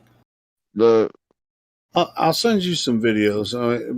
We shouldn't actually talk about this here Yeah, I get because you. even though I've listened to a couple of videos about it, I can send you some info on All I this. know is You all know, I know is my Hey, dad was involved in it'd be security. better for instead of us just talking a little bit about ignorance about Tavistock and shit from Yeah. freaking 20, 30 years ago. We shouldn't actually talk about All I this. know is my dad spoke to me very little about Tavistock, right? But what he did Well, tell me about it was that he got to meet Prodigy. My mum got to meet Prodigy. My mum got to meet groups like Black Sabbath. My auntie was hanging out doing drugs with people like Ozzy Osbourne. Um, and the only way that I know that that would have occurred, us being from where we're from, right? From Devon, 15 minutes away from Tavistock in a car, yeah, okay. The only I've been way listening to that this could have audio occurred. book. I've been listening to this audio book today. It was about Devon, England. I've been listening to that shit like it's an audiobook, you know. I'm just Anyway, saying, it makes logical sense to me that Ozzy and that would have been involved in some way, or would have rubbed elbows with no, that group. no. Well, it was like I'm a huge fan of Ozzy, even though like he's an insider. I've never been, it was Don't just get like, me under the oh impression that no, I he's think he on the was like an insider inside of the group. Don't get no, that no, impression. no. Okay, yeah, Don't get that impression from what I'm saying. I'm saying that I think that he would have rubbed elbows with this. Do you get what I'm trying oh, to say? dude. And then Oh, well, fuck yeah, man. I mean, I know. I think Ozzy. I mean, the way he's portrayed in the media, he's just like, he's just like, I can barely speak English, and I'm just like, which, dude, Ozzy, and then his Ozzy can wife is speak just English like, perfectly fucking oh well yeah, if he wants. he's good to go. Anyway, so it's all good, but as far as all of this goes, with the frame of everything, it's not it's not set up for us. It's set up for us to not look into it. It's just like, oh, this is what's happening. It's fancy, but Is this a either theology? it's media Tell you or what, I it's can get you science, some and it's info on just some weird Tavistock. stuff, I can get you some info on Tavistock because there's a guy who lives on the corner from me, right? Yeah. He's a Hell's Angel, right? Okay. And I've spoken to him once or twice about it, Well, okay? there's Yeah. Hell's He Angels. There's seems Hell's Angels in freaking in England. yeah. Hell's Angels are everywhere, dude. All right, I'm down with that. I'm down with that. So He was like I said, personally involved. Listen, with people like my granddad, my dad was involved in security and stuff like that as well. Involved in some of these groups. So I could. My dad's dead now. That's why I said to you earlier. I was like, you guys are gonna make me cry, right? Remember when I said that? and That was because it's you were bouncing singing it's bouncing songs. negative language that doesn't actually produce positive results. It's like, hey, I see, people being influenced, and I'm just like, I'm sad that they don't really see, Yeah. what's really they're being fed positive Positive, as far as positive information. influential knowledge, not positive as far as like good, Yeah. Good. positive Yeah, I know as what you're far saying. as influential knowledge into something that they'll never gain any benefit from. Hmm. And so I see this through all different kinds of platforms. You see it fractally. You see it in a Yeah, fractal sense. yeah. I get what you're saying. Like Tavistock is something that's been brought up to me loads of times because of where I'm from, right? And it's something that I need to do more research on so that when people talk on it, I can maybe have some first-hand account because I've got a lot of old geezers around me that were directly involved and people that were not only directly involved, but people that walked away from the movement, like walked away from But that sort of thing because they didn't like shit they were seeing, right?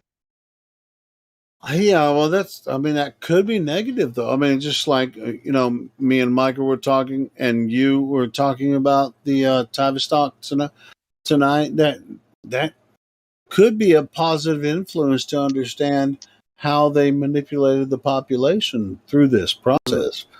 And so it's just like there's different ways that you can Make look sure at you it. send me these videos then. So make sure you send me these videos because I want to have a baseline to go and question the old geezers, like especially this guy who's a Hell's Angel who lives around the corner from me, who Oh I've yeah, spoken yeah. briefly I about this mean, stuff with. Crow And Triple Seven's been talking about this for a while. send me some shit, bro. Crow 777 I know of. Send me some shit. I've been unplugged for a long time. Remember I told you my house got flooded, all my shit got blown up. I didn't have any ways of I didn't have any ways of really staying plugged into the and I got disenfranchised with Facebook as well because I was shadow banned from there for like 2 years, bro, because of a meme I made. Damn. I was involving myself in shit I shouldn't have involved myself in, really. Well, it wasn't. I shouldn't have not. It's not that I shouldn't have. I was proven correct in the end. All I was saying was that Anjem Chowdhury was a piece of shit, and we shouldn't allow him to be in our country when he's also a native Pakistani, as well, and that he should be deported because he was a hate preacher. That was all I was saying, right? And I was proven right when he got a 9-year sentence about 2 years afterwards. And in those 2 years, until he got a sentence, I was shadow banned for suggesting that. I made a really famous meme saying people are going to petition to stop Donald Trump coming into England, but then we're going to allow people like Anjem Chowdhury to be a part of groups like Momentum and Labour, right? And I was proven right. I said that he was a criminal. I said he was a radicalizer, and I was proven right. And it all hooks into Jimmy Savile. It all hooks into people that own big hotels, and it all goes into the Telford and Rotherham and Oxford scandal with all the young girls that were groomed into these gangs Hey, by these Crack gangs. Villain, do you think there's much you can do as an individual about local politics or even There was a lot I did. I did do quite a bit. As a young man at 22 years old, I was doing quite a lot. I was definitely making waves. I ended up being on the wrong radars straight away. I managed to protect myself from those radars by way of doing a couple of things. You know, I was on the radar of I was being classed as a right winger, right? When I'm a classical liberal, really. I'm a libertarian, really. You know, I'm more that way inclined. Is there I'm not a right is winger. there such thing as a libertarian in England? Yeah, of course there is, but you can't act out. Well, you could act out. Well, Well, I've I ain't acted gonna out lie. I mean, libertarianism. we have about. I think we probably have as much chance here in America as well. So whatever. Well, no, but I mean, I've acted out libertarianism a little bit. I've lived it a little bit. I used to live on farms, and we didn't need anything from nobody. And I've got friends that live up on Dartmoor and Exmoor still to this day that live in those national parks, and they don't pay any taxes, and they live perfectly happily and fine. They have cars. They don't have tax on their cars. They have no insurance on their cars. Are they libertarians? I would say so. And they're living it out. Living the dream, brother. Living the bloody dream. What Try to get dream? away with that shit over here in the United States. That ain't gonna work. Well, the reason it works here is because of the terrain. If you know, this is what I'm trying to say. The terrain of places like Dartmoor and Exmoor. If you know the terrain, there's not much the police could do by way of going down to their communities when they just live in caravans and shit like that, bro. This is what I mean. People often like. Listen, people, we don't give a fuck if you take a 4-wheel drive Jeep and go hide in the Colorado mountains. We're coming to get your bitch ass as soon as we find out about you. Yeah, see, here they can't really do that because the police, they would have to come in helicopters, right? And the moment they do that, you We'll know, when do that. you've got 1,000 men living out up on a national park, right? Yeah, 1,000 men that legally own shotguns, right? People think there are no guns in England. That's a fucking lie. Don't ever let anyone ever believe. If don't let anyone lead you to believe there are no guns in England. We've got guns. It's just that we stopped talking about the fact that we've got guns so that they stopped writing laws on the guns that we do have. And that's just a fact.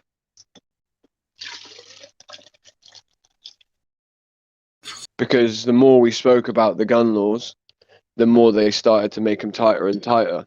So we were like, fuck, let's just stop talking about it. All the gun clubs you made unanimous. You've got the NRA out there. We have shotgun clubs the same way. And the mandates that were put out were like, right, stop talking about the laws because the laws, we're not winning. So let's keep the laws at least where we can still own our rifles, our shotguns, right? So we can still have our shotgun clubs and all that stuff because that's what they'll come after next. I always thought you guys could get shotguns and rifles. They just outlawed handguns. You can still get a handgun, but you've got to be extremely careful on how you do it, and you've got to know how to do it. And you've got to have you can get a Barrett 50 cal battle mod out here, right? I know. Right. Listen to this, yeah. One day I was walking because I used to do gamekeeping, right? It was part of my job to eliminate rabbits with myxomatosis to keep rape out of the rapeseed field oils. Rape being the bird. That was my job, right? And basically, I one day was on a dairy farm and I heard a huge loud noise, and I was like, "Whoa, what the fuck was that?" Right? So I head up to the barn because I've got the keys to this barn. I've got permission to be on every part of this property. It was just another vermin control guy that he had hired, right? The farmer that I was working on, right? And I hear this loud ass boom. And I hear about 5 of them in a row, yeah? So I go up there, me and my friend, and there's a guy laying down on top of the barn's gantry, right? The risen floor of the gantry. So he's sort of looking down at the floor at like a 45-degree angle. And we go in, and I turn the light on, and he's like, turn the light off. Turn the light off. He's like, come up here. Come up with him. I got to shoot the fucking thing too. Private land, right? So one of the best experiences of my life. I'm like, you've got a Barrett 50 cal. I'm like, you sure this is legal? He goes, it's legal for vermin control. So he was using disintegratory rounds. He was shooting at the feet of the cattle, or in front of the feet of the cattle, and where the rats were like congregating around the feet of all of the cattle, right? He was taking out like 15 to 20 rats with every single shot, right? Because he would be shooting the round in front of the foot of the cow, right? And then it would disintegrate into like sand almost, right? But it was still going fast enough that it would take him out, you know what I mean? Wait, Craigville, you said it was a 50 caliber round. Mm-hmm. That breaks into smaller pieces. Incendiary. All right, incendiary. Oh, it's an incendiary round. So no, it wasn't an incendiary round. It wasn't an incendiary round. It was a fractaled piece, meaning that it was built of a material that was strong enough to withstand the explosion of the actual. All right, so the round was designed. Once it hits what it was hitting, it will disintegrate into fractalize. pieces. Go You ahead, have to have a Mike special could understand this better than I can, but that really doesn't make any sense to me. Well, it turns into like a jet of sand that goes across the floor, like literally, like not sound, but like it's not enough to hurt the feet of the cow or even their ankles, right? Okay, so it would be a solid piece, yeah, right. So you imagine you made a solid round out of a metal, right? Then this metal had enough tensile strength to stay together, right, while it was held together in the barrel and held together in the cartridge, right? It would come out, it fires, and then once it hits the ground, yeah, it disintegrates into pieces almost like big grains of sand, right? And then it would go out in a flat trajectory across the ground and hit all the rats that were around the feet of the cows. It would also hit their hoofs and stuff as well, don't get me wrong, but like it wasn't enough to damage them. That's the only way you can own a 50 cal in the UK is for vermin control using this specific round. Hey, just so you know, the NRA is not really an organization that has anything to do with supporting the Second Amendment here in the United States. It's just controlled opposition. I know that, dude. I'm just saying, like the same way you've got the NRA, yeah, that constantly talk on guns, right? Hey, Craig Villain, in other words, I'm saying there's no such thing as a round like that. Alright. Let me find it. Okay, well, post it, man, because I just really think that doesn't exist. That doesn't make any sense at all. Just so you know, Helio, they have a very similar thing for 22s for killing snakes. So it's kind of like a mini, tiny shotgun like shell that you put into a 22. Yeah. Yeah, you can get birdshot for a 22. Listen, we used to get angle rounds from Angle Research Corp for the 50 cals in the military, you know. You could get ones that would shatter. I don't know about splitting up going through the atmosphere, but once they hit a target, they hit something. They got to hit something 5-6 first, pieces. They'd hit, it'd split into 5-6. They're called frangible bullets, bro. They're called They're intended to disintegrate the tiny particles upon hitting a target to impact or minimize their penetration of other objects, right? So you would shoot it at the floor, right? Okay, it's a frangible 50 caliber round. Look it up. And upon impact, it might kill the initial rodent and then scatter the others. Is that what you were saying? No, I'm saying you hit the ground in front of the rodents, right? Yeah, you hit the concrete floor in the barn, right? It then disintegrates into tiny particles upon impact, right? Then they continue to go because they still have inertia. Remember, he's firing at the ground at a 45-degree angle, right? Okay. Sonny, where you at, man? He's sat up, right, higher. He's not laying on the Cut floor. me a rip, Sonny. He's sat higher up, right? Days wear boots and you gotta believe me. I'm thinking like. I tell you no lies. Going Hey, home hold late on. All last right. night. If you could show us a video of this Suddenly I this got ballistic, upright. if you could show us a video of this Yeah, I looked through the ballistic, window come and on, man. surprised what Show I it. saw. Show it. Berries their boots and dancing with a dwarf. All right now. Yeah, I've never heard Berries wear anything like boots, that. you gotta believe me. Yeah, I Right. saw it, Type I it in. tell you no You lie. can find it. Your berries wear boots and you gotta believe me. I saw it with my own two eyes. All right now. What would you call it? What's Well, it just kind of sounds like bullshit So to I me. went It's to like, the what are you gonna doctor do? to see what Shoot he a could bullet give at me. a group of He rats? said, And son, No, you I don't don't shoot even. it you've at the gone rat. That's too what I mean. It's just far. like it's Cause gonna smoking and explode. tripping So is you have all a that ballistic you that's gonna do. shoot some Yeah. It's gonna explode and then cause them to scatter, but not No, kill it doesn't make them. them I don't even scatter. know what the fuck you're talking about. This is not. I found. Yeah, wait there. Here, I found one for you. Post one, bro. I'm looking for it. Realize. I'm gonna send it to you, dude. Yeah, hurry up. I'm not This shit even don't make in no that Hurry up. argument. sense. 'Cause I don't know shit about that round, and that's all I'm gonna say.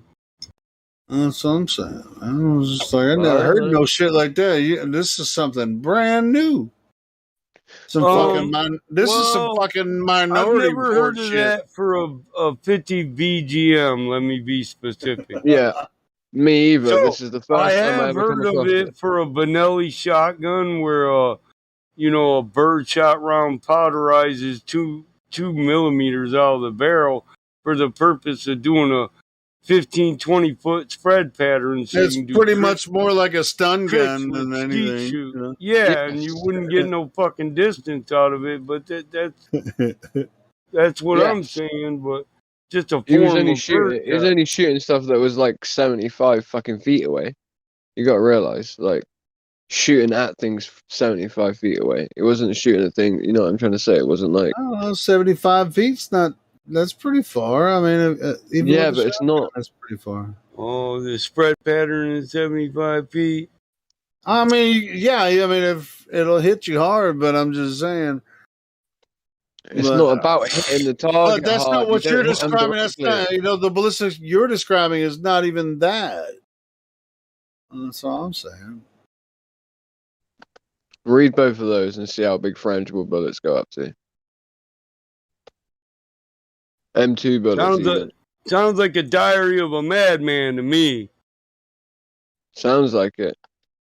Frangible bullets are intended to disintegrate over the mountain, in between the ups and downs. This is the way he was using it, Helio. I'm not saying, you know what I'm saying? This is what he was using it for. I've never seen anything like this either. Yeah, it's I know. retarded. Yeah, that's what I'm saying. Well, it was working though. He was shooting and he was killing about 10 to 15 rats every time. Who was that? Take me Who was across saying the that? sky. Something in my vision. Something deep inside. Where did I wander? Where'd you think I'd wander to? I've seen life's magic. Astral plane I traveled through. I heard them tell me that this land of dreams was now. I told them I had ridden shooting stars, and then I showed them how. Angel, right, they're called Over angle and ballistics. over, There we go, I boys found it. tried to get away. Living Lead-free. Let's get back to the point. daydream. Only place I had to stay. I found a place you can buy them. Fever of a breakdown. I think burning Michael. in Michael, my I'm trying to figure out if Michael is the bigger Ozzy fan than me. People around me talking to the walls inside. This is the challenge we're gonna have to judge. Tell Who's the me bigger that Ozzy fan? this land of dreams was now. But anyway, Right, so there you we're, go, Him I there had you go, let's ridden get there you back go. to the 15 point. cars, and then Healer, I there you go. showed I've them sent you the three how. things that you need. I've sent you the three things. The first thing, showing I how pest don't need controller use frangible bullets. astrology. Then It's I've showed inside of you you and me. You don't need a where ticket you to can buy fly the 50 with BMG me. frangible bullets. I There you fly go. free, yeah. This nigga is Over out of and control under, in tonight. between the ups and downs. Mine on a I carpet. love it though. I love Magic it. ride goes round and round. Over the mountain. Shut the hell up. Over the mountains. Yeah. Kissing silver inlaid clouds. I'm gonna have to go. Watching my I'm gonna have body to go. disappear into the crowd. Damn, I'm out of control now. Don't need no astrology. It's inside We've of got you Glover in, and by the way. me. Don't need no ticket to fly with We've me. got Glover in, by the I way. fly free, yeah.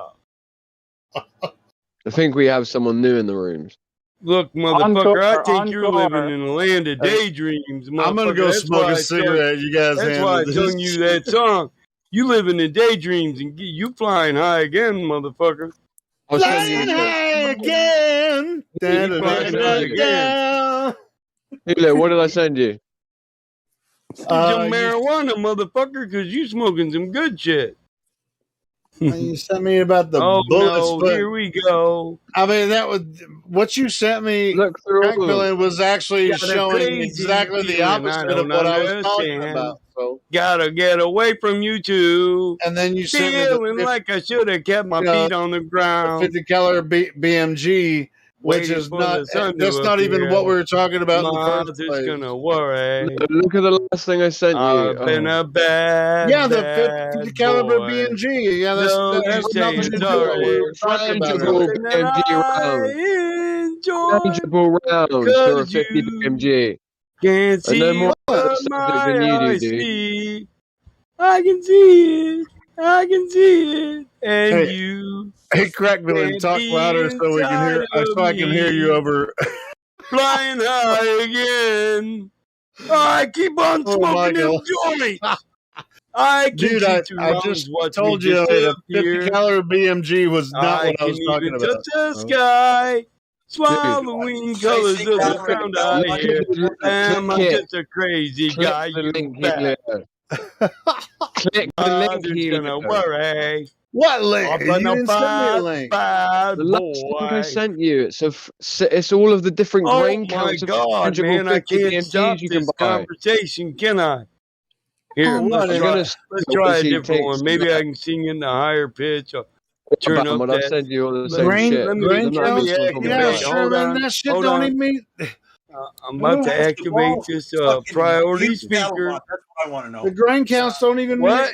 don't that the shit doesn't. It's not the still. It's Can't not. nobody No, mute the my word What are you ass. is talking about? right here. Battlemod here. I'll send it to you so you can make Listen, sense of it. now you're living in a daydream. These motherfuckers can't mute me. What What? song are you singing? What do you mean? All right, so Crack Oh, I Villain was. said he sent you the same shit, Michael. I mean, I'm gonna send it to you. Right, the That last was link that I've sent shows where you can purchase that was frangible Flying 50 High caliber Again rounds. by Ozzy Osbourne. Flying High Again. There you go. I Are you put it in the live smoking? stream. Am I? Yeah, I Yeah. gotta smoke to put up with crack and Helio. You know what I'm saying? He's You the one picking up what singing. I'm putting down?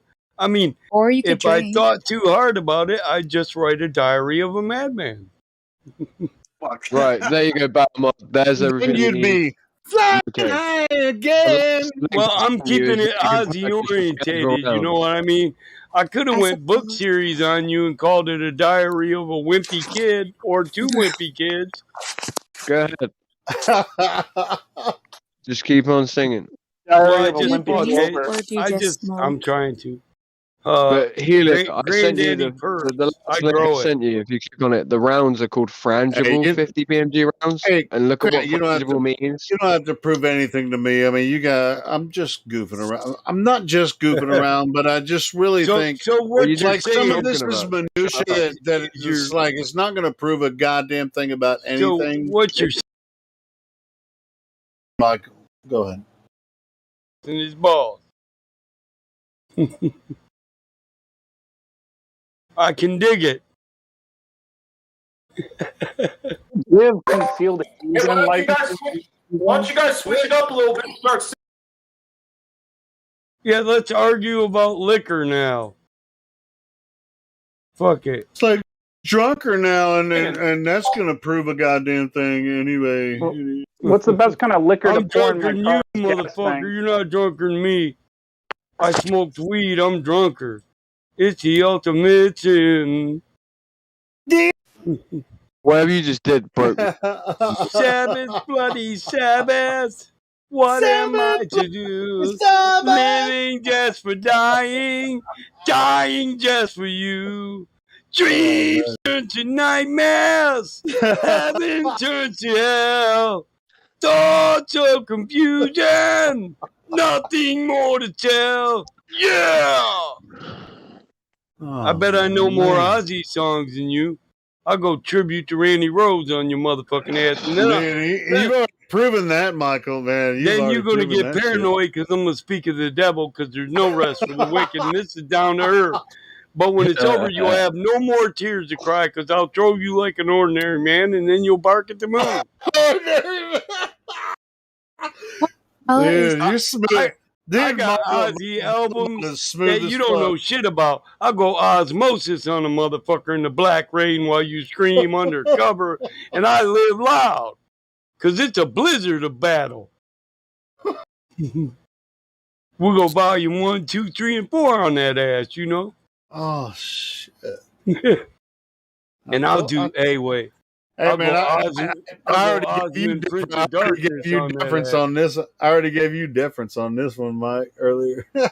Prince of Darkness. I'll go Prince of Darkness on that ass. What you know about that album? Or the 10 Commandments? Is Ozzy Osbourne like your favorite artist? One of. Yeah. If it's not one of your favorites, it should be. One of the world's that'd be Ozzy Osbourne or Ozzy Black Sabbath or even Ronnie James Dio Black Sabbath. Rainbow. I met Ronnie James Dio one night in the elevator of the hotel. Now that's fucking cool. Preach on, and I'll be quiet. Where? At the Hilton Hotel. I was coming off the 8th floor out of the presidential suite. I'd been there all night long, breaking up about 8 kilos of cocaine, and I was just gonna say you've been there all night long. Don't lie. You was doing some rails with a hot chick. No, with my soon-to-be wife. Anyway, I had it all in this metal briefcase. She and wasn't a hot chick. It went down one floor, and in the door walked this little short kid with long hair. Did you just say you married her, but you wasn't doing rails with her, and she wasn't a hot chick? No, Yeah, and he was like, and he anyway, goes, no, James with my stand wife. out and said, James Dio. I know. And I go, who? Quit fucking rumpusing God Rocket. He's going to tell us about his experience meeting fucking Ronnie James Dio, man. I want to hear this. Yeah, well, I was just getting in the elevator from the 8th floor, coming down, and got on the next floor down, and I was talking to my wife, my fiance at the time, bitching about all the noise them fuckers were making, keeping me up all night. And he goes, he sticks his hand out and goes, James Dio. He says, those was my roadies. He says, I'm so sorry about that. He says, I didn't mean to keep you. I didn't even know who the fuck James Dio was at the time. And I said, it's no big deal, buddy. No problem. Was he short? He was like freaking, he's like 5'8", 5'9". He was shorter than that. I'm 5'11". He was probably like 5'6". He wasn't very tall. Yeah, he's a short guy. Yeah, real short old guy. He's a master on stage. James Dio. I shook his hand, and then he went to say, that was my roadies. I'm sorry. I said, that's all right, bro. No worries. And I'm standing there with a metal briefcase with about fucking 15 pounds of cocaine in it. Shit, were you fucking dealing? Yeah, quite a bit, buddy. 15 fucking pounds, that's quite a bit. Mate, you don't know God Rocking's past. I do. God Rocking was a fucking big time fucking dealer, bro. Back in the day. So you were standing in an elevator. Yep. I mean, this is back in the day. You were standing in an elevator with Ronnie James Dio with 15 fucking pounds of cocaine in a suitcase. Yep. Vacuumundo. Oh, I know what his song was. He was a hard-headed man. He was brutally handsome, and she was terminally ill. She He was held him up, terminally and ill. he held her for ransom in the events- heart of the cold, cold city. Like a rainbow in the dark. He had a nasty reputation as a cruel dude. They said he was ruthless. They said he was cruel. They had one thing in common. They were good and bad, she said. Faster, faster. The lights are turning red. Life in the fast lane. I ain't Sure gonna lie, make you lose your mind. But damn, God Rocket. I mean, I knew you. You had, you have some. You already said it, and I'm not gonna dwell on it. Whatever. I have a colorful 15, past. And then he found God. 15 fucking pounds of cocaine. That's a lot. Not really. Not really. So that's a little under 5 kilos. See, if I had that much coke, you probably wouldn't even know me anymore. Right now. Shit, I'd just be getting started.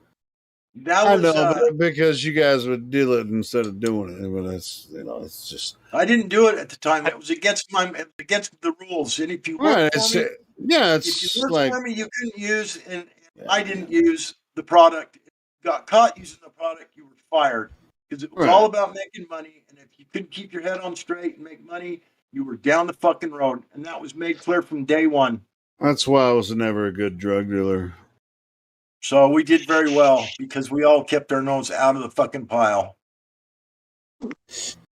Coke is that white man. I mean that rich man. That rich man drug. Blow away. Wait, somebody ride white line highway. Tell all your friends they can go my way. Pay your toll. Sell your soul. Pound for pound, it costs more than gold. The more you pay, the more you play. My white line to go a long way, either up your nose or through your vein, with none to gain but killing your brain. Somebody just said white man. I think there's a lot of really good black drug dealers that don't fucking use, that they just, it's business as usual. Yeah, that's how you do it. Make money. If you want to make money, that's how you do it. You can't fucking use. You can't fucking use your product. On straight with cocaine, that shit'll fuck your brain up, dude. That makes you paranoid. It fucking. It's not a white man drug. It's a rich man drug. That's what I meant. Yeah. Rich man You drug. don't want to be doing that shit if you're going to. Does that make crack a poor man's drug? Let's see. If you got $2 million in the bank and you snort up $10,000, nobody's gonna call you a dope fiend. If you got nothing in the bank and you rob a motherfucker and snort up his $10,000, everybody's gonna call you a dope fiend. Yep.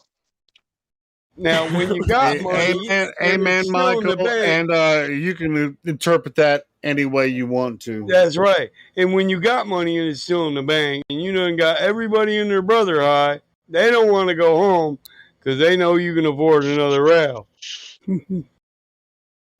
Yeah, and you don't have to do it all the time. Whatever. Nope. I mean, just like could be a party weekend. It's just like.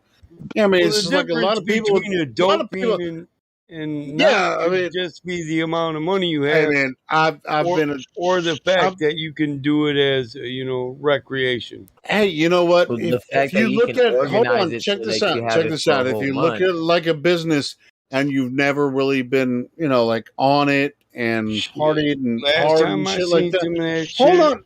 Hold on, Mike. Hold on, Mike. If you like partied with it, and you're like you can make a little money off of it, and you party with it a little bit, and you made a little money off through the weekend. Last or time whatever. I seen it, I woke up in Cancun. Oh, well, okay, well that's another thing, but sometimes I don't try to get paid off that shit. Yeah, I mean, well, and that's where it happens. It's like you can. It's like if you try to make money off of it and you're a user, then you're not going to really. Who do, though. That's not true. Yeah, but you can You can make money use off it. of it if you're a Oh, user, you can. but it depends on your connection. But anyway, but It depends on how much money you got. It depends on how well and how good at it you are. So, like, let's say you're Listen, selling, bro. let's say If you're you're selling buying, a kilo a listen. day, and you If only you're getting smoke the say you're getting the Detroit 2 package, ounces you're a getting day. 100 Alright. fucking kilos of did you cocaine. say the Detroit package? Yeah, That's the what the Detroit fuck I package. said. That's what it's called. So The Yeah, Detroit that's what's I up. know some real motherfuckers. All right. So if you're getting 100 kilos of cocaine, you can buy a 32 coupe, pay some other dope fiend to build your 32 coupe, and you can snort up a kilo of cocaine, and you still won't be a fucking dope fiend or broke. Exactly. Like Yeah. that's what I was trying to say. Yeah, I mean, If you're that's shot what in I'm a, saying. listen, if you're I shot in a didn't want kilo to a sound. day, I don't want to sound selfish or anything, but if I It's had the all in right how you do connect, it. right? yeah, Helo, man. dude, Helo. If you're shot in a kilo a day, right? Yeah, and you're getting that Well, kilo. Listen, and you're no, getting that you're kilo. probably gonna die if you snort that much. No, I Pretty know, soon. Don't bro. I tell them know about the people. headlights. So everybody knows you're high on Headlights. cocaine. Yeah, everybody knows you're high on cocaine when you snort a motherfucking line because your eyes are no longer eyes. They're doping headlights. Vroom, vroom, your eyes are It's Okay, like so wide. yeah, fuck that, man. Shit ain't That's dilating. too much. That's too And, much. your pupils and get the as big as pie pans, dude. They're motherfucker, fucking huge. your shit is lighting Oh, up the but fucking room. But And that's why you got. That's why you got to every take dope some fiend in the Percocets bar as knows well. you high. You go to the bathroom, they following you to see if you're doing a line. Nah, if you take And some then they start. Percocets with it, you're all right. I'll It tell keeps you them what, level. motherfucker. how the Listen. fuck you guys know about this? Well, I was going to tell you. Hold on. Listen. I'll tell you what. Listen. I followed my wife into the bathroom, the girls' bathroom, to do a bump. Me and her, and there was already 2 chicks watching us, and they followed us in the bathroom, started hitting on my wife. Yeah. I was like, damn, these bitches Yeah. are willing to work for a bump, honey. You can't, you got to respect that. Dude, there's not enough coke. Once you start hitting it, if the supply's there, there's not enough. There's not enough. There is. There's always too much. There's always too much. Well, too much is only not enough. I guess. See, but listen, if you have to spend money on it. If you have to spend money on it, that's when there's not enough. Yeah, that's what I was gonna say. I got money to piss away on it, but I don't do that. If I'm gonna do something, I buy a lot, sell a little, and keep what's left for free. All right. He's talking hypothetically as his lawyer. I'm just letting you know. Yeah, hypothetically. Yeah, this is wait there. Swim. But if Someone I know. hypothetically, if you're at the bar when this is all going down, you can get a bump and a drink out of a motherfucker like Mike. I found it possible in certain months to actually make $120,000 profit. Oh yeah, yeah. Holy shit! Why are we talking about this right now?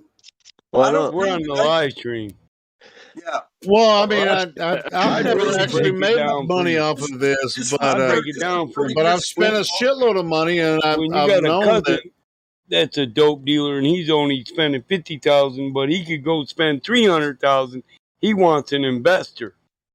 He like, come on, bro, you make 25 just Or spend 100,000 on a weekend and a party, right? And be like, fuck yeah, this is the biggest party. I'm not into that. And bumps. You could still do that here without. Yeah, he knows what's up.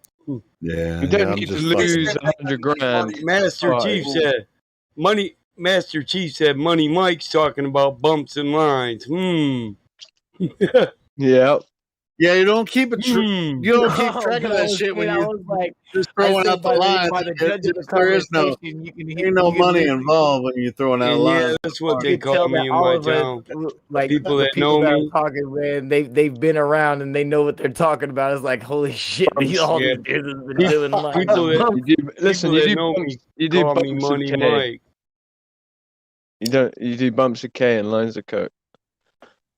I'm just saying. No, you can do a bump. You can do a bump of coke if you want, but You can do a bump. That's a line. Bump me a line, punk. That's what a crackhead says. Listen, a bump where I'm from, and they flipping their thumb. What's These that old crack? school dope fiends, look, I know bikers. They'd be looking at me from across the bar, bumping their thumb up, flipping their thumb up, like, "What's up? What's up? What's up, player? I see what you're doing from across the room. What's up?"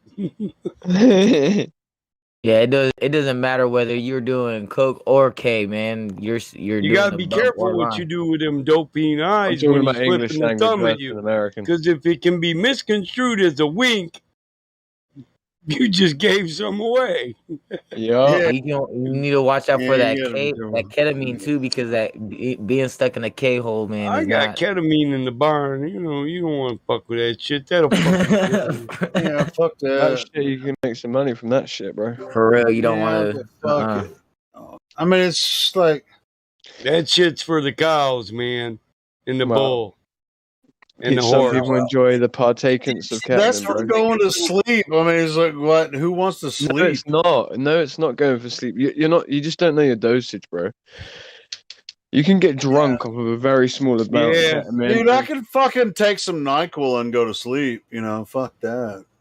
Ketamine hit the bar scene for not really that long of a time. I mean, it was a couple of years, and then that shit was pretty much had a bad rap. But I ain't even really trying to get high. I don't even smoke weed anymore. I don't either. Me either. Wait, you were just wait. Hold on. Hold the phone, crack villain. You were just talking about marijuana for When? 12 hours yesterday. I smoked some weed. I was I talking don't about how drink it's though. not for everyone. What's that got to do with me smoking it? I wish I I could got, smoke weed. I got some but it just- biker friends too though fucked that up. are I just always can't on function. me about some shit. Wait, My how crack villain? How can you talk for 12 hours about marijuana and you don't even smoke it? I don't smoke it anymore, bro. But you talked if about I- it for 12 hours Does your yesterday. wife? No, I didn't speak about it for 12 hours. Well, Citation. Okay, needed. well you were talking. I mean, you talking about it like you were Was growing you it, in or here you for selling 12 it? hours yesterday If you after working? listen, Well, I'm in and out for 12 hours. I listen to you guys talk all wait the there time. a second, Mike. Yeah, I'm Wait in there. and out. If you Listen, to hold what I up. I want to said- point something out. Friday to Saturday, you was in here like fucking 26 hours. Exactly. I've barely been in That's here. true. That's true. And was I being a dick? I was talking to Flat Earth Solar about cannabis and the I fact don't know. that I I grew didn't up on hang a out farm too that often. grows I it. just know Friday night I left and Saturday morning you was still here when I left. Oh, you guys. That's true. I might have gone a little overboard, but I just heard But Helio, wait every there. time I You came guys in, say I that heard I can't I heard speak Crack about- Villain talking about cannabis, and now he says he doesn't even smoke it or I was saying that or then. ingest it. That was the whole reason why we started talking about cannabis was because I Smoking said weed. smoking weed isn't for everyone. Rolling Meaning that fat. as a route of administration. You wonder where Mike learned to act like that. Well, I was raised on a farm and felt the need to grow it and smoke that weed. I wish I could smoke Crack weed. Villain was raised on a farm, and that's how he knows about Shit, growing weed. I'll tell you what. My first experience with cocaine was in the fucking Marine Corps. Believe it or not. Cocaine was with a bunch of Marines. And then college. I ain't gonna lie. I mean, I have a negative. I should be sober, but I have a negative I got out relationship the Marine with Corps all at of the, 31. with THC and at 32, with I went to cocaine and shit. college. I don't. Oh, And these Hank, young are you girls, about? these young Hank, girls are no. like, "What are you doing on the weekend? You getting high this weekend?" I'm like, "I'm an old dude. I got a wife." I made the mistake of going to this one dude's room, right? He said, "Come smoke some weed, Mike." I said, "All right." Serious as shit. Listen, I smoked a hooter, right? Now I was drinking a pop, and there was this Oreo cookie sitting on the table on top of an Oreo cookie package, you know? So I said, "Fuck it, I'm eating this Oreo cookie." Well, I didn't know he was a fucking chemist major, and his shit had a fresh drop of LSD on it. And he's come in, he's like, "Who the fuck ate my cookie?" And I'm just swallowing this bitch. I'm like, it was just a cookie, dog. Just an Oreo cookie. He's like, "No, motherfucker, you owe me $35. You ate that whole thing?" I was like, oh, yeah, why? It's a fucking Oreo cookie. What do you mean the whole damn thing? It's just a fucking Oreo cookie. He's like, "Nah, man. Hope you ain't doing nothing for a minute." You That have to was be that was the high. first time you took LSD, Mike. That is No. comedy, bro. That is awesome. No, it wasn't the first time, but I did. I had to all at once go, well, I'm about to be high, so I might as well start smiling and enjoy this and lead my way into a good buzz. Because It's like, where's the rest of the acid? It's like, let's get our way into the plan party. on eating the equivalent of 3-4-way Wait bottle. a minute, that sounds a little fishy. So you walked into somebody's room and ate their cookie In a dormitory, yeah. what it was? Yeah, and there was a bunch of dudes. There were like 5 dudes in there just that I didn't know. Were they coaxing you and just like, eat that cookie? Listen. Eat that cookie. No, they were so high they weren't talking. And I was like, I just figured everybody was stoned on weed like me. And I was like, well, at least he got some munchies around. And my Was boy that the was first time you took acid? No.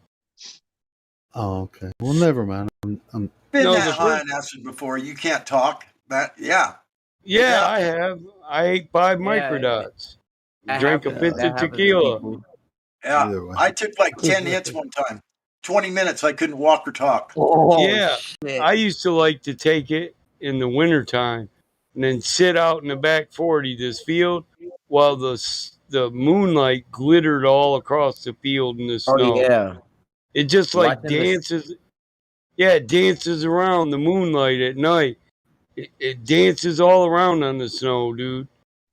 Watching the stars in the sky at every night, single bro. flat earther is beautiful. they took Especially- acid. Every single flat earther took acid. That's why they think the earth is flat. Crazy. No. They believe in that crazy ass flat earth shit. It was the LSD that caused it. No, it's absolutely not true because most true. flat earthers I wasn't are thinking not, about the have earth. never taken acid. I wasn't thinking about the earth when I was high on acid, but I did think I was in another dimension at that time. Yeah, I I was mean, like, I could give you 100 experiences of my times taking acids, whatever. But I don't think the Earth is flat because I took acid. That's I absolutely not true. Hey, I took some acid with my cousin once. Listen, me and my cousin, me and my cousin each ate That's a lot of times. microfilm. Yeah, I've taken acid over 100 times. Go ahead, Michael. Me and my cousin each ate a microfilm one time, and my cousin said, "Hey Oh, man, whoa. can we take your Trans Am to the grocery store?" And I was like, "What? You got to go to the fucking grocery store, and we already ate that shit?" He said, "Yeah, man, we'll be all right. We'll do this real quick. We won't even be high." 10 minutes later, we're standing in Myers, right? And I'm like, no, it's a and I microfilm, dude. They're kicking quick. Listen, I didn't know how long it was later. I realized we've been standing here trying to decide whether we was getting Eckridge Boney or Oscar Mayer Boney, right? And I'm like, there's an old lady there, right? And I said, dude, I think we've been standing here like an hour. And this old lady's like, no, it's been like 25 minutes and I'm waiting for you to get the hell out of the way. So I said, just move. Sometimes He said, you get stuck. Sometimes you get stuck. Yeah, he said, I got to get the bologna, Mike, but I can't choose One which day, one. I said, one day, listen. get them both, bitch. I'll Yeah. pay for them. Just get them fucking both. I took his list from me. I went on acid one day. I was at a festival, right? And me and my friend, we thought we were having telepathic experiences, right? Until mine wore off, right? And effectively, what it was is we were talking about telepathy beforehand, yeah? And what it was is the acid was not allowing me to see his mouth move. So he was speaking to me audibly, right? Because we go to my friend Holly and we're like, look, me and him are having telepathic thoughts between one another, right? Yeah. And she's like, fuck off. And I'm like, trust me, we're telepathic right now. Me and him, we're speaking to one another in each other's minds. So we're like, all right, we're like, look, watch. I'm going to tell you, like, he's going to tell you. Eyeballs, like you were looking at him. Yeah, listen, I was like, he's going to tell you something, that, right? Okay, that he's going to say to me in his mind, right? So he whispers something to her, right? And then he turns around and says it to me. And then I'm like, see? And I say it out. And she goes, yeah, you got it right. She goes, but the thing that you didn't realize is that when he said that to you, you know, his mouth was moving the whole time. He said it out loud to you, and I said, "Shut up! What the fuck are you talking about?" Right? So because we were talking about telepathy before, the acid had made it to where, like, you know, and then the acid made it to where I couldn't see his mouth move. Then we had we were on ketamine as well as acid at the same time at Boomtown, right? No, bro. Listen to this, right? We thought we were telepathic. We thought we were telepathic, and we thought we were teleporting as well. Because, like, one minute we were stood outside of the Lions Den, yeah, which is like a huge part of the festival, and then the next minute we're outside Arcadia, and I'm like, dude, you remember walking here? And he's like, no. I'm like, it's because we teleported here, bro. And it's like, yeah, man. I was about to ask you. You said you thought you might be telepathic, but we didn't work. It didn't work. Listen, we were not telepathic, right? So, but it worked. Did it work? Listen, it worked in the sense of, like, we believe we were telepathic in the moment, but when there's 5 other people, eventually we go back to the tent, and there's 5 people, and we're like, look, she's saying we're not telepathic, but look, he's telling me shit, and I can hear it. And no one else can, because he's saying it to me in my mind. But literally, it's just that my mind was seeing his mouth not move, right? His mouth was moving, it wouldn't be out, right? And everyone in the tent say, you guys are a fucking bunch of idiots. They're like, we can hear every word you two are saying. And I'm like, no, you can't. So what did I say? I'm like, what did I say then, motherfuckers? What did I say? And then every one of them reiterated what I said, word for word. And I was like, you're telepathic. I think people. Hey, hold on. At the end of the day, hold on. I think hold that right there. Hold that right there. Hold on. Right there. Hold on. I just wanted to see if it actually worked. What? Hold on, right there. Hold on. One sec. Hold on. I have something to say. You first, Michael. He already said it. He already said it. He already said it. No, I was going to say, I wouldn't recommend anyone take ketamine while they're taking acid. I think that's a bad idea. Well, okay, it completely exponentially makes the effects of acid higher and makes it more like you're on train. Well, but at the same time, you don't even remember if it actually meant anything at the end of the day. But whatever, go ahead. It didn't mean anything. I didn't get to finish what I was saying, but listen, my cousin, I got his whole list, and then I bought him some Nutrageous candy bars and some shaved ham because I thought we'd have ham sandwiches later, right? So we go home, and he said, he got all high and sang this song for like 3 fucking hours. I got free groceries, ham sandwich, come on, ooh, now Nutrageous. Yeah. Oh shit! Now all the flat earthers are nuts as fuck. It got so bad, I had to say, Chucky, shut the fuck up, bro. I'm gonna acid punch you in your gizzard, motherfucker. Everyone acid punch you in the gizzard. Yeah, he said, ham sandwich, come on, Michael, come on, Nutrageous. I was like, ham sandwich. I was like, I finally just got a Nutrageous candy bar and ate it while I stared at him. This motherfucker made a ham sandwich and he left it on the table until the dog got up and just stood by it and kept staring at him. He didn't take it, so the dog waked the fuck away with it. Like, yeah, thanks for the ham sandwich, bitch. Nutrageous. Let me ask you this, Michael and Crack Villain, since we've been, prominent members here for a long time. Do you think these anti-flat earthers, do you think there's like, hey, everyone should just discount everything they say because they say shit like this, like we've been saying tonight? we're being jokers, right? We're being jokers because if they really had any fucking balls to come and talk to us tonight, we would actually expose their dumbasses. Yeah, the only reason we're having fun tonight is because they don't have a big enough dick to come in here and fucking talk to us. Exactly, bro. I want to add to that. He just went to penis size. Oh, hold on. I think you got a little bit of a buzz now with the cock measuring shit. Okay, okay. Well, you guys were talking about. Hold on, you were talking about tickling balls earlier, but I you wasn't didn't talking bring. You about tickling them. hold on. You didn't bring in the No, dick. You were talking about no, tickling I'm balls not holding on. I earlier. wasn't talking Hold about on. tickling them. You were talking about like.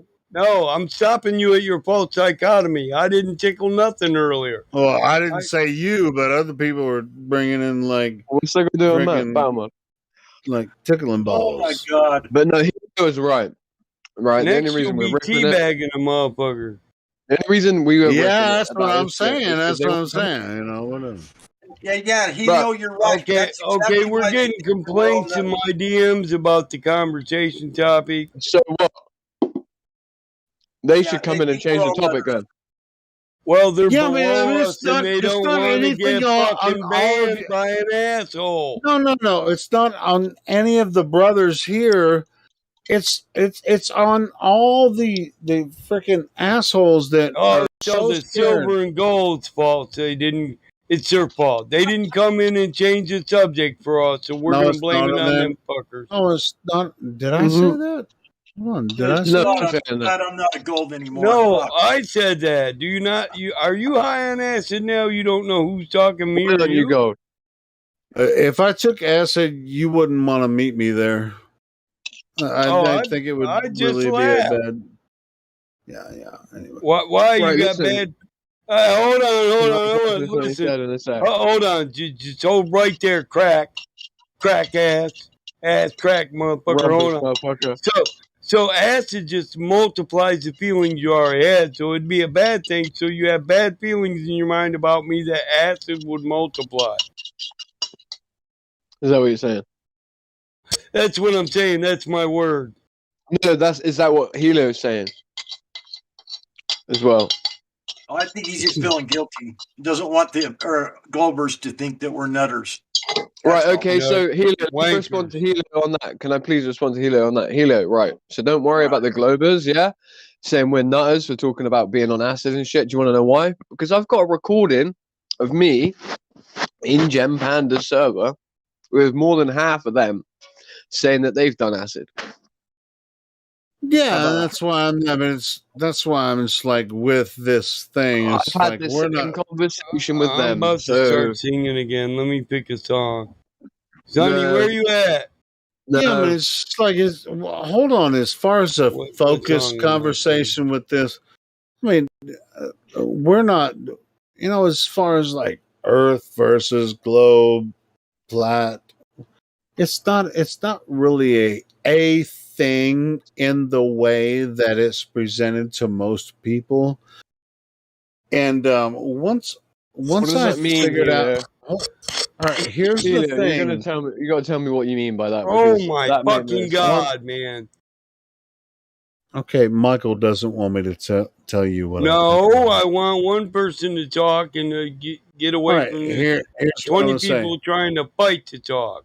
All right, so I'm not here's trying what to I'm fight the gonna talk. I just want him to say it again. I don't think that the Earth has ever been a globe. It's not a thing. Now, I've been working on, through different platforms, and I don't really give a fucking shit what you guys think about me. At the end of the day, this thing about the globe, you can't prove that the Earth is a globe. And where we're going with cardinal. I mean, these Which cardinal. one now? I'm confused. Hold on. Yes, I'm confused. I'm doing this on purpose for everyone. Carnal and cardinal knowledge is where we should find ourselves when we're discussing this information, where we can move forward, even though I have a blast talking to you, brilliant motherfuckers on both sides of the topic. Same. So that's where I stand. Oh yeah.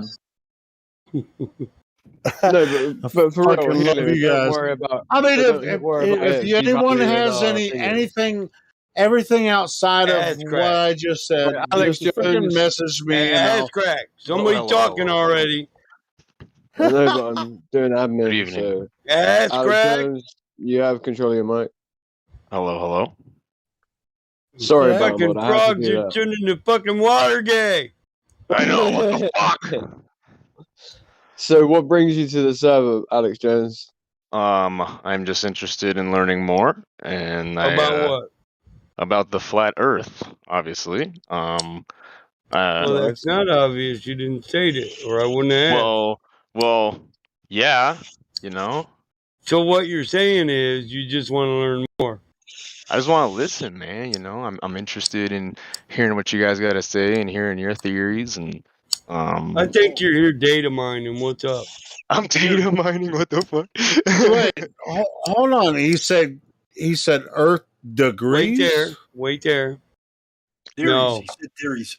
I'll shut up. I gotta smoke a cigarette. Alright, I like Continue. that. You got me there. Your degrees. I like that.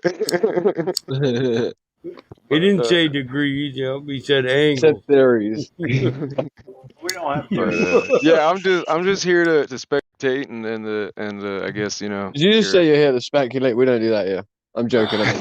You came here to I'm just learn, right? playing. Yeah, I came here to learn. Yeah, Listen, sure.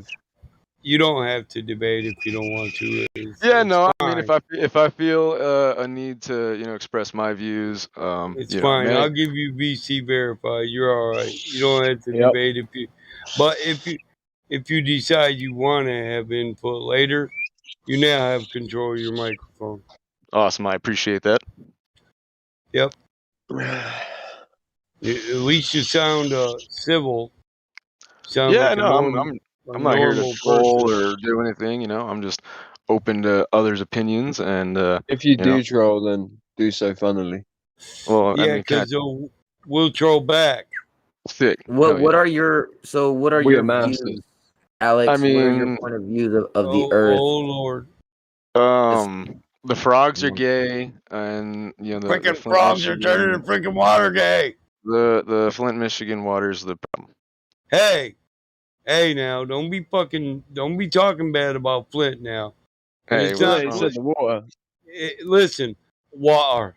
I know he said the water in Flint, but it's not the water. It's not the water in Flint. It's the water in fucking Michigan.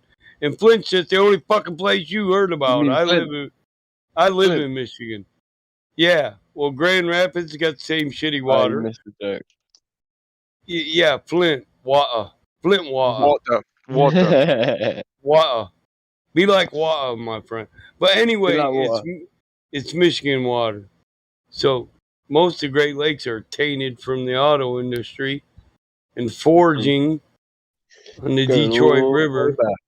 I also would like to know where do you guys dispose of your car batteries? I reuse them. I use the battery acid. I sell mine to the scrapyard. I use the battery acid inside of it to tan hides and to also acid etch blades. There's a perfectly good ocean to throw your car batteries in, so I don't know Oh why yeah. you guys are Right using now you can get about $18 a piece at the scrapyard for car batteries. I get more than that. I got $18 for my battery core, replacing a battery. Yeah. So that's the going. I use the battery acid. I open them up If and I you take the sell acid them, out. if you sell them to Regen, the place that buys batteries that can be redone, you can get about $30 a piece for them. Is that the ones that re-electrolify and re electrolysis, not electrolify. Electrolysis. You know what electrolysis is? It's 5:20 in the morning for me. All right, It's a process. You need to cut me some slack. Electrolysis is the process of extracting hydrogen and oxygen from water. Of course, I know. I know what electrolysis is, bro. It's actually a place near where I live, bro. I did this that? fucking experiment at 12 years old for a science fair, dude. Listen, you got Devon Laser Clinic, right? And then you got Then I electrolysis run a solutions, skin and Brunson blemish. burner with it. I run a Brunson burner with my hydrogen. You know what that is? That's a problem with most people that come here that we talk to. They don't even know what real science is. They think it's theories. They take theory over demonstration every day. It's ionic substances and decomposed, When broken down I don't into care simpler substances. how Right? many times you repeat your theory, if we've replaced it with scientific demonstration and scientific premise based on demonstration, your theory goes out the fucking window. Occam's razor. The one that Occam's takes razor. the least, yeah, the ideal that takes the least amount of assumptions, like a scientific demonstration or theory. Well, the one with the least amount of assumptions probably is the truest one. That's Occam's razor. Most motherfuckers come in here, they think they got Occam's razor on their side when they're It's talking not. about a theory that's based on a theory that's based on a theory that's based on theoretical equations and quantifications. So they accept quantification over demonstration. There you go, Bahamod. When you're quantifying theory, is that electrolysis? That's a form of electrolysis in chemistry. A way of it being utilized. It's a way of utilizing it, the mechanism of electrolysis. Man's posts the smallest picture known to man. It looks like a battery, to be honest, but hey. It is. What is a battery, though, right? Oh, it looks like a battery. Oh, fuck. You're hilarious, Balmont.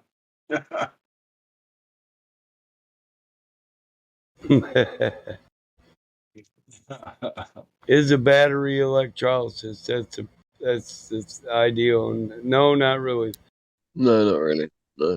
Well, the new dude are you a glow proponent, or are you still on the fence, or where are you standing, brother? I don't know. Will I get hazed for my response? No, you will not.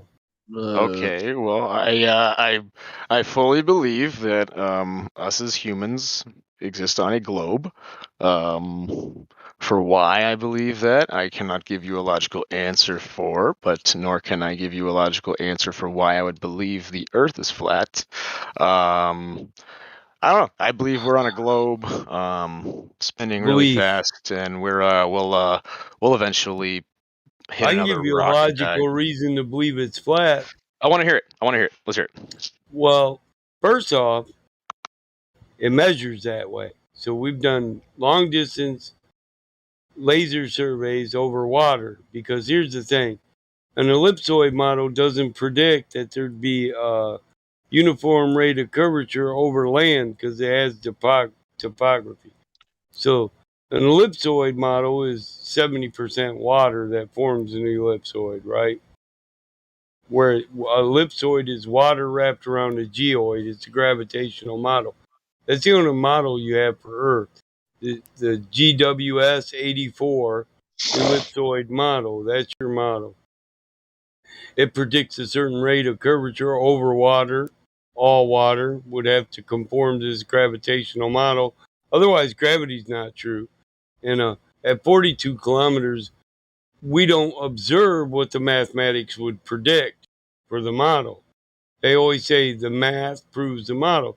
But the truth is, when you use the theorem of Pythagoras, the Pythagorean theorem, and you calculate the rate of curvature for the sphere based on the radius, then and you can't find it. So we did this. Field engineers, a core of field engineers that they did this, and they weren't trying to prove the flat Earth. They were trying to prove the globe model. They were testing the globe model, trying to prove it, and they couldn't because we found at 42 kilometers, 98 feet of missing curvature, a deviation of 4 millimeters. So from level on one side of the lake to level on the other was 42 kilometers. And not to mention it, or 42 kilometers, a half a millimeter, 4 millimeters. That's the difference between the level on one side and the other at a distance of 42 kilometers when there should be over 100 foot of curvature. Well, let me ask you this: do you think that That's just it's one reason. possible? I'll finish when he's done. Is it possible for any body of water to display topography? Right. So, making it the logical inference, like I said, a logical reason to believe flat Earth. If you can't find the curvature that the model predicts, and it measures level over water, no topography, then it's then logically to infer that it's not a sphere, and it's level just as it measures. We also observe it level. You never observe curvature every day. You go out and observe a flat local Earth. There's two reasons of logical inference. You observe it, so that makes it self-evident. It's an axiom. You observe a flat local Earth. Then you measure it to try and prove curvature, and you can't prove curvature with it. So there's two reasons. The law of two witnesses. We now have collaborating evidence. We observe it flat, and we also experience it flat when we measure it. Not to mention, at that same rate of curvature, we can say where the geometric horizon would be, or the point on a sphere where you can no longer see things because they're on the other side of a sphere. You know, and we've got non-flat earthers, globe believers, who just taken pictures for the long distance picture, long distance photography. They're trying to get the world record. 200-300 miles, 150 miles, 180 miles of taking images of full mountain ranges. When you see a full mountain range from 300 miles, and it should be below the height of it is maybe, what is that mountain? 3,000 foot in elevation. But the curvature at 300 miles is like what? 3 miles? So the mountain should be a mile and a half under the curve. But yeah, you can see it. They take a picture of it. The long distance photo record is of a photo at a distance that isn't possible on a globe with a given radius, 3,956 mile radius. You can't see 300 miles. Everything at like 100 miles or 80 miles would be on the opposite side of a ball. And that's any way you look. 360 degrees exponential curvature. You look left, you can't see 100 miles because shit past 100 miles is on the other side of a ball. You look right, same thing. Look forward, same thing. Look 33 degrees to east-west. It's still same thing. It's the same rate of curvature all the way around.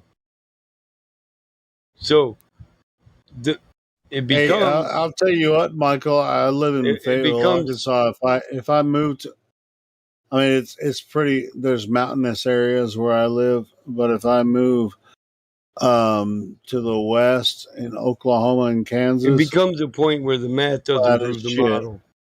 There's no sea there, but when you move toward the west, and if you're in California and you stay on the coast and you look west.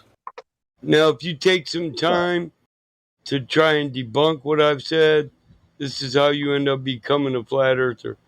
Listen to the arguments we give when we get an opportunity to give them. Take notes and try to debunk that. It's how 90% of us became where we're at. To the understanding we are, because flat earth isn't a theory, it's an observation and a measurement. And observations at distances that aren't possible. Across Earth. Right. Okay, so now I have a question, and you've gone on for a while now. I'll give you a break to catch up on your breath. But so all right. So do you guys skepticize space travel? No. Well, I just covered curvature. If we can't prove curvature, listen. If it's, I'm trying to follow. There's just a lot of information hold to take in, because this addresses space travel. So if it was that given radius, then these observations wouldn't be possible and we'd observe curvature. What do you need to do the space travel we've done? It's slingshot things around the globe. You need the radius and the circumference. Otherwise, you can't calculate the proper amount of fuel. Because if you say the Earth's 3,956 miles in radius, and we're going to calculate based on that for fuel, but then say it's an 8,000 mile radius. If it is a sphere, I mean, even if we destroyed the radius, it still doesn't prove not a sphere. And I know that. But it does destroy any moon landing or space travel because you no longer have the math you need to project your trajectory to hit a moving target from a moving target. And to do that, you need to be specific. But then here's another problem with that. We can't do a three-body equation.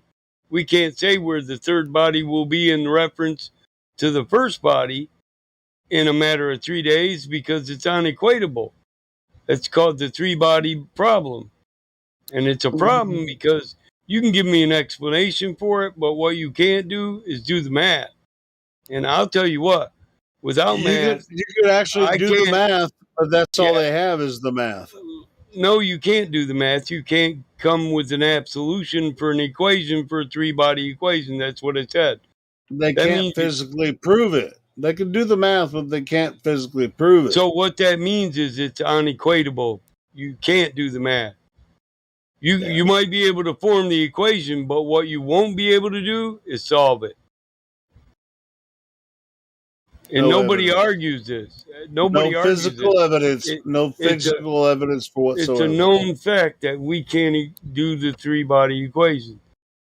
So, and people say Newtonian physics work perfectly. If they did, we wouldn't have a problem doing the three-body equation. That's called the universal paradox.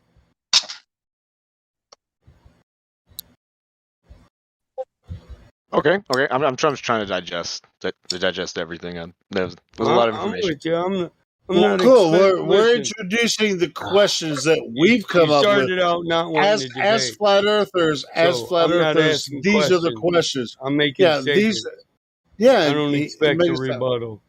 Yeah, we're giving you the questions that we've come up with as flat earthers, and they have no answer for it. They don't have any physical answers for this. We're describing what we observe in reality, and their equations don't add up to anything we experience in reality. Well, their equations aren't observable in reality. The math doesn't prove the model. That becomes a true statement. They always say, well, the math proves the model. We can predict this. Well, not when it comes to three bodies. You can't predict shit. So then obviously, if the Earth is flat, then that means the sun is flat, the moon is flat, no, et cetera, no. et cetera. Another thing. I'm just trying to catch up. Why would that be obvious? So here's the thing. That's what I'm trying to wrap my head around. That's what I'm trying to get around. Let's start with this. Is everything in the universe the same shape? And can things be different? That's a question. So the answer is no. Everything's not the same shape in the universe. And yes, things can be different, but they can also be the same. So what do we need to say? We see this, and I think what we live on it is the exact same thing as what we see. Well, we need a reason to logically infer that.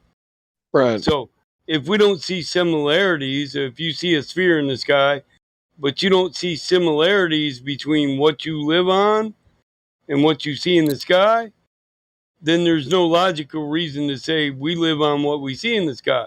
And since we can't find the curvature that your model predicts, then we don't have any logical basis to say, I see spheres and we live on a sphere. So people act like, well, why would Earth be different? Well, why couldn't it be? Why couldn't Earth be the only thing in the universe that isn't the same shape as that? And here's the thing. Not everything floating around up there is a sphere. Most galaxies are flat discs. collapsed by your even with the hold sun. on, collapsed by your gravity that is said to shape spheres in reality. And even with the sun, they claim the sun is a sphere. Well, that's a Well, the nice sun's not claim, even but a physical thing. I know. If it is plasma, and no offense, we lack the best evidence you got for plasma, it being what you say it is neutrinos. But what you have evidence for isn't the evidence you need for a plasma or fusion reaction. So you're missing the helium P4, helium P6, and helium P3 that would be present if it were a fusion reaction. We would see those neutrinos everywhere, and we haven't observed one yet. Utilizing which So we instrument? can't say it's plasma, but plasma is a gas, and gases have no inherent shape, right? Gases don't have an inherent shape or a specific shape that they're conformed to. Why? Because Gusse's law, Alvarado's laws, Charles' laws, Boyle's laws, the movements of gas. Gas moves in omnidirectional, any direction, depending on the amount of energy that's been input to it through temperature. It's going to move every direction. Well, and the sun itself is obviously outside of what we don't might even know observe. it's a physical object. Yeah, I know. Exactly. To say it's a sphere. In the moon, we only see one side of it. And so it's kind of hard to say that's a sphere. Yeah, the same way with the sun as well. So Nobody's ever seen the backside of the fucking moon. Or the sun. Yeah, that's the sun isn't even supposed to rotate. It's the only static object in a relative universe. Isn't that peculiar? At the least, sun doesn't face. I was looking at the full moon last night. Go ahead. Sorry. Guys. No. I was just going to say that apparently this everything that revolves around the sun in the solar system. Well, that's technically not true even by their own story. They actually say that the sun and the other biggest mass in the solar system, that being Jupiter, they say that it rotates around a center of mass that doesn't exist, which is hilarious. They say that the sun, the great attractor. They say that it orbits around the great attractor. They say that the sun and Jupiter effectively orbit around one another around a center of mass that is non-existent. Yeah, because gases. What kind of mass does a gas ball have? You tell me. In space. Man, they have no. They have nothing when it comes to the like when it comes to affecting reality. When it comes to sun, they have no proof that any of their model is tangible, dude. And I know they don't have a universal model. They think they do. They think they have a scientific model of the universe and a scientific model of the Earth, but they don't. It's very generic. It's very generic. It's very generic. The GWS84 model is made out of planar geometry that people take in Cartesian coordinates, and the geodetic surveyors take that, add in curvature because we don't observe it and we don't measure it. So they add in math to make it adhere to the ball they say is this radius and this circumference. Yeah, and that then that math doesn't work out. They end up with variances and missing distances when you wrap a flat map around the globe. And people say, well, that's because you can't project it on the globe. Well, if it was a globe, you could project the distances that you measure onto it. Well, and we've been saying this for years. If the Earth was a globe, it would be obvious to everyone. How would it be obvious? I mean, it would be obvious to everyone, every circumstance. I used so to what think the numbers they give us? Think about I used to think there was a globe.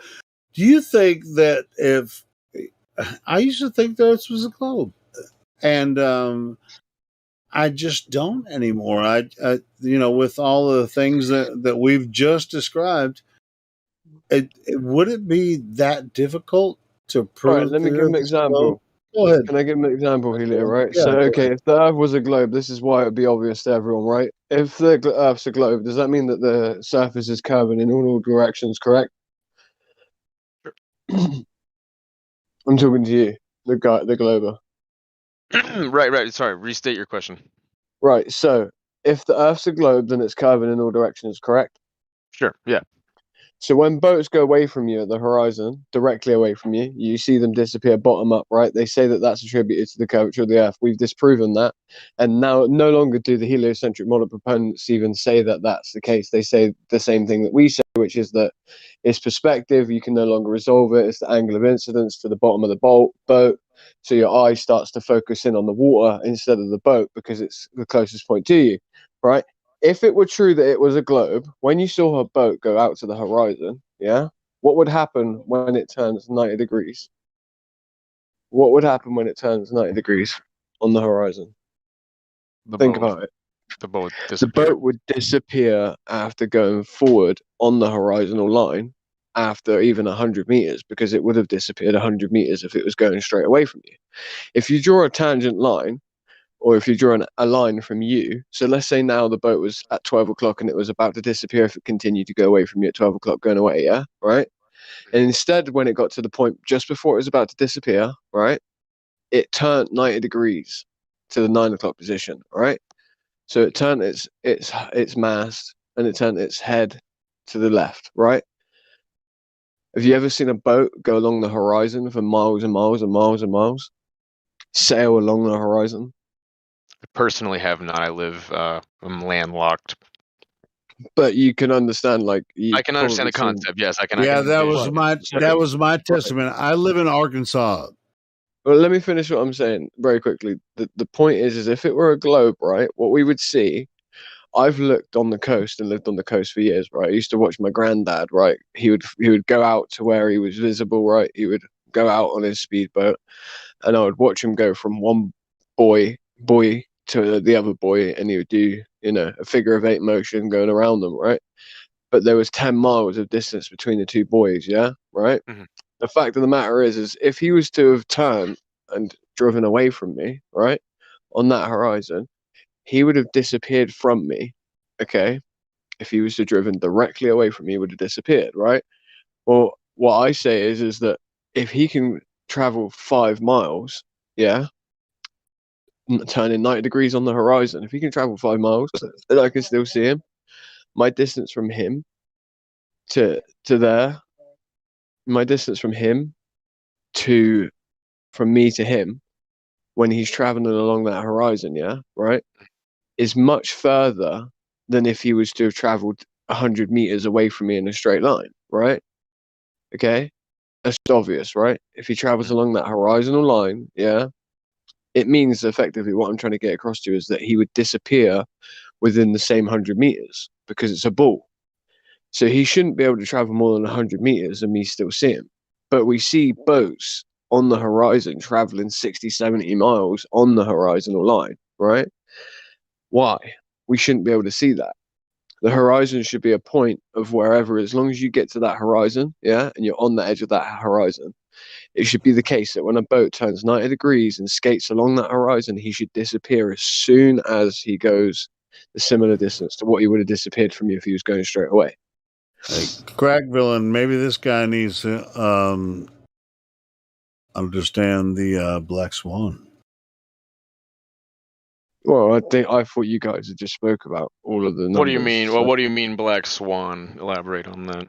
Ooh, I understand what like a Black Swan event would be in finance. However, I do not understand what it would mean in this situation. If you could elaborate on that. So the situation of the Black Swan with I'd like to use my observation for this. Physical Earth, right?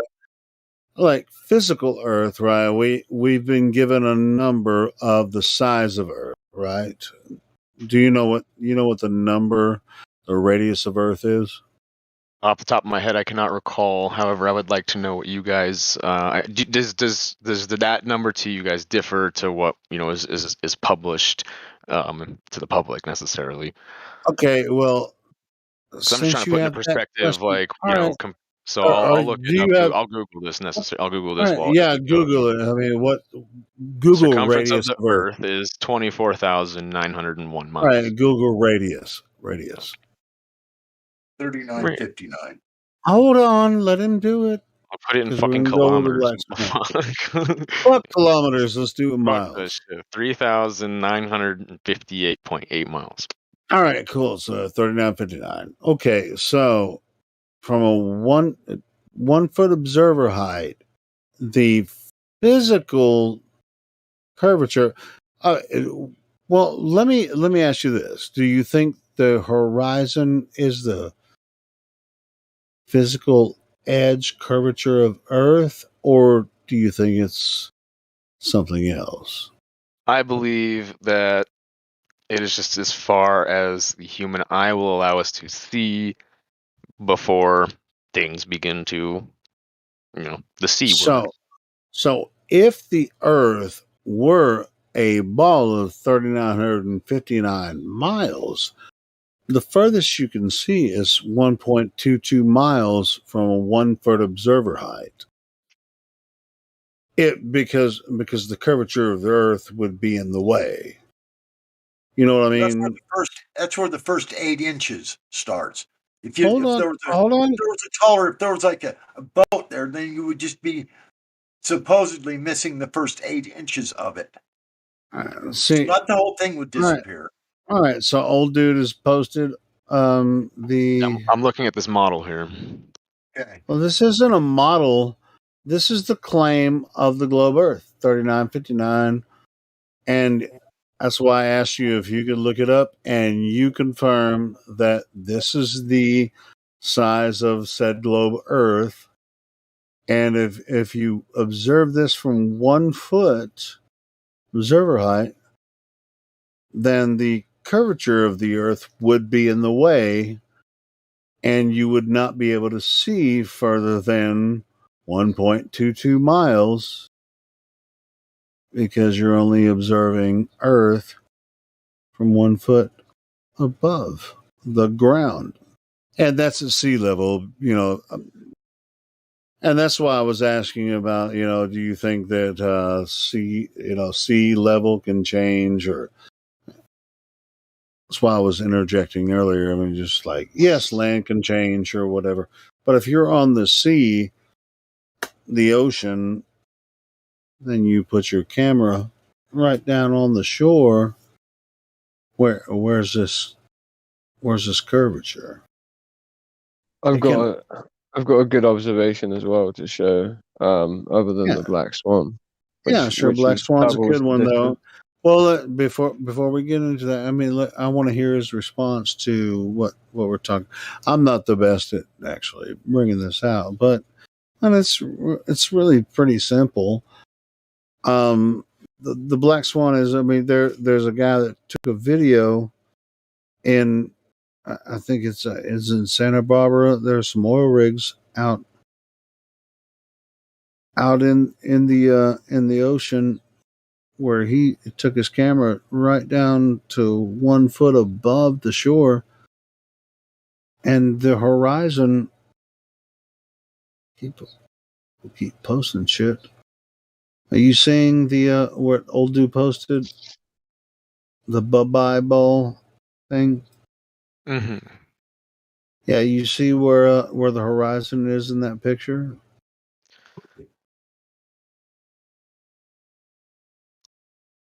Well, that's pretty smoggy. I guess I can't. No. You can't tell if it's in front or behind the oil rigs. You can't tell if it's behind or in front. Can someone post the Earth curve calculator for me, please? Pretty clear. I'm trying to skim through this video. Roger is also sent as well. Very easy to tell where it is on that photo. All you have to do is look at it. Wait, smoggy is not the thing. If you see the horizon further than 1.22 miles from a 1 foot observer height, then the Earth cannot be that 3959 globe. And if it's not the 3959 globe, that destroys everything. Did you know that the radius number is used for every distance to every planet, to every star, to the moon? It's used in rocket telemetry. It's used for basically all math that has to do with the globe. Has the radius number in it. It's the most important number to have, or you're not going to get the right trajectory on your rocket. And this photo clearly shows the horizon well past the 10-mile mark of 9.41 miles of the last oil rig. You can see the horizons behind it. That makes the radius, by doing math according to their model, would be the horizon. Then the radius would have to be 250,000 miles. Is that Alex Jones we're talking to? God Rocket? Huh? Is that Alex Jones we're talking to? I think so. Yeah, Alex Jones. What do you think about that? Have you it's ever very seen this interesting. before? I have not. No, I have not seen this before. Yeah, check this out. I mean, and if you scroll down a little bit past that the video that image that old dude posted. Mhm. That was a capture from this original video that Roger posted. Okay. And Yeah. So now I'm catching up now. All right, cool. So the horizon. What do you think the horizon is? Well, I mean, what The do you mean by horizon. Have you been to the shore of any ocean or anything like that? Yeah. All right, cool. So, what is the horizon? It's, I mean, what you could see beyond the ocean. You know, I mean, it's what's You beyond can't see beyond the beyond force. anything. You're standing on the beach. What's the horizon? When you're standing on the beach, what's the horizon? I guess I'm just not really finding a way Okay, to well, I'll answer help you out the- here. Oh, and I guess I'll give it to you because Yeah. Give me it. I don't want you to guess. The horizon is the apparent position where the ground meets the sky because you can only see so far, right? Right. Okay. You can't see the ground and the sky at the same time. You're just looking across the ocean. The ocean appears to touch the sky, but they don't actually touch, right? Okay. Yeah. Okay, yeah, you sound like you're just like, okay, yeah. No. I'm listening. I'm just trying to. You know the sky doesn't actually touch the ground, right? Yeah. I fully understand that. Okay, cool. So you're just seeing as far as you can. Yes. All right, cool. So sometimes we'll get people in here and say that the horizon is the curvature of the earth. And this is what we're trying to dispute because they give us a number that says the earth is 3,959 miles in circumference. And when they see the horizon, they think that's the curvature of the earth. And when we show them the black swan image, we say, well, if that's the case, then with their numbers that they give us, it can be no more than from a 1 foot observer height. It can be no more than 1.22 miles. But then we show them this black swan image where it shows the horizon 10 times further than that, then that can't be the curvature of the earth. So, nor can the radius be a proper number either. The radius is obviously false. Yeah, of course. You wouldn't see that far. So then perhaps maybe someone fucked up on the math somewhere.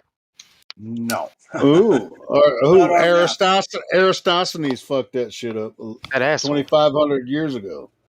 They fucked us from the jump. It's been the math that's been used for hundreds. Yeah, it's a joke. It's a joke.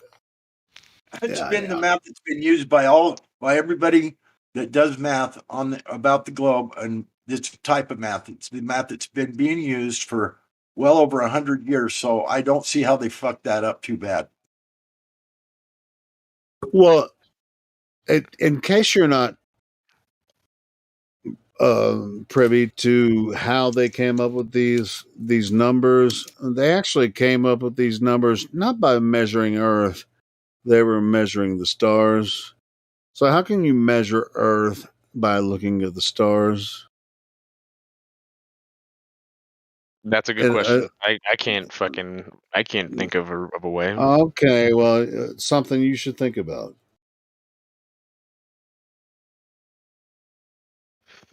I've got a lot of thinking to do. Yeah, you should. Yeah, you should do. It's the reason that a lot of us became flat earthers is what you're looking at and what we explained to you just now. It's one of the main reasons why many people became flat earthers, because the radius is obviously a false number that we were given. It's not right. It doesn't work. The math is never works. Yeah, I mean, we have the distance of the sun, distance of the moon, difference to fucking Jupiter and Saturn and Mars, and all of those are not based on actual measurements. They're assumptions based on our position in the solar system and the Milky Way galaxy and everything. These are all assumptions. It's just fucking astronomical magic. Let's show you another So are we observation, being? dude. So are us Can I show you Globers? another you know, observation? Can I show you another observation just to show? Yeah. that No, go ahead. I have another question. I'm just trying to just to say understand. while we're on the point still, right? Yeah. Sure. Because people often talk about the distortion, which is really the argument. So this is an island that's 19.7 miles off the coast. Okay. Right. Okay. Its highest point is written there. I can't read that, dude. That's the smallest picture in the fucking world. What? I can read it here. Okay, hold on. Which one? Let's see. Okay. I see it now. I just have to fucking put my face up against the damn thing. Right. So there even talks about one of the rocks that's 55 yards high, right? 50 meters, right? Okay. Again, the highest point is 469 feet. This is 20 miles away, right? So when we plug this into the Earth curve calculator, right? Right, there we go. Okay. So at 20 miles, this would be 266 feet of drop, right? So the highest point on this island's 469 feet, right? Can you see in the observation the highest point in the island? Yes. Which would be the precipice, roughly in the middle.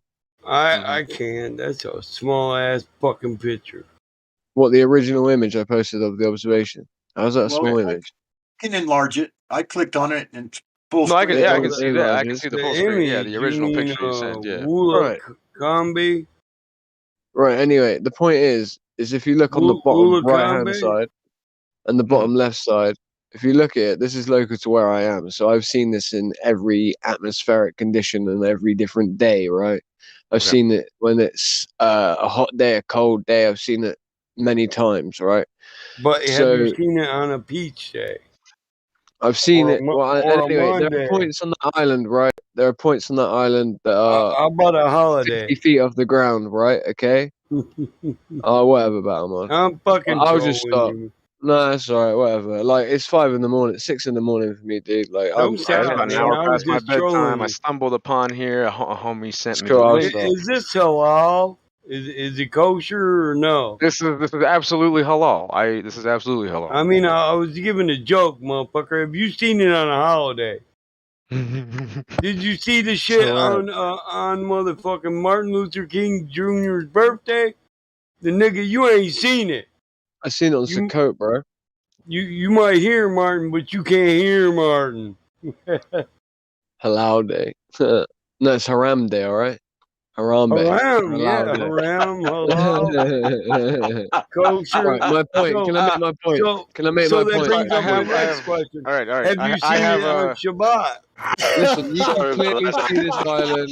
I can't shout over all of your asses. I just Right? have one last question. Listen, you're the ass crack. Don't be starting with the ass and shit here, ass crack. Ass crack villain today. Like I said, I'll shut the fuck up. I won't speak.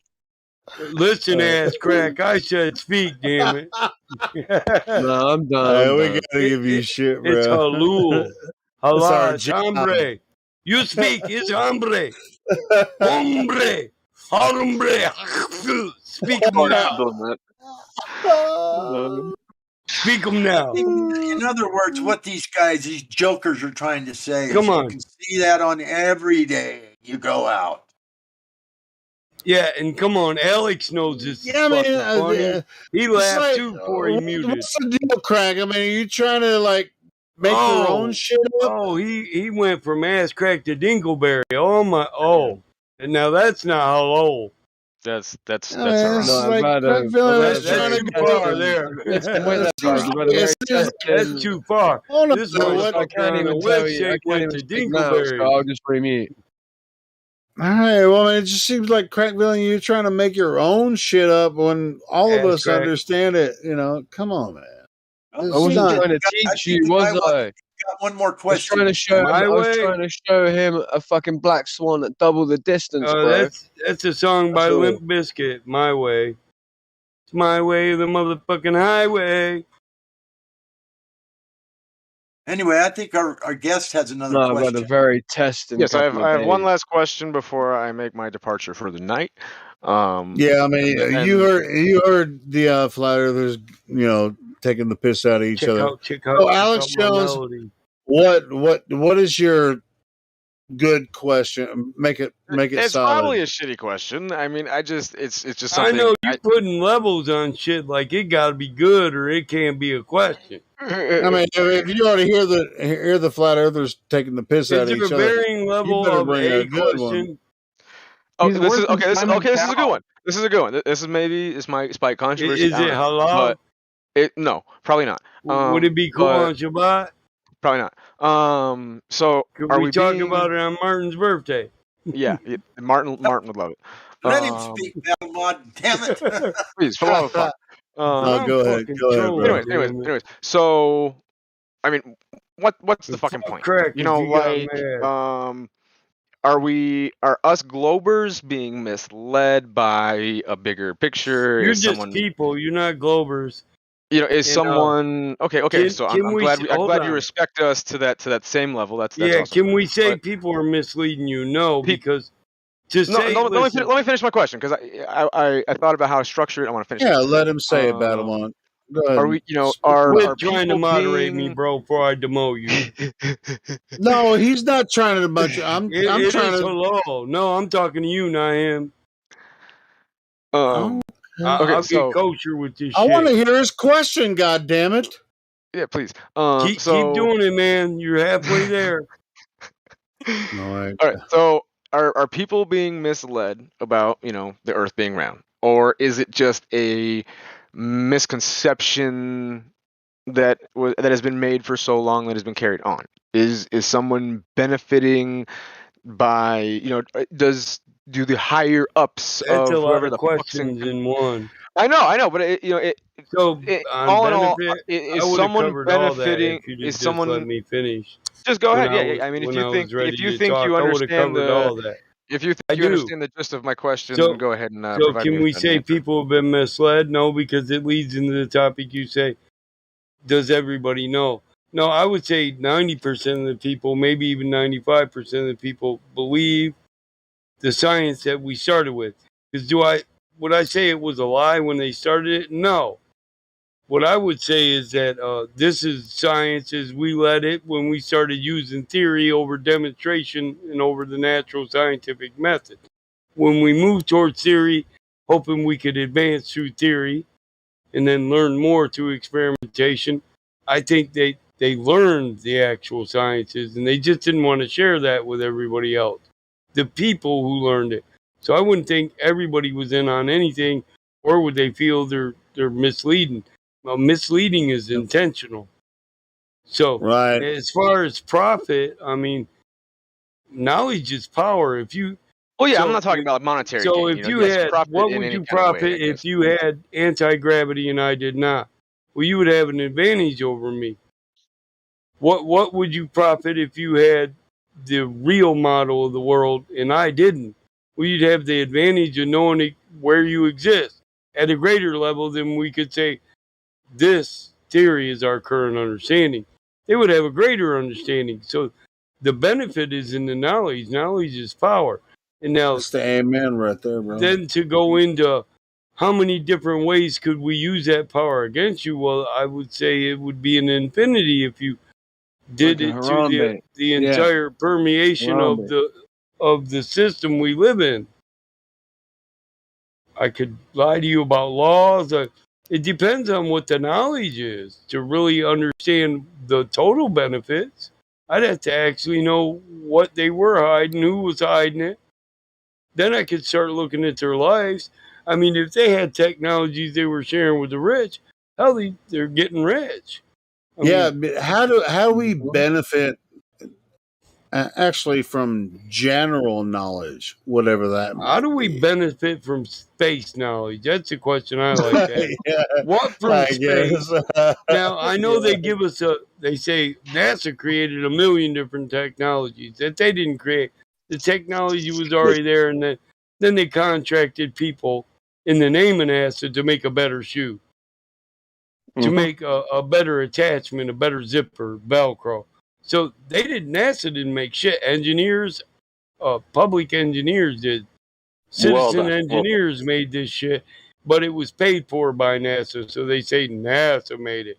No, NASA just did what everybody else does, funded somebody's fucking research. So they Yeah, just while had the drinking their money. Tang. NASA isn't a person. It's not an entity. NASA It's a didn't big do anything. We'd have to be exactly. specific about what engineer created this technology and how does it improve life. Well, let's see, Velcro, did it really improve human life? Is there less sickness? Hey, to be honest, looking Is there back technology that supports us all? on history, I think general knowledge can benefit humanity, but General knowledge being applied knowledge, or I mean, in yeah, general, is that's a what very yeah. very vague statement. Yeah, it's a vague. Yeah. Yeah, but it can It's benefit ambiguous people. Yeah, it's ambiguous. because Yeah, I have yeah. no idea But what you're talking about. I know, but it Space actually benefited from can. Velcro. That's like saying common sense, and common sense isn't common, so really got to be specific about it. So it's like, Hell, well, humans.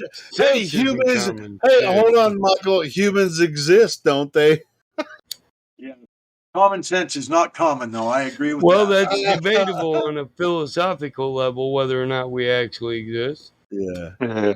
That's all it is. Well, there it is. Yeah, that's Whatever. a whole nother argument, though, ain't it? Yeah, it Sense is. is It not is. the most uncommon thing I've ever heard of. But it is debatable. I'm just being honest, you know. Yeah, but that's not what we were talking about. That's You the know, ontological the question. advanced knowledge. But my You know, question the is, advanced knowledge of what you were talking about. Is for something the different. billions of dollars NASA drains from our economy every year and the strain that puts on the American people, what benefit do we get from them?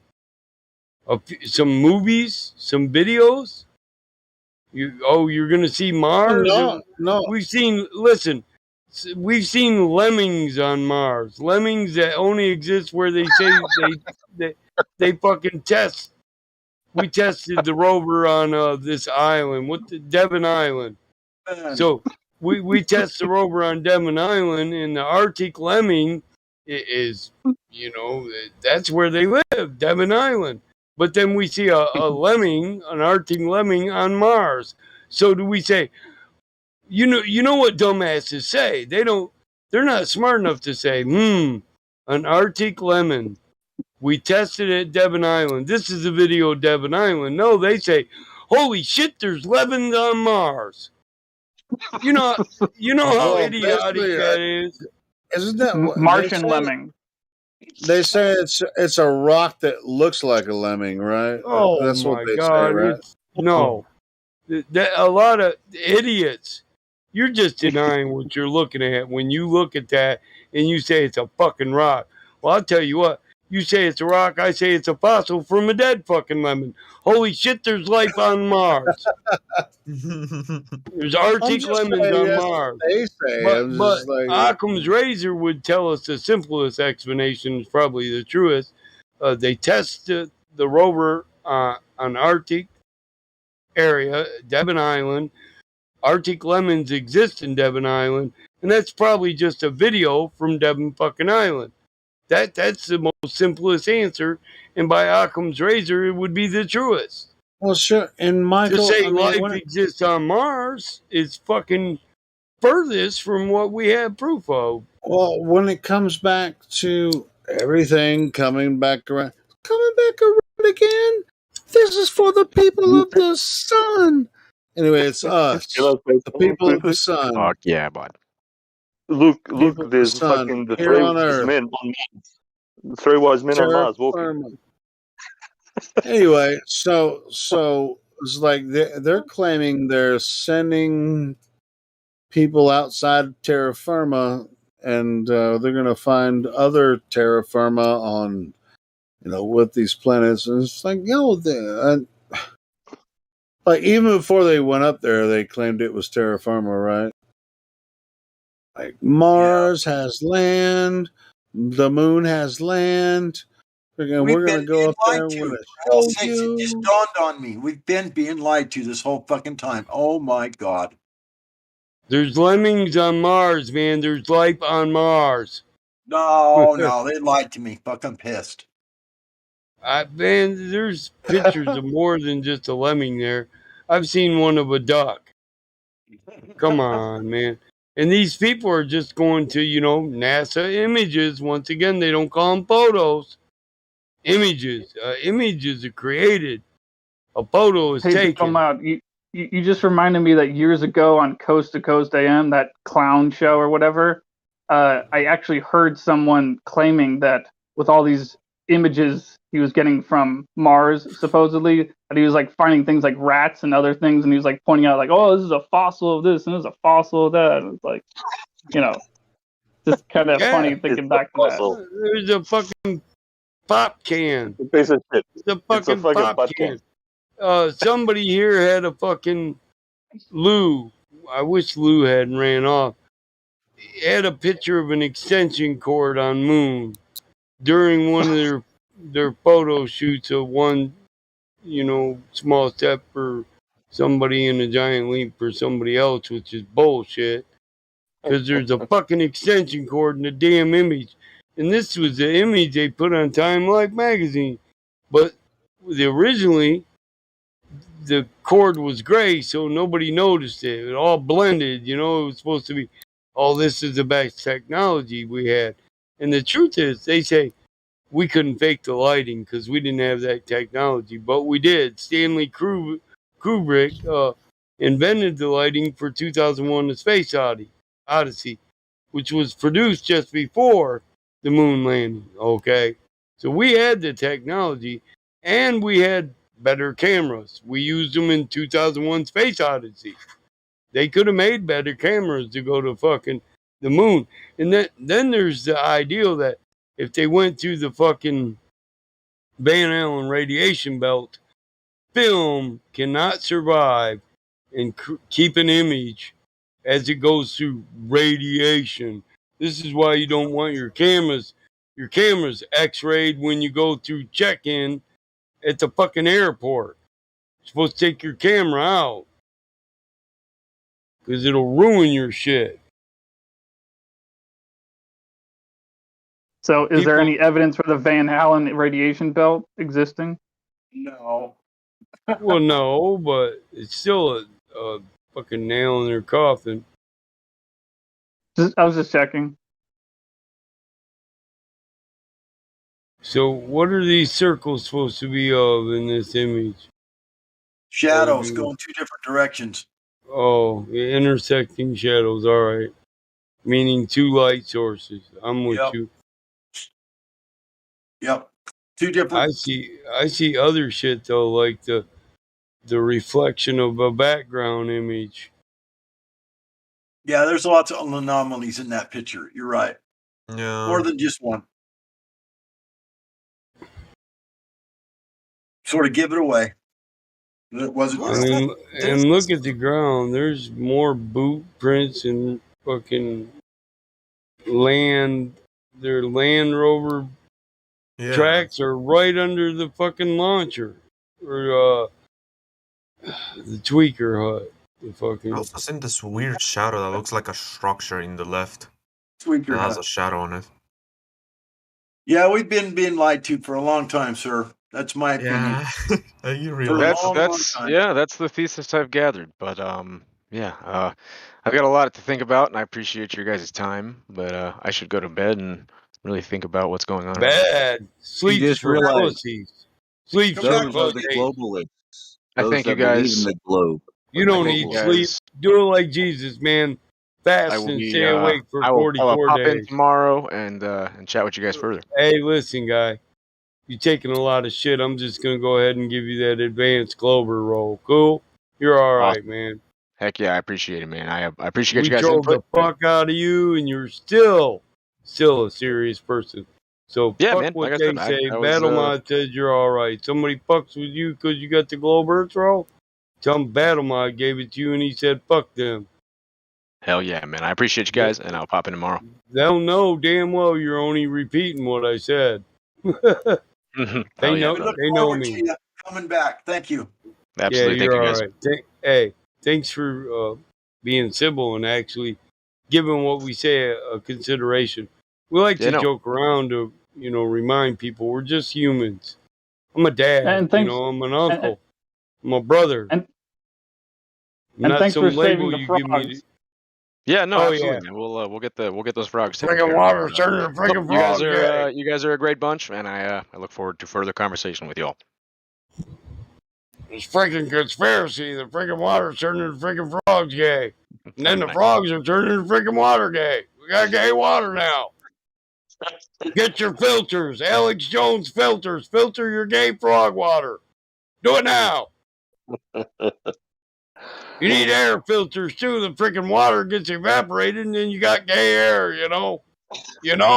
Alex Jones showed you first. Prison Planet. I love Alex, but I don't fucking make fun of me. Prison Planet. Gay air, man. The frogs are turning their freaking water in the air gay. Hey, don't go on that legal shit here, man. I said the freaking air is gay. Don't tell me by law I can't be now. Freaking Alex Jones, buy my filter. Colloidal silver, bitch. Buy the filter. Colloidal silver, bitch. InfoWars, get it here first. Ah!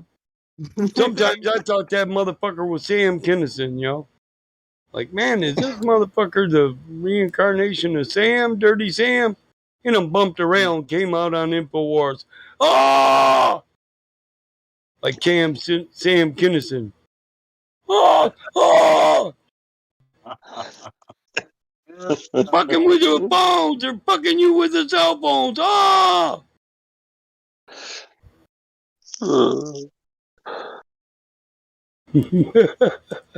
Bro, I swear, like I used to listen to him like years and years ago. Just Sam? Sam? sometimes, yeah. No. What's his Alex name? Alex. Jones or Sam? All Yeah. right. Sam Yeah, Kinison. I gotta he'd be say clear like here. a few good things, and then you just listen to him, and it says some absolute fucking dribble, And Oh, that yeah, was I the, know. that was the good thing about it because he talked a bit of shit.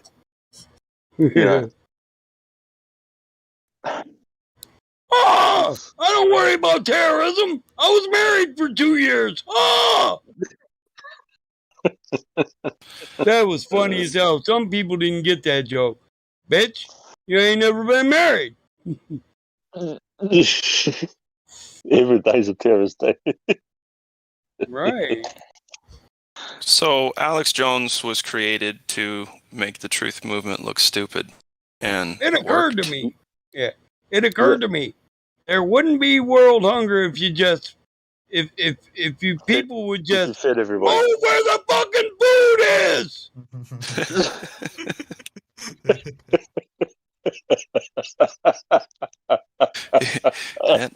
It's about the size of it. Yeah. I feel the same way about water here in Oregon. This is the most fucked up thing I've heard. People wouldn't be hungry if you just moved Go where the fucking I used to say this when I was a so kid. good. Like, I I'd mean, be you like, live wait, in the fetch a fucking pail of desert. water, Come right? on. Fetch a Is pail of that water. what you Right? Hey, why don't the Africans just move 8 miles closer to the fucking water well instead of walking 8 miles every day? You are literally choosing not to go where food is right now. Ooh, I got a joke for you. How many here we go. Ethiopians can you fit in a grocery cart? They'll all fall through. Yep, they? none. They all keep falling through the crack. You're right. I was that was the funniest thing I could think of. That's Hey, why. you know, Sam Kinnison's Kennan. funniest thing. How does a man look at another man's hairy ass and find love? Oh! I mean, what the fuck? It's a hairy ass! Yes. You need to be in another state of mind to do that. I don't know. Boy, I wonder how many of these people think we're just all a bunch of nutters. Doesn't matter what they think. I know. Earth's flat, no God matter what rockin'. anyone thinks. Fuck them. I got a question for you. God Rockin', you were saying earlier that you were like, not doing blow, but dealing all that blow. And I understand that, and I think that's an interesting idea and all that. But I'm just curious, did you ever do it for fun before or after that, or never? Oh yeah, I had my day with it. Sure. Oh, hey. Okay, I I'm think just curious. you should plead the fifth on that one, God Rockin'. I defer to Sam Kinison on this. There's no happy ending with cocaine. You either die, you go to jail, or else you fucking run out.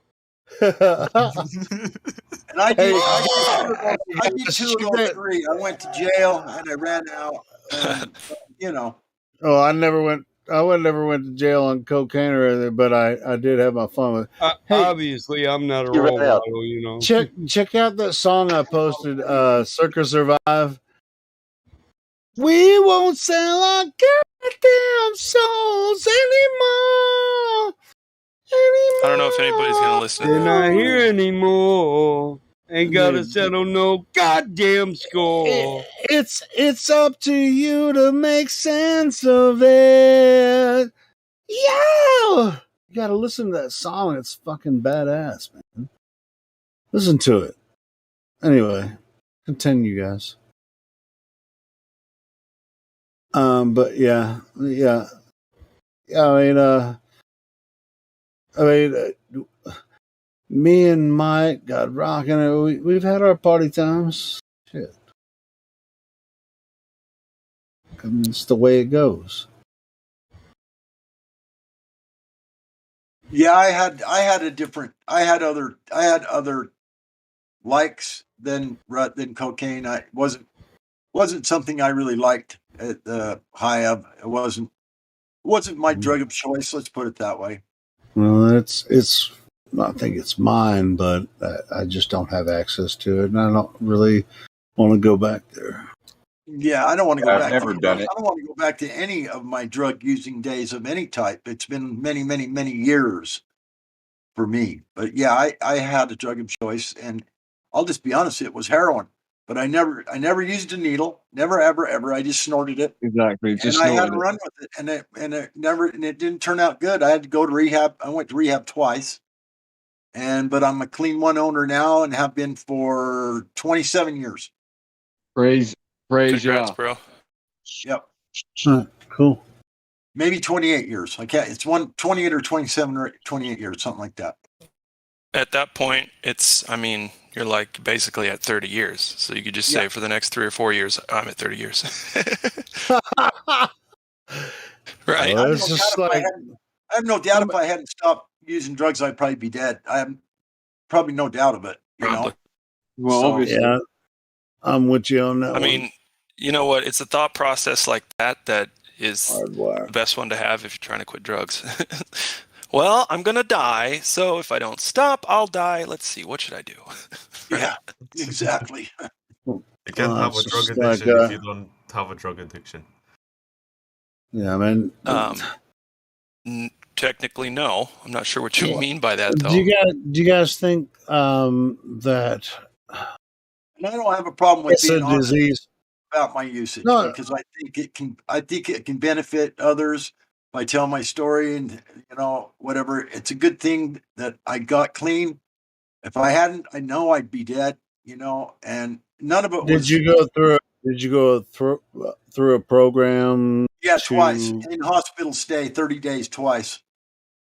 Were you like in a group meetings and stuff like Well, that? once you pay $30,000 to be there for 30 days, yeah, you do what's called aftercare, and you go for. Well, there are free programs too that you don't have to pay shit. They don't work as well. Aftercare is a 2-year program. Yeah. I don't know. I've never been to one, so I'm. Yeah, I sent my sister to a rehab. Yep. Follow up aftercare, 2-year program. Yep. 12 and 13 step, right? Or 12 step. It's a 12 step. 13th step is staying single for at least a year after getting sober. Oh, fuck that. Oh, Fuck fucking that. A! I've I'm been not single drinking, for I I've gotta been get single for laid. like 7 years. I mean, what the fuck? I gotta get addicted to sex now. Based. Could you run out? Okay, well, yeah, I'm not gonna expose a lot of shit here, but More expensive habits than drugs, though. One of them was called drag racing. oh shit! Oh yeah, that's Very expensive habit. that motherfucker spent 3 keys on the motor. I know what's That is up. no lie. That's absolute truth. You just said. I'll tell you what, man. I built that red out of some junk, and I was impressed when I won my. Damn it, my Glatflobe! Don't my encourage division. anyone. When I won my division, I was like, hell yeah. I mean, it was only I'm 25 about to give me grand. another beer right now. I had a hell of a lot more in that fucking car than 25 grand, but it's only one division at one track, you know? Yep. My problem is I tried to race with the big boys. I tried to race in the pro stock class, which is there's only 3 pro classes in drag racing. That's top fuel dragster, top fuel funny car, and pro stock. I chose pro stock. It's And my fucking buddy, expensive. boy. just my motor alone was 40 grand. Here, man, boy, cat man. Toy boys run out of soy. So yeah, I had I need more more expensive soy. habits than drugs. Sam Kinison, I just love the way that motherfucker yelled. You know his throat was sore as fuck after every fucking show. It's like, fuck! I gotta stop yelling! But it gets me paid! Yeah, I can't imagine a guy like that living till 94, you know. No, I'm 65 and I feel really good today. I fucking actually feel. I don't feel I'm old as that. I know people tell me I don't sound like I'm 65. I don't feel like I'm 65. And fuck you if you think I do. Right. Okay. I feel the same way at 49. Fuck you, I'll whoop your young ass. That's right. I whoop 20-year-olds for fun, and I'm 49. Take it or leave it. Take it where you want to. I feel the same way, Battlemont. And I'll take a 49-year-old woman and make her feel 20 again. Damn it. Batamon, I'll never fight you, but I'll always fight with you. Bada boom, bada bing. Yep, and I did learn a few things in that direction. Yeah, when you got a lot of candy, the girls come running.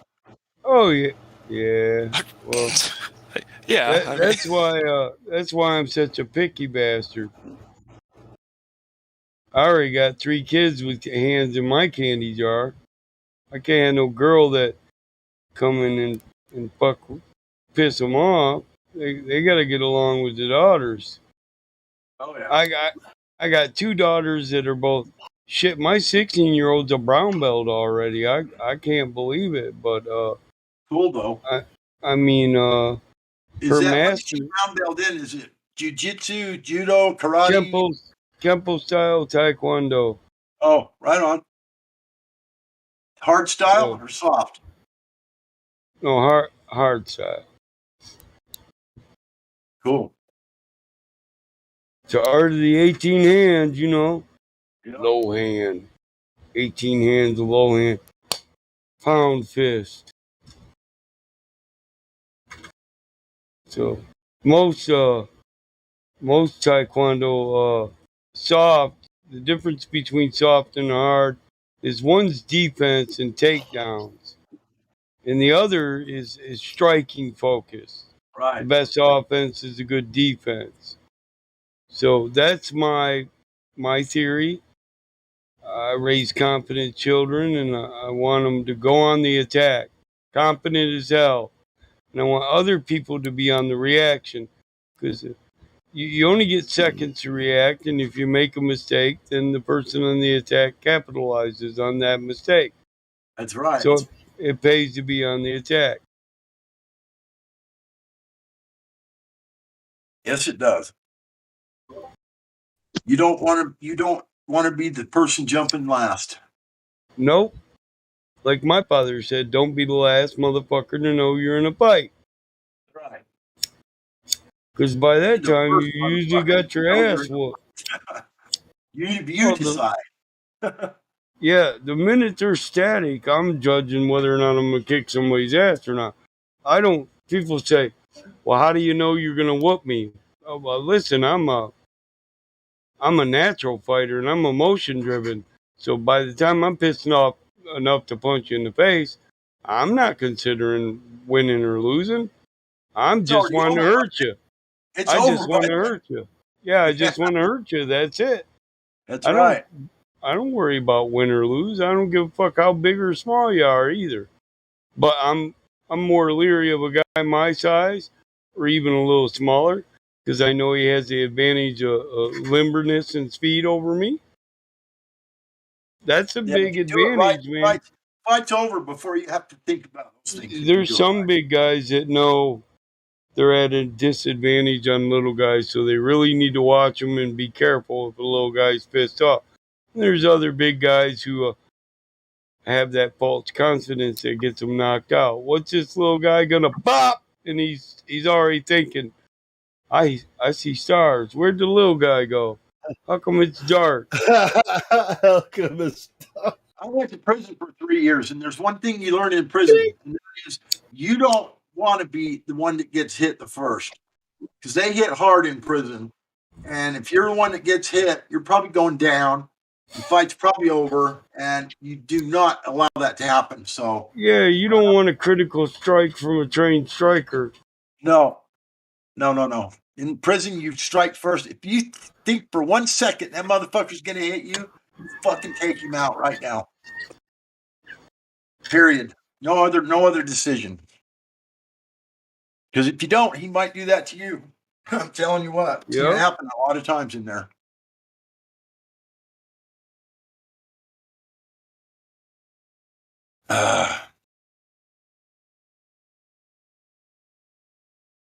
You see somebody coming from across the way, you think he might be coming to hit you? When he gets there, you better fucking hit him first, I'll tell you that. My brother's a prison guard. He says, I walk to that motherfucker assuming everybody's about to assault me. Yep. That's the only way to come out unscathed. Dude, that should be a song. Prison Guard. Yeah. Yeah, you should assume that, man. But if you're a freaking prison I mean, who guard, the bro. fuck sentenced himself to a fucking 20-year bit in prison? You got to retire from the motherfucker, right? Dude, you if your job is a prison guard, you're sentenced to that. Exactly, for 20 fucking years, maybe 25. If you're a dummy and you think, yeah, I'm good at this, the extra 5 years might get you shanked. Who wants to be a prison guard? I mean, does anyone want to be a prison? Nobody wants to go to prison, and nobody wants to be a fucking like prison this. guard either. I say They it like pay this. okay though. If they harmed people and they're a threat to society, kill them. Because that's what natural law would tell you to do. If they're not a threat to society, put them bitches on tether and make them go to school and I'll teach tell them a you what, fucking trade. At the end of the day, I mean, if you're a prison guard, you're exposed to the worst of the worst. As someone supposed to be regulating them, I Yeah, mean, listen, you go work in a prison. how can you avoid corruption? You go work in a when you're- prison every day. You live in prisoner mentality, which I know God Rocking can. So you live with a bunch of guys who put you on a certain level that you have to cool off from every time you go home. So it's guaranteed. I don't give a fuck who you are. You're gonna take prison home with you. You're gonna have talking to your kids like they're fucking convicts or your wife. Fuck that job. Like you're It's God, very hard because to in prison adjust. you're God. You know, it's Very hard to it's adjust that worthless. mentality. You're actually correct there, Battlemod. So like when It's you're teaching worthless. people, listen, when well, again, that's the same thing. This is why when you're a Sifu, if you're teaching people, let's say at the minute, right? So who I'm working, my training partner at the minute is 7-time champion, Muay Thai champion, right? And he's a small guy, and I know exactly, like you were saying, how ruthless small guys can be, bro. Like I can show you the videos of him knocking motherfuckers out left, right, and center, bro. Right? You know he's ruthless, right? That And knockout punch can just be angle of delivery. dude, his knockout punches are usually spinning back fists or elbows. Yeah. Well, I'm It's just well saying, as a timed. little guy, I can slip angles that aren't available to you as a big guy. Of course. Well, yeah, like so me, I'm not a big guy anymore, right? I've I lost take a lot of weight. advantage of angles, but that's from experience. I've lost a lot of weight, so for my height to my height to size ratio, I'm sort of probably more a similar size to you than what I was years ago. And my agility obviously is through the roof, like comparatively to what it was. I'm still a heavy dude. You know what I mean? I'm still 14 and a half stone. I'm still heavy. That's 14 times 14, just for anyone who wants to know in pounds. But the point is, what is stone? I mean, what is stone? Help us out. 14 pounds in a stone. 14 pounds in a stone. So if I was 10 stone, I'd weigh 140. If I'm 14 and a half stone, yeah, half the 140. 14 stone be 190. Oh no, I'm like All right, 180. I'm like 208 at the minute. I'm 208 basically. I think. Right, cool.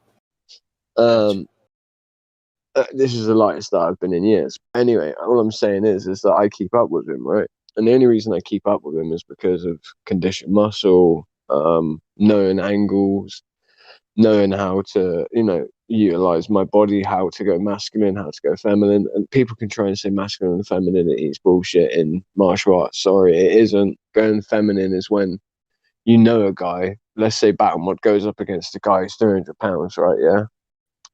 It would aid him to go feminine at certain times, meaning to make that guy believe that he has a stronger strength than him, and he might be stronger. But I'm saying there's no point in Battlemod fighting. Well, be more quickness than.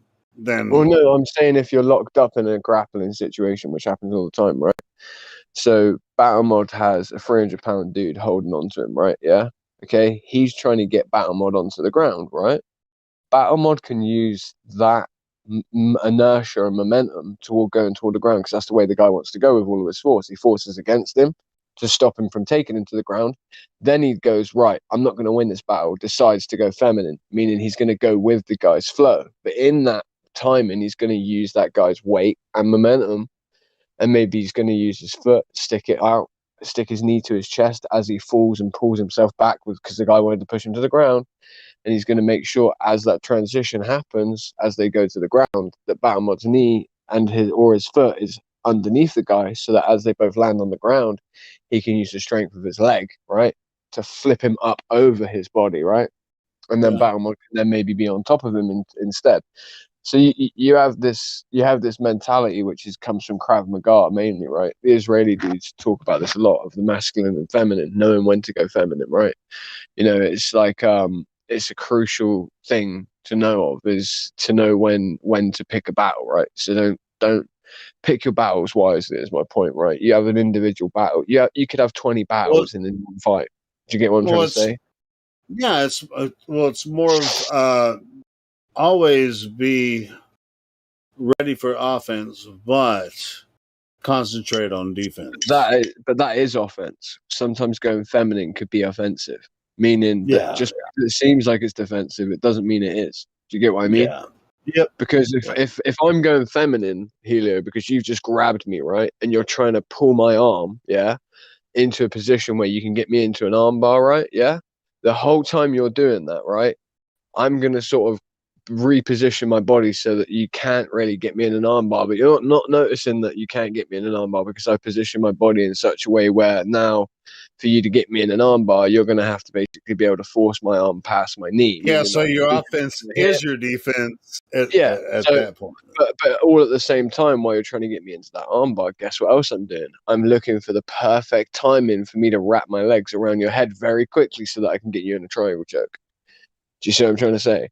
So like I'm lulling you into a false sense of security that you're stronger than me and you're beating me in this battle, but really what you're doing is I'm just micromanaging and redirecting your force. So like you'll go path of least resistance as well. Like you're stronger than me, yeah, let's say. So you're trying to force me into a position of an armbar, right? So I'm gonna let you think you're getting me to the position of the armbar, right? And I'm gonna do so by feminizing. There's gonna be a few times where I redirect the energy so that you go past. Are you a feminist? And then I'm going to redirect. I got it. Don't worry. I'm going to redirect the energy, meaning I'm going to basically go feminine, but then there's going to be times where let me ask you this. Make it harder for you. In MMA, you know, when it comes to all this stuff, you know, when female fighters or whatever, do they look at this way, or they? I mean, I'm not sure. Have you learned this from a trainer? I am one. So this is. Well, I mean, but you learned it from someone else, right? It's a trainer. No, this isn't something I learned from necessarily someone else. This is all right. So this is just your. Well, this is something that is done. It's something that's done that people don't realize is taught in wushu, kempo. Oh, and so you're using terminology. I'm using terminology that people are understanding today. Do you get what I'm trying to say? That's all it is. Well, I mean, yeah, sure. Because if I say a lot of people misunderstand what you're saying when it comes to masculine, feminine. Of course, they might do, but when I'm there with them, teaching them this shit, right, and they're holding on to me, yeah, okay, and I'm like, right, this is brute force versus brute force, and this guy here is stronger than me, so I'm not winning this micro battle of me and him trying to push each other to one position, right? And then I'm going to say, go feminine. So then now I allow that guy to pull me to his position. But then I tell to the student, look, what am I doing as I allow him to push me into the position that he wants me in? I'm repositioning my body so that I have more strength and leverage over him, right? Or I'm teaching myself, or I'm positioning myself to get out of it. You're a feminist. I'm just yeah, I get what you're saying, bro. I'm just dude. It's no, I know. Yeah, I mean, I totally understand it, but anyway, you know what one of the disciplines is that helps you with the most with what you're talking about is judo, because when you got someone close to you and they're going to take you down, that's my original martial art that I was started out. Yeah, that's the first one I ever took was judo. Hey, when it comes down to it, I mean, you're gonna have, don't matter how you look at it, you're gonna have to freaking be in that. If you're in that position, you have, whatever you call it. Judo became bullshit when they changed the point system. So like, right, so I went to a judo competition and I came third in it, right? And I didn't lose a single bout. Okay, I won every single bout. I either submitted or I submitted the person, or I choked them out, or made them tap. In judo, do they use those terms? Well, they use they do. Yeah, my coach was using terms similar to masculine and feminine, 100%. Right? He would say go limp and redirect the energy. That's what he would say. I'm saying it in those terms, right? This is more Krav Maga terminology. All right, cool. I mean, I understand go down, just like, retreat because people to a certain understand point go, and then listen, the claim it. reason I'm saying it is because of the audience, right? So a woman, yeah, okay.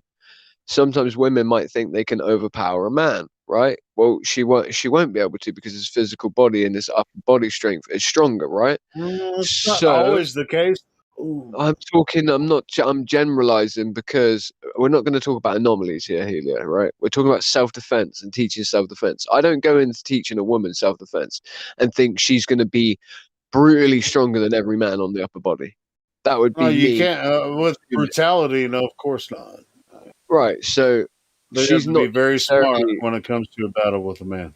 Yeah. right. So when a woman's battling a man, right, she's got feminine attributes, right? She can lull a man into a false sense of security, right?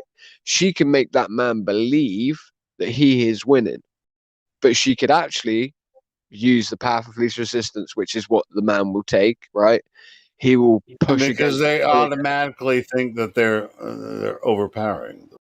Yeah, they think they're overpowering, but by in that moment when they think they're overpowering, what can the woman do? She can reposition her body so that once he's finished doing whatever he's doing, let's say he's trying to drag her across a room, for instance, yeah, if she goes with the flow of that, right? Okay, Yeah, she may, yeah. she That's may what be able to judo's get about, right? right. Yeah, exactly. She might be able to get herself into a position where effectively she now has the dominance, meaning that she now Yeah. is masculine. She is the one who's got In the the effect. instant, right? Yeah, in the instance, and in As the soon as they instant. release the energy, you utilize that energy. Well, if someone's trying to hip toss you, right? Yeah, and right, let's say someone's trying to hip toss you, right, or hip toss you, or throw you over their shoulder, or someone's trying to get you in a sleeper hold, for instance, right? And you're using all of your stamina to stop them from getting you into a sleeper hold, right? Yeah. Redirect. Okay. Let them believe they're about to sink that sleeper hold in, and think about what you're doing. Drop all your weight to the ground, right? So now they have to hold your body weight off the ground for them to sink it in, for one, yeah? Then, as they reposition themselves to pull you up off the ground to get you into the sleeper hold, they may go down to the ground with you to get you into the sleeper, right? Yeah? But what are you doing with your legs at that time? What are you doing with your body? You may be able to quickly change your legs around and turn your whole body so your chin's facing them and not outward, right? Because you went with their flow. They're looking for you to resist, Right. then you And look at you to resist. relax, y- and But then yeah, you exactly. slip on out. Exactly. So, and this is important when it comes, especially teaching women, because women sometimes when they come into fighting, and being taught how to fight and taught how different disciplines of martial arts, for instance, what does a woman do? They instantly think about becoming masculine, right? So it aids me when I'm teaching a woman to say, no, no, no, no, darling, you don't necessarily need to stay masculine. You don't need to overpower the man. You don't need to fight me. Yes, you need to beat me. There is no ego in warfare. Okay? There's no ego when it comes to you dying. Your ego's dead the moment I kill you, right? So why would you have an ego in a battle to the death? Yeah, that's good stuff. I like that. Right. So real And true and self-defense. to be honest, I mean, is it works that. for men too when in a Of fight. course it does. It works even better for a man because a man can feign that he has no strength. So, for instance, like I said, Battle Mod could pretend, yeah, you could pretend that you were weaker than a 300-pound dude, right? But you may be stronger in lots of different ways, right? He may be stronger than you on his lateral muscles, right? For instance, so he might be trying to pull you towards him, and he might be stronger than you in that sense.